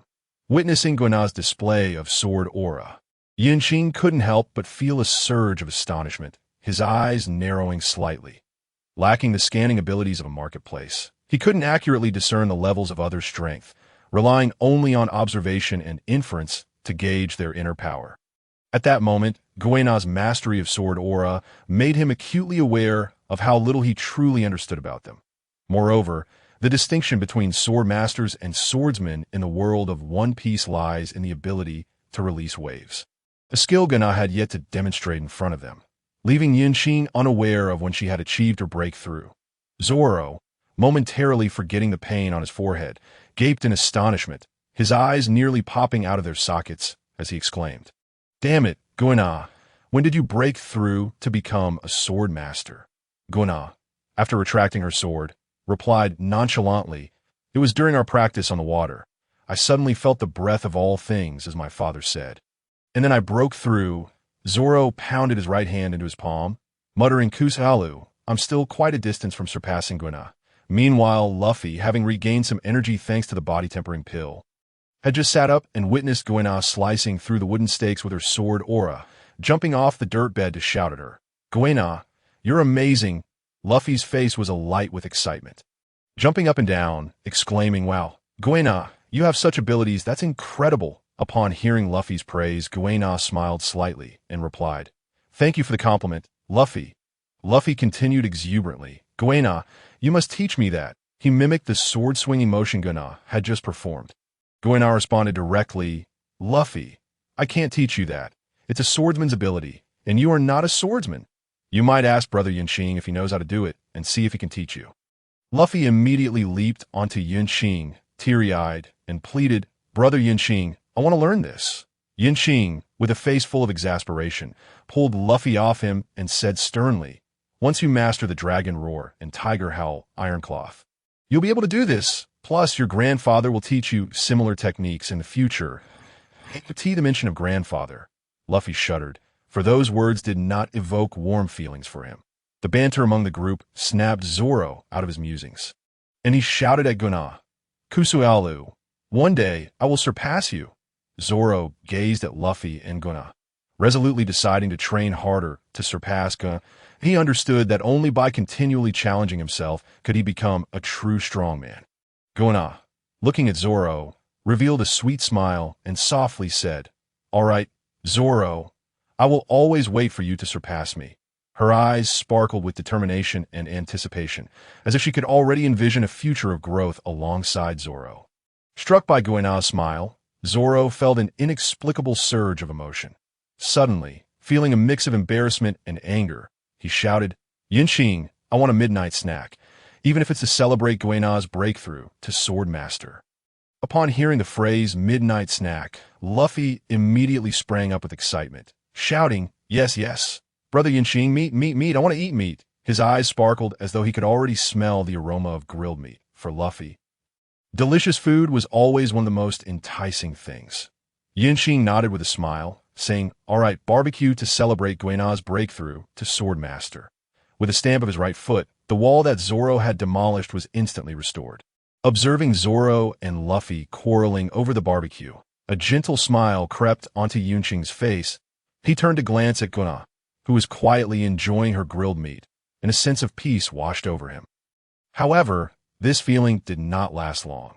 Moments later, Yunqing gently shook his head, as if trying to dispel such sentiment from his mind. He muttered to himself, "The revolution has not yet succeeded. Comrades still need to strive." Now, the positions of the three emperors on the seas were firmly established, with only the fourth emperor Shanks yet to take his place. In this tumultuous era, pirates in the New World would undoubtedly engage in fierce competition to become the new sovereign, even at the cost of bloodshed, as they sought to claim the title of ruler. This world needed someone to save it, but Luffy was still young, merely 9 years old. The clone Yunqing sighed deeply, contemplating, let fate take its course. I am merely a clone. The weighty responsibility of saving the world should rest with the main body. Perhaps I should send another clone over. After all, a month has passed, and the main body's strength and means must have improved. He resolved to collect Luffy's blood before proceeding further. Once his emotions were adjusted, he joined the fray, competing with Luffy and Zoro for food. As night fell, Luffy was already sound asleep, while Zoro and Kuina continued to diligently train their internal energy. I could see this moment. The clone Yunqing was pondering how to further train Luffy. Luffy had already mastered the Iron Cloth technique, rendering ordinary attacks nearly ineffective against him. Originally, Yunqing had anticipated that the enhanced monkey swarm would push him to endure for at least 10 days or more, but little did he expect that on the very first day, the monkey swarm would overwhelm Luffy, leading to an immediate breakthrough. Was this what they referred to as the Child of Destiny? It was utterly unreasonable, yet thankfully he was on their side. After deep reflection, Yunqing finally determined a new training plan. Thus, he commenced his meditation to cultivate internal energy. At this stage, he could essentially substitute sleep with meditation to replenish his vitality, existing as a projection rather than his true self. The following morning, after absorbing the purplish light of dawn, the projection of Yunqing called the main body of Yunqing, and then began to orchestrate his plans, vanishing in an instant from the courtyard.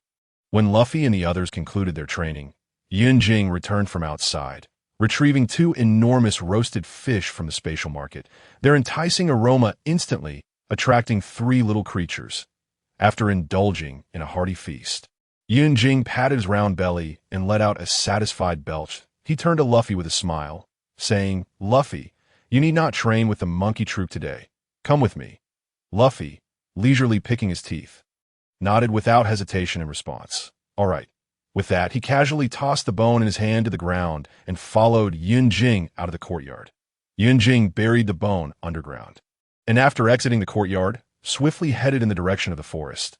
Luffy nimbly darted through the trees, sometimes mimicking Tarzan's movements, at other times imitating Spider-Man, thoroughly enjoying himself. After roughly 10 minutes, the two had ventured over 10 miles into the forest, arriving at a colossal tree with a massive hollow. Luffy curiously examined the tree, which was several dozen meters in diameter and reached hundreds of meters in height, his mind filled with questions. Unable to contain himself, he scratched his head and asked, "Brother Yunqing, what kind of training are we doing here?"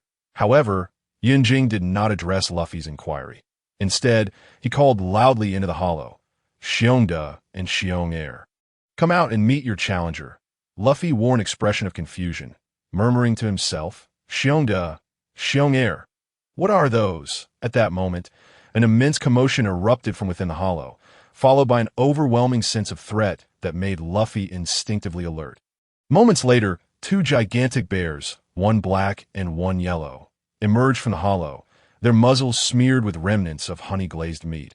Observing the arrival of Xiongda and Xiong-er, Yunqing smiled faintly and turned to Luffy, saying, "From today onward, they will be your opponents.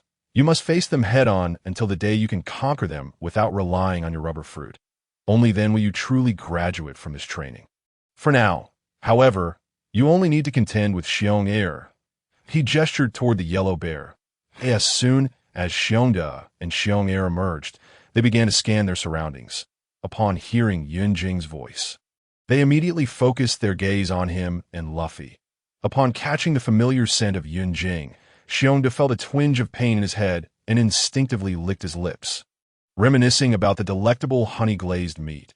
Earlier that morning, the 2 bears had been peacefully slumbering in their den when a small, hairless monkey intruded, unceremoniously kicking each bear out of the cave. Enraged, the bears prepared to teach the little monkey a lesson while also satisfying their empty bellies. Yet, under the golden glowing hands of the projection Yunqing, they found themselves comfortably collapsed at what they believed to be the monkey's feet. With a big stick displayed, it was time for the red dates. Yunqing retrieved a massive piece of honey-glazed meat from the spatial market. The two bears, now sprawled on the ground, quickly propped themselves up, their noses twitching as they sensed the aroma of the roasted meat. Their eyes widened upon seeing the hairless monkey holding the delectable morsel, and they instinctively backed away from Yunjing, their eyes fixated on the honey-glazed meat. Observing the bear's pitiful expressions, Yunjing erupted into laughter, tossing the 1 to 2 meter long piece of meat toward them. The larger black bear swiftly caught it, preparing to devour it whole, but then noticed the smaller bear gazing at it hungrily. The black bear glanced at the meat in its grasp and graciously placed it in front of the yellow bear, which promptly swallowed it whole. The black bear's actions reminded Yunjing of an animated film he once saw, though it was missing a bald-headed lumberjack. Chuckling, he produced several more pieces of honey-glazed meat, forcibly naming the bears Xiongda and Xiong'er, and after confirming there were no issues, he left behind some roasted meat and departed. Luffy gazed at the enormous bears before him, filled with curiosity and anticipation. He speculated whether these bears would become his training opponents, but he knew that Yunjing meant him no harm, so he resolved to follow Yunjing's lead. Yunjing smiled at Xiongda and Xiong'er, saying, "Don't be alarmed. I brought Luffy here merely to spar with you," hoping to awaken his latent potential. Upon hearing this, a glimmer of disdain flickered in Xiongda's eyes, as it believed this little creature could never be its match. After all, they were the overlords of the forest, endowed with immense strength and combat skills, while Luffy appeared to be just an ordinary hairless monkey, lacking any distinguishing features. However, Xiongda did not underestimate Luffy, for it understood that in this forest, any creature might conceal unknown powers. Yet before Yunjing, it dared not act rashly. Lest it incur another massage, Ikati could only roar at its brother, Xiong'er, urging him to reluctantly step forward. Having just been immersed in the delightful honey-glazed meat, seeing Xiong'er emerge, Yunjing turned to Luffy and stated, "Luffy, you must withstand Xiong'er's attacks for at least 30 minutes. If you cannot endure this duration, your lunch will not include any roasted meat. However, if you manage to last for 30 minutes, for every additional 10 minutes, I will reward you with an extra piece of roasted meat." Upon hearing this, Luffy's spirits soared as he boldly declared, "Don't worry, I will definitely last longer than 30 minutes. Yunjing smiled faintly, saying no more, but instead pulled out an hourglass, shaking it before placing it aside. Without hesitation, Luffy leaped down from the tree, driven by the allure of roasted meat, and launched an assault on the nearly 9-meter-tall Xiong'er, showcasing his agility and formidable strength. From the outset, Yunjing had stipulated that Luffy must confront his opponent head-on. Thus, upon spotting Xiong'er, Luffy had no thoughts of retreat. Instead, he charged forward with determination. Xiong'er, fixated on the approaching hairless monkey, did not hold back, planting its forelimbs firmly on the ground and charging at Luffy with astonishing speed. Just as they were about to collide, Xiong'er suddenly slammed to a halt, its left front paw sweeping upward to strike Luffy. Luffy was astonished to discover that even on all fours, Xiong'er towered over him. Faced with this unexpected assault, a powerful gust of wind rushed toward him, causing his skin to ripple and his straw hat to flutter wildly. That Luffy's instincts screamed at him that he could not withstand this blow. Yet out of respect and trust in Yunjing's commands, he chose to take the risk. That he swiftly halted, channeling his strength into his iron cloth technique, causing his entire body to shimmer with a golden radiance, resembling a small golden statue. However, in the very next moment, a resounding crash echoed as Luffy ultimately proved unable to withstand Xiong'er's might. He was sent flying, vanishing into the dense underbrush within mere seconds. Yunjing kept a watchful eye on Luffy, witnessing the blood spraying from him as he was propelled by Xiong'er's powerful winds that he swiftly exhaled, forming a whirlwind that absorbed every drop of blood in the air. Silently resolving not to waste a single drop, shortly thereafter, Luffy, battered and bruised, returned to Yunjing's side. Yunjing quickly employed his dual healing technique and fed Luffy several precious body-enhancing pills. Then he called out, "It's settled, Luffy. Go forth and battle." Upon hearing this, Luffy charged towards the battlefield without the slightest hesitation. However, this time, Kuma did not rush forward as before. Instead, he stood firmly in place, staring blankly at the approaching Luffy. As Luffy drew near, Kuma suddenly swung a massive paw, striking Luffy with tremendous force.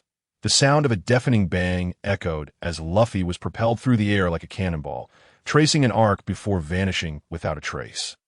Thus, Luffy and Kuma engaged in a fierce exchange, colliding repeatedly. Each time, Luffy was mercilessly sent flying, while Kuma, finding such combat to be exceedingly dull, turned and retreated to his cave for a rest. Kuma contemplated leaving, but just as he was about to step back, Yunjing abruptly stood up, his right hand radiating a dazzling golden light. Sensing the formidable aura emanating from Yunjing, Kuma felt a pang of fear and obediently crouched down, no longer daring to consider retreating. Observing Kuma's submissive posture, Yunjing pondered for a moment, then retrieved a piece of roasted meat from his spatial ring and tossed it to Kuma. Upon seeing the roasted meat, Kuma's eyes brightened instantly, and he eagerly accepted it, hastily devouring it with delight. After finishing, he licked his paws, still savoring the taste. With food to enjoy, his boredom dissipated, and he resolved to treat it as a form of play. As Kuma relished his meal, a clone of Yunjing quietly completed the task of collecting Luffy's blood. After several collisions, the blood required for the technique was fully gathered in the world of Smiling Proud Wanderer. Yue Buqun had spent 3 days arriving in the capital, securing an inn, taking care of his needs, and gathering information about the Leopard House. Late at night, after finishing his training at the marketplace, Yue Buqun opened a window and leaped out. About a quarter of an hour later, he arrived near the Leopard House located in the northwest of the Imperial City, glancing at the patrolling soldiers. He took advantage of the darkness to ascend the roof of the Leopard House. While investigating the Emperor's whereabouts, Yue Buqun suddenly sensed a steady aura approaching his location. Narrowing his eyes, he thought, "Just when I was worried about finding the place." Moments later, an elderly eunuch, clad in traditional attire with white hair and brows, glided over from another palace rooftop. The eunuch, catching sight of Yue Buqun in the faint light of the Leopard House, exhibited a hint of confusion and caution before exclaiming with surprise, "I thought it was that blind little thief. Turns out it is the renowned Master Yue Buqun of the Hua Shan sect." The court usually maintains a distance from the affairs of the martial world. "May I inquire what brings Master Yue to the inner palace?" Yue Buqun noted the eunuch's profound aura, realizing he was a master at the mid-stage of the innate realm, and couldn't help but marvel at the royal family's complexity. There were hardly any innate masters in the martial world, yet he had encountered one upon arriving at the Leopard House. Maintaining a calm demeanor, he replied, "May I ask your esteemed name, my lord?" The eunuch, sensing Yue Buqun's superior strength, realized that his aura was far more formidable than his own. Had he concealed his presence upon arrival, he might not have been detected. Nevertheless, he was unfazed, for this was his domain, and any conflict would soon attract reinforcements. Moreover, with an ancestor stationed in the palace, who would dare cause trouble within the inner sanctum? After listening to Yue Buqun, the eunuch replied nonchalantly, "I am a disciple of the ancestor, known as Eunuch Hai." Upon hearing this, Yue Buqun's pupils contracted. The ancestor, although he was astonished by the royal family's depth, he remained unafraid. He clasped his hands in salute to Eunuch Hai, saying, "I have come to discuss urgent matters with His Majesty, and I bring forth a precious offering. I hope Eunuch Hai can relay this message." The eunuch furrowed his brow, questioning, "Master Yue, do you know what this place is?" "The inner palace is not a venue for just anyone to enter. If you have urgent matters, you should report through the proper channels of the court, rather than intruding privately." Yue Buqun shook his head helplessly, explaining, "You may not be aware, but this matter is of utmost importance. Concerning the stability of both the martial world and the court, IT must be discussed face-to-face with His Majesty." The eunuch hesitated for a moment, seemingly weighing the significance of Yue Buqun's words. After all, Yue Buqun held a certain status in the martial world. If there was indeed something critical that needed reporting to the emperor, perhaps he could be granted an opportunity. Thus, the eunuch nodded in agreement to relay the message. However, he cautioned Yue Buqun, "Very well, since that is the case, I shall inform you. But let me make it clear, if His Majesty is unwilling to see you, or if what you say lacks significance, you will bear the consequences." After thanking the eunuch, Yue Buqun waited quietly. During their conversation, he sensed several innate masters had quietly surrounded the grand hall, prompting him to remain vigilant. Meanwhile, he discreetly formed several hand seals in preparation for any unforeseen circumstances. Upon hearing Yue Buqun's words, Eunuch Hai's lips moved slightly, yet no sound emerged. Yue Buqun's heart raced. He recognized this as a high-level martial arts technique for silent communication. Soon after, one of the figures swiftly departed, evidently to report to superiors. Yue Buqun surmised this individual was likely Eunuch Hai's trusted aide. After the person left, Eunuch Hai raised his hand and said to Yue Buqun, "Master Yue, the wind is strong here. Why not accompany me for a cup of hot tea, lest others say we are ungracious hosts?" Yue Buqun pondered for a moment and thought, since this is the case, it would be wise to follow him down to ascertain the situation. Thus, he replied with a smile, "I would be grateful for your hospitality." Eunuch Hai, upon hearing this, Eunuch Hai swiftly leaped down with agility. Yue Buqun, not wishing to fall behind, immediately followed suit, utilizing his lightness skill to descend. The moment they landed, a group of guards nearby noticed the unusual occurrence and swiftly surrounded them. Seeing this, Eunuch Hai addressed the leading officer. "This is a distinguished guest. Everyone, stand down." The officer inclined his body slightly, respectfully saluting Eunuch Hai before responding. Understood, he then led his men away to continue their patrol. Yue Buqun keenly observed that several innate masters were stealthily trailing their movements. As Eunuch Hai entered a room, palace maids promptly offered tea and snacks. Eunuch Hai took the lead, lifting a cup of tea, taking a gentle sip, and then said to Yue Buqun, "Master Yue, please enjoy some tea." Yue Buqun smiled as he picked up the cup, politely responding, "Eunuch Hai, you are too kind." Afterward, he elegantly sipped from the cup, but in reality, he wrapped the tea with his inner strength and discreetly disposed of it into his spatial ring. After finishing the tea, Eunuch Hai began to engage Yue Buqun in light conversation, demonstrating the high emotional intelligence that comes from working in the palace. Their dialogue flowed smoothly. However, it wasn't too long before Yue Buqun sensed the aura of the innate master who had departed earlier was gradually approaching. Shortly thereafter, another elderly eunuch with white hair and brows entered the room. He first nodded to Eunuch Hai, then turned to Yue Buqun, speaking in a solemn tone, "Master Yue, His Majesty requests your presence." Following the two eunuchs through the palace corridors, they finally arrived at a palace door. Eunuch Hai gestured for Yue Buqun to wait, while the other eunuch approached the entrance and announced, "Your Majesty, Master Yue is waiting at the door." A voice from within the palace called out, summoning Yue Buqun for an audience. The two eunuchs then led Yue Buqun inside. After taking a few steps, the two eunuchs bowed respectfully before stepping aside. Having been educated from a young age, Yue Buqun adhered to Confucian etiquette, refraining from exploring his surroundings. Instead, he followed the two eunuchs in a respectful kneeling salute, declaring, "Commoner Yue Buqun pays his respects to your Majesty. Long live your Majesty." Within the palace, upon a dragon couch, sat Zhu Hozhao, resembling a face that had seen better days, yet exuding a frail demeanor. He coughed softly, his voice lacking strength as he commanded, "Rise." Only then did Yue Buqun stand, scrutinizing Zhu Hozhao's appearance, and sighed. It appears the rumors circulating are indeed true. Since arriving in the capital, Yue Buqun had learned that Zhu Hozhao had been fishing in a flooded area near Hua Shan, and his boat had capsized. Though rescued by attendants, he had since fallen ill, and during a ritual offering, he had coughed up blood and fainted. Since then, Zhu Hozhao had remained in the leopard house recuperating. However, even during his convalescence, Zhu Hozhao remained unable to resist the allure of women, neglecting his rest. Yet, upon witnessing Zhu Hozhao's state, Yue Buqun felt an inner satisfaction, believing this to be the perfect opportunity to execute his plan. At this moment, Zhu Hozhao inquired, "I have heard that you possess a precious treasure to present to me." Yue Buqun, bowing respectfully, replied, "Indeed, I do have a treasure to offer your Majesty. Please allow me to retrieve it." With that, Yue Buqun unhesitatingly opened the portal to the marketplace before Zhu Hozhao and stepped inside.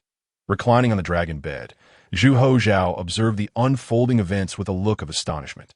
Meanwhile, Su Jin, standing beside the dragon bed, noticed the sudden appearance of the portal, and his expression changed dramatically. He rushed forward, positioning himself protectively in front of Zhu Hozhao, shouting, Protect the Emperor! Protect the Emperor! Simultaneously, Grand Eunuch Hai and another eunuch swiftly leapt before the dragon bed, fingers poised in a defensive stance, vigilantly guarding Zhu Zhao. Hearing the commotion, the palace guards swiftly armed themselves and rushed inside. While hidden eunuchs also emerged, hurrying toward the palace, the atmosphere grew tense, thick with unease, upon seeing the guards and numerous skilled fighters enter.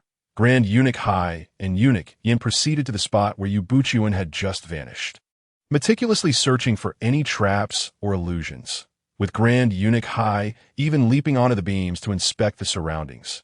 Without hesitation, Yue Buqun entered the marketplace and purchased 2 devil fruits, placing one into a prepared brocade box. However, he did not leave the marketplace immediately, opting instead to patiently await inside. Grand Eunuch Hai and Eunuch Yin thoroughly searched the area where Yue Buqun had stood, only to find nothing, leaving them utterly disappointed. Exchanging glances of helplessness, they shook their heads in resignation. That moment, Grand Eunuch Hai stepped forward, respectfully reporting to the Emperor, "Your Majesty, please forgive this old servant's incompetence. We found nothing." Upon hearing this, a hint of disappointment crossed Zhu Zhao's face. Yet he soon regained his enthusiasm, smiling as he remarked, "No matter, since Master Yu has come to present me with treasures, he is bound to return that I can wait. You may all withdraw." Zhu Zhao addressed the imperial experts and guards who had just entered. Observing this, Su Jin hastily stepped forward to advise, "Your Majesty, you must not. If Yue Buqun harbors ill intentions and seeks to harm you, any unfortunate incident would render us, your servants, utterly incapable of atonement." Zhu Zhao shook his head, stating, "I believe Master Yu is not such a person. Furthermore, did you not say he is known as the gentleman's sword in the martial world?" Hearing this, Su Jin ceased his objections, and the guards and royal experts gradually departed, though not straying far, remaining vigilant near the palace. Grand Eunuch Hai and Eunuch Yin positioned themselves at the sides of the dragon bed, guarding attentively. Within the span of a tea break, Yue Buqun re-emerged from the marketplace, and the reappearance of the white portal elicited varied reactions among Zhu Zhao and the others. Zhu Zhao was delighted, while the others remained on high alert. Upon seeing Yue Buqun step out, Zhu Zhao pointed at the portal and directly asked, "Master Yu, what does this object signify?" Holding the gift box, Yue Buqun explained, "By the grace of my ancestral master, I have been fortunate enough to encounter a celestial being. This portal leads to a mysterious realm, where, under the witness of the celestial, one can communicate with individuals from other worlds." Hearing Yue Buqun's explanation, Zhu Zhao's eyes sparkled with intrigue, as he secretly speculated whether this so-called mysterious realm was indeed the legendary celestial realm. Although Zhu Zhao was interested in matters of immortality, he had not delved deeply into the subject, having only heard tales from the martial world and folk stories. With keen interest, Zhu Zhao inquired, "So the treasured item you mentioned earlier is indeed of celestial origin?" Yue Buqun nodded affirmatively, saying, "Indeed." Zhu Zhao's thoughts raced. He was well aware of his own physical condition, that if he could truly find assistance from a celestial being, perhaps he could extend his life by several years. Hence, he eagerly asked, "What powers does this celestial item possess?" Yue Buqun smiled and replied, "This object is known as the devil fruit. Consuming it will greatly enhance one's fundamental qualities. Most directly, it will significantly improve physical constitution, strength, speed, and recovery ability, along with granting the ability to transform into a canine, akin to the transformation technique spoken of in Taoist teachings." With that, Yue Buqun opened the brocade box to reveal the devil fruit before Zhu Zhao. Unfortunately, it was nighttime, and despite the palace being exceptionally bright, the frail Zhu Zhao could not discern its features. Observing this, Su Jin promptly stepped forward to take the box, glancing at the peculiarly shaped fruit within, his heart racing. After a careful examination of the box, confirming there were no issues, he returned to the dragon bed, presenting the box for Zhu Zhao to see. Grand Eunuch Hai scrutinized the black and white, oddly patterned fruit, furrowing his brow as he directly questioned Yue Buqun, "Master Yu, if this is indeed a celestial object, why does it appear so strange, and why does it bear such an unusual name? Are you attempting to deceive His Majesty?" Hearing this, Zhu Hozhao ceased his examination of the devil fruit and turned to Yue Buqun. Yue Buqun smiled gently, explaining this object was obtained by a celestial being from a realm known as One Piece. The fruit's name was designated by that world and is one of their treasures. The celestial being, in their compassion, chose not to alter its name. Moreover, this fruit can only be consumed by one person, and only the first to eat it will reap its benefits, upon hearing the term pirate. The individuals present were not unfamiliar. Since the founding of the dynasty, a strict maritime prohibition had been enforced due to rampant piracy, although the Sambao eunuchs had made 7 voyages to the west. This merely opened pathways for tribute from various nations. However, the current sovereign, wise and astute, had heeded the suggestion of Wu Tingju, the right minister of Guangdong, to restore the Song dynasty system, implementing a tax on items brought by tribute envoys, thus collecting a 20% transaction tax. Consequently, the court began to levy tariffs. This initiative not only bolstered the court's financial income, but also significantly stimulated trade prosperity. The maritime ban had effectively been relaxed. As long as taxes were paid, free trade with the Ming dynasty was permitted. Thus, foreign vessels constantly frequented the seas, and merchants from the Ming dynasty engaged in large-scale maritime trade, yielding substantial tax revenues for the court. Regrettably, this move had encroached upon the interests of certain individuals. Recently, many officials had submitted petitions condemning this action as a violation of ancestral policies, urging the sovereign to reinstate the traditional maritime ban and strictly prohibit private maritime commerce. Zhu Hozhao, due to his declining health, began to waver in his stance that he was not particularly concerned about these matters. But upon hearing that consuming this fruit could greatly enhance his physical attributes and recovery, his eyes lit up with desire. Yet, gazing at the peculiar fruit before him, he could not help but feel a twinge of apprehension. Sensing Zhu Hozhao's expression, Yue Buqun promptly offered, "Your Majesty, I have another fruit here that you may try first." With that, he produced another devil fruit from his robe, preparing to consume tea that moment. Grand Eunuch Hai suddenly stepped forward, exclaiming, "Wait, Master Yu, please hold on." Yue Buqun's actions halted abruptly, his face a mask of confusion as he looked at Grand Eunuch Hai. Inquiring, "Is there an issue, Grand Eunuch Hai?" A smile graced Grand Eunuch Hai's face as he said, "Master Yu, it is truly admirable that you would offer such a precious treasure to His Majesty. However, the Emperor's health is vital to the welfare of the realm, and we must not allow any mishap to occur. Might I suggest that Master Yu select another fruit for your own use?" Although Grand Eunuch Hai spoke with a tone of negotiation, his demeanor left no room for discussion. Yue Buqun smiled slightly, responding, "The safety of the Emperor is paramount. I have no objections." With that, he relinquished the fruit from his hand. Yue Buqun certainly did not wish for Zhu Hozhao to perish. Otherwise, the ascension of a new emperor and the grasping of political power would consume considerable time, and he did not desire to waste too much time on this matter. Grand Eunuch Hai accepted the fruit and bowed to Zhu Hozhao, respectfully declaring, "Your Majesty, this old servant has overstepped." Zhu Hozhao gently shook his head, signaling Su Jin to present the brocade box to Grand Eunuch Hai. Grand Eunuch Hai picked up the devil fruit from within the box, scrutinizing it closely, and discovered that the 2 fruits appeared identical. When he probed its internal structure with his internal energy, he detected no anomalies. With his back turned to Yue Buqun, Grand Eunuch Hai swiftly exchanged the positions of the fruits, completing the action in the blink of an eye. Moments later, he approached Yue Buqun, holding the 2 fruits, and with a smile, said, "Please, Master Yu, choose one to taste." Without hesitation, Yue Buqun selected one at random, and Grand Eunuch Hai immediately split the fruit in 2, offering half to Yue Buqun. Receiving the fruit, Yue Buqun wasted no time, popping it into his mouth and chewing it. In truth, he had long been eager to try it, had it not been for his desire to quickly gain the trust and support of the Emperor. He would have consumed the fruit on the way here, commencing his training in the earthly transformation of 72 changes. After swallowing half of the fruit, all eyes turned to Yue Buqun, who was closely observed for his reaction. Before long, his figure began to blur, and shortly thereafter, an adorable Siberian husky appeared in the center of the palace. Transformed into a husky, Yue Buqun leisurely trotted around the palace, leaving everyone astonished by this miraculous change. Unable to contain his curiosity, Zhu Hozhao inquired, "Master Yu, is this the transformation technique you mentioned?" In his canine form, Yue Buqun, with an endearingly foolish expression, replied, "Indeed." At this moment he distinctly felt the changes in his body. However, being in the palace made it inconvenient to physically test these transformations. Nevertheless, guided by an instinct in his mind, Yue Buqun decided to attempt the beast-human form.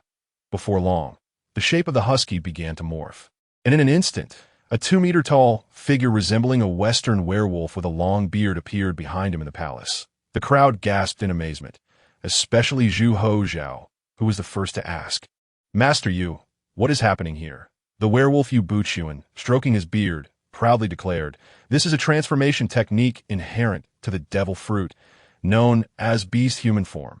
He then elaborated on the 3 forms of the devil fruit to everyone. After concluding his explanation, Yue Buqun reverted to his human form. Thankfully, his clothing had also changed along with his physique. Otherwise, he might have found himself in an embarrassing situation akin to a gentleman bearing his modesty. Witnessing Yue Buqun's astonishing transformation after consuming the fruit, Zhu Hozhao felt an urgent desire to taste the fruit himself. However, out of caution, Grand Eunuch Hai first consumed the other half of the fruit presented by Yue Buqun. Besides its peculiar flavor, he experienced no transformative abilities nor any unusual effects. Left with no choice, they could only trust that Yue Buqun's words held truth. Subsequently, Grand Eunuch Hai handed the remaining devil fruit to Zhu Hozhao. Zhu Hozhao eagerly accepted the fruit and consumed it without hesitation. Moments later, an additional husky appeared on the dragon couch. However, unlike Yue Buqun, this husky appeared rather frail. The husky Zhu Hozhao anxiously looked at Yue Buqun and asked, "Master Yu, why am I unable to transform into the beast-human form like you?" As he spoke, he anxiously paced on the dragon couch, gnawing at the pillows. Yue Buqun quickly explained, "It may be due to your majesty's current weakness, lacking the internal energy necessary. Once your majesty's physical constitution improves, or you gain a deeper understanding of this ability, I believe you will be able to transform into the beast-human form naturally." The husky Zhu Hozhao nodded, continuing to gnaw on the pillow. However, not long after, he grew fatigued and reverted to his human form. Zhu Hozhao, panting, carefully assessed the changes in his body, pleasantly surprised to find that the weakness from his prior immersion had vanished. Leaving only the exhaustion from overexertion, he immediately summoned Su Jin to bring him some food. Zhu Hozhao devoured several pastries, rapidly regaining his strength at it. Then he remembered to offer a seat to Yue Buqun. Under Su Jin's direction, 2 young eunuchs brought a chair for Yue Buqun. After Yue Buqun sat down, a satisfied smile spread across Zhu Hozhao's face. He then turned to Yue Buqun and inquired, "Master Yu, might there be any other peculiarities in this mysterious realm?" Yue Buqun pondered for a moment before responding, "Your Majesty, according to the immortal, this mysterious realm is a confluence of many worlds, with 3 worlds in total, including ours, each containing various rare treasures and marvelous techniques. Those with fortune can enter and obtain boundless benefits." Hearing this, Zhu Hozhao was filled with yearning and remarked, "Such a wondrous place exists in the world. Master Yu, might you take me along?" Yue Buqun gently shook his head and replied, "Your Majesty, my wife and I have already attempted entry, but this door permits only me to enter. Your Majesty might wish to try for yourself." With that, he opened the shimmering portal in the center of the Great Hall.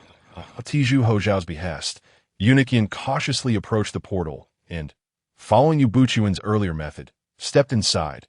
Strangely, he felt as though he had merely passed through air, and the portal reacted not at all. Witnessing this, both Grand Eunuch Hai and Su Jin could not resist trying themselves, yet they met with the same result. Ultimately, Zhu Hozhao stepped forward to try.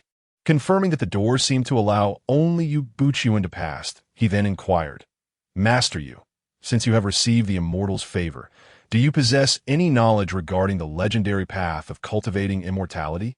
Yue Buqun shook his head and replied, "Your Majesty, to my knowledge, there is no cultivation method in the mysterious realm. From my observations over time, it seems the immortals have no intention of imparting their techniques to us. Or perhaps we lack the means to offer something of sufficient value to exchange." Zhu Hozhao frowned upon hearing this. Exchange. Yue Buqun nodded. Precisely, Your Majesty. The mysterious realm resembles a grand marketplace, where all items possess intrinsic value. We are akin to customers, able to purchase or exchange goods as per our needs as of now. The method for attaining immortality has yet to manifest, perhaps due to our lack of corresponding resources. Zhu Hozhao nodded slightly, falling into contemplation. After a while, he spoke. Earlier, Master, you mentioned having important matters to discuss with me. May I inquire what they entail? Yue Buqun promptly replied, Your Majesty, I previously indicated that in the presence of the immortal in the mysterious realm, I have been able to communicate with individuals from other worlds. Consequently, I have acquired a technology known as electricity. If utilized properly, it could prove a significant benefit to the nation and its people. He then meticulously detailed the phenomena and applications of electricity that he had observed from Tian and Zishiming to Zhu Hozhao. After listening, Zhu Hozhao fell into deep thought and eventually said, If what you say is true, then this technology indeed represents a great boon for the nation and its people. Zhu Hozhao closed his eyes, reflecting seriously for a moment before speaking. Master, you have accomplished such a significant feat. What kind of reward do you desire? Yue Buqun felt a surge of joy within. Thinking that the moment of reward had finally arrived, he rose from his chair, respectfully bowing to Zhu Hozhao, and said, Your Majesty, I humbly request to enter the royal library for a glimpse. Zhu Hozhao contemplated briefly and then responded, Do you wish to access the wisdom left behind by our esteemed predecessors in exchange for precious items from other worlds?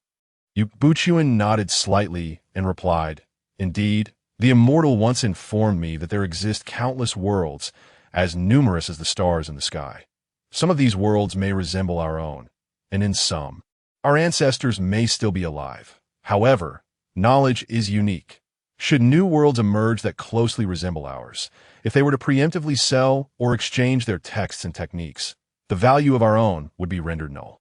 Zhu Hozhao, upon hearing this, narrowed his eyes, pondering deeply that he understood that Yue Buqun's request was of great significance, but he also saw an opportunity to gain more for himself. Thus, he slowly said, I can grant you permission to access the royal library. But this will require a greater price. Mere information and a devil fruit will not suffice. After all, the texts in the royal library are of immeasurable value. Upon hearing the words of Zhu Hozhao, Yue Buqun could not help but feel a surge of joy within his heart, that he realized that he had successfully piqued the emperor's interest. Now, he merely needed to further demonstrate his sincerity. Thus, he respectfully replied, Your Majesty, the immortal once proclaimed, the thoughts of man are boundless. Initially, I failed to grasp the profound meaning of this statement, but as time has passed, I have gradually come to understand its essence. Our ancestors, from nothingness, harnessed their infinite wisdom to create countless martial arts and texts. Therefore, as descendants, we ought to continuously innovate upon the foundations laid by our forebears, forging ahead to create even greater treasures of knowledge. Zhu Hozhao, upon hearing Yue Buqun's words, could not help but marvel at the vast depth of the immortal's wisdom. Curiously, he inquired, Your Excellency, your words resonate deeply. How do you propose we achieve this goal? Yue Buqun promptly responded, Currently, the martial world is rife with conflict, with various sects embroiled in ceaseless strife, which is a calamity for the realm of martial arts. Therefore, I wish to leverage the power of the court to first unify the righteous and demonic paths, thereby diminishing the discord within the martial community. Furthermore, I plan to utilize the items acquired from the immortal as rewards to ignite the creative spirit within the populace, encouraging them to actively explore new avenues in martial arts. The wisdom thus created will become the foundation of the Ming dynasty. Zhu Hozhao sighed deeply, shaking his head, pondering that Yue Buqun was merely the leader of a sect and far too naive. He then remarked, Your Excellency, your assertion is flawed. Abruptly shifting the topic, he asked, However, when do you intend to visit the royal library? Although Yue Buqun found Zhu Hozhao's words somewhat perplexing, the opportunity to access the royal library was something he was eager for. So he replied, I am ready at any time. Zhu Hozhao waved his hand with a smile. Say in that case, Your Excellency, immerse yourself in the texts of the sages. Go forth. Upon hearing this, the attendant Yin Gonggong immediately bowed respectfully to Zhu Hozhao and then led Yue Buqun away. As Zhu Hozhao watched Yue Buqun's departing figure, a contemplative expression crossed his face. Moments later, he turned to Su Jin beside him and commanded, "Convey my decree," summoning the cabinet ministers to an audience. Su Jin hastily bowed and replied, "Yes." Zhu Hozhao nodded and continued, "There is one more matter. Arrange for a suitable time to test your excellency Yue's capabilities." The attendant Hai Gonggong acknowledged the command and promptly departed. Yue Buqun followed Yin Gonggong. Yet his mind was a whirlwind of thoughts. He found himself somewhat baffled by Zhu Hozhao's final words. Nevertheless, he began to contemplate the implications of those words, ultimately concluding that his plan to unify the righteous and demonic paths might be somewhat misguided. Despite the lingering doubts, Yue Buqun quickly cast aside these distractions, for the paramount objective was to enter the royal library in search of the long-lost martial arts manuals. Before long, they arrived before a magnificent edifice. Yin Gonggong halted and, smiling, informed Yue Buqun, "Master Yue, ahead lies the royal library. I shall escort you no further. Should you require anything, simply instruct at the entrance, and arrangements will be made for you." After explaining the library's regulations, he turned to depart. Yue Buqun gazed upon the seemingly endless collection of tomes, his heart exclaiming, "This is a treasure trove." Meanwhile, in Shuanyue village, Yun Jing, sensing the completeness of Luffy's blood, eagerly entered the space to extract the remaining blood and cast it into the martial arts apparatus. Half an hour later, the system suddenly chimed, "Ding! Congratulations on acquiring the weakened version of the D-Sha's 72 transformations. General principles." Upon hearing this, Yun Jing raised an eyebrow in curiosity, pondering, does the human fruit correspond to the general principles? Inquisitively, he queried the system, "What will happen if I acquire other human fruits?" The system replied cryptically, "All will be revealed in due time." Yun Jing sighed in resignation, realizing that he could only practice for now, as there were no further clues available, and he must await future developments. Thus, he commenced his training in the D-Sha's 72 transformations. General principles point 2 days later on the mountainside behind Windmill village. After 2 days of rigorous training, Luffy had become capable of withstanding several rounds of attacks from Kuma II, and the golden aura surrounding him had grown significantly more intense. I could see this moment. The clone, Yun Jing, was discussing the newly devised training plan for Luffy while coordinating with his main body. The response received was to wait until the new clone arrived before dissolving the current one. Simultaneously, he learned that Garp was soon to arrive at Windmill village. As Luffy transformed once more into a shooting star. Exclaiming, "I will return, Kuma II," a figure appeared beside Yun Jing. "Yun Jing, shouldn't you be in Seymour Jichi village?" "How did you get ahead of me to Windmill village?" boomed Garp, his voice echoing in Yun Jing's ears. "Garp, I'm merely a clone." The clone Yun Jing, having received relevant intelligence about Garp from the main body, knew precisely how to handle the situation. "Oh, so that's why you can now perceive me with observation haki," Garp remarked in surprise. As Luffy soared back from afar. Garp commented, "Thank you for your assistance during this time. This little rascal hasn't caused you too much trouble, has he?" The clone Yun Jing nodded, then shook his head, saying, "I was merely training him on the side. My primary objective is to assist Zoro and Kuina. Both of them have clear mentors, so I need not overly concern myself. Moreover, Luffy serves as a competent target. I'm merely refining his skills." Garp laughed heartily. "Regardless, I must thank you." Just as the clone Yun Jing was preparing to say something, Luffy, having been sent flying, returned, ready to seek treatment from the clone Yun Jing before re-engaging in battle. However, upon seeing Garp beside Yun Jing, he faltered, losing his grip on the tree and crashing down. Bang! Both Yun Jing and Garp felt the ground tremble beneath them. Once Luffy hit the ground, he quickly realized that he was no longer a pirate and that his grandfather had no reason to strike him. Thus, he sprang up, using his rubbery limbs to leap onto the branches, addressing Garp, "Grandpa, why are you back?" Garp grinned, "I came to check if you're slacking off." "Puffed, I certainly am not." Luffy pouted, then continued, "What about Ace? Did he come back with you? I've become super strong. I want to challenge Ace." As he spoke, he flexed his arms to showcase his bulging muscles. Garp's expression darkened at this, and he delivered a punch to Luffy, who, sensing an attack, instinctively activated Iron Body, causing a flash of golden light, clang. At that moment, Luffy realized that his grandfather had hit him and suddenly exclaimed, "Hey, Grandpa, you finally can't hurt me anymore." He began to dance with joy. Garp, annoyed, swatted him towards Kuma. Indeed. You're my blood. What a grudge. I sent you flying 100 meters with a single slap. The clone Yunjing observed this with raised eyebrows as Luffy shouted at Garp. How could you ambush me, Grandpa? Just as the words left his mouth, Kuma too charged at him, compelling Luffy to defend himself.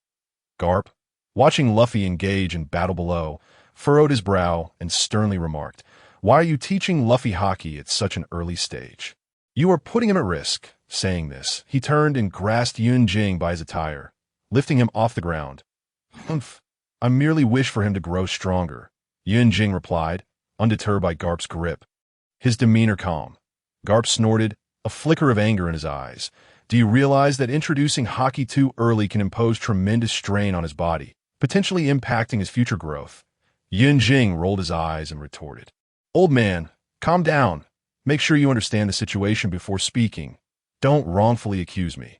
I haven't taught Luffy hockey. I don't even know it myself. How could I teach him?" Upon hearing this, Garp promptly set aside Yunjing, then meticulously employed his observation hockey to discern Luffy's condition.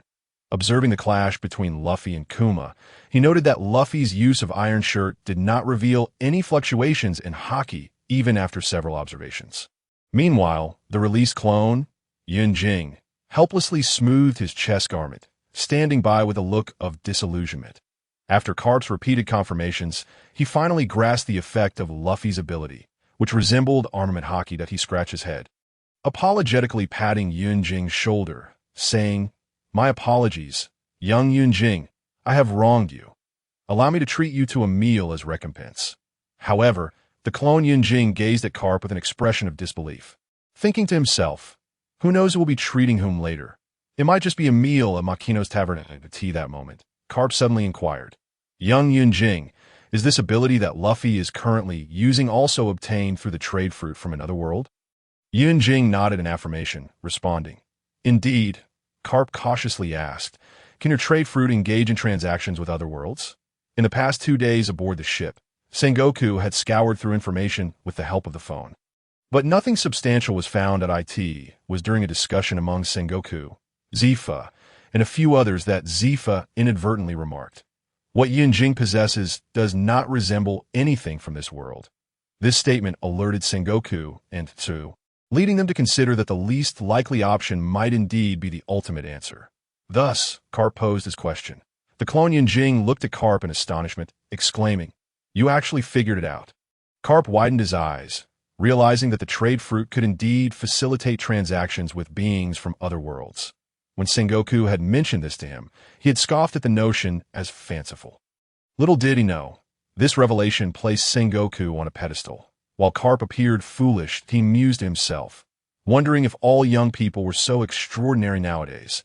According to Sengoku, Yunjing had only possessed the trade fruit for a year and a half, yet had already developed the ability to communicate with other worlds. His talent was beyond mere prodigy.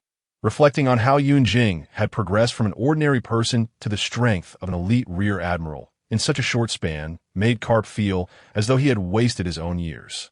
As he contemplated, Garp suddenly felt a wave of melancholy. However, he quickly steadied himself and continued, "Can the items you traded from the other world be exchanged with us in the Navy again? Especially the training methods for the ninjutsu you previously employed, and of course, what Luffy is using as well." The clone Yunjing pondered for a moment, finding the question somewhat tricky, yet replied, "I cannot be certain, for I am merely a clone and lack the authority. However, you may have Marshal Sengoku communicate with my main body. There might be some possibilities." Garp nodded in understanding. Following their discussion, they prepared to observe Luffy's battle, only to see Luffy once again sent flying by a punch from Kuma, becoming a mere aerial acrobat.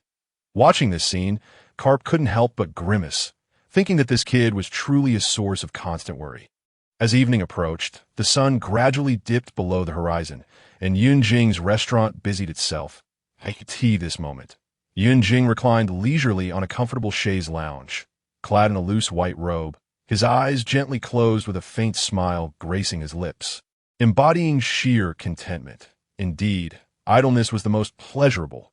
Yet, just then, a series of buzzing noises shattered this tranquility. The telephone beetle on the table began to ring. Yun Jing slowly opened his eyes, glanced at the vibrating telephone beetle, then extended his hand to gently lift the receiver. He did not speak immediately, instead patiently waiting for the other party to initiate the conversation. A deep voice emanated from the other end. Mr. Yun Jing, hello. This is Sengoku. Upon hearing this name, a knowing smile appeared on Yun Jing's face as he softly replied, Mr. Sengoku, you must be here to discuss the trade, correct? Sengoku's tone turned serious. Indeed. But I wonder if Mr. Yun Jing is still willing to continue this transaction with our Navy. A slight smirk appeared at the corners of Yun Jing's mouth as he playfully responded, I would be delighted, though I fear that you, Lord Sengoku, may be reluctant to pay the necessary price. After a moment of silence, Sengoku contemplated the telephone beetle before thoughtfully asking, what kind of items would you require in return for agreeing to trade with our Navy? Yun Jing answered without hesitation, it's quite simple. I will provide you with various precious cultivation techniques that can expedite the strength of your soldiers. Thus, I hope to receive items of equivalent value in exchange. Items of equivalent value? Sengoku furrowed his brow, slowly inquiring. What exactly do you wish for? As long as you're intrigued, I can obtain what I desire. Yun Jing's smile grew more confident as he slowly articulated. The 6 powers of the Navy. The secrets of life return, the training methods for the dual hockey, along with the blood of devil fruit users. Upon hearing the mention of the blood of devil fruit users, Sengoku couldn't help but frown. Images of experiments conducted by Vegapunk and others flashing through his mind. After a moment of contemplation, he asked, are you also interested in genetic factors? Yun Jing quickly shook his head in denial. I am not a scientist and have no interest in such matters. I simply have other uses for it. Sengoku remained silent for a while. Pondering Yun Jing's true intentions, he understood that Yun Jing was no ordinary individual. Should he refuse his request, he might lose this rare opportunity. Conversely, agreeing might yield substantial benefits for the Navy. Ultimately, after a lengthy silence, Sengoku relented, driven by his intense desire for progress and strengthening the Navy's capabilities. Since taking on a role of admiral, he had treaded cautiously. But he sensed that the opportunity for the Navy's justice to reach the other shore lay in Yun Jing's hands. After Sengoku delved deeper into understanding the advantages and disadvantages of the 2 cultivation methods, inner power and chakra, he took a deep breath and firmly stated, very well. I agree to your conditions, but I hope you will uphold your promise and not betray Garp's trust in you. A glimmer of surprise flickered in Yun Jing's eyes as he smiled and nodded in agreement. Following a friendly and thorough discussion, both parties ultimately reached a fundamental agreement. This accord would serve as the cornerstone for their future collaboration as they pursued their respective goals in the world of One Piece.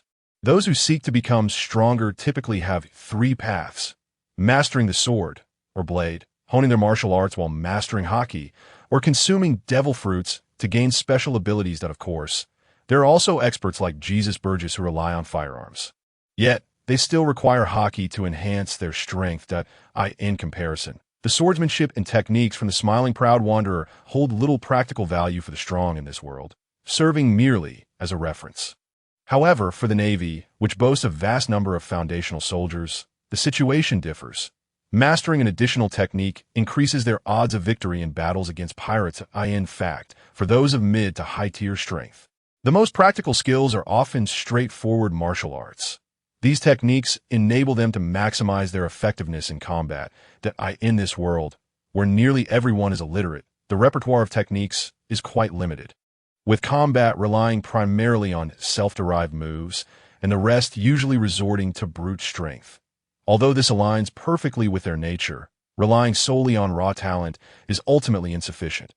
Aside from the world government's black ops and a few major nations with their own legacies, most can only learn the methods of swordsmen. In everyday battles, people often depend on sheer physicality.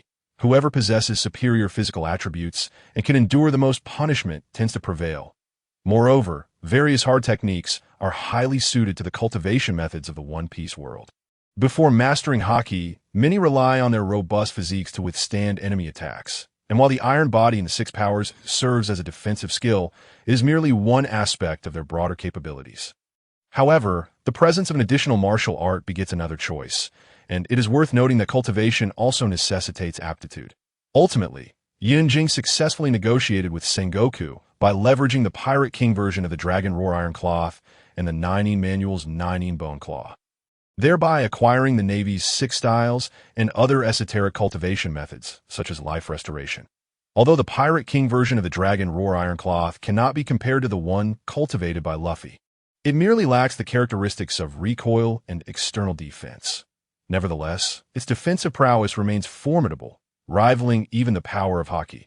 More importantly, this technique is remarkably easy to practice, requiring only persistent exposure to strikes. The choice to utilize the Nine Bone Claw as a bargaining chip stemmed from its exceptional ability to breach defenses and to stir the mind, in a world where individuals are endowed with high defenses and substantial vitality. The Nine Bone Claw undoubtedly becomes an indispensable skill. Although its cultivation method may seem rather sinister, it offers the advantage of rapid progression, perfectly aligning with Sengoku's needs. Regrettably, at this juncture, Yue Buqun had yet to successfully acquire the Shaolin Temple's techniques. Otherwise, the combination of Shaolin's 72 unique skills with Sengoku's human fruit, Buddha form would surely yield unparalleled results, potentially allowing for direct access to Sengoku's blood. What remains is ninjutsu. The limits of internal energy are finite. Unlike the high martial world where one can explore higher-level cultivation methods, such as true chi and true essence. However, chakra is distinct, boasting innate attributes and considerable destructive capabilities. Furthermore, if the robust human beings of the Pirate King world were to practice the local version of chakra extraction, they could undoubtedly surpass the average few cards of chakra. Therefore, Yunjing proposed that Sengoku utilize the more precious devil fruits and the blood of devil fruit users for exchange to this end. He deliberately raised the price of the devil fruits, hoping Sengoku would offer more of the blood of devil fruit users in return. However, he speculated that the Navy's current stock of devil fruits might be limited. Once consumed, the combat power derived from them could dramatically enhance an individual's strength in a short period. Given the prevailing circumstances, the Navy would prioritize distributing the acquired devil fruits to their own personnel to bolster their capabilities, with any remaining fruits likely reserved for rewards. After some haggling, Yunjing finally secured a deal for a Pirate King version of chakra extraction method in exchange for either 3 animal-type devil fruits or 9 portions of blood from animal-type devil fruit users. Thus, 1 devil fruit equated to 3 portions of the same blood type, emphasizing the substantial value of the devil fruits. After all, in the Pirate King world, the applications for such fruits are scarce. It is not like a fantasy world where one could invoke curses or utilize them to unravel personal information, as seen in Naruto, that of course, the blood provided must be sufficient. Otherwise, additional compensation would be required. Yunjing also included 1 instance each of 5 elemental ninjutsu and the body replacement technique as a bonus to acquire more ninjutsu. One would need to exchange for devil fruits or blood. Following the ninjutsu grading system from Naruto, starting from D rank, 1 portion of blood from an animal-type devil fruit user could be exchanged for 10 D rank ninjutsu, 5 C rank ninjutsu, or 1 B rank ninjutsu. The pricing for ancient species, mythical beasts, superhuman types, and natural types will be subject to negotiation. It can be said that cross-border monopolistic trade is indeed lucrative. Both Yunjing and Sengoku, despite their strained voices from bargaining, felt an overwhelming sense of joy within. As the negotiations drew to a close, Sengoku requested a comprehensive list of all the ninjutsu, while simultaneously stipulating that the ninjutsu Yunjing provided must be selected by the Navy. This minor request, in light of the substantial benefits at stake, was readily acquiesced to by Yunjing. Once the terms were agreed upon, Sengoku expressed the need to review the list and deliberate on the quantity to procure before ending the call. Once the phone line was cut, the smile on Yunjing's face could no longer be concealed. He hurried to the marketplace, laughing heartily. His choice to celebrate in the marketplace rather than outside stemmed from a concern of being perceived as having a fit by the villagers. On the other end of the line, Sengoku was equally exhilarated. The prospect of simultaneously possessing the cultivation techniques of both worlds, internal energy and ninjutsu, held value that far exceeded the costs incurred. Sometimes, the sum of 1 and 1 might yield more than merely 2. Perhaps, inspired by such intersections, these old-timers at the end of their paths could once again rejuvenate their vigor. Yunjing brimmed with anticipation regarding the combat potential that ninjutsu chakra could offer, while Sengoku placed greater emphasis on the influence of internal energy on individuals of their advancing years. After indulging in laughter within a marketplace, Yunjing swiftly compiled a list encompassing ninjutsu of various attributes and ranks. The origins of this list can be attributed to Konoha's foremost technician, Kakashi, who single-handedly enriched the entire marketplace's offerings. However, the majority of the ninjutsu listed were C rank and D rank, with only a scant few B rank techniques, and not a single A rank technique to be found. After all, as one destined to become the 6th Hokage, he possessed a fundamental political awareness, and no matter how much he trusted Kai and Ten, or how high his demand for body-refining elixirs was, he would not easily part with high-level ninjutsu for exchange. Consequently, he only released some less significant ninjutsu, yet this did not hinder Yunjing's capacity to profit. Upon exiting the marketplace, Yunjing called his clone stationed in Fuchsia Village, instructing it to deliver the list to Garp and request his assistance in passing it along. After a moment of contemplation, Yunjing dialed Dragon's phone line. The phone rang briefly before being answered, revealing Dragon's composed voice. "One does not visit the Three Treasures Hall without reason. I wonder what important matter brings you to contact me." "Mr. Yunjing?" Yunjing replied directly, "Mr. Dragon, I possess some intriguing items, and I am curious if they pique your interest." Dragon chuckled, responding, "Previously, your elixirs have greatly benefited our trading company. Naturally, I am quite interested in your new offerings. However, I am eager to learn about their respective uses." Over the past year, through transactions with Yunjing, they had acquired 3 types of elixirs that had more than doubled the strength of the core members of the Revolutionary Army, facilitating their operations in various locales. Unfortunately, this had also resulted in a more intense crackdown from the world government. Nonetheless, these challenges were merely trifles for him and the Revolutionary Army, as they had long been prepared to dedicate themselves to the cause of revolution. Yunjing reiterated to Dragon the terms he had previously discussed with Sengoku. Dragon, maintaining his composure, inquired, what would be the pricing? At that moment, Yunjing recalled that the Revolutionary Army seemed to be quite impoverished, adhering to a strict set of principles, with their current transactions involving barter. Thus, this might not pose an issue for them. However, Yunjing chose not to dwell on this concern, as worrying about a customer lacking the means to purchase would be futile. Consequently, he stated, "I will only exchange these items for cultivation methods, devil fruits, and blood from devil fruit users." Blood from devil fruit users? Dragon immediately thought of his friend, Vegapunk, whom he had met at the O'Hara ruins and learned had researched both devil fruits and the bloodline factors of their users. However, adhering to the philosophy of speaking less to err less, Dragon nodded and said, "That is feasible. May I inquire about the specific exchange ratios?" Yunjing, feeling no need to haggle, quoted the Navy's pricing. After a moment of contemplation, Dragon suddenly remarked, "Mr. Yunjing, I presume I am not your first customer in this transaction." The pricing Yunjing had proposed closely aligned with Dragon's threshold, leading him to deduce that this deal had likely already been conducted. Yunjing did not conceal this and nodded in affirmation. "Indeed, I have just completed a transaction with Admiral Sengoku of the Navy." Upon hearing this, Dragon sighed inwardly, as anticipated, and stated, "I will accept this transaction. Please ensure that during future elixir exchanges, you provide the inventory list to Kuma, and our trading company will deliberate before making a decision." Yunjing suddenly recalled something and smiled while nodding. "Of course, no problem at all. However, I have a small request. I prefer that there be no private transactions among my customers. Such behavior could potentially affect our relationship. Wouldn't you agree, Mr. Dragon?" Upon finishing, a subtle smile graced Yunjing's lips. In truth, he had just contemplated a crucial issue.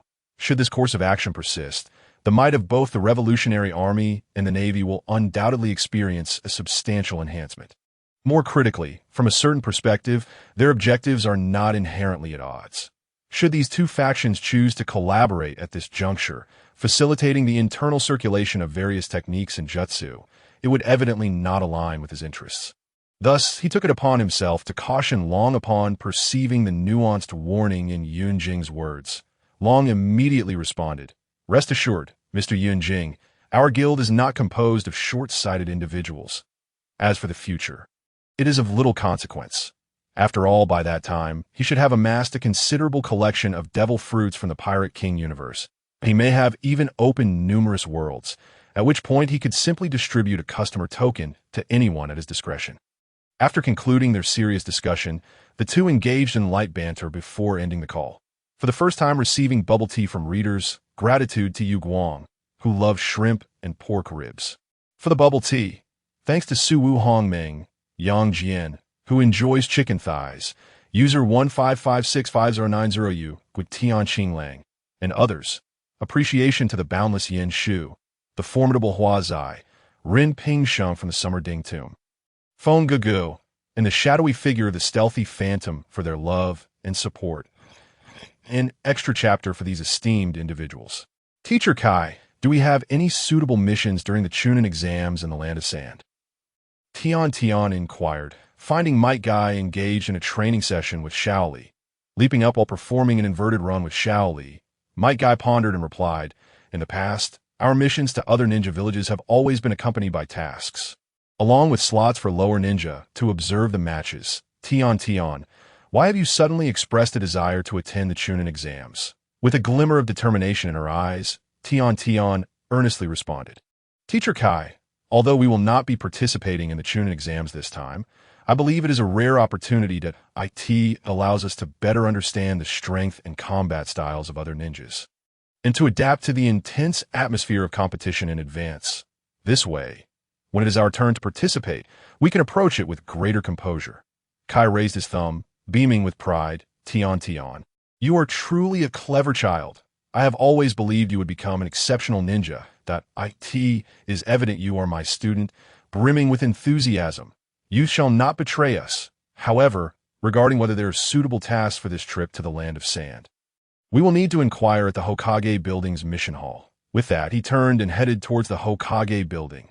Tian disregarded the dazzling reflection from Kai's teeth, her lips curling into a polite smile as she thanked him. "Arigato, Teacher Kai."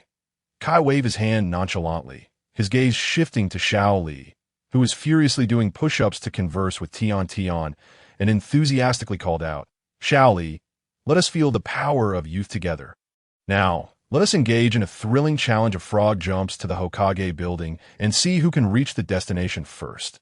The loser must accept a penalty, namely, 3 laps of frog jumps around the village." Upon hearing this proposal, Shaoli immediately halted his movements, responding with excitement. "Hi, Teacher Kai." He quickly adjusted his stance, ready to embrace the challenge. However, just as he prepared himself, he realized that Kai had already taken off in a leap. Shaoli widened his eyes in surprise and exclaimed, "Teacher Kai, you are so cunning, starting ahead of time." Ahead, Might Guy erupted into laughter, glancing back with playful banter. "Shaoli, life is full of surprises. Not everything can be prepared in advance. That is the essence of youth." In response to Might Guy's teachings, Shaoli, amidst his exhilaration, cried out while hastening his frog jumps, "Sogawanai." Teacher Kai, observing the antics of these two lively characters. Tian shook her head in resignation and turned to leave. She understood that being with them was always a joyous and vibrant experience. Tian's change of heart was entirely due to the mysterious scroll brought back by her shadow clone. Just last night, she had inadvertently caught the shopkeeper slacking off in the marketplace. Consequently, she cleared out her assortment of miscellaneous items, the most crucial being that scroll. Dragon Vein Energy, 20 points of treasure points, 1 card. Item details: the last Dragon Vein of the ninja world, intertwined with temporal energy not belonging to this realm, serving as a beacon externally. After inquiring thoroughly with Yunjing, the system, Tian finally grasped the truth. The Otsutsuki clan could so accurately locate the ninja world from afar due to the existence of the Lulan Dragon Vein. Whether motivated by a desire for treasure points or to delay the threat posed by the Otsutsuki clan to the ninja world, Tian ultimately resolved to personally address this matter. The Lulan ruins are situated near the Land of Sand, adjacent to the Land of Birds, and with another shadow clone having been out for over a month without any news. This opportunity also presented a chance for reconnaissance. Tian often lamented that she should have inquired earlier with the shopkeeper about the availability of communication insects. The original pair of communication insects nurtured by Yun Jing had been purchased by Yue Buqun. And since no new communication insects had matured, none were available for sale. Thus, her departing clone had no additional means of contact with her main body, unless the shadow clone was dispelled, leading to the return of its memories. She was unaware of what the clone was currently engaged in. Nevertheless, Tian did not permit herself to become overly anxious. She trusted that the shadow clone possessed its own judgment and capabilities, believing it would make the right decisions. Moreover, she had faith that the shadow clone would complete its mission and return safely. She was merely a tad impatient at present. Before long, Might Guy returned from the Hokage building. Noticing Shaoli was absent, Tian speculated that he had likely resumed his frog jumps around the village. Might Guy informed Tian that, following discussions with the staff at the Hokage building's mission hall, they had secured an important B-rank mission. This time, we are responsible for escorting the representative team from Konoha to the Land of Sand, Might Guy exclaimed with excitement. According to Kai, this mission was typically beyond the eligibility of their freshly graduated team. However, with his silver tongue, the third Hokage, Hiruzen Tsurutobi, had entrusted this task to Kai. Tian suspected that the mission was not particularly dangerous. After all, there exists an unwritten rule in the ninja world. During the joint Chunin exams, no assaults are permitted against participating ninjas. Furthermore, given the current peace, the Sand Ninja Village would undoubtedly allocate personnel for their protection to prevent any unforeseen incidents. The key factor was that Might Guy, possessing the 8 Gates technique, had strength comparable to that of a Kage, thus making Hiruzen Tsurutobi confident in assigning this protective task to him. Eager for more details, Tian asked, "Teacher Kai, when does the mission commence?" Might Guy replied with utmost seriousness, "In 3 days. For the next few days, I will refrain from taking on any D-rank missions at the Hokage building. You all should rest well at home. I will inform Niji." Tian quickly produced 2 spatial sealing scrolls, smiling as she said, "Teacher Kai, these are for you and Shaoli, medications and meats for your training during these days. Additionally, please help me deliver one to Niji." Kai accepted them without hesitation, for this had been the norm over the past few months. Might Guy would ensure the safety of this cherished student. On the morning of the 3rd day, sunlight streamed through the window, illuminating the room. Tian rose early, carefully placing a multitude of prepared spatial sealing scrolls into her ninja tool pouch. She tiptoed out of her door. Upon arriving at the Konoha gate, she encountered the gatekeepers, Kamizuki Izumi and Tetsu, who were captivated by the sight of Might Guy and Shaoli competing in push-ups. Kamizuki Izumi chuckled as he addressed Might Guy. "Kai, you two are truly full of vitality. You are set to embark on a mission shortly. Shouldn't you take a moment to rest quietly?" Might Guy lifted his head, revealing a radiant smile. We're the very embodiment of youth.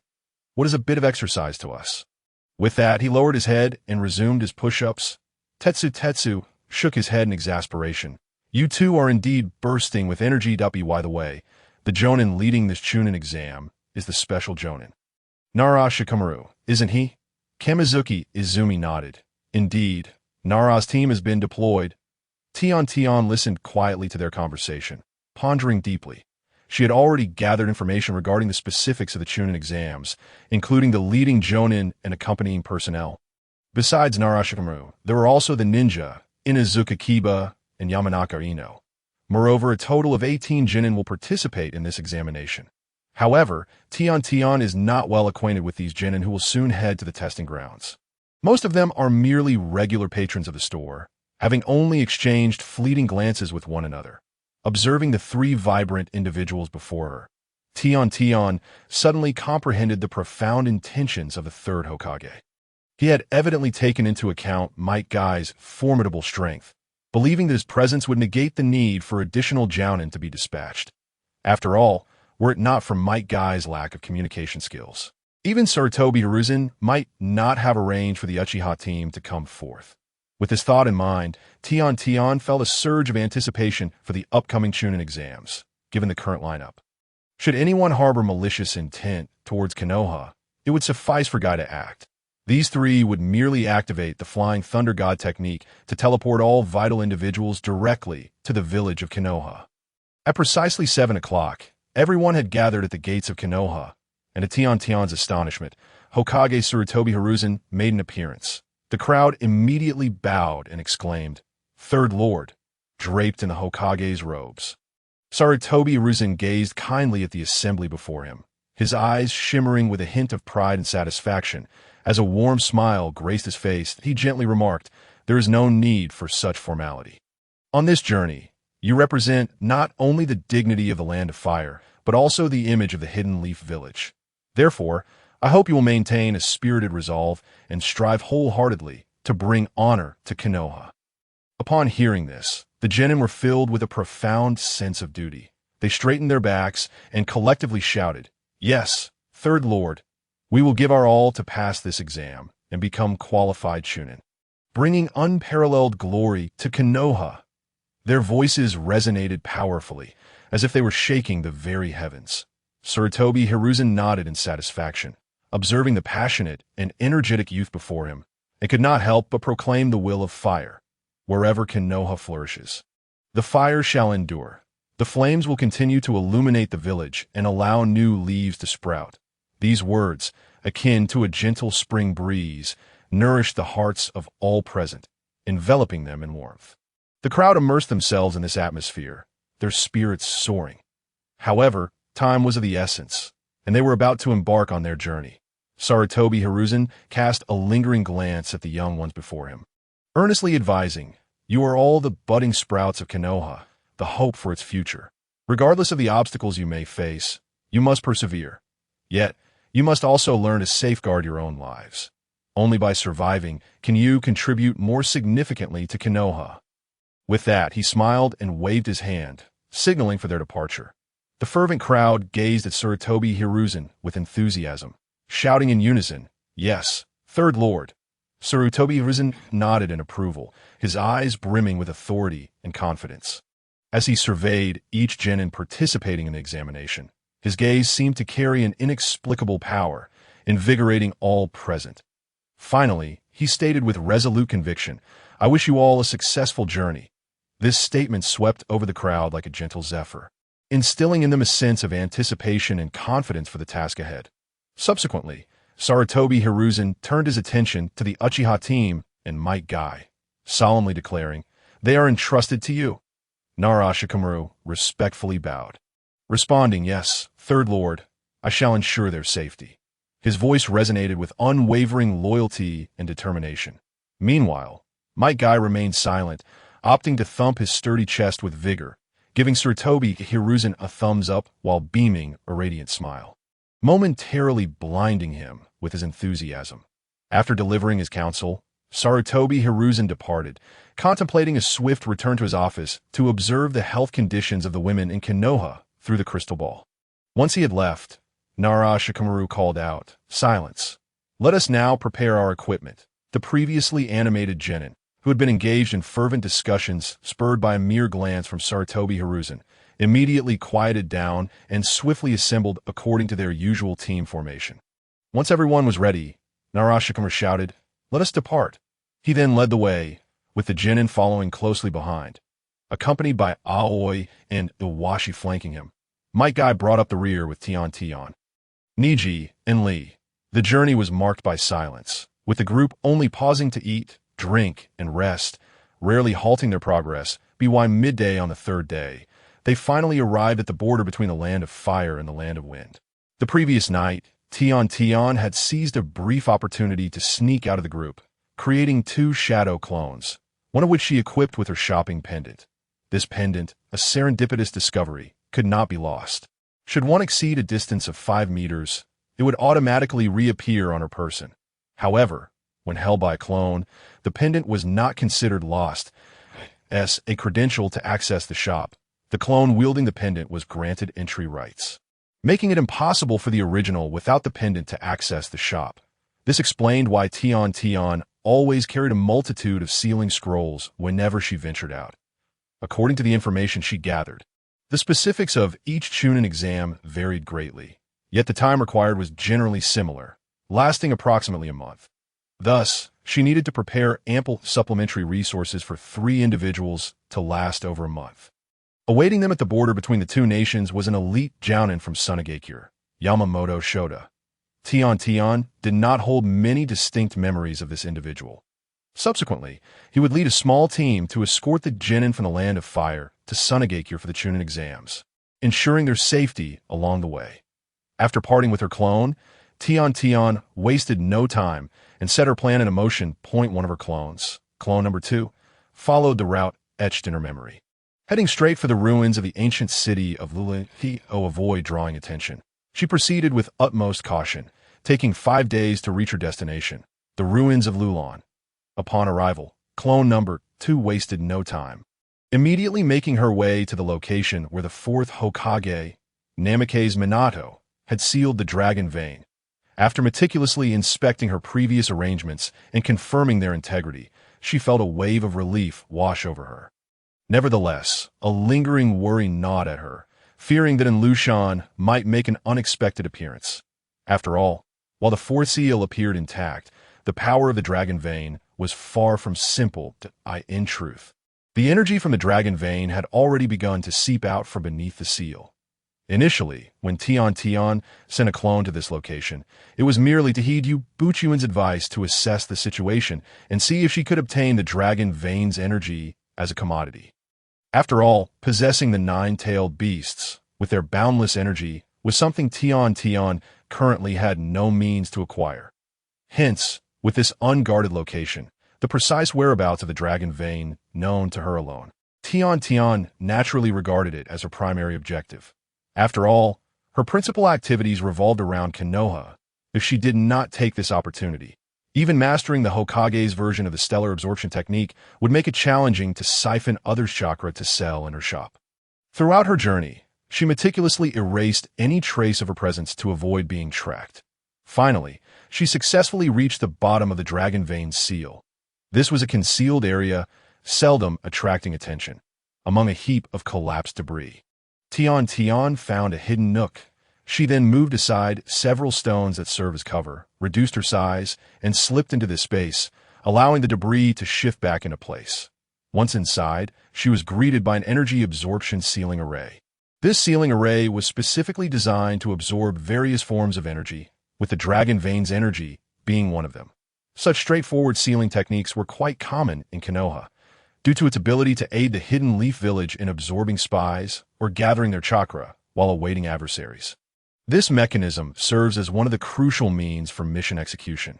Moreover, the sealing alert formation of the leaf village can distinguish between friend and foe, a capability that benefits from the absorption and recording of chakra from all leaf ninjas, which enables the identification of enemies. Adjacent to the sealing array lies a collection of sealing scrolls designed for storing the absorbed dragon vein energy. Tian meticulously examined these sealing scrolls and discovered they were not fully filled. She proceeded to gather the dragon vein energy and transfer it into a new sealing scroll.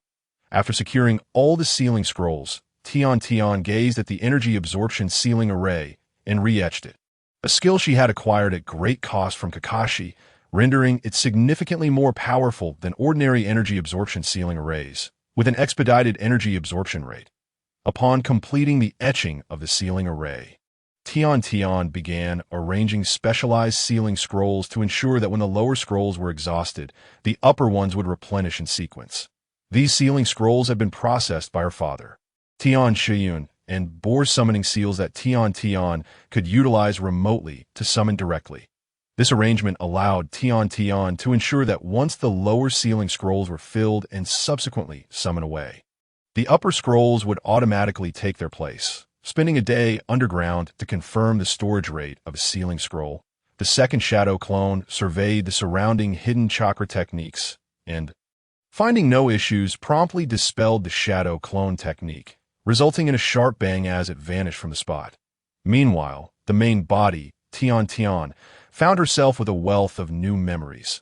The other clone, the third, hurriedly sped towards the land of rice. Initially, Tian Tian had intended to meet with the Akatsuki organization, but after an analysis by Yue Buqun, she realized that her strength was insufficient to confront them. Consequently, she altered her plan and decided to seek out Orochimaru. In the grand scheme of fate, Orochimaru epitomized true neutrality, with his actions solely driven by the pursuit of immortality, a concept that coincidentally aligned with the information and potential for immortality that Tian Tian currently possessed. While racing onward, Tian Tian unexpectedly discovered a marker in a town. This marker had been established by her, and following its guidance, she ultimately unearthed a sealing scroll deeply buried in the wilderness. Upon opening the scroll, the information inscribed within clarified the prolonged absence of her first clone. It turned out that while journeying to the land of rice in search of Orochimaru, the first clone had fortuitously encountered a ninja squad from the land of grass in this town. Among this squad was a unique member. She was a remnant of the Uzumaki clan. The Uzumaki clan, renowned for their formidable vitality and chakra, is one of the legendary families within the ninja world. However, due to various circumstances, the clan faced a catastrophic extinction, leaving only a scant few survivors. The clone, well-versed in the narrative, immediately recognized this individual as the mother of Uzumaki Xiangling and sensed something amiss with her condition. Thus, she altered her original intention of proceeding to the land of rice, instead opting to trail the ninjas from the land of grass while anticipating that the main body would send someone out.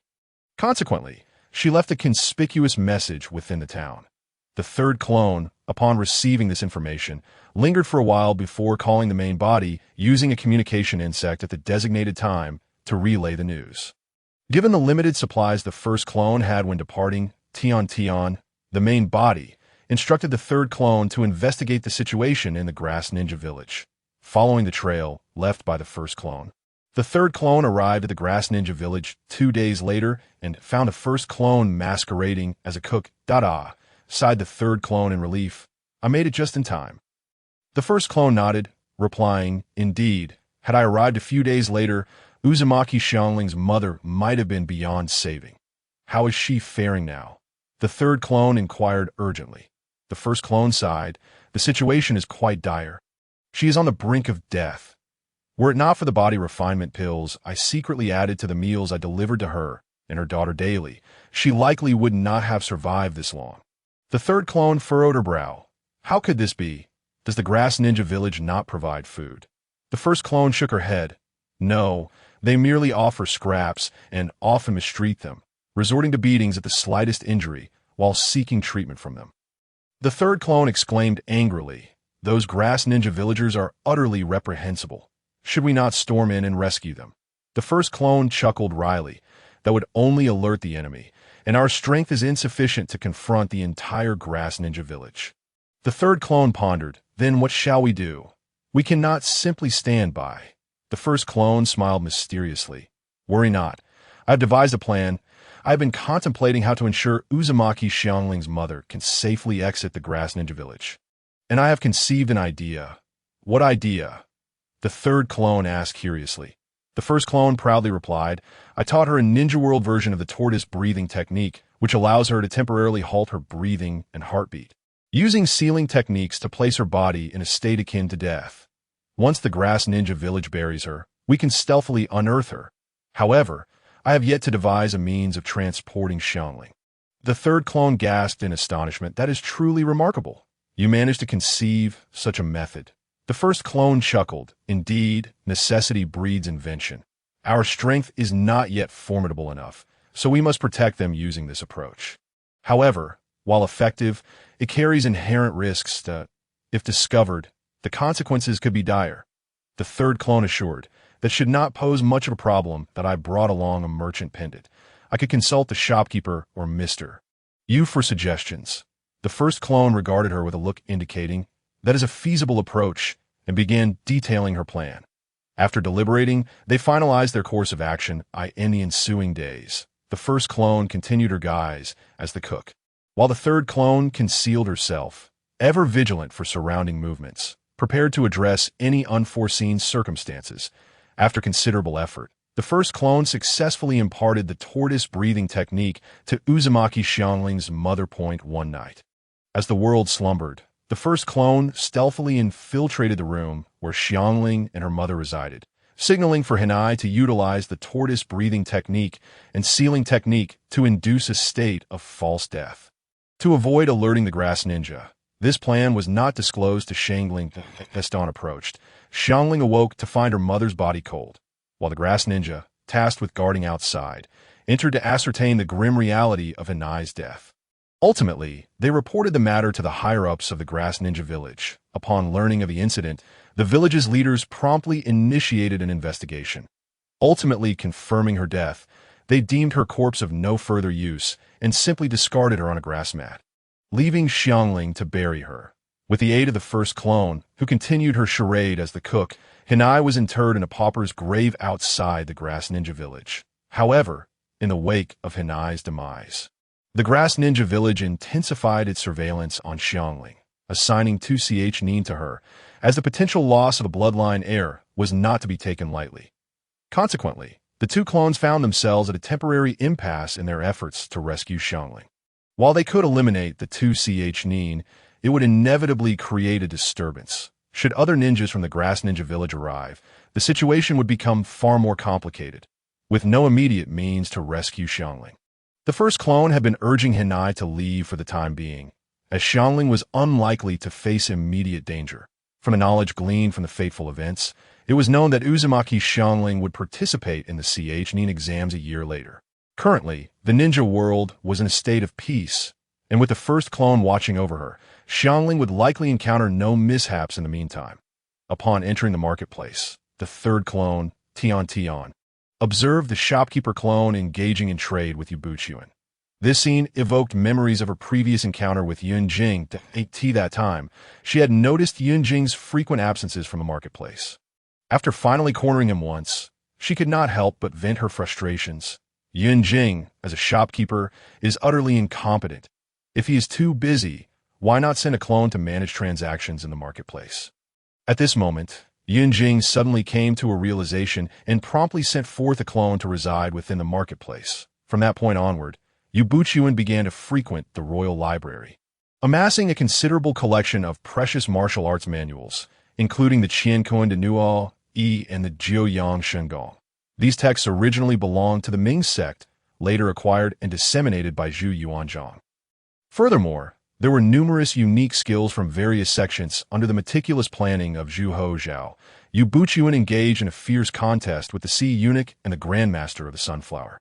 In the face of the Sea Eunuch, a diminutive yet formidable adversary, Yue Buqun merely stood there, his golden body impervious, as the Sea Eunuch unleashed a 360-degree barrage of flying needles against him, all of which failed to penetrate his defenses.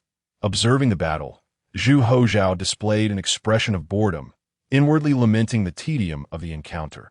Suddenly, an idea struck him. He turned to the person beside him and softly suggested, "Let the Grandmaster make his appearance. He should bring a new level of excitement to this duel." And no sooner had he spoken than a figure materialized before everyone, like a specter. This individual was the Grandmaster of the Sunflower, a lineage that had persisted since the establishment of the Ming dynasty. Upon entering the capital, particularly within the Leopard House and the Imperial Palace, he came to understand the inflated reputation of the so-called number one in the martial world. Dongfang Bubi. Yue Buqun's eyes widened as he finally beheld this legendary figure. The Grandmaster of the Sunflower, he sensed the formidable aura emanating from his opponent and could not help but feel a surge of respect. The Grandmaster's prowess was unfathomable, having reached the pinnacle of innate mastery, merely a step away from the realm of a Grandmaster. His Sunflower Manual was cultivated to an extraordinary degree, nearing the state of transcendence. In that moment, the Grandmaster appeared to be one with nature, his every movement infused with profound mystery. However, the reason the Grandmaster chose to personally intervene was not merely to showcase his strength. In truth, he had been stagnating at his current bottleneck. Unable to break through, by engaging with Yue Buqun, he hoped to find a spark of inspiration that would allow him to surpass his limits. The two sensed that the Imperial Palace was not a suitable battleground, and thus they traversed gracefully, selecting a desolate valley outside the city as their arena. The instant they clashed, Yue Buqun immediately recognized the exquisite nature of the Grandmaster's techniques. Each move was executed with unparalleled finesse. Yet regrettably, he was hindered by the constraints of this world's rules. Yue Buqun was acutely aware that his cultivation was slightly inferior to that of the Grandmaster. However, he possessed powers drawn from two other worlds. Utilizing his ninjutsu and the unique abilities of the devil fruit, he gradually gained the upper hand in his confrontation with the Grandmaster. Despite the arduous and chaotic nature of the battle, he ultimately emerged victorious to avoid unforeseen circumstances that might lead to his own injury. Zhu Hozhao refrained from witnessing the duel in person and wisely chose to remain outside the valley, accompanied by his loyal eunuchs and guards, awaiting the outcome. Nevertheless, he could distinctly hear the resounding booms emanating from within the valley, the deafening roars produced by their internal energy clashing against the ground. The occasional flickers of lightning, a testament to the activation of the lightning release technique. The bursts of flame, reminiscent of the fire release technique igniting. And finally, the tumult of rolling water, a result of the water release technique. These sounds left all present in awe. The guard accompanying Zhu Hozhao were thoroughly astonished by the spectacle of the fierce duel between the two unparalleled masters. After half a day, as the sounds from the valley began to fade, Zhu Hozhao contemplated sending someone into the valley to assess the situation. That he mused, both the Grandmaster and Minister Yu are formidable. I wonder who triumphed?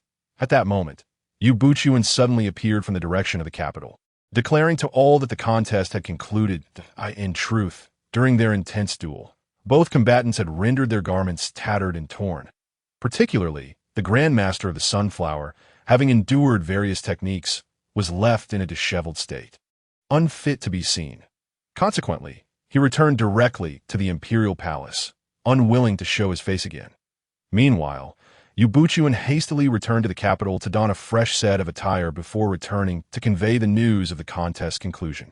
Out of curiosity, Zhu Hozhao stealthily entered the valley with a few of his guards. Upon entering, they were met with a shocking sight.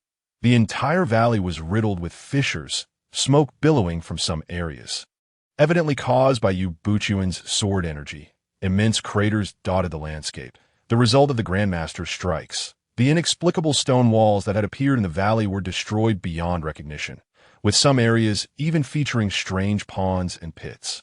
Most astonishingly, numerous trees had been reduced to ash, and some patches of earth had turned charred black. Witnessing these scenes left Zhu Hozhao and his companions utterly speechless, following Yue Buqun's demonstration of his prowess.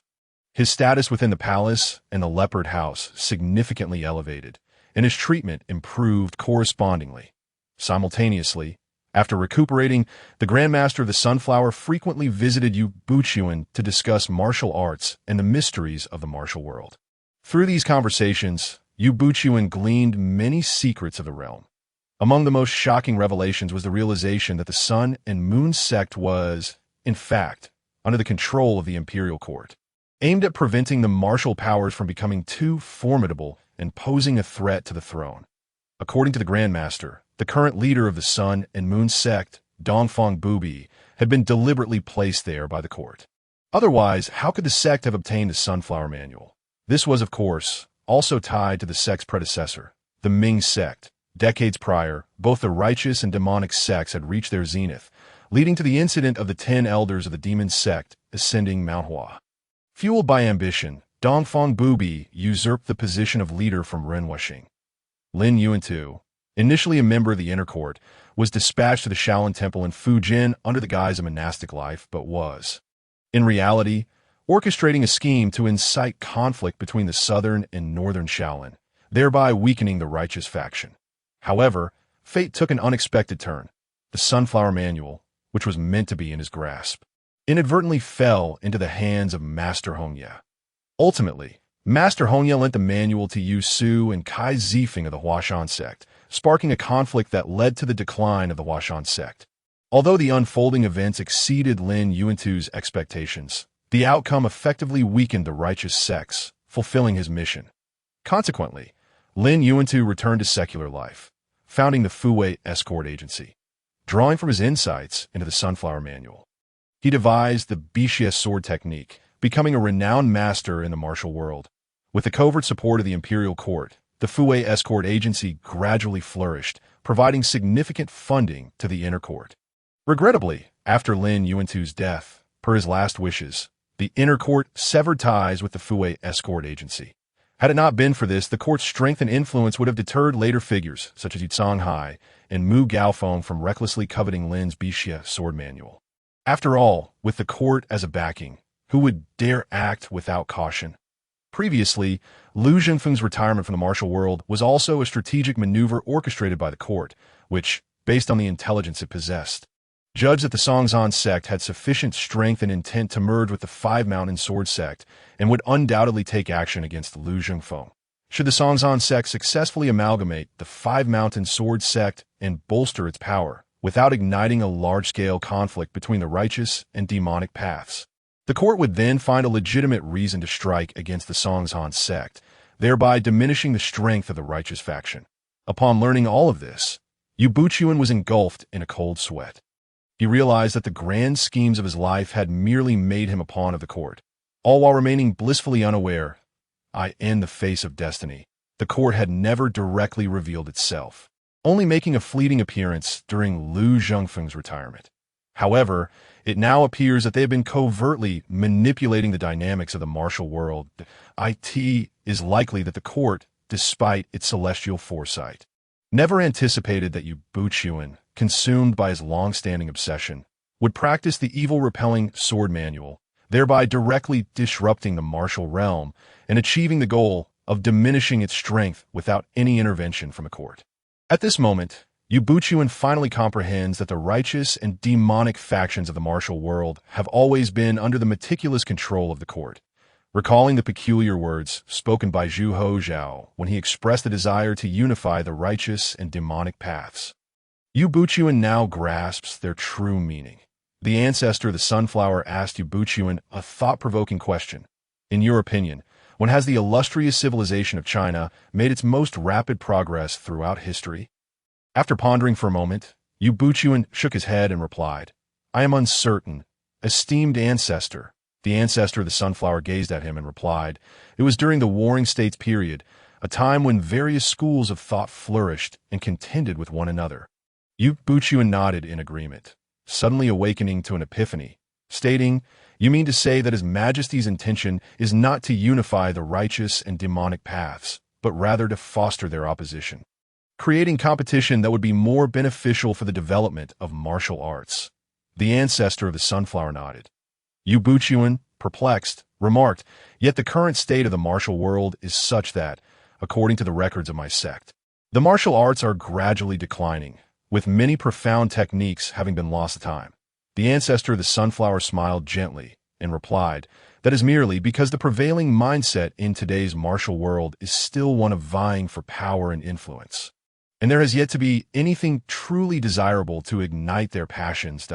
If one day we can present something that the entire martial world, indeed the whole realm, yearns for, then everyone within the martial world will begin to fervently cultivate and innovate in martial arts. At that time, martial arts shall usher in a new pinnacle. After hearing this, Yue Buqun fell into a deep contemplation. He began to understand that Zhu Hozhao's intentions were not to dominate both paths, but to foster continual growth through competition. Only in this manner could martial arts be better inherited and developed. With this realization, Yue Buqun could not help but feel a sense of admiration for Zhu Hozhao, who had managed to conceive such profound thoughts in such a brief exchange. After a moment of reflection, Yue Buqun inquired, how does His Majesty plan to facilitate this matter? The ancestor of the sunflower wore a faint smile and calmly responded, these matters are for His Majesty to determine. The court officials are not idle. You need only to present to His Majesty and the people of the realm those things that captivate their interest, and naturally, others will resolve these trivialities for you. Yue Buqun suddenly furrowed his brows and asked the ancestor, why divulge this information to me? You must be aware that much of what you speak pertains to the decline of the Hua Shan sect, and that the court does not play a virtuous role in this matter. Does it? The ancestor of the sunflower gently shook his head, fixing his steadfast gaze upon Yue Buqun, and said, since time immemorial, heroes have resorted to martial might to disrupt prohibitions. As a learned individual, Master, you must surely be aware of this. Moreover, the transient rise and fall do not denote the entirety of existence. You are now qualified to become a player in this game and should thus comprehend the underlying truths.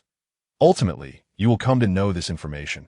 It is better to discuss it now to prevent any potential rifts between us later. Yue Buqun fell into contemplation, remaining silent for a considerable time. After a while, the ancestor of the sunflower, with a glimmer of fervor in his eyes, continued, Master Yue, we are in a new era, and because of you, the Hua Shan sect is destined to experience unprecedented glory. You should now contemplate how to fully utilize the resources at your disposal to strengthen the Hua Shan sect, rather than dwelling in the shadows of the past. In time, His Majesty will surely assist your sect. With this, Yue Buqun gradually found peace within himself. Yun Jing and the third clone finally realized the richness of Yue Buqun's recent experiences. They could not help but exclaim, "What a significant revelation this is! Who would have thought the court's machinations were so vast, manipulating the entire martial world for centuries without ever being discovered?" After reflecting on Yue Buqun's journey, Tian began to recount her own experiences. Ultimately, she turned to the two for assistance, saying, "What should I do now?" Yun Jing pondered for a moment before slowly replying, "Use someone else's knife to kill." Tian looked at him in confusion, not grasping his meaning. Yun Jing had no choice but to clarify, "Do you recall what your initial purpose was when embarking on this journey?" Tian, looking bewildered, replied, "To collaborate with the legendary Sannin, Orochimaru." Yun Jing nodded, smiling and remaining silent.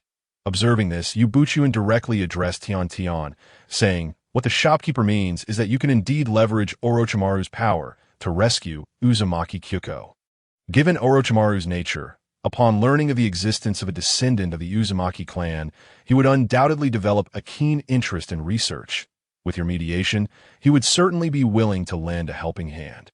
It was at this moment that Tian grasped the meaning behind Yun Jing's phrase, "Use someone else's knife to kill." After a transaction, Yue Buqun and Tian departed in succession. Upon exiting the marketplace, the third clone, Tian, conferred with the first clone and Uzumaki Hinata, leaving ample body refining pills and meat supplies before stealthily departing from the Grass Ninja Village. Another 7 days passed, during which Tian, employing the turtle breathing technique to conceal her presence, transformed herself into Yue Buqun and entered the Sound Ninja Village located in the central region of a land of rice. After gathering information on the task release location within the Sound Ninja Village, she directly entered the task hall's assignment room. Calmly, she disclosed information regarding the rogue ninja from Konoha, Beiliohu, repeatedly emphasizing his connection as a friend of the 3 legendary ninjas of Konoha, while also mentioning the effects of the forbidden technique he developed, the Ghost Bud technique, calling for his capture. The ninja from the Sound Ninja Village, who was receiving her report, was momentarily taken aback. After Tian finished conveying the information, the receiving ninja stated, "I cannot assess the level of this task at present. I will need some time. Please leave your name and address. Once we confirm the information and its level, we will notify you." Tian nodded, saying, "No problem, but I hope you can expedite the process." With that, she provided an address. Tian left the name Yue Buqun and the room number of the inn where he was staying in the Sound Ninja Village. Once these matters were settled, she turned to leave. The receiving ninja immediately reported the matter to his superiors, and the capture task was subsequently escalated through the ranks, eventually reaching Orochimaru himself. Orochimaru, upon reviewing the details of the Ghost Bud technique, felt a flicker of excitement in his eyes, reflecting, "My old friend, I never expected you to reach this point. It truly surprises me. However, this forbidden technique has indeed piqued my interest, contemplating the immense potential of the Ghost Bud technique." Orochimaru could not help but extend his tongue, which had captivated many wealthy women, to moisten his parched lips, bursting in a hearty laughter. In that eerie laboratory, the formaldehyde-soaked biological organs filled the scene with an unsettling and terrifying atmosphere. After a while, Orochimaru gradually regained his composure, gazing at the 3 characters Yue Buqun on the intelligence report, gently shaking his head. Then, recalling some details reported by his subordinates, he murmured to himself, "This must be aimed at me. But which faction could it be? They actually know my true identity. Could be that old coot Danzo. Unlikely. If it were him, I wouldn't need to act personally, nor would he resort to such shabby tactics. It seems I must return and meet with them to investigate. The last time he encountered Bei Liuhu was during an assignment from his master, where he, along with Jiraiya and Tsunade, was pursuing him. Unfortunately, they ultimately allowed him to escape. Had he not been wholly absorbed in researching the first Hokage cells at that time, he might have detected the forbidden technique Bei Liuhu was developing. Nevertheless, it is not too late to learn now. The Ghost Bud technique, which ultimately achieves immortality, leaves him wondering how this immortality differs from his ideal of eternal life. Once he tidied up the laboratory, Orochimaru directly set off for the Sound Ninja village in the dead of night.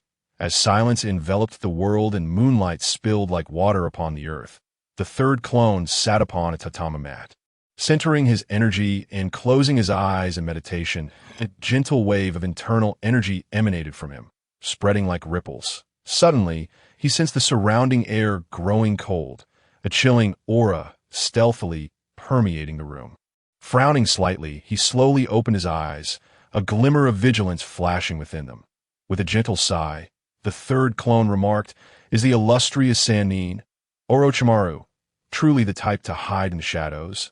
As his words faded, a shadow gradually emerged from the corner, slowly revealing a figure. It was none other than Orochimaru, clad in a long black robe, his face adorned with a sinister smile, his tongue occasionally flicking across his lips, emitting a hissing sound. Orochimaru gazed at the third clone, his eyes glinting with avarice, and softly remarked, "Your skills are truly remarkable. I had thought my own art of concealment was flawless, yet I never anticipated being discovered upon entering." The third clone, unfazed by Orochimaru's flattery, calmly rose from his seat, approached the table, and poured 2 cups of clear water from the teapot. He then pushed 1 cup towards Orochimaru, saying in a neutral tone, "Please." Orochimaru paused momentarily, then chuckled, a hint of the eerie lurking in his laughter, as he leisurely advanced, unperturbed, and sat down, lifting the cup to his lips and taking a delicate sip, his movements graceful and deliberate. As if he were savoring a rare vintage rather than mere water, he relished the taste, a satisfied smile gracing his lips. Time passed silently, the atmosphere growing increasingly tense. Eventually, it was the youthful third clone who broke the silence. Looking at Orochimaru and inquiring, "Might I ask what brings you here at such a late hour?" Orochimaru set down his cup, a faint smile playing on his lips, his eyes twinkling with a cunning light as he replied, "A suspected old acquaintance has arrived. It warrants a meeting." Alas, his voice was laden with regret. After their exchange, silence enveloped the room once more, interrupted only by the sound of water being sipped. The third clone finally said, "If you have no other business, I shall retire for the night." Orochimaru, taken aback by the direct dismissal, responded, "I wonder if the information you possess regarding Beilu is genuine?" The third clone retorted, "Surely you could draw your own conclusions." Orochimaru, why inquire further? Orochimaru studied the third clone and asked, "What then is the purpose of your visit?" Instead of answering directly, the third clone stated, "I have a story I wish for you to appreciate, Orochimaru." Orochimaru maintained his composed demeanor, replying, "I am all ears." The third clone then produced several sealed scrolls and erected a barrier to contain the chakra within the room. Orochimaru observed the third clone's actions, his eyelids twitching, pondering to himself, is it truly necessary to make such a grand display for merely recounting a tale? However, he refrained from voicing his thoughts and continued to observe silently. Once the third clone had arranged everything, he began to narrate his tale.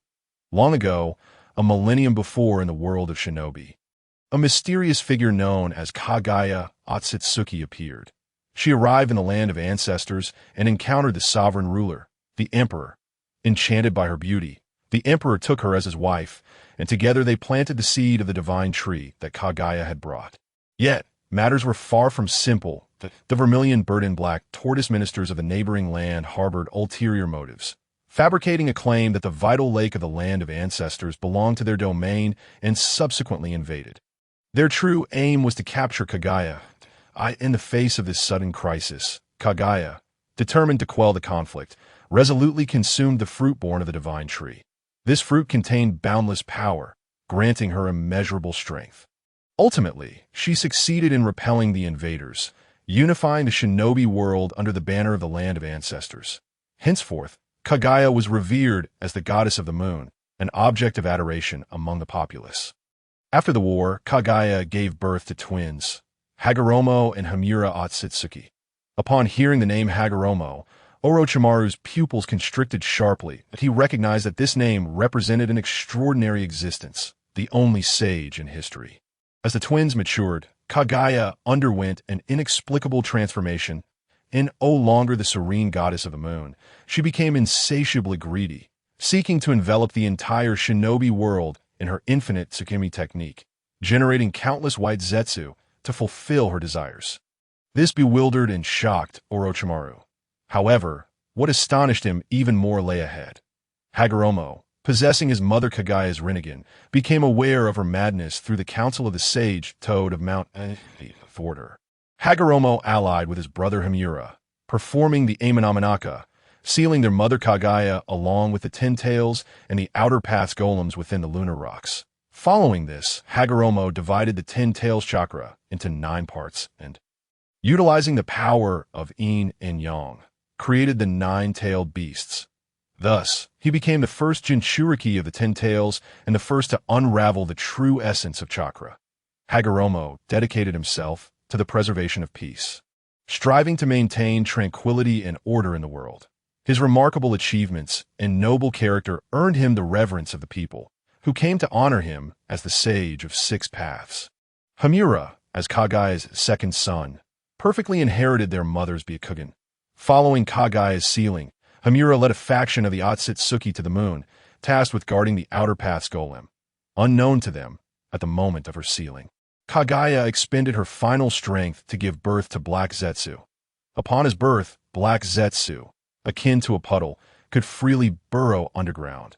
Lacking power, he lay dormant in the shadows, meticulously plotting to resurrect his mother Kaguya. Oblivious to these machinations, Hagoromo fathered 2 sons, Indra and Azura, founding the shinobi sect. Regrettably, neither the Sage of 6 Paths nor Hamura inherited the Otsutsuki clan's immortality. However, in his final moments, Hagoromo scattered the tailed beasts across the world. Indra, the eldest son of Hagoromo, was born with the Sage's Eye, an immensely powerful ability, perfectly inheriting his father's extraordinary talents. He was the first human to utilize chakra in fierce combat, his prowess astonishing all. Conversely, Azura, the second son of Hagoromo and the second leader of the shinobi sect, inherited the sage's robust physique and firmly believed that true peace could only be achieved through love. Although Azura's innate talents were relatively modest in his youth, often leaving him struggling when alone, through relentless effort and the support of others, he gradually grew stronger, ultimately acquiring the strength to rival Indra. He also deeply understood the importance of love in maintaining peace. However, due to the profound ideological rift between the two, Hagoromo, in his final moments, chose Azura as the leader of the shinobi sect, hoping Indra would assist his brother in governance. This decision proved intolerable for Indra, and spurred on by Black Zetsu's manipulation, he resolutely severed the ties that bound their hearts and forged the ninjutsu, employing chakra as a weapon, thus plunging himself and Azura into an enduring conflict. This feud between brothers brought relentless turmoil and chaos to the world. After Indra's demise, the Uchiha clan was born, while Azura's legacy continued through the Senju and Uzumaki clans. The millennium passed, and the bloodline of the Otsutsuki had scattered throughout the shinobi world, giving rise to numerous clans of varying stature. Nevertheless, the strife between Azura and Indra remained unabated. Under the manipulations of the Sage of 6 Paths, they were continuously reincarnated through chakra, tragically incited by Black Zetsu's schemes. The conflict between Indra and Azura persisted. Despite their bloodlines thinning, their descendants engaged in ceaseless battles. It was only with the last incarnations of the two, Hashirama Senju and Madara Uchiha, that the Warring States period came to an end, ushering in the era of the hidden villages. Regrettably, Hashirama ultimately chose to forego the opportunity to unify the shinobi world. Otherwise, perhaps the world of shinobi would have already entered an era of peace. However, influenced by Black Zetsu, Madara ultimately diverged from the path of Konoha. The battle at the Valley of the End led to a profound divergence in their fates. One perished while the other lived. With the supposedly deceased Madara fading from public view, quietly orchestrating a grander scheme from the shadows, the narrative reached this juncture. The third clone took a sip of water, subsequently ceasing to elaborate further. What followed was a silent exchange of bewildered glances, until Orochimaru murmured, "What comes next?" The third clone, taken aback, replied, "There is nothing more to tell." He had initially anticipated a richer tapestry of the tale, but was met with such a simplistic response instead. Orochimaru furrowed his brow, a surge of indignation rising within him. He felt as though he had been duped, toyed with. Nevertheless, he endeavored to maintain his composure, striving to comprehend the intentions of the third clone. "What do you mean by that? Shouldn't you recount the entire story?" Orochimaru's tone carried a hint of displeasure. The third clone shrugged, seemingly astonished by Orochimaru's reaction. "I have already stated, there is nothing more." His demeanor was calm and resolute. Showing no inclination to concede, Orochimaru's eyes widened, an expression of barely restrained anger surfacing on his previously impassive face. He had never encountered such unabashed audacity. To halt a story midstream with the claim that there was nothing left to share. In an instant, he felt a strong urge to eliminate the third clone. He gritted his teeth, striving to control his emotions. After all, he needed to extract information from the third clone and could not afford to lose his rationality. Taking a deep breath, Orochimaru slowly closed his eyes. He began to recall the story he had just heard, hoping to unearth some clue or insight. Although the tale had abruptly ended in the early days of Konoha, it indeed contained many elements with which he was familiar. Particularly, the mention of the Otsutsuki bloodline's potential for immortality piqued his interest immensely. He pondered privately. If what the story suggested were true, then the Otsutsuki bloodline might harbor boundless potential and possibilities. This was undoubtedly an alluring objective for Orochimaru, who sought eternal life and formidable power. However, he also understood that achieving this goal would not be a simple task, requiring further exploration and research. Orochimaru opened his eyes, his gaze returning to the third clone. Although he still felt a twinge of irritation, he resolved to temporarily set aside his personal feelings and continue the dialogue with the third clone. After all, he had numerous questions that required answers, and the third clone might possess the critical information he sought. Orochimaru made an effort to soften his tone. "Very well. Since you are unwilling to continue, let us discuss other matters. For instance, how do you come to know these stories? Did they truly occur?" His eyes were fixed intently on the third clone, attempting to glean any useful clues from the other's expressions and words. The third clone calmly replied, "I trust that you, Lord Orochimaru, possess keen insight and judgment. This precious intelligence is merely a gesture of respect from our organization. Naturally, whether more value can be extracted from it depends on your own capabilities." Organization? Orochimaru felt a jolt within him and could not help but inquire, "Which organization do you belong to? What is the purpose of its existence?" The third clone smiled mysteriously, responding softly, "All darkness shall ultimately be dispelled, and dawn will guide the future's direction." After a pause, he continued, "Our organization is called Dawn. As for our objective, the world is rife with ignorance and folly. We merely wish to gather those with potential, capability, and shared ideals." Orochimaru narrowed his eyes slightly, his tone laced with caution. "So, you have your sights set on Obito?" The third clone gently shook his head in denial, asserting Obito's vision is too narrow. He requires further observation. He then fixed his gaze on Orochimaru, a knowing smile gracing his lips, yet he remained silent. Orochimaru responded coolly, "To attempt to recruit me based solely on this information. You appear to lack sincerity. If you, Lord Orochimaru, have intentions of joining our organization, there are ample resources within to satisfy your desires." The third clone chuckled. "The night has grown late. We have conversed enough. I require rest. Lord Orochimaru, do take your leave." Orochimaru stared at the third clone, and after a moment of silence, formed a hand seal. With a soft sound, he vanished without a trace. The third clone was not surprised by this turn of events.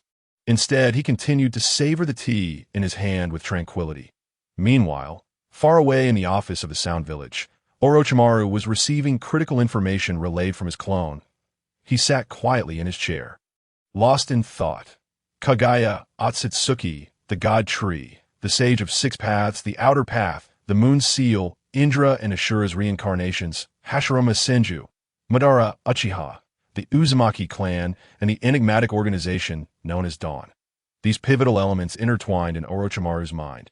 Sketching a complex tableau, it seemed that this era's reincarnation of Indra was likely either Itachi or Sasuke Uchiha. But who could be the reincarnation of Ashura? Now, only Tsunade remained of the Senju clan. And the Uzumaki clan had gradually faded from existence after the fall of the Land of Whirlpools. Could it be that the reincarnation of Ashura was he? Yet his hair color did not match. Could it be due to impure bloodline? Orochimaru mused inwardly. Moreover, what stirred Orochimaru's wariness was the striking resemblance between the organization named Dawn and the Akatsuki.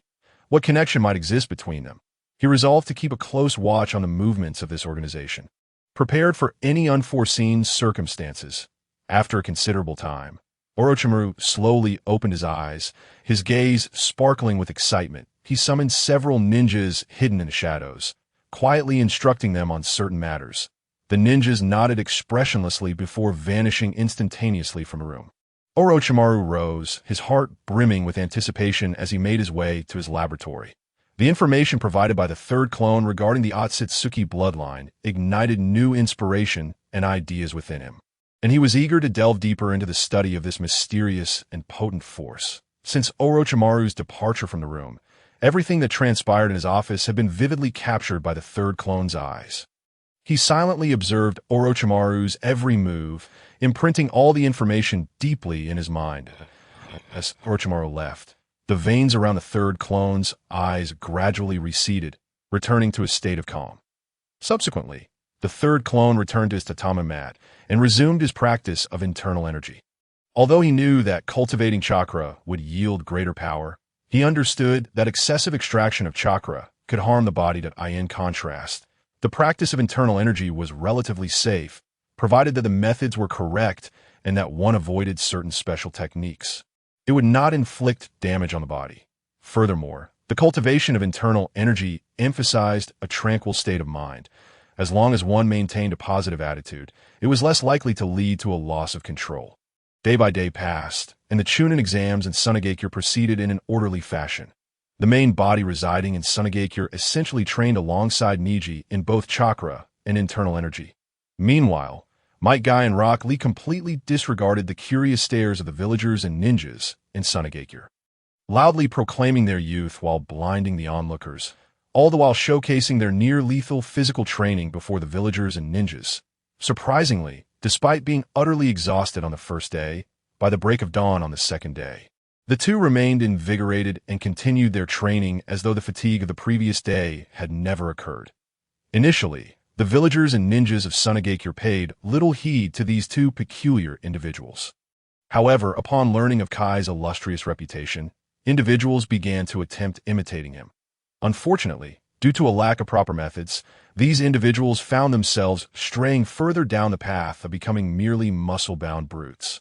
The third clone was no exception, indulging daily in feasts at the Sound Ninja village and cultivating inner energy and chakra with ease. As for Yue Buqun, he appeared to have a considerably lighter load. Each day, he merely needed to accompany the venerable ancestor of the sunflower, discussing scriptures and debating philosophical doctrines, while occasionally retrieving some optimized techniques and elixirs from the marketplace for the ancestor and the palace personnel to study. Throughout this process, he also acquired numerous secret recipes and precious medicinal formulas from within the palace. Regrettably, only a single recipe for the dragon tendon and tiger bone pills, which enhances the efficacy of physical training, found its way into the marketplace's inventory. Given that the primary ingredient was the vertebrae of a tiger, which was scarce within the marketplace, the prehistoric saber-toothed tiger reigning over the back mountains of Windmill village fell victim to the machinations of the clone. Yunjing. Other auxiliary materials, such as centuries-old ginseng, were in ample supply for Yunjing. He promptly set to work in the alchemy furnace, and within mere minutes, the pills were produced. Item name: dragon tendon and tiger bone pill. Value: 2 treasure points. Effect: enhances the physical prowess of body-refining practitioners, albeit with limitations. However, when Yun Jing beheld the concocted elixir, his interest waned immediately, for such items held no utility for him. Thus, without hesitation, he cast the entire vertebral column of the saber-toothed tiger into the alchemy furnace for further refinement. Subsequently, he brought forth a portion of the refined pills to the outside world while directly listing the remainder in the marketplace. Ultimately, he tossed the resulting dragon tendon and tiger bone pills to Zoro and Kuina for consumption, but they were not afforded the same treatment by him for Luffy that a month elapsed, and the world order that Yun Jing had long anticipated finally materialized, rendering even the teachings of the marine six styles and the art of life restoration imparted by Garp less enticing.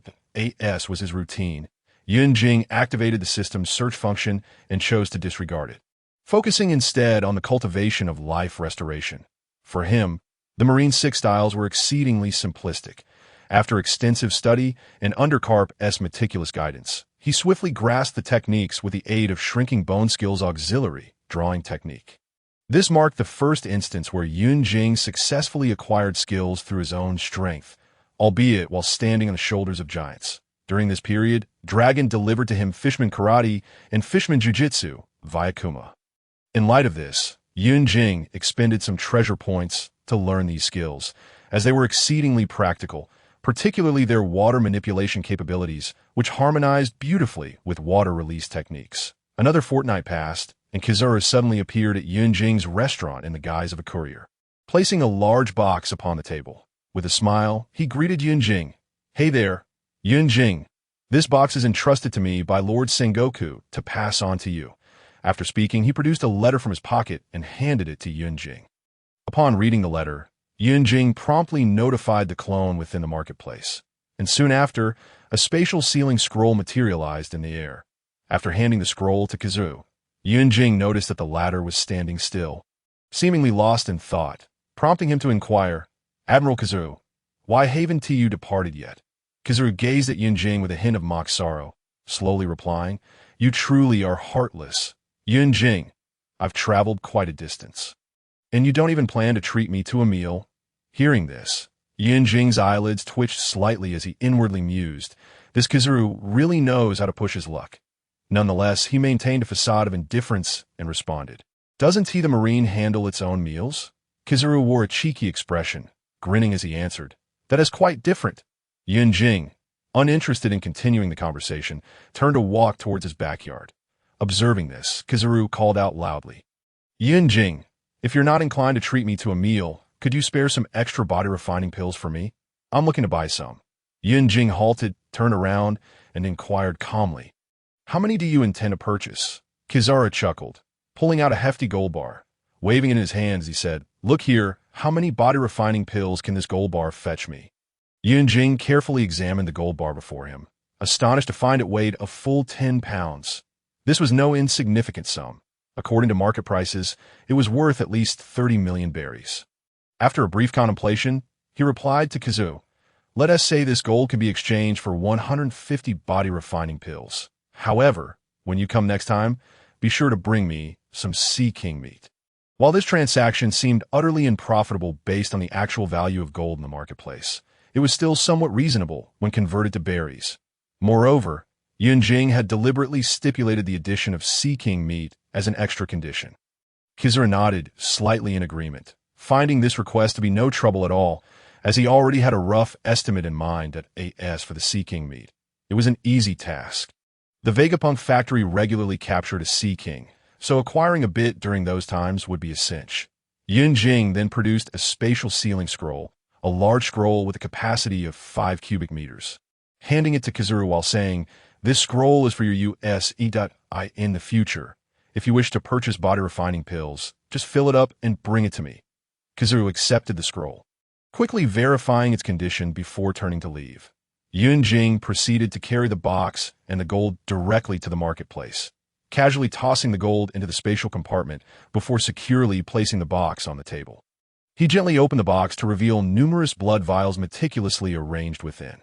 These vials, seemingly infused with some advanced technology, contained what appeared to be freshly drawn blood. Each vial bore a label, totaling 15 samples of blood from devil fruit users, 9 of which were designated for purchasing chakra extraction techniques, while the remaining 6 were for acquiring ninjutsu. Without hesitation, Yunjing cast all necessary items into the technique apparatus. He then noticed a note placed beside the box. Curiously, he unfolded the note, which detailed the 15 samples of blood from devil fruit users that IT revealed that 5 samples belonged to paramecia-type devil fruit users, while the remaining 10 were sourced from zoan-type devil fruit users. Specifically, the 5 paramecia-type blood samples included the Daodu fruit, the Kankan fruit, the Chi-Chi fruit, the Chunin fruit, and the Shosho fruit. The 10 zoan-type blood samples comprised those from the 5 major hell guards, including the Inu fruit, spotted dog form, the Inu fruit, sausage dog form, the Nyo fruit, water buffalo form, the Nico fruit, lion form, and the Ryu fruit, ancient species Stegosaurus form. Yunjing gazed at these devil fruits, unable to suppress a roll of his eyes. Aside from the Ryu fruit and the Shosho fruit, the rest were truly unremarkable, but it's essential to note that the zoan-type devil fruits can also yield the earthly transformation of the 72 transformations. However, he found himself utterly speechless at the thought of the Chunin fruit. If he were to consume this fruit himself, he wouldn't even know how to develop its potential. Nevertheless, the Chi-Chi fruit did pique his interest, as possessing it would allow him to drive without needing to learn, which could be quite entertaining. Exhausted, Yunjing leaned back in his chair, too weary to speak.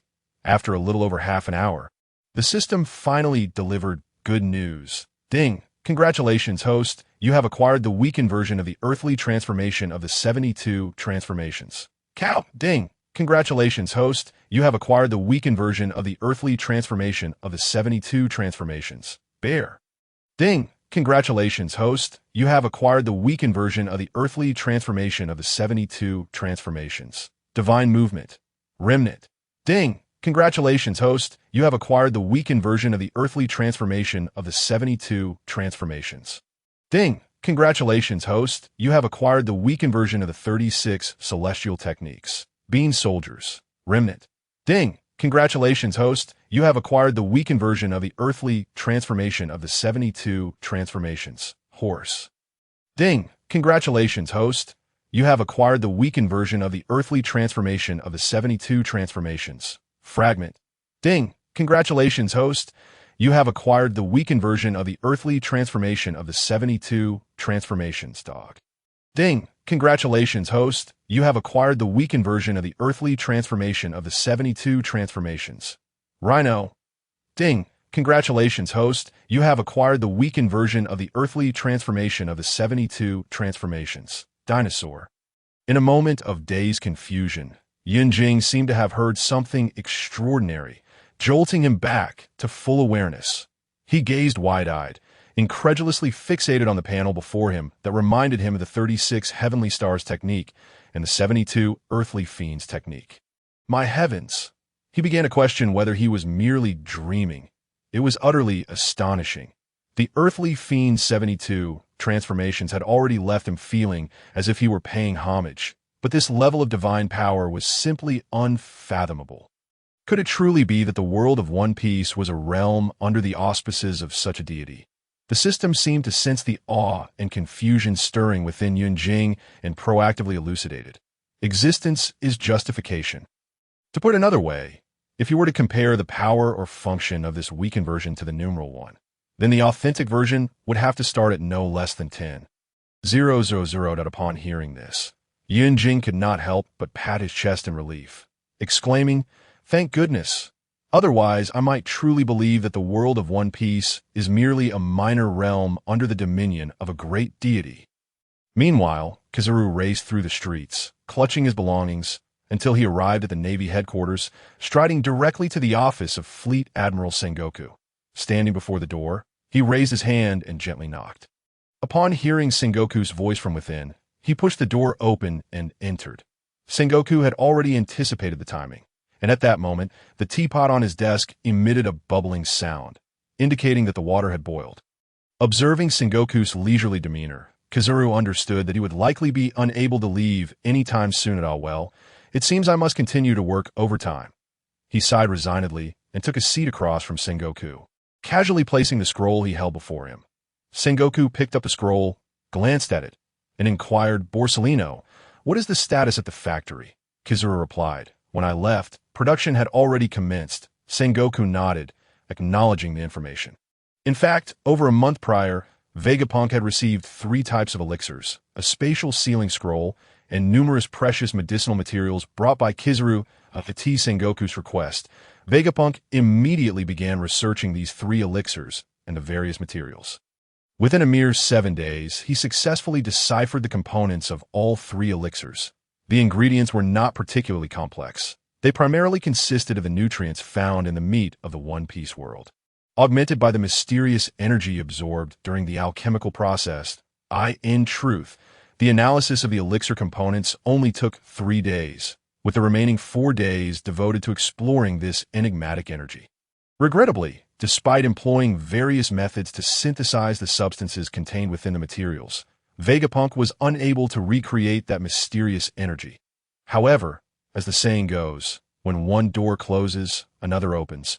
Vegapunk inadvertently discovered that certain substances within these materials had a unique effect on the human body. Coupled with the abundant nutrients from the Sea King's flesh, he ultimately succeeded in inventing a pill that not only rapidly restored physical strength, but also possessed healing properties, thanks to the potency of the materials. Consuming the pill could slightly enhance one's constitution, yet its effects were comparable to those of the body-refining pill. Vegapunk aptly named this creation the Energy Pill, a name that succinctly encapsulated its efficacy. Upon learning of this development, Sengoku expressed understanding, having previously speculated that these elixirs might originate from another world. Thus, it was reasonable that their components could not be fully analyzed. Now, with Vegapunk having successfully developed a new elixir, it served as a satisfactory resolution to the prior events. Sengoku instructed Vegapunk to expedite the mass production process and summoned Zoro to discuss the matter. Before long, a piece of news spread throughout the Navy and even the entire world government. The esteemed scientist Vegapunk had recently developed a pharmaceutical product that not only swiftly restored physical energy and possessed healing capabilities, but also slightly enhanced the constitution of soldiers below the rank of captain.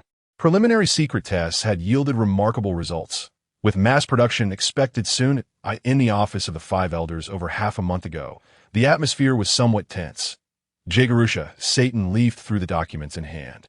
His brow furrowed as he remarked, "CP9 has just submitted a report indicating that a portion of the Navy has experienced an unusually rapid increase in strength.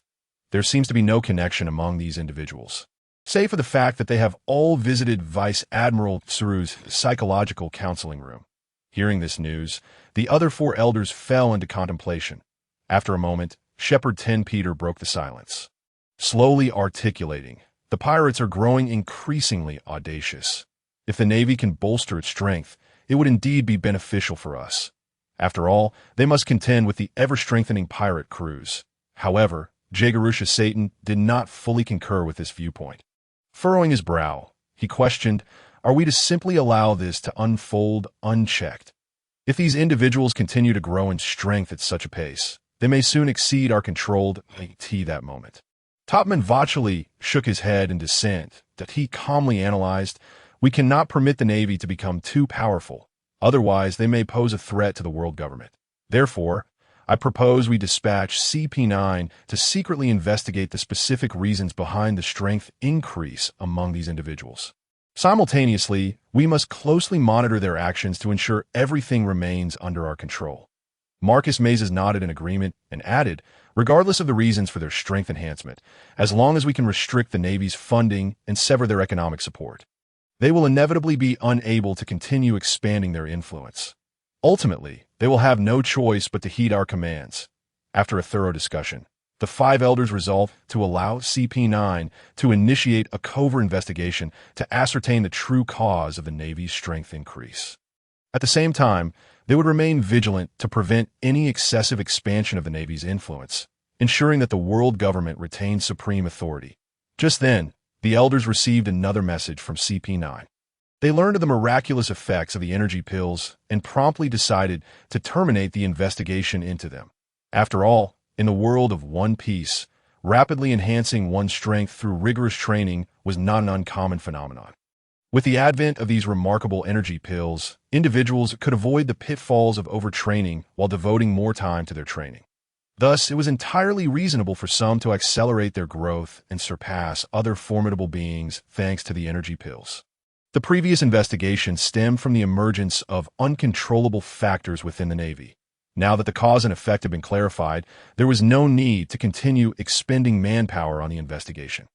Given the current turmoil in the world, there were far too many areas in need of personnel, and CP9, as a valuable asset, was in short supply. After careful deliberation, Jagarusha Satan ultimately made the decision. Let CP9 proceed to Egghead. We must procure relevant information from Vegapunk and simultaneously send a portion of the energy pills to Guanhao Island. His voice was steady and resolute, as if he could already foresee the unfolding of future events.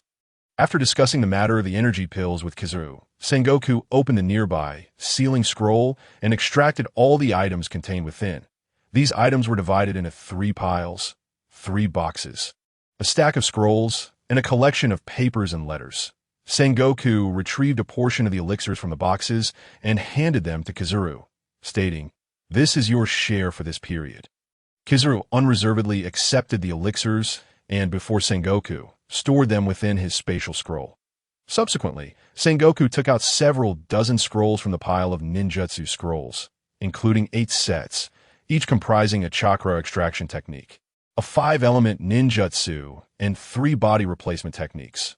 Additionally, there was an ancient Zoan-type devil fruit and 5 superhuman techniques acquired through trade, including 4 D-grade 5-element ninjutsu of each type, 1 C-grade of each type, and a B-grade water-release ninjutsu that specifically counters the devil fruits of the One Piece world that as to why this water, generated from chakra, could counter the devil fruits. It was because Yunjing had previously used the water-release technique on Luffy, resulting in Luffy collapsing instantly.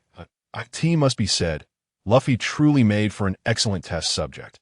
After all, what could yield more accurate results than experimenting with a child of destiny from a world? The final item was a scroll containing the necessary hand seals for practicing ninjutsu, totaling 30 in number. After meticulously examining all the ninjutsu scrolls, Sengoku picked up the stack of papers and letters. Opening a letter, he found detailed notes regarding various precautions concerning chakra, along with an introduction to chakra's elemental weaknesses and the function of chakra paper. The information regarding chakra's elemental weaknesses was originally meant to be conveyed to Sengoku by Garp during the previous encounter. However, Yunjing inadvertently forgot, thus he provided them all this time as for the chakra paper. It is a complimentary gift this time. In the future, if needed, please purchase it at the price of 500 berries per sheet. Sengoku, upon finishing reading, could not help but twitch the corners of his mouth. Chakra is divided into 5 attributes: fire, wind, lightning, earth, and water. Furthermore, these 5 attributes counter each other in pairs. Fire defeats wind, wind defeats lightning. Lightning defeats earth, earth defeats water, and water defeats fire. The chakra paper can detect the chakra attributes possessed by a ninja. The results of the 5-element attribute test are as follows. Fire, the paper ignites. Wind, the paper splits down the middle. Lightning, the paper wrinkles. Water, the paper becomes damp.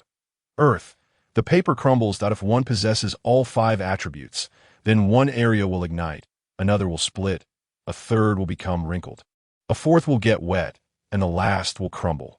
Note: the extent of the paper's transformation depends on the amount of chakra the ninja possesses. The hidden attributes are yin and yang, symbolizing spiritual and physical strength, respectively. These 2 forces cannot be tested by chakra paper, that a preliminary judgment suggests that, in a certain sense, the Conqueror's haki and observation haki from the 3-colored haki correspond to the yin attribute, while the Navy's 6 styles of life return and armament haki correspond to the yang attribute. The last statement is merely Yunjing's speculation based on actual circumstances, but it holds a degree of validity. It is important to note that in the world of Naruto, the most significant representation of the yang attribute, symbolizing physical strength, is the Uzumaki clan, known for their formidable vitality and endurance, allowing them to possess more chakra than ordinary individuals.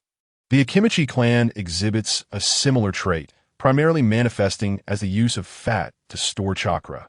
Simultaneously, the Uzumaki clan's average lifespan is generally longer than that of other ninja clans, indicating the impact of the yang attribute on longevity.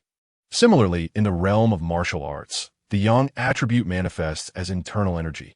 Internal energy not only enhances a martial artist's attack and defense, but also prolongs life, allowing them to maintain health and vitality. The reason Garp does not experience a decline in strength due to aging is that he has mastered life returned to an instinctual level, effectively transforming a skill that typically requires active activation into a passive triggered skill. Moreover, the energies from the food Garp consumes are stored and quietly replace the essence consumed over time. This self-repair mechanism ensures that he does not weaken with age, had it not been for the frequent need to engage in battles. Garp's lifespan might far exceed ordinary expectations, as previously mentioned. Due to the deviations and diversity present in the world, the same power can develop differently in various environments, in the tumultuous world of One Piece. The pursuit of power is a common aspiration. Hence, the yang attribute, representing physical strength, naturally develops in an aggressive direction. Sengoku set aside all other matters and said sternly to Kazu, "Borsellino, your speed is remarkable. Quickly transcribe these scrolls." "What? Lord Sengoku, are you not aware of the situation? Although I possess the power of the Pika Pika no Mi, I am not the Flash. My speed does not imply that I can complete any task swiftly." Kizaru, leisurely sipping tea, nearly spat it out in frustration at Sengoku's command. Feeling as though trampled by a herd of alpacas, he looked at Sengoku with a blank expression and then pointed to the nearby photocopier. Asking, "Lord Sengoku, since that is the case, why don't we use the photocopier? It would be far more efficient." Sengoku replied somewhat awkwardly. This is for security reasons. At Kizaru's face displayed a helpless expression, inwardly grumbling, "Are you just trying to make fun of me?" He sighed and then asked, "How many copies do you need?" Sengoku pondered for a moment and replied, "Prepare 10 copies for now." Upon hearing this number, Kizaru immediately sprang to his feet, swiftly unrolling each scroll and placing them on the photocopier to begin the reproduction process. Approximately an hour later, the photocopying was finally completed. Kizaru extended his finger, and a flash of light passed, instantly leaving the area where the photocopier stood empty, save for a pile of charred remnants. Subsequently, Kizaru turned to Sengoku and said, "Lord Sengoku, it has been processed. If there is nothing else, I shall take my leave." Sengoku extracted a copy of the chakra extraction technique and a piece of chakra paper from a stack of documents and handed them to Kizaru with a serious reminder. "Remember to practice diligently after returning." Kizaru has had quite frequent interactions with Yunjing and can be considered familiar with him. Time flows ceaselessly, and the world evolves unpredictably, yet only formidable strength remains an unchanging passport. For this reason, Kizaru, who is typically indifferent to work and enjoys shirking responsibilities, willingly accepts Sengoku's demands and continually works overtime. Moreover, Kizaru keenly senses the unique atmosphere brought about by the changing times through Yunjing. His private purchase of physical enhancement pills marks the first step in his desire to keep pace with the era, and the chakra extraction technique he now holds undoubtedly becomes the crucial second step toward his advancement into a new age. After Sengoku properly addressed the affairs on his desk, he headed straight to knock on Crane's door in the stillness of the night, after a prolonged secret meeting lasting over 10 minutes. Sengoku made his way home. Upon returning, he sat at the edge of his bed, and his gaze fell upon the chakra extraction technique photocopy. Both individuals, possessing the potential of a general, faced this method of chakra extraction that aligns with the world of One Piece. And their cultivation speed was naturally beyond ordinary imagination. Moreover, they already possessed top-tier physical and spiritual strength. Merely one night passed, and they successfully refined a substantial amount of chakra. Kizaru cautiously retrieved a piece of chakra paper from his breast pocket, took a deep breath, and infused his chakra into it. Moments later, the chakra paper displayed 2 results. One section ignited while another wrinkled. This indicated that Kizaru possessed both fire and lightning attributes within him simultaneously. Sengoku took out a piece of chakra paper for testing, which revealed that he possessed the earth attribute. Nevertheless, Sengoku did not feel disheartened. Previously, Yunjing had mentioned that as long as a practitioner reaches a certain level, They could attempt to cultivate other attributes. It was merely that this time he did not obtain the coveted water attribute. The following morning, sunlight streamed through the window, casting mottled shadows on the floor. Kizaru arrived early at Sengoku's office door and gently knocked. Upon Sengoku's response, Kizaru eagerly requested the ninjutsu scrolls related to fire and lightning attributes. Although chakra extraction was swift, they soon discovered a problem. For those accustomed to a bold and aggressive fighting style, manipulating ninjutsu that required precise control was nearly impossible. Even with their extraordinary physical control abilities, mastering the complex and variable hand-sealing techniques was no simple task to achieve in a short time. Thanks to Yang Jian, who loves chicken thighs, user 155659090, Yuguang, who enjoys shrimp and pork ribs, Su Wuche Hongmeng, and others for their contributions. Yun Jing's eyes widened in disbelief as he stared at the prompts on the screen, his face reflecting utter incredulity. Yet the reality lay before him, leaving no room for doubt. Despite the multitude of questions swirling in his mind, he could only accept the benefits that had fallen into his lap. After calming down and conducting a thorough inquiry, he finally understood that the so-called remnant was indeed aptly named. The 36 heavenly gang techniques and the 72 earthly fiend techniques were utterly useless. Akin to a chicken rib, had he not consumed the devil fruit, perhaps they might have been of some use. However, it now appears to be nothing more than a mere ornament, devoid of substance. Particularly disappointing is the fusion technique of the Daodu and Kantan fruits, known as the 36 celestial techniques. The art of sewing soldiers that execute this technique. The only available magical materials are limited to one's own bodily tissues, and the required quantity is astoundingly vast. With merely Yun Jing's scant hair and fingernail clippings, it seems implausible to even create two puppets. Even if a successful creation were to occur, the quality would likely be abysmally low, suitable only for serving as a scarecrow in a rice field. However, if one were to consume these two fruits beforehand, the situation would differ significantly at that point. One could first utilize the power of the Kantan fruit to conjure a multitude of barriers, subsequently transforming them into beans through the Daodu fruit and further refining the product. Thus, while it may not rival the legendary Yellow Turban warriors, it would at least resemble the rudimentary robots of later generations. The Shenxing skill among the other 72 earthly fiend techniques is derived from the combined essence of the wheel fruit and the ride fruit. This is indeed practical, as it accelerates one's speed. As for the Zhili technique, it is extracted from the rusty fruit. Alas, it can only serve as a makeshift nail clipper or shredder at this moment. Even without the system's elaboration, Yun Jing's heart is as clear as a mirror. He comprehends that the successful extraction of these abilities largely stems from the compatibility and resonance among them. In other words, it is essential to amalgamate the characteristics of several fruits to fabricate a unique technique.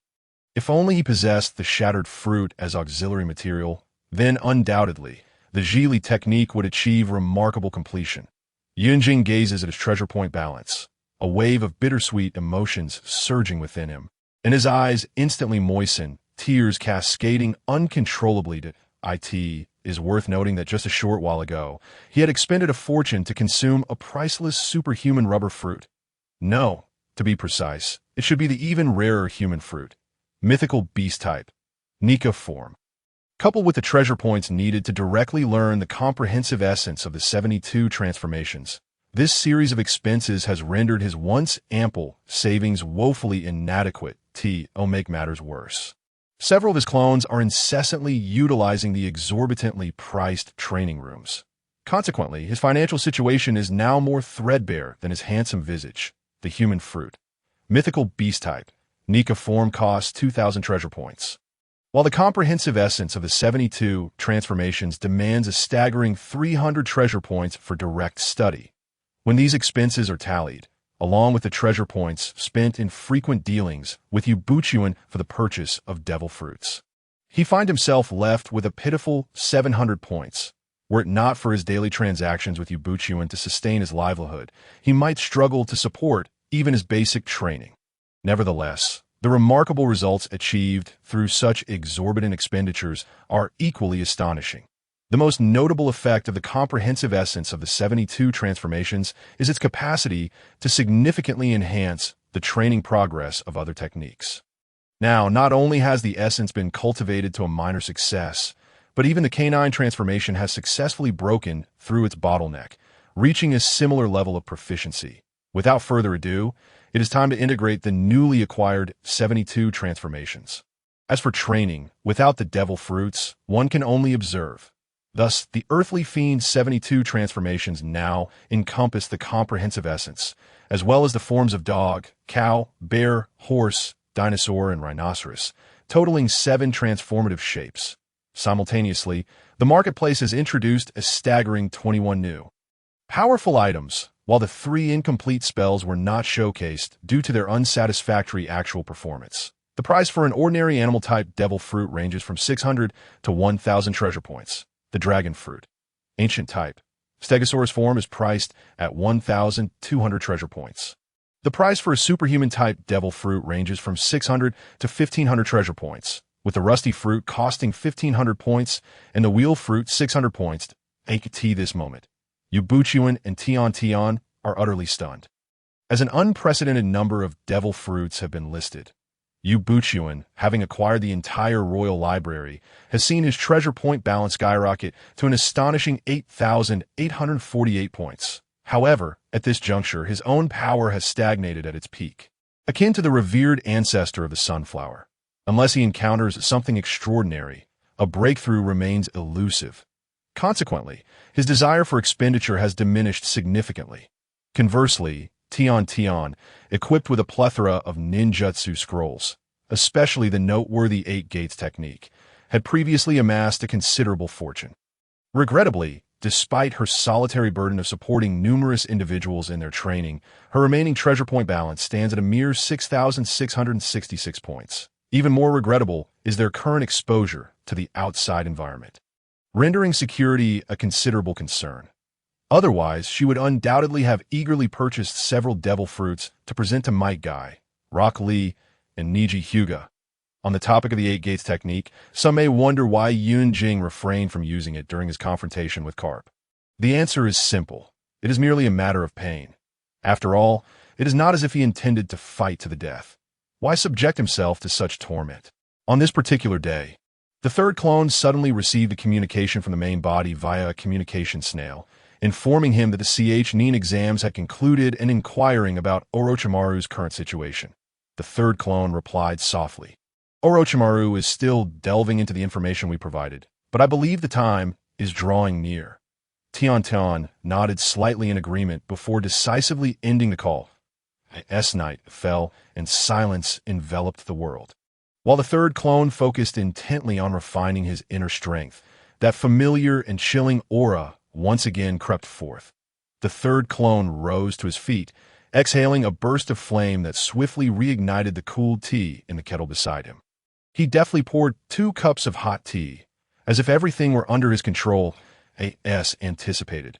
With the steam from the fragrant tea wafting through the air, Orochimaru manifested like a specter, seamlessly taking a seat at the table. The third clone's gaze was sharp as a blade, fixed intently on the figure before him, and he asked in a low voice, "What is the situation? After such a lengthy period, you must have investigated the information I provided thoroughly." "No." Orochimaru, his eyes slightly closed, rapidly processed the various clues and data painstakingly gathered by his subordinates in his mind. The major ninja villages are heavily fortified. Infiltrating them is no simple task. In stark contrast, the residences of the feudal lords within each nation's borders are relatively easy to access. Furthermore, the locations housing relevant historical documents are not considered valuable items, and their defensive measures are rather weak.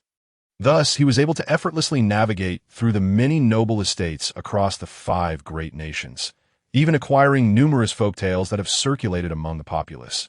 Thanks to the convenience of the shadow clone technique, he was able to peruse a plethora of materials that in just a span of 2 months, aided by intelligence gathered from the White Snake Sage in the Dragon Cave, Orochimaru remarkably pieced together a substantial portion of the historical tapestry of the ninja world. The first to come into view are the illustrious Senju clan, Uchiha clan, Hyuga clan, and Uzumaki clan. These four clans emerged almost simultaneously, shining like four brilliant stars atop the ninja realm. Thus, their records are relatively complete. What is astonishing, however, is that over the past several centuries, whenever the Senju and Uchiha clans attempted to negotiate peace, various inexplicable reasons would reignite the flames of war, as if they were playthings of fate. Looking at those so-called noble powers, their rise and fall is rife with drama. Whenever a certain faction grows powerful enough to unify the world, it invariably succumbs to internal strife, ultimately leading to its decline.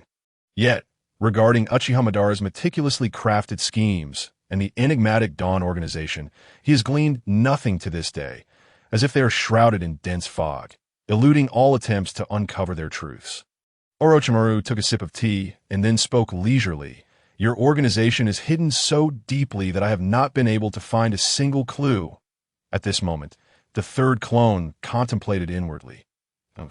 It would indeed be a marvel if you could discern even the slightest hint of our intentions. In truth, this organization consists of merely myself. Even if we include the shopkeeper and Master Yu. There are only 3 of us in total. Could it be that your intelligence network can reach places that do not exist in this world? Such a notion is utterly preposterous. However, outwardly, he replied, our organization possesses a method of communication that is absolutely confidential. And we have never revealed our identity as an organization, that if you're able to uncover any clues, that would indeed be a rare occurrence. When the third clone uttered these words, Orochimaru immediately associated them with the art of shadow projection that the Akatsuki organization excels in. If the Akatsuki wish to remain concealed within the mortal realm, this technique would surely enable them to achieve that aim with ease. Yet regarding the enigmatic Dawn organization and the means by which it conducts its secretive operations, Orochimaru remained utterly perplexed. The third clone paused momentarily before continuing. So, Orochimaru, my esteemed colleague, what are your thoughts now? Have you reached a decision? Orochimaru's lips curled into a slight smile as he responded softly.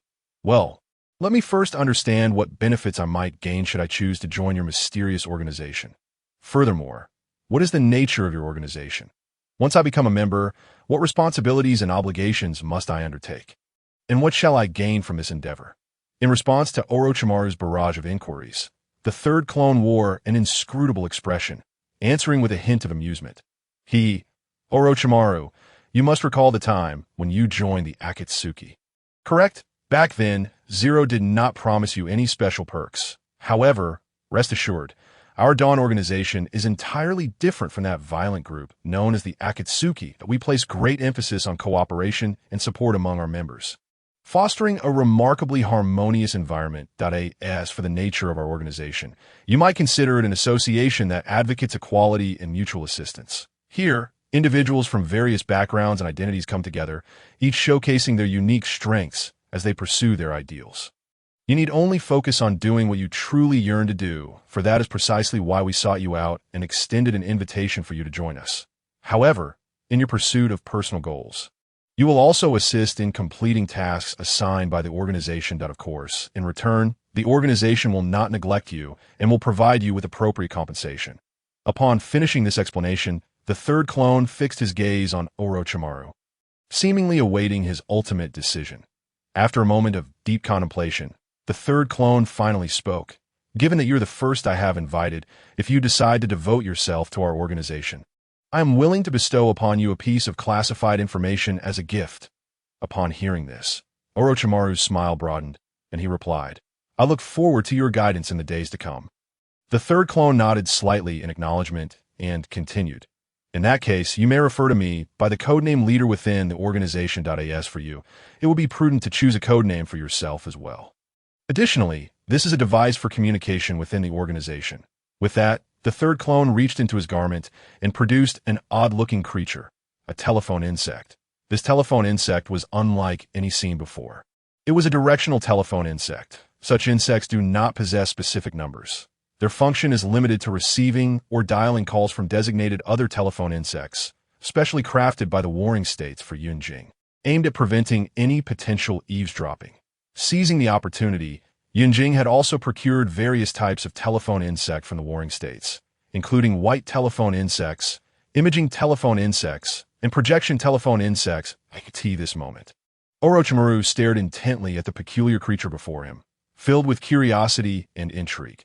The third clone spoke slowly. This is a telephone insect, a remarkable entity that can be used for communication. You need only feed it some vegetables or similar food daily.as for its usage. It is quite simple, resembling a conventional landline phone. The only difference is that this device is a living creature. After demonstrating the operation process with a corresponding telephone insect, the third clone put it away and asked, "So, have you decided on your code name?"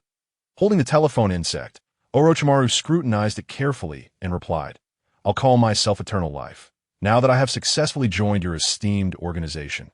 May I inquire where our leader resides? How many members do we have? Have any offline meetings occurred?" The third clone's expression darkened at this inquiry, and he responded sternly, "At present, you are merely a newly arrived peripheral member. Such matters are not for you to inquire about at will. For now, the only member you may interact with is myself, a core member.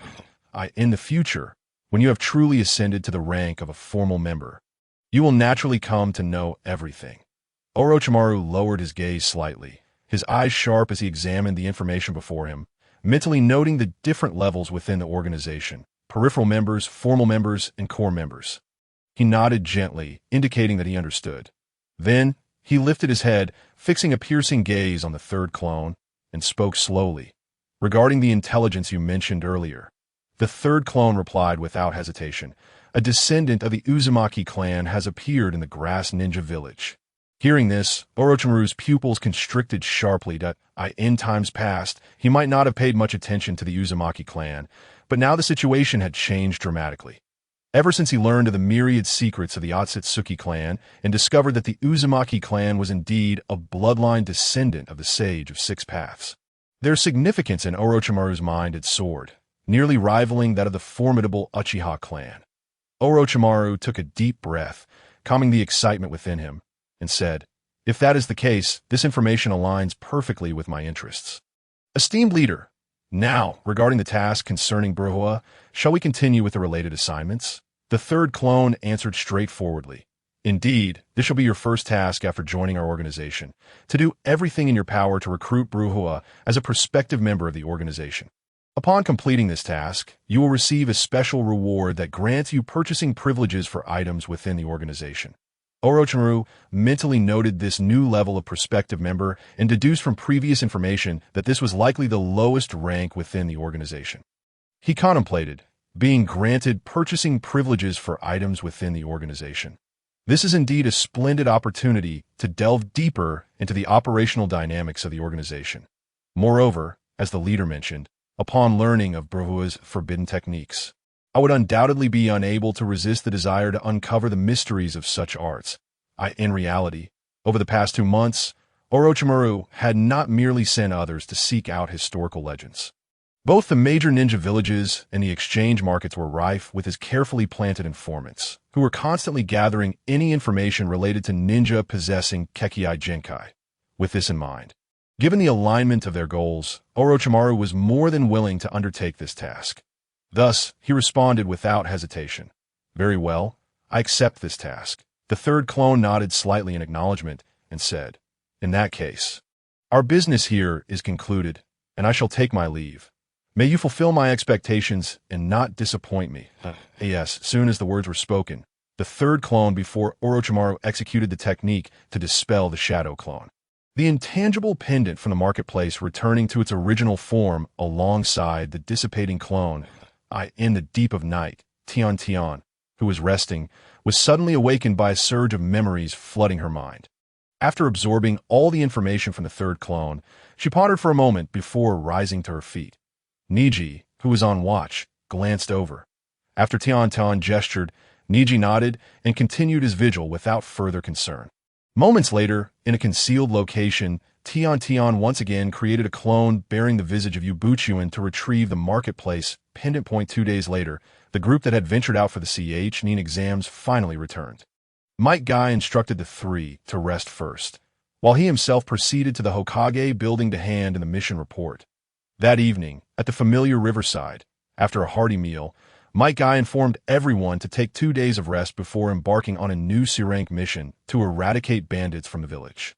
After dispatching the bandits, Tian produced 3 animal-type devil fruits, specifically the bear fruit, which granted the form of a koala. Despite some skepticism regarding the peculiar appearance of the fruit, the 3 consumed it nonetheless. Observing the trio after they had eaten, Tian cautioned, "Once you transform, you must learn to control yourselves." The 3 were initially puzzled by her words, but they soon understood as a surge of energy coursed through their bodies, instinctively prompting them to touch one another, resulting in the emergence of 3 koalas in the square. That day, the Yunjing restaurant was bustling with life. Patrons gathered around, engaging in lively conversation and relishing in delectable food and joyous moments. Suddenly, a voice shattered the tranquility. "Hey, have you all heard? Recently, a gang of fishmen was captured near Cocoa West Village. Did you know?" The speaker, Villager A, bore a mysterious expression, as if privy to some monumental secret.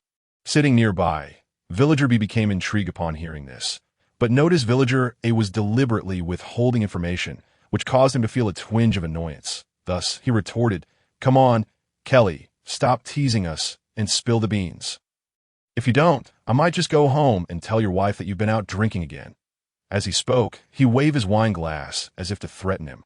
Upon hearing this, Kelly's expression darkened considerably. He widened his eyes at Villager B, stammering, "Chi-gu-shi, can't you act like a decent person? Besides, it's not that I'm afraid of my wife. I respect her and love her, not wanting to provoke her anger." Afterward, he puffed out his chest, trying to assert that he was not weak. However, Chi-gu-shi was unimpressed, merely letting out a dismissive tsh.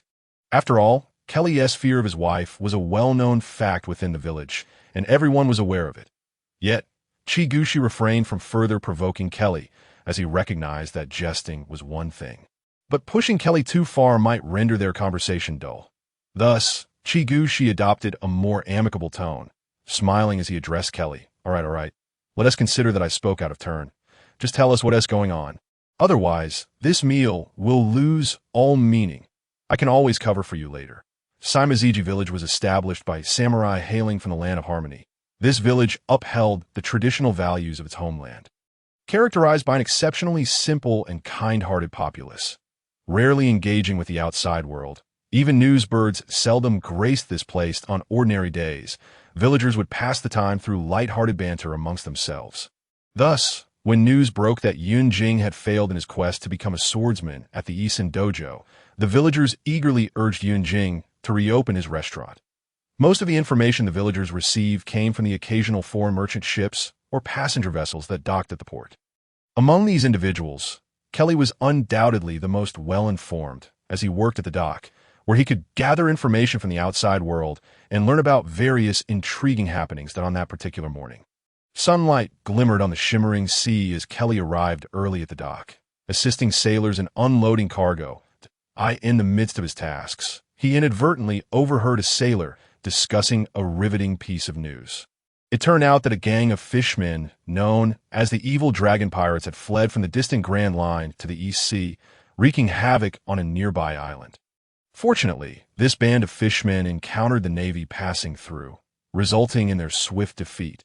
Upon hearing this, the villagers present were filled with astonishment, and Kelly captured their attention. One self-proclaimed knowledgeable villager pondered aloud. "Is it true that once you enter the Grand Line, you can't return?" Just as the crowd fell into contemplation, another villager, named B, suddenly interjected, "Aren't they fishmen? Perhaps they swam over directly." This comment provoked a wave of chatter among the crowd, with another villager, eyes sparkling with excitement, exclaiming, "Hey, did you know? I heard from someone that mermaids are the most enchanting creatures of the sea. Wouldn't it be wonderful to bring one home as a bride?" Another villager quickly countered, "Oh, please, just look at yourself. Not even a fishman would take a liking to you." The initial speaker huffed in indignation. What's wrong with a little imagination? He then posed a question, "What do you think these fishmen actually look like? Is their upper body fish-like while their lower half is human legs?" The crowd shook their heads, expressing their ignorance on the matter. This moment, someone turned their gaze towards Kelly and inquired, "Hey, Kelly, do you know what fishmen look like?" Thus, the conversation, initially centered on the capture of the Fishman pirates, swiftly morphed into a fervent discussion regarding their physical appearance. Meanwhile, Yun Jing, who had been idly dozing by the cash register, found himself intrigued by the talk of fishmen. After all, considering the timeline, it seemed that the evil dragon had indeed arrived in the East Sea, and he wondered which island they had been captured on and whether Nami's island had been affected. He contemplated joining in on the conversation, but as he observed the villagers' increasingly distorted discussions, he felt a sense of disconnection. Consequently, he resignedly shook his head, deciding to let things unfold naturally without forcing himself into the fray. His thoughts drifted to the present, reflecting on how, influenced by his actions, Garp was now enjoying retirement in Windmill village, while Bogart roamed the East Sea, striving to eradicate pirates and transform the region into the world's safest waters, thereby promoting the Navy's justice. Witnessing the increasingly chaotic scene before him, Yun Jing felt a pang of discomfort in his ears and resolved to excuse himself to the backyard for some relaxation. Just as he stood up, a notification chimed. "Congratulations, host. A small subworld has been located. Would you like to choose observer mode or directly deploy a customer token?" Yun Jing hurriedly made his way to the backyard and entered the marketplace, declaring, "Select observer mode." Upon entering the marketplace, Yun Jing's consciousness instantly shifted to observer mode. The scene before him unfolded like a vibrant and exquisite painting. The first vista revealed was a range of undulating mountains, shrouded in mist. With a finely crafted pavilion rising amid the gaps, a magnificent waterfall cascaded down, while below, an enormous water wheel turned slowly. However, before Yun Jing could take in more details, the scene swiftly transitioned. The next vista presented was again surrounded by mountains, but this time, sunlight poured down in the steep terrain. A group of laborers and stonemasons were fervently engaged in quarrying and constructing a wall.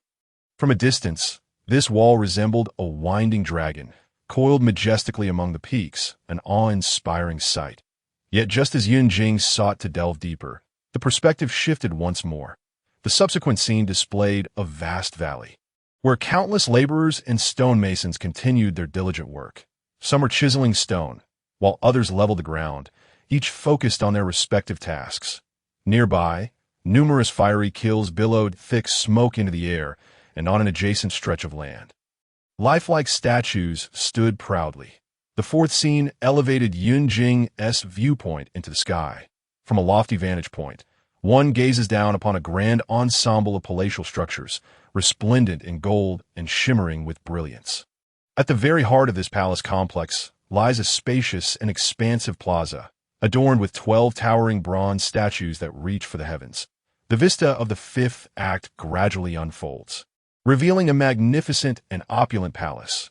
Within its interior, the atmosphere is both vast and solemn. The first sight that captures the eye is a middle-aged man donning a crown embellished with 12 tassels.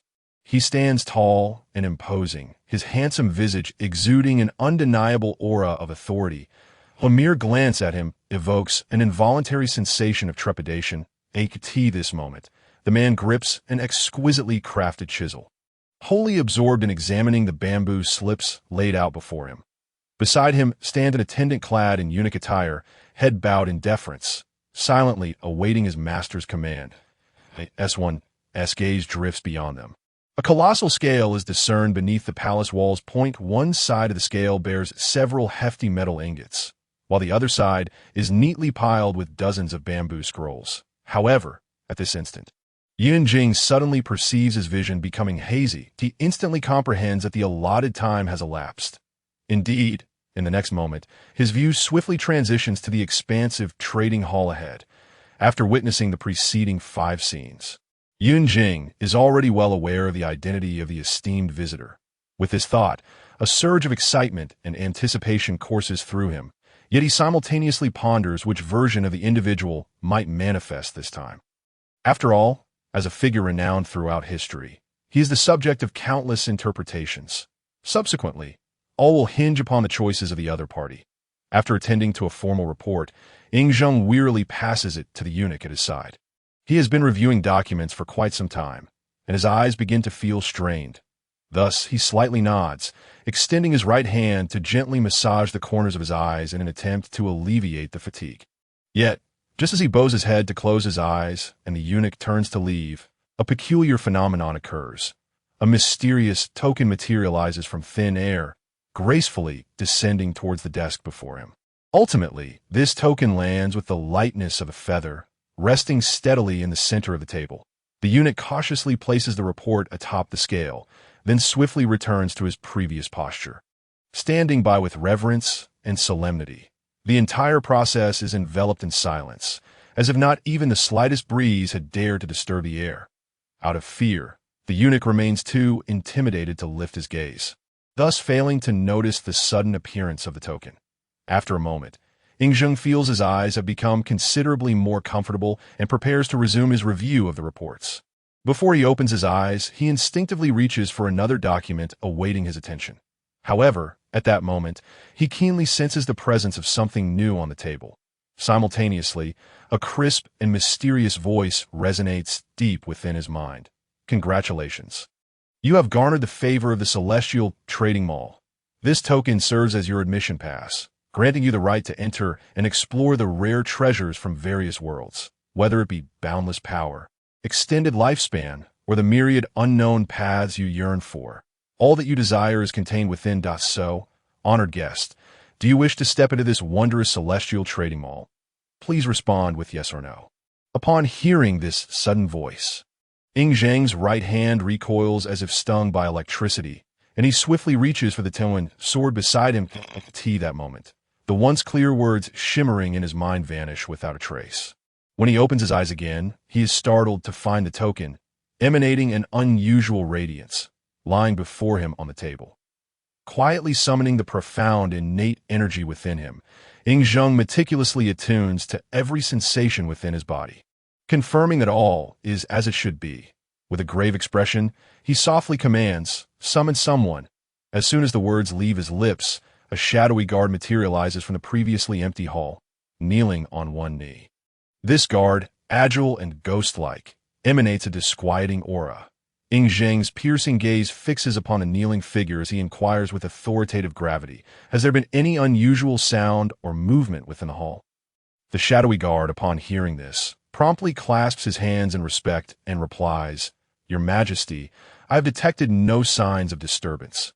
Ingzheng narrows his eyes slightly. Lost in brief contemplation, he knows that with his peak mastery level, his instincts are exceptionally keen. If any anomaly had occurred, it would have been impossible to evade his perception. Yet at this moment, neither he nor his loyal guards have discerned even the slightest hint of irregularity. Such circumstances undeniably breed suspicion. After a moment's consideration, Ingzheng resolves firmly, instructing, "Quickly summon the moon goddess to present herself." As soon as he utters this command, a shadowy guard vanishes like a wraith from the spot. After a brief interval, a graceful figure approaches. It is the moon goddess of the Yin-Yang family, who, with light steps and an array of dignified postures, performs a formal greeting to Ingzheng, softly inquiring, "Your Majesty, may I ask the purpose of summoning me?" Ingzheng slowly opens his eyes, his gaze piercing as he scrutinizes the individual before him, and calmly states, "I wish for you to examine me and ascertain whether I have fallen victim to any form of sorcery." Upon hearing this, the moon goddess is momentarily taken aback, her mind racing with disbelief.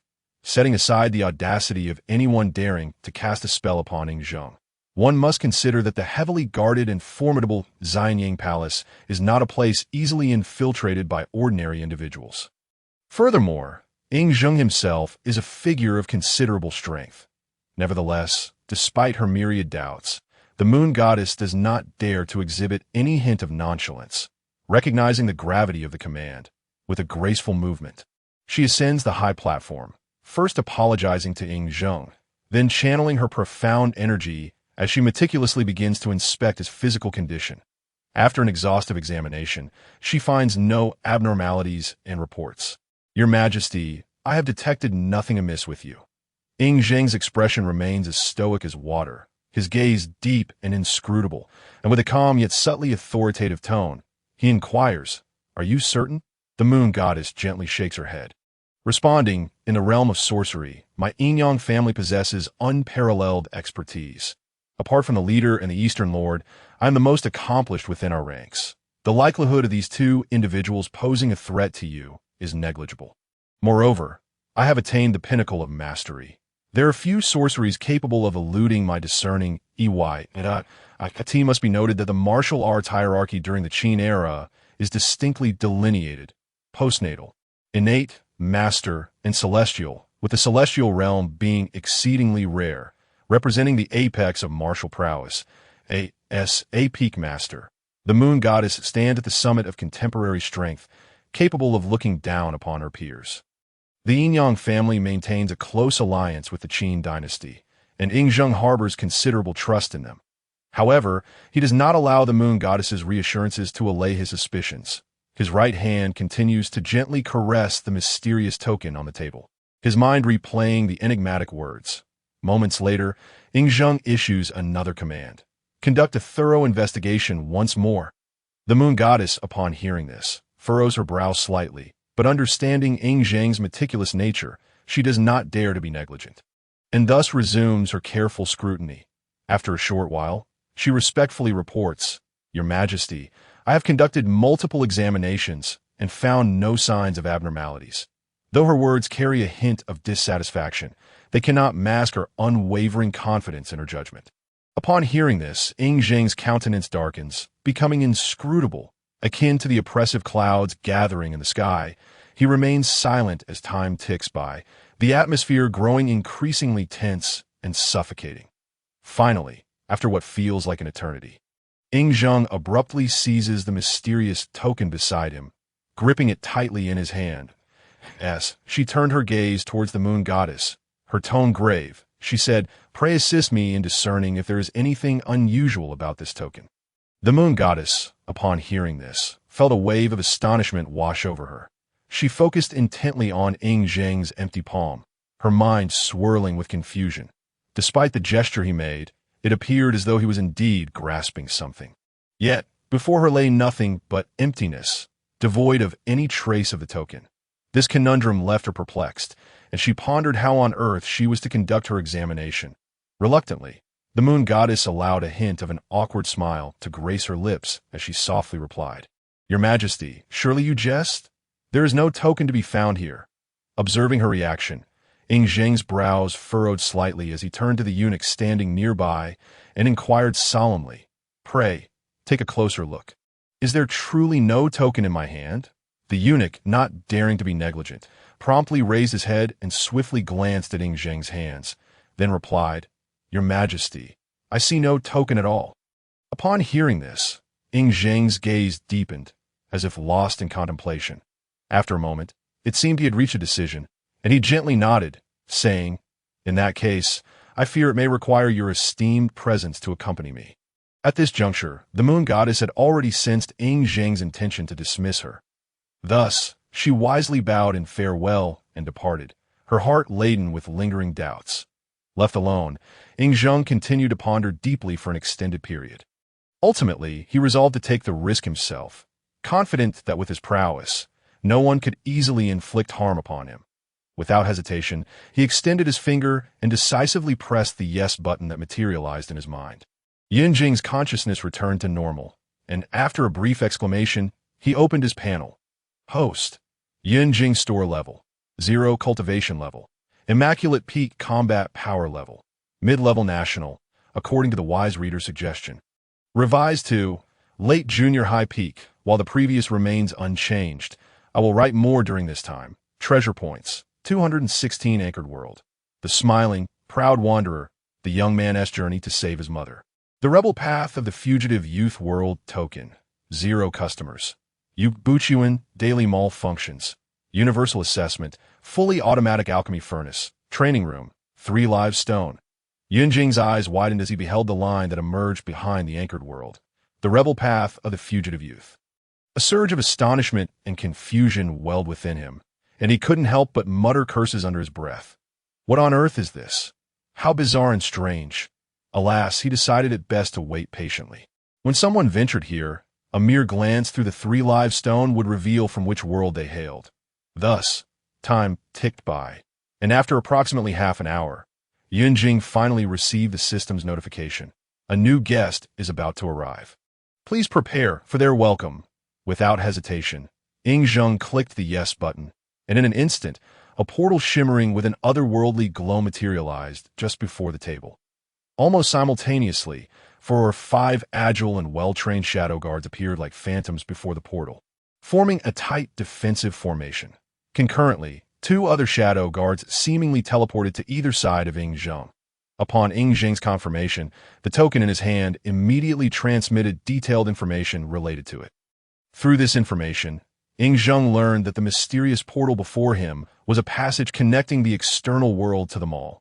Barring any extraordinary circumstances, no one could intrude uninvited. However, before Yingzheng could utter a word, Zhang Han, who stood between him and the portal, was the first to bow respectfully and report gravely, "Your Majesty, this portal exudes an ineffable aura of strangeness. I beseech Your Majesty to temporarily relocate for safety's sake." Casting a glance at the shadow guards standing like statues around him, Yingzheng maintained a calm demeanor, his gaze unwavering as he waved his broad sleeves and declared, "There is no need for alarm. Stand down, shortly I must step out. The matters of today are to be deemed top secret and must not be disclosed." Upon hearing these words, Zhang Han promptly bowed and responded, "At your command, Your Majesty."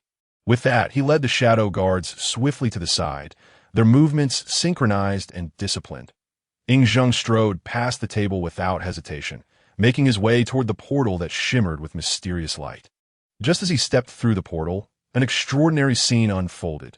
Both the portal and Yingzheng abruptly vanished from the hall, as if they had never existed. Zhang Han, witnessing this, dared not delay even a moment and immediately commanded, "Seal off the Xianying Palace at once. Without the Emperor's decree, no one shall step foot within the palace.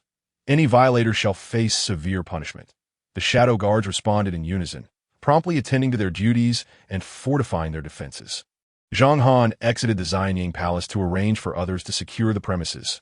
Meanwhile, after passing through the portal, Yingzheng miraculously found himself before a magnificent and awe-inspiring trading hall.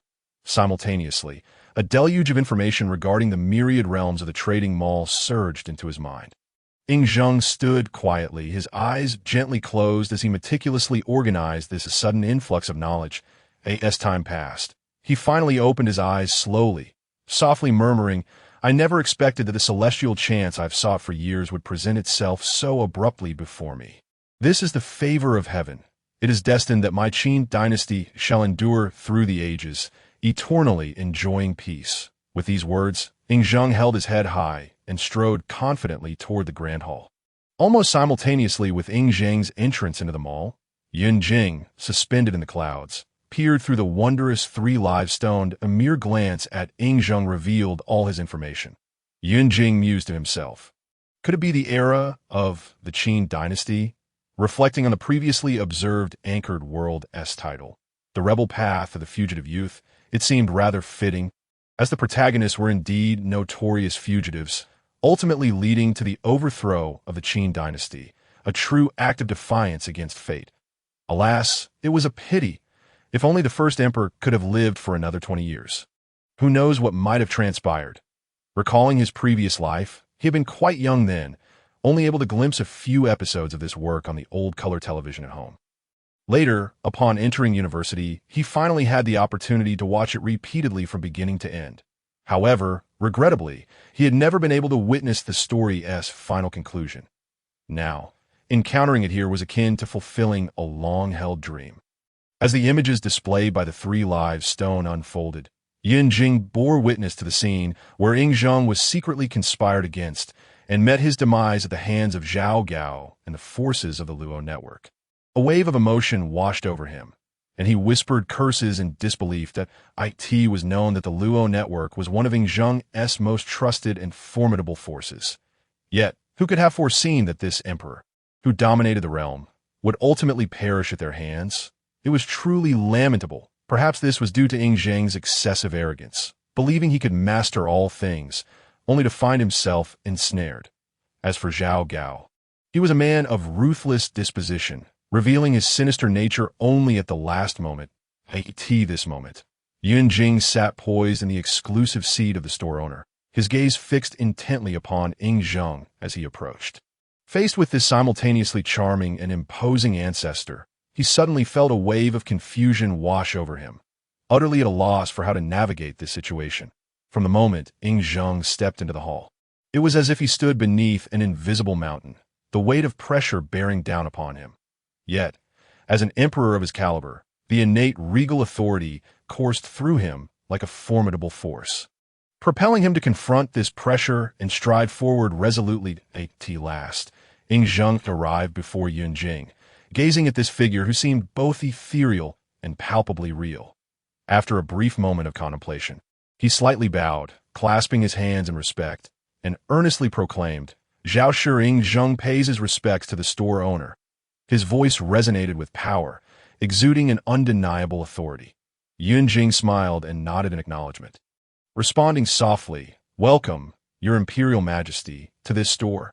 I am the proprietor." Yun Jing. A glimmer of hope flickered in Ing Zheng's eyes as he promptly inquired, "Store owner, I wish to know if your establishment possesses any means to achieve immortality." The words reveal a profound yearning and pursuit for immortality. Yun Jing couldn't help but sigh inwardly, contemplating Ing Zheng's formidable strength, which he had already gleaned through the 3 lifetime stone, comprehending the pinnacle of mastery. By all accounts, given Ing Zheng's profound cultivation, living beyond a century should pose no significant challenge. Moreover, the world he currently inhabits is not an ordinary historical era, but rather a fantastical realm of Qin Shi Mingyu. As long as Ing Zheng refrains from recklessly consuming those elixirs laden with heavy metals, he should remain untroubled by illness. Coupled with the robust, true qi circulating within him, his lifespan could be further extended. Alas, it is regrettable that Ing Zheng ultimately fell victim to the treachery of the duplicitous Zhao Gao, leading to a tragic fate, prompting Yun Jing to lament that one cannot contend against destiny. Fortunately, having entered the marketplace, the so-called destiny no longer binds our brother Zheng. Yun Jing slowly shook his head and softly remarked, "For now, the marketplace can only facilitate the circulation of extraordinary treasures that connect worlds, and my role is merely to optimize them. Yet, within the marketplace, items that extend life are not scarce. As the marketplace continues to connect with numerous worlds, methods for achieving longevity will undoubtedly emerge." Upon hearing these words, Ing Zheng did not feel disheartened, for he understood that as long as life endures, a glimmer of hope remains. Subsequently, Yun Jing unhesitatingly opened the detailed list for both Ing Zheng and the marketplace. Although Ing Zheng had previously acquired some knowledge through transmitted information, witnessing the contents with his own eyes still stirred a sense of astonishment within him. However, having originated from a world imbued with extraordinary powers, where he had previously beheld the moon goddess performing enigmatic spells and awe-inspiring astrology, his emotions remained relatively stable in response to the sights before him. In the narrative of Qin Shi Mingyu, the character's strengths are categorized into 4 stages: acquired, innate, master, and celestial being. Just before Ing Zheng stepped into the Grand Hall, Yun Jing had inquired of the system whether the celestial realm in Qin Shi Mingyu surpassed the mortal level. The system's response was, "Not at all." On the surface, Qin Shi Mingyu seems to distinctly categorize cultivation levels into 4 tiers. In reality, the so-called celestial realm is merely a component of the master level. Those masters in the celestial realm have only taken a small step forward and have yet to achieve a complete transcendence. Name: Ing Zheng customer level, 0 treasure points, 0 cultivation level, transformation of the ordinary. Late stage combat power level, city level, mid stage. While Ing Zheng perused the list, Yun Jing examined Ing Zheng's inventory. National fortune, 89 10 treasure points Imperial Supreme Qi Method, 400 treasure points Path of the Emperor, 100 treasure points Innate True Qi, 20 years 80 treasure points Sword of Heavenly Inquiry, 88 treasure points aside from these. The remainder consisted of various trivial items and assorted knowledge. Be candid, for Yun Jing, witnessing such a value of 8,910 treasure points in national fortune with a first. Ying Zhang's gaze slowly traversed each item listed. His expression focused and serious as he scrutinized the detailed information attached to each. Among them, the earthly transformation of 72 changes, devil fruits, ninja techniques, and elixirs were all rare treasures that piqued his interest immensely. Of course, regarding the martial arts manuals from the world of Xiao Ao, Jianghu, while the majority offered him no practical utility, he still meticulously selected a handful of representative ones to review their summaries. Once he had finished examining them all, the items that ultimately captured Ying Zhang's heart were the two extraordinary treasures, Knowledge of Destiny and the Yongle Encyclopedia, though Ying Zhang was not one to believe in fate. After all, he had ascended from a mere hostage to the position of First Emperor. Knowledge of Destiny could grant him insights into his own fate. Although he had always acted without regret, knowing the potential of the empire he sought to establish was indeed invaluable. The Yongle Encyclopedia, on the other hand, was even more remarkable, containing vast amounts of knowledge and profound techniques. Moreover, Ying Zhang took the time to peruse the introduction to the records of the Grand Historian. Through the customer token, he had already grasped the existence of parallel worlds and alternate timelines. Remarkably, the section concerning the records of the Grand Historian within the Yongle Encyclopedia commenced its narrative from the Qin dynasty. It had only been a brief year since the Qin state achieved its unification, and many policies and administrative orders were still in the exploratory phase. Now that he possessed the records of the Grand Historian as a ready-made standard answer, he could undoubtedly glean invaluable experience and avoid unnecessary detours. Knowledge of Destiny. 300 treasure points Yongle Encyclopedia. Complete set 3,000 treasure points at Yunjing's suggestion, aside from the national fortune. Innate True Qi and the Sword of Heavenly Inquiry. He traded everything else to the marketplace, yielding a total of 888 treasure points, just as Zhang Han issued orders to seal off the Xianyang Palace. A mere 2 moments had passed, and the influential figures of Xianyang City were already aware of the situation within the palace, speculating about the cause. The reason was simple. Ying Zhang had recently summoned the Moon Goddess. And shortly after her departure from the palace gates, the Xianyang Palace had swiftly descended into a state of lockdown. At this moment, seated within the Ziyang Palace, the Moon Goddess also realized that something significant must have transpired in the Xianyang Palace after her exit. Without hesitation, she employed her unique skill of astrology to seek the truth of the matter.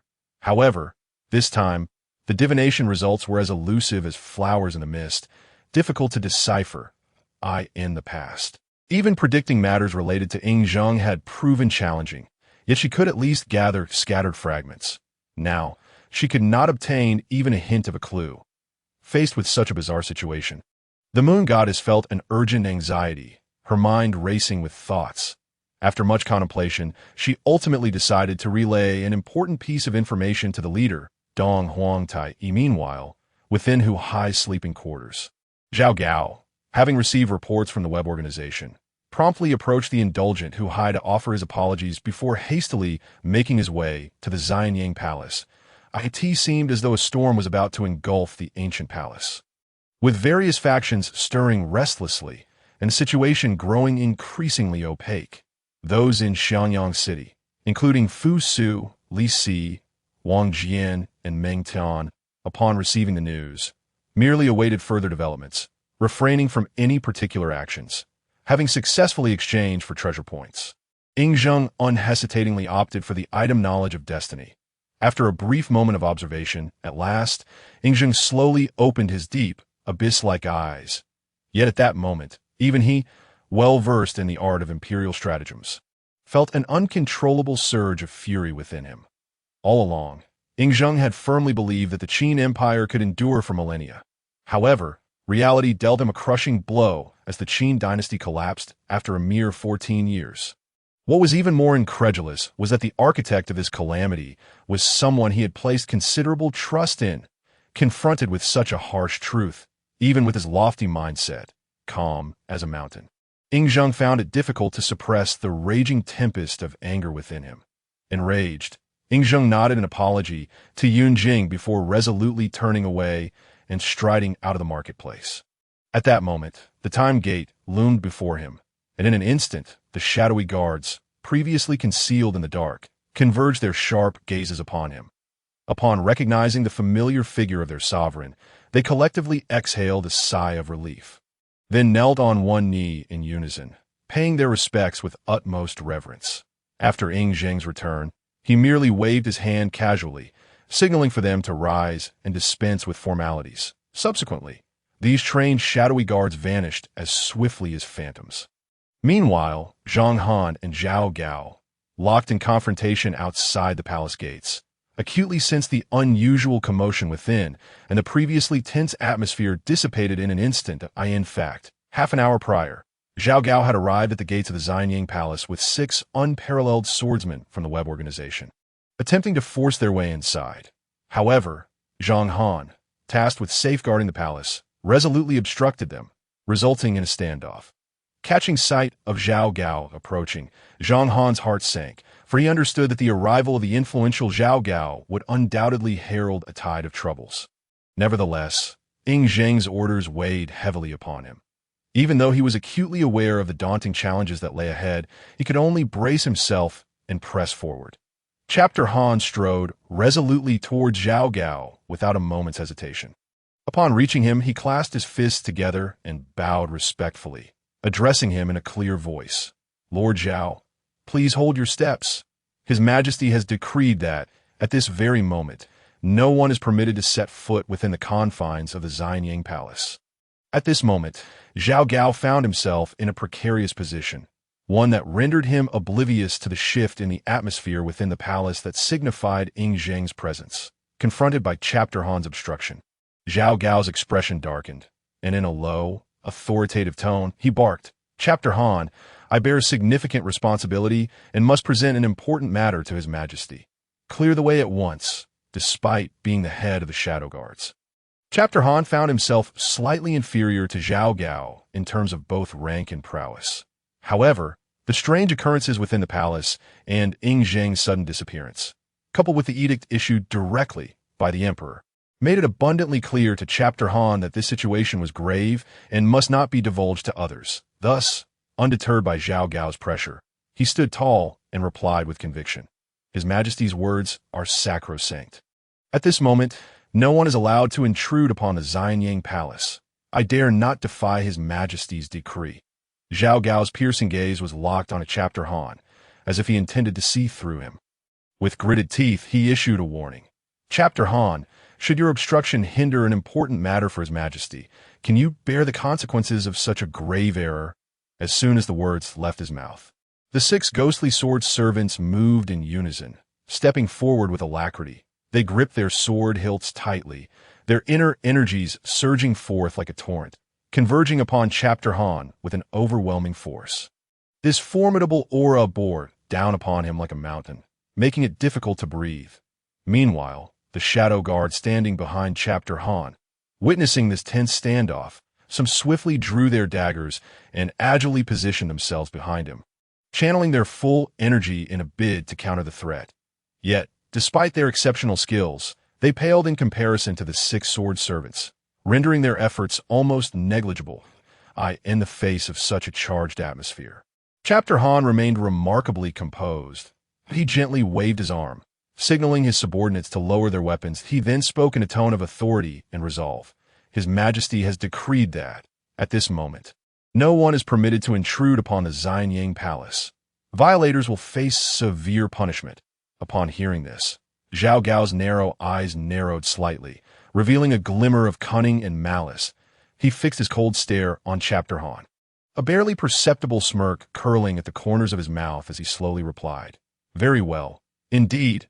He then shook his head lightly, seemingly pleased with the unfolding events. With his movement, the previously poised sword servants immediately retracted their fierce energy and stepped back.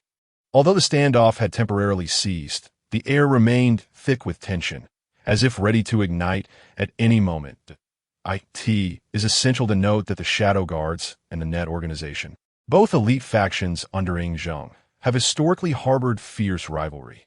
Particularly in recent years, the Net, with its formidable strength and enigmatic tactics, has consistently overshadowed the Shadow Guards. Thus, encounters between the two groups have often been fraught with animosity. And today's confrontation was no exception. Ing Zheng stepped out of the marketplace. His mind was a whirlwind of thoughts regarding the intelligence gleaned from the Zhitianming. It was as if the information surged within him like a relentless tide.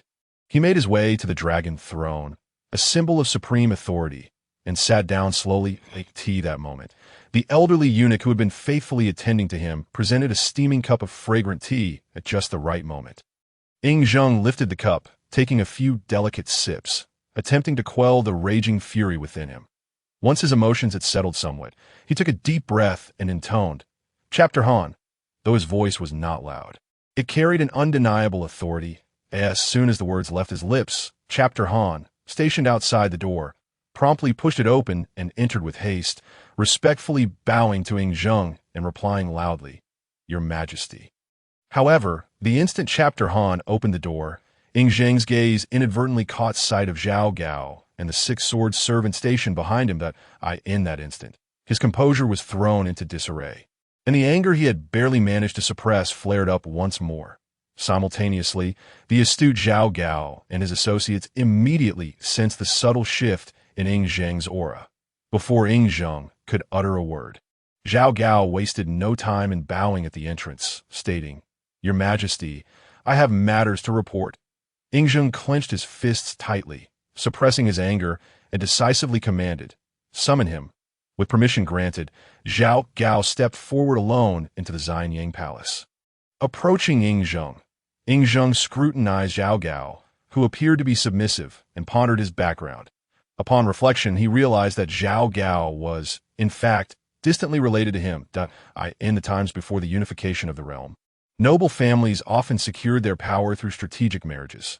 Zhao Gao's lineage happened to possess a degree of connection with Ing Zheng's family.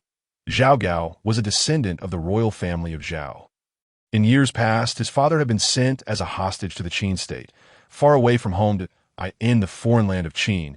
He married and fathered children, including Zhao Gao and his brothers, with his father personally imparting the knowledge of the law to him.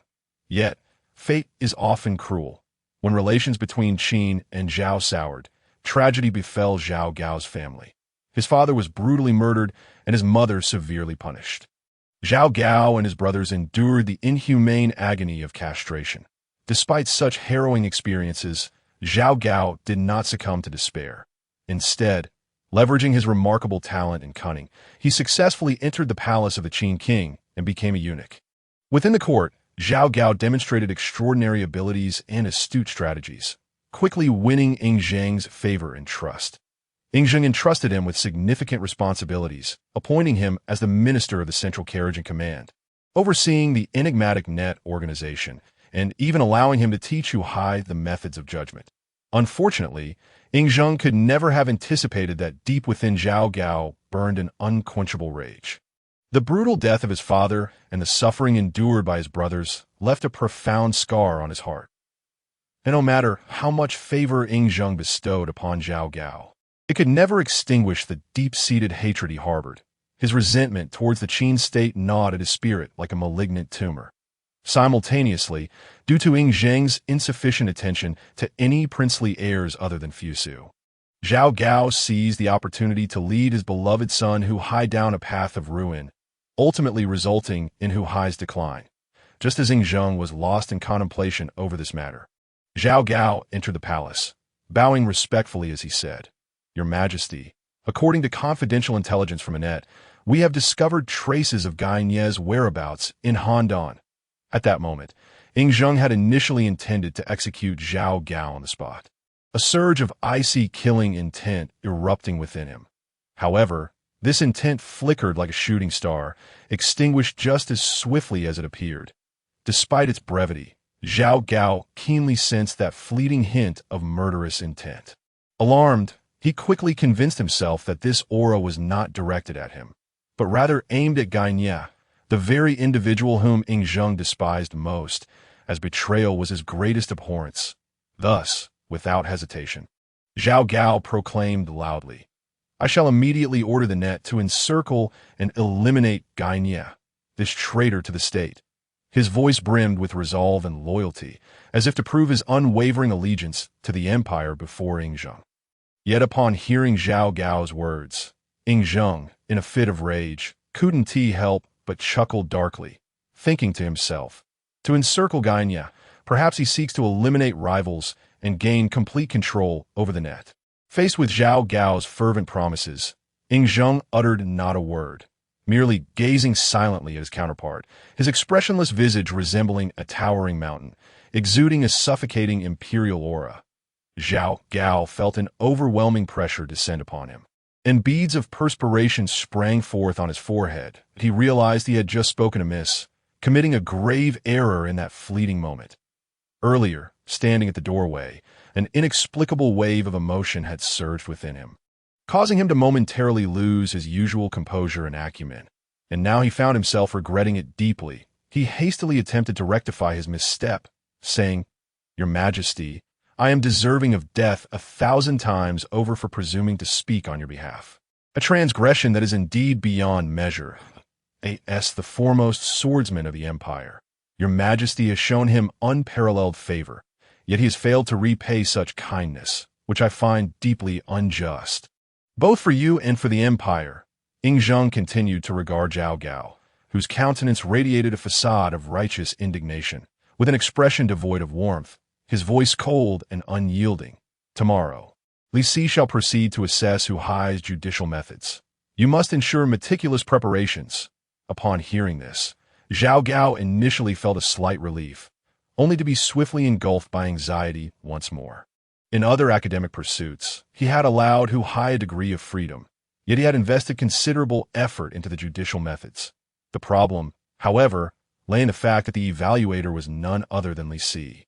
Zhao Gao dared not exhibit any negligence, maintaining a respectful demeanor as he bowed and replied, "Your Majesty, rest assured, I shall immediately inform the prince, ensuring he is fully prepared."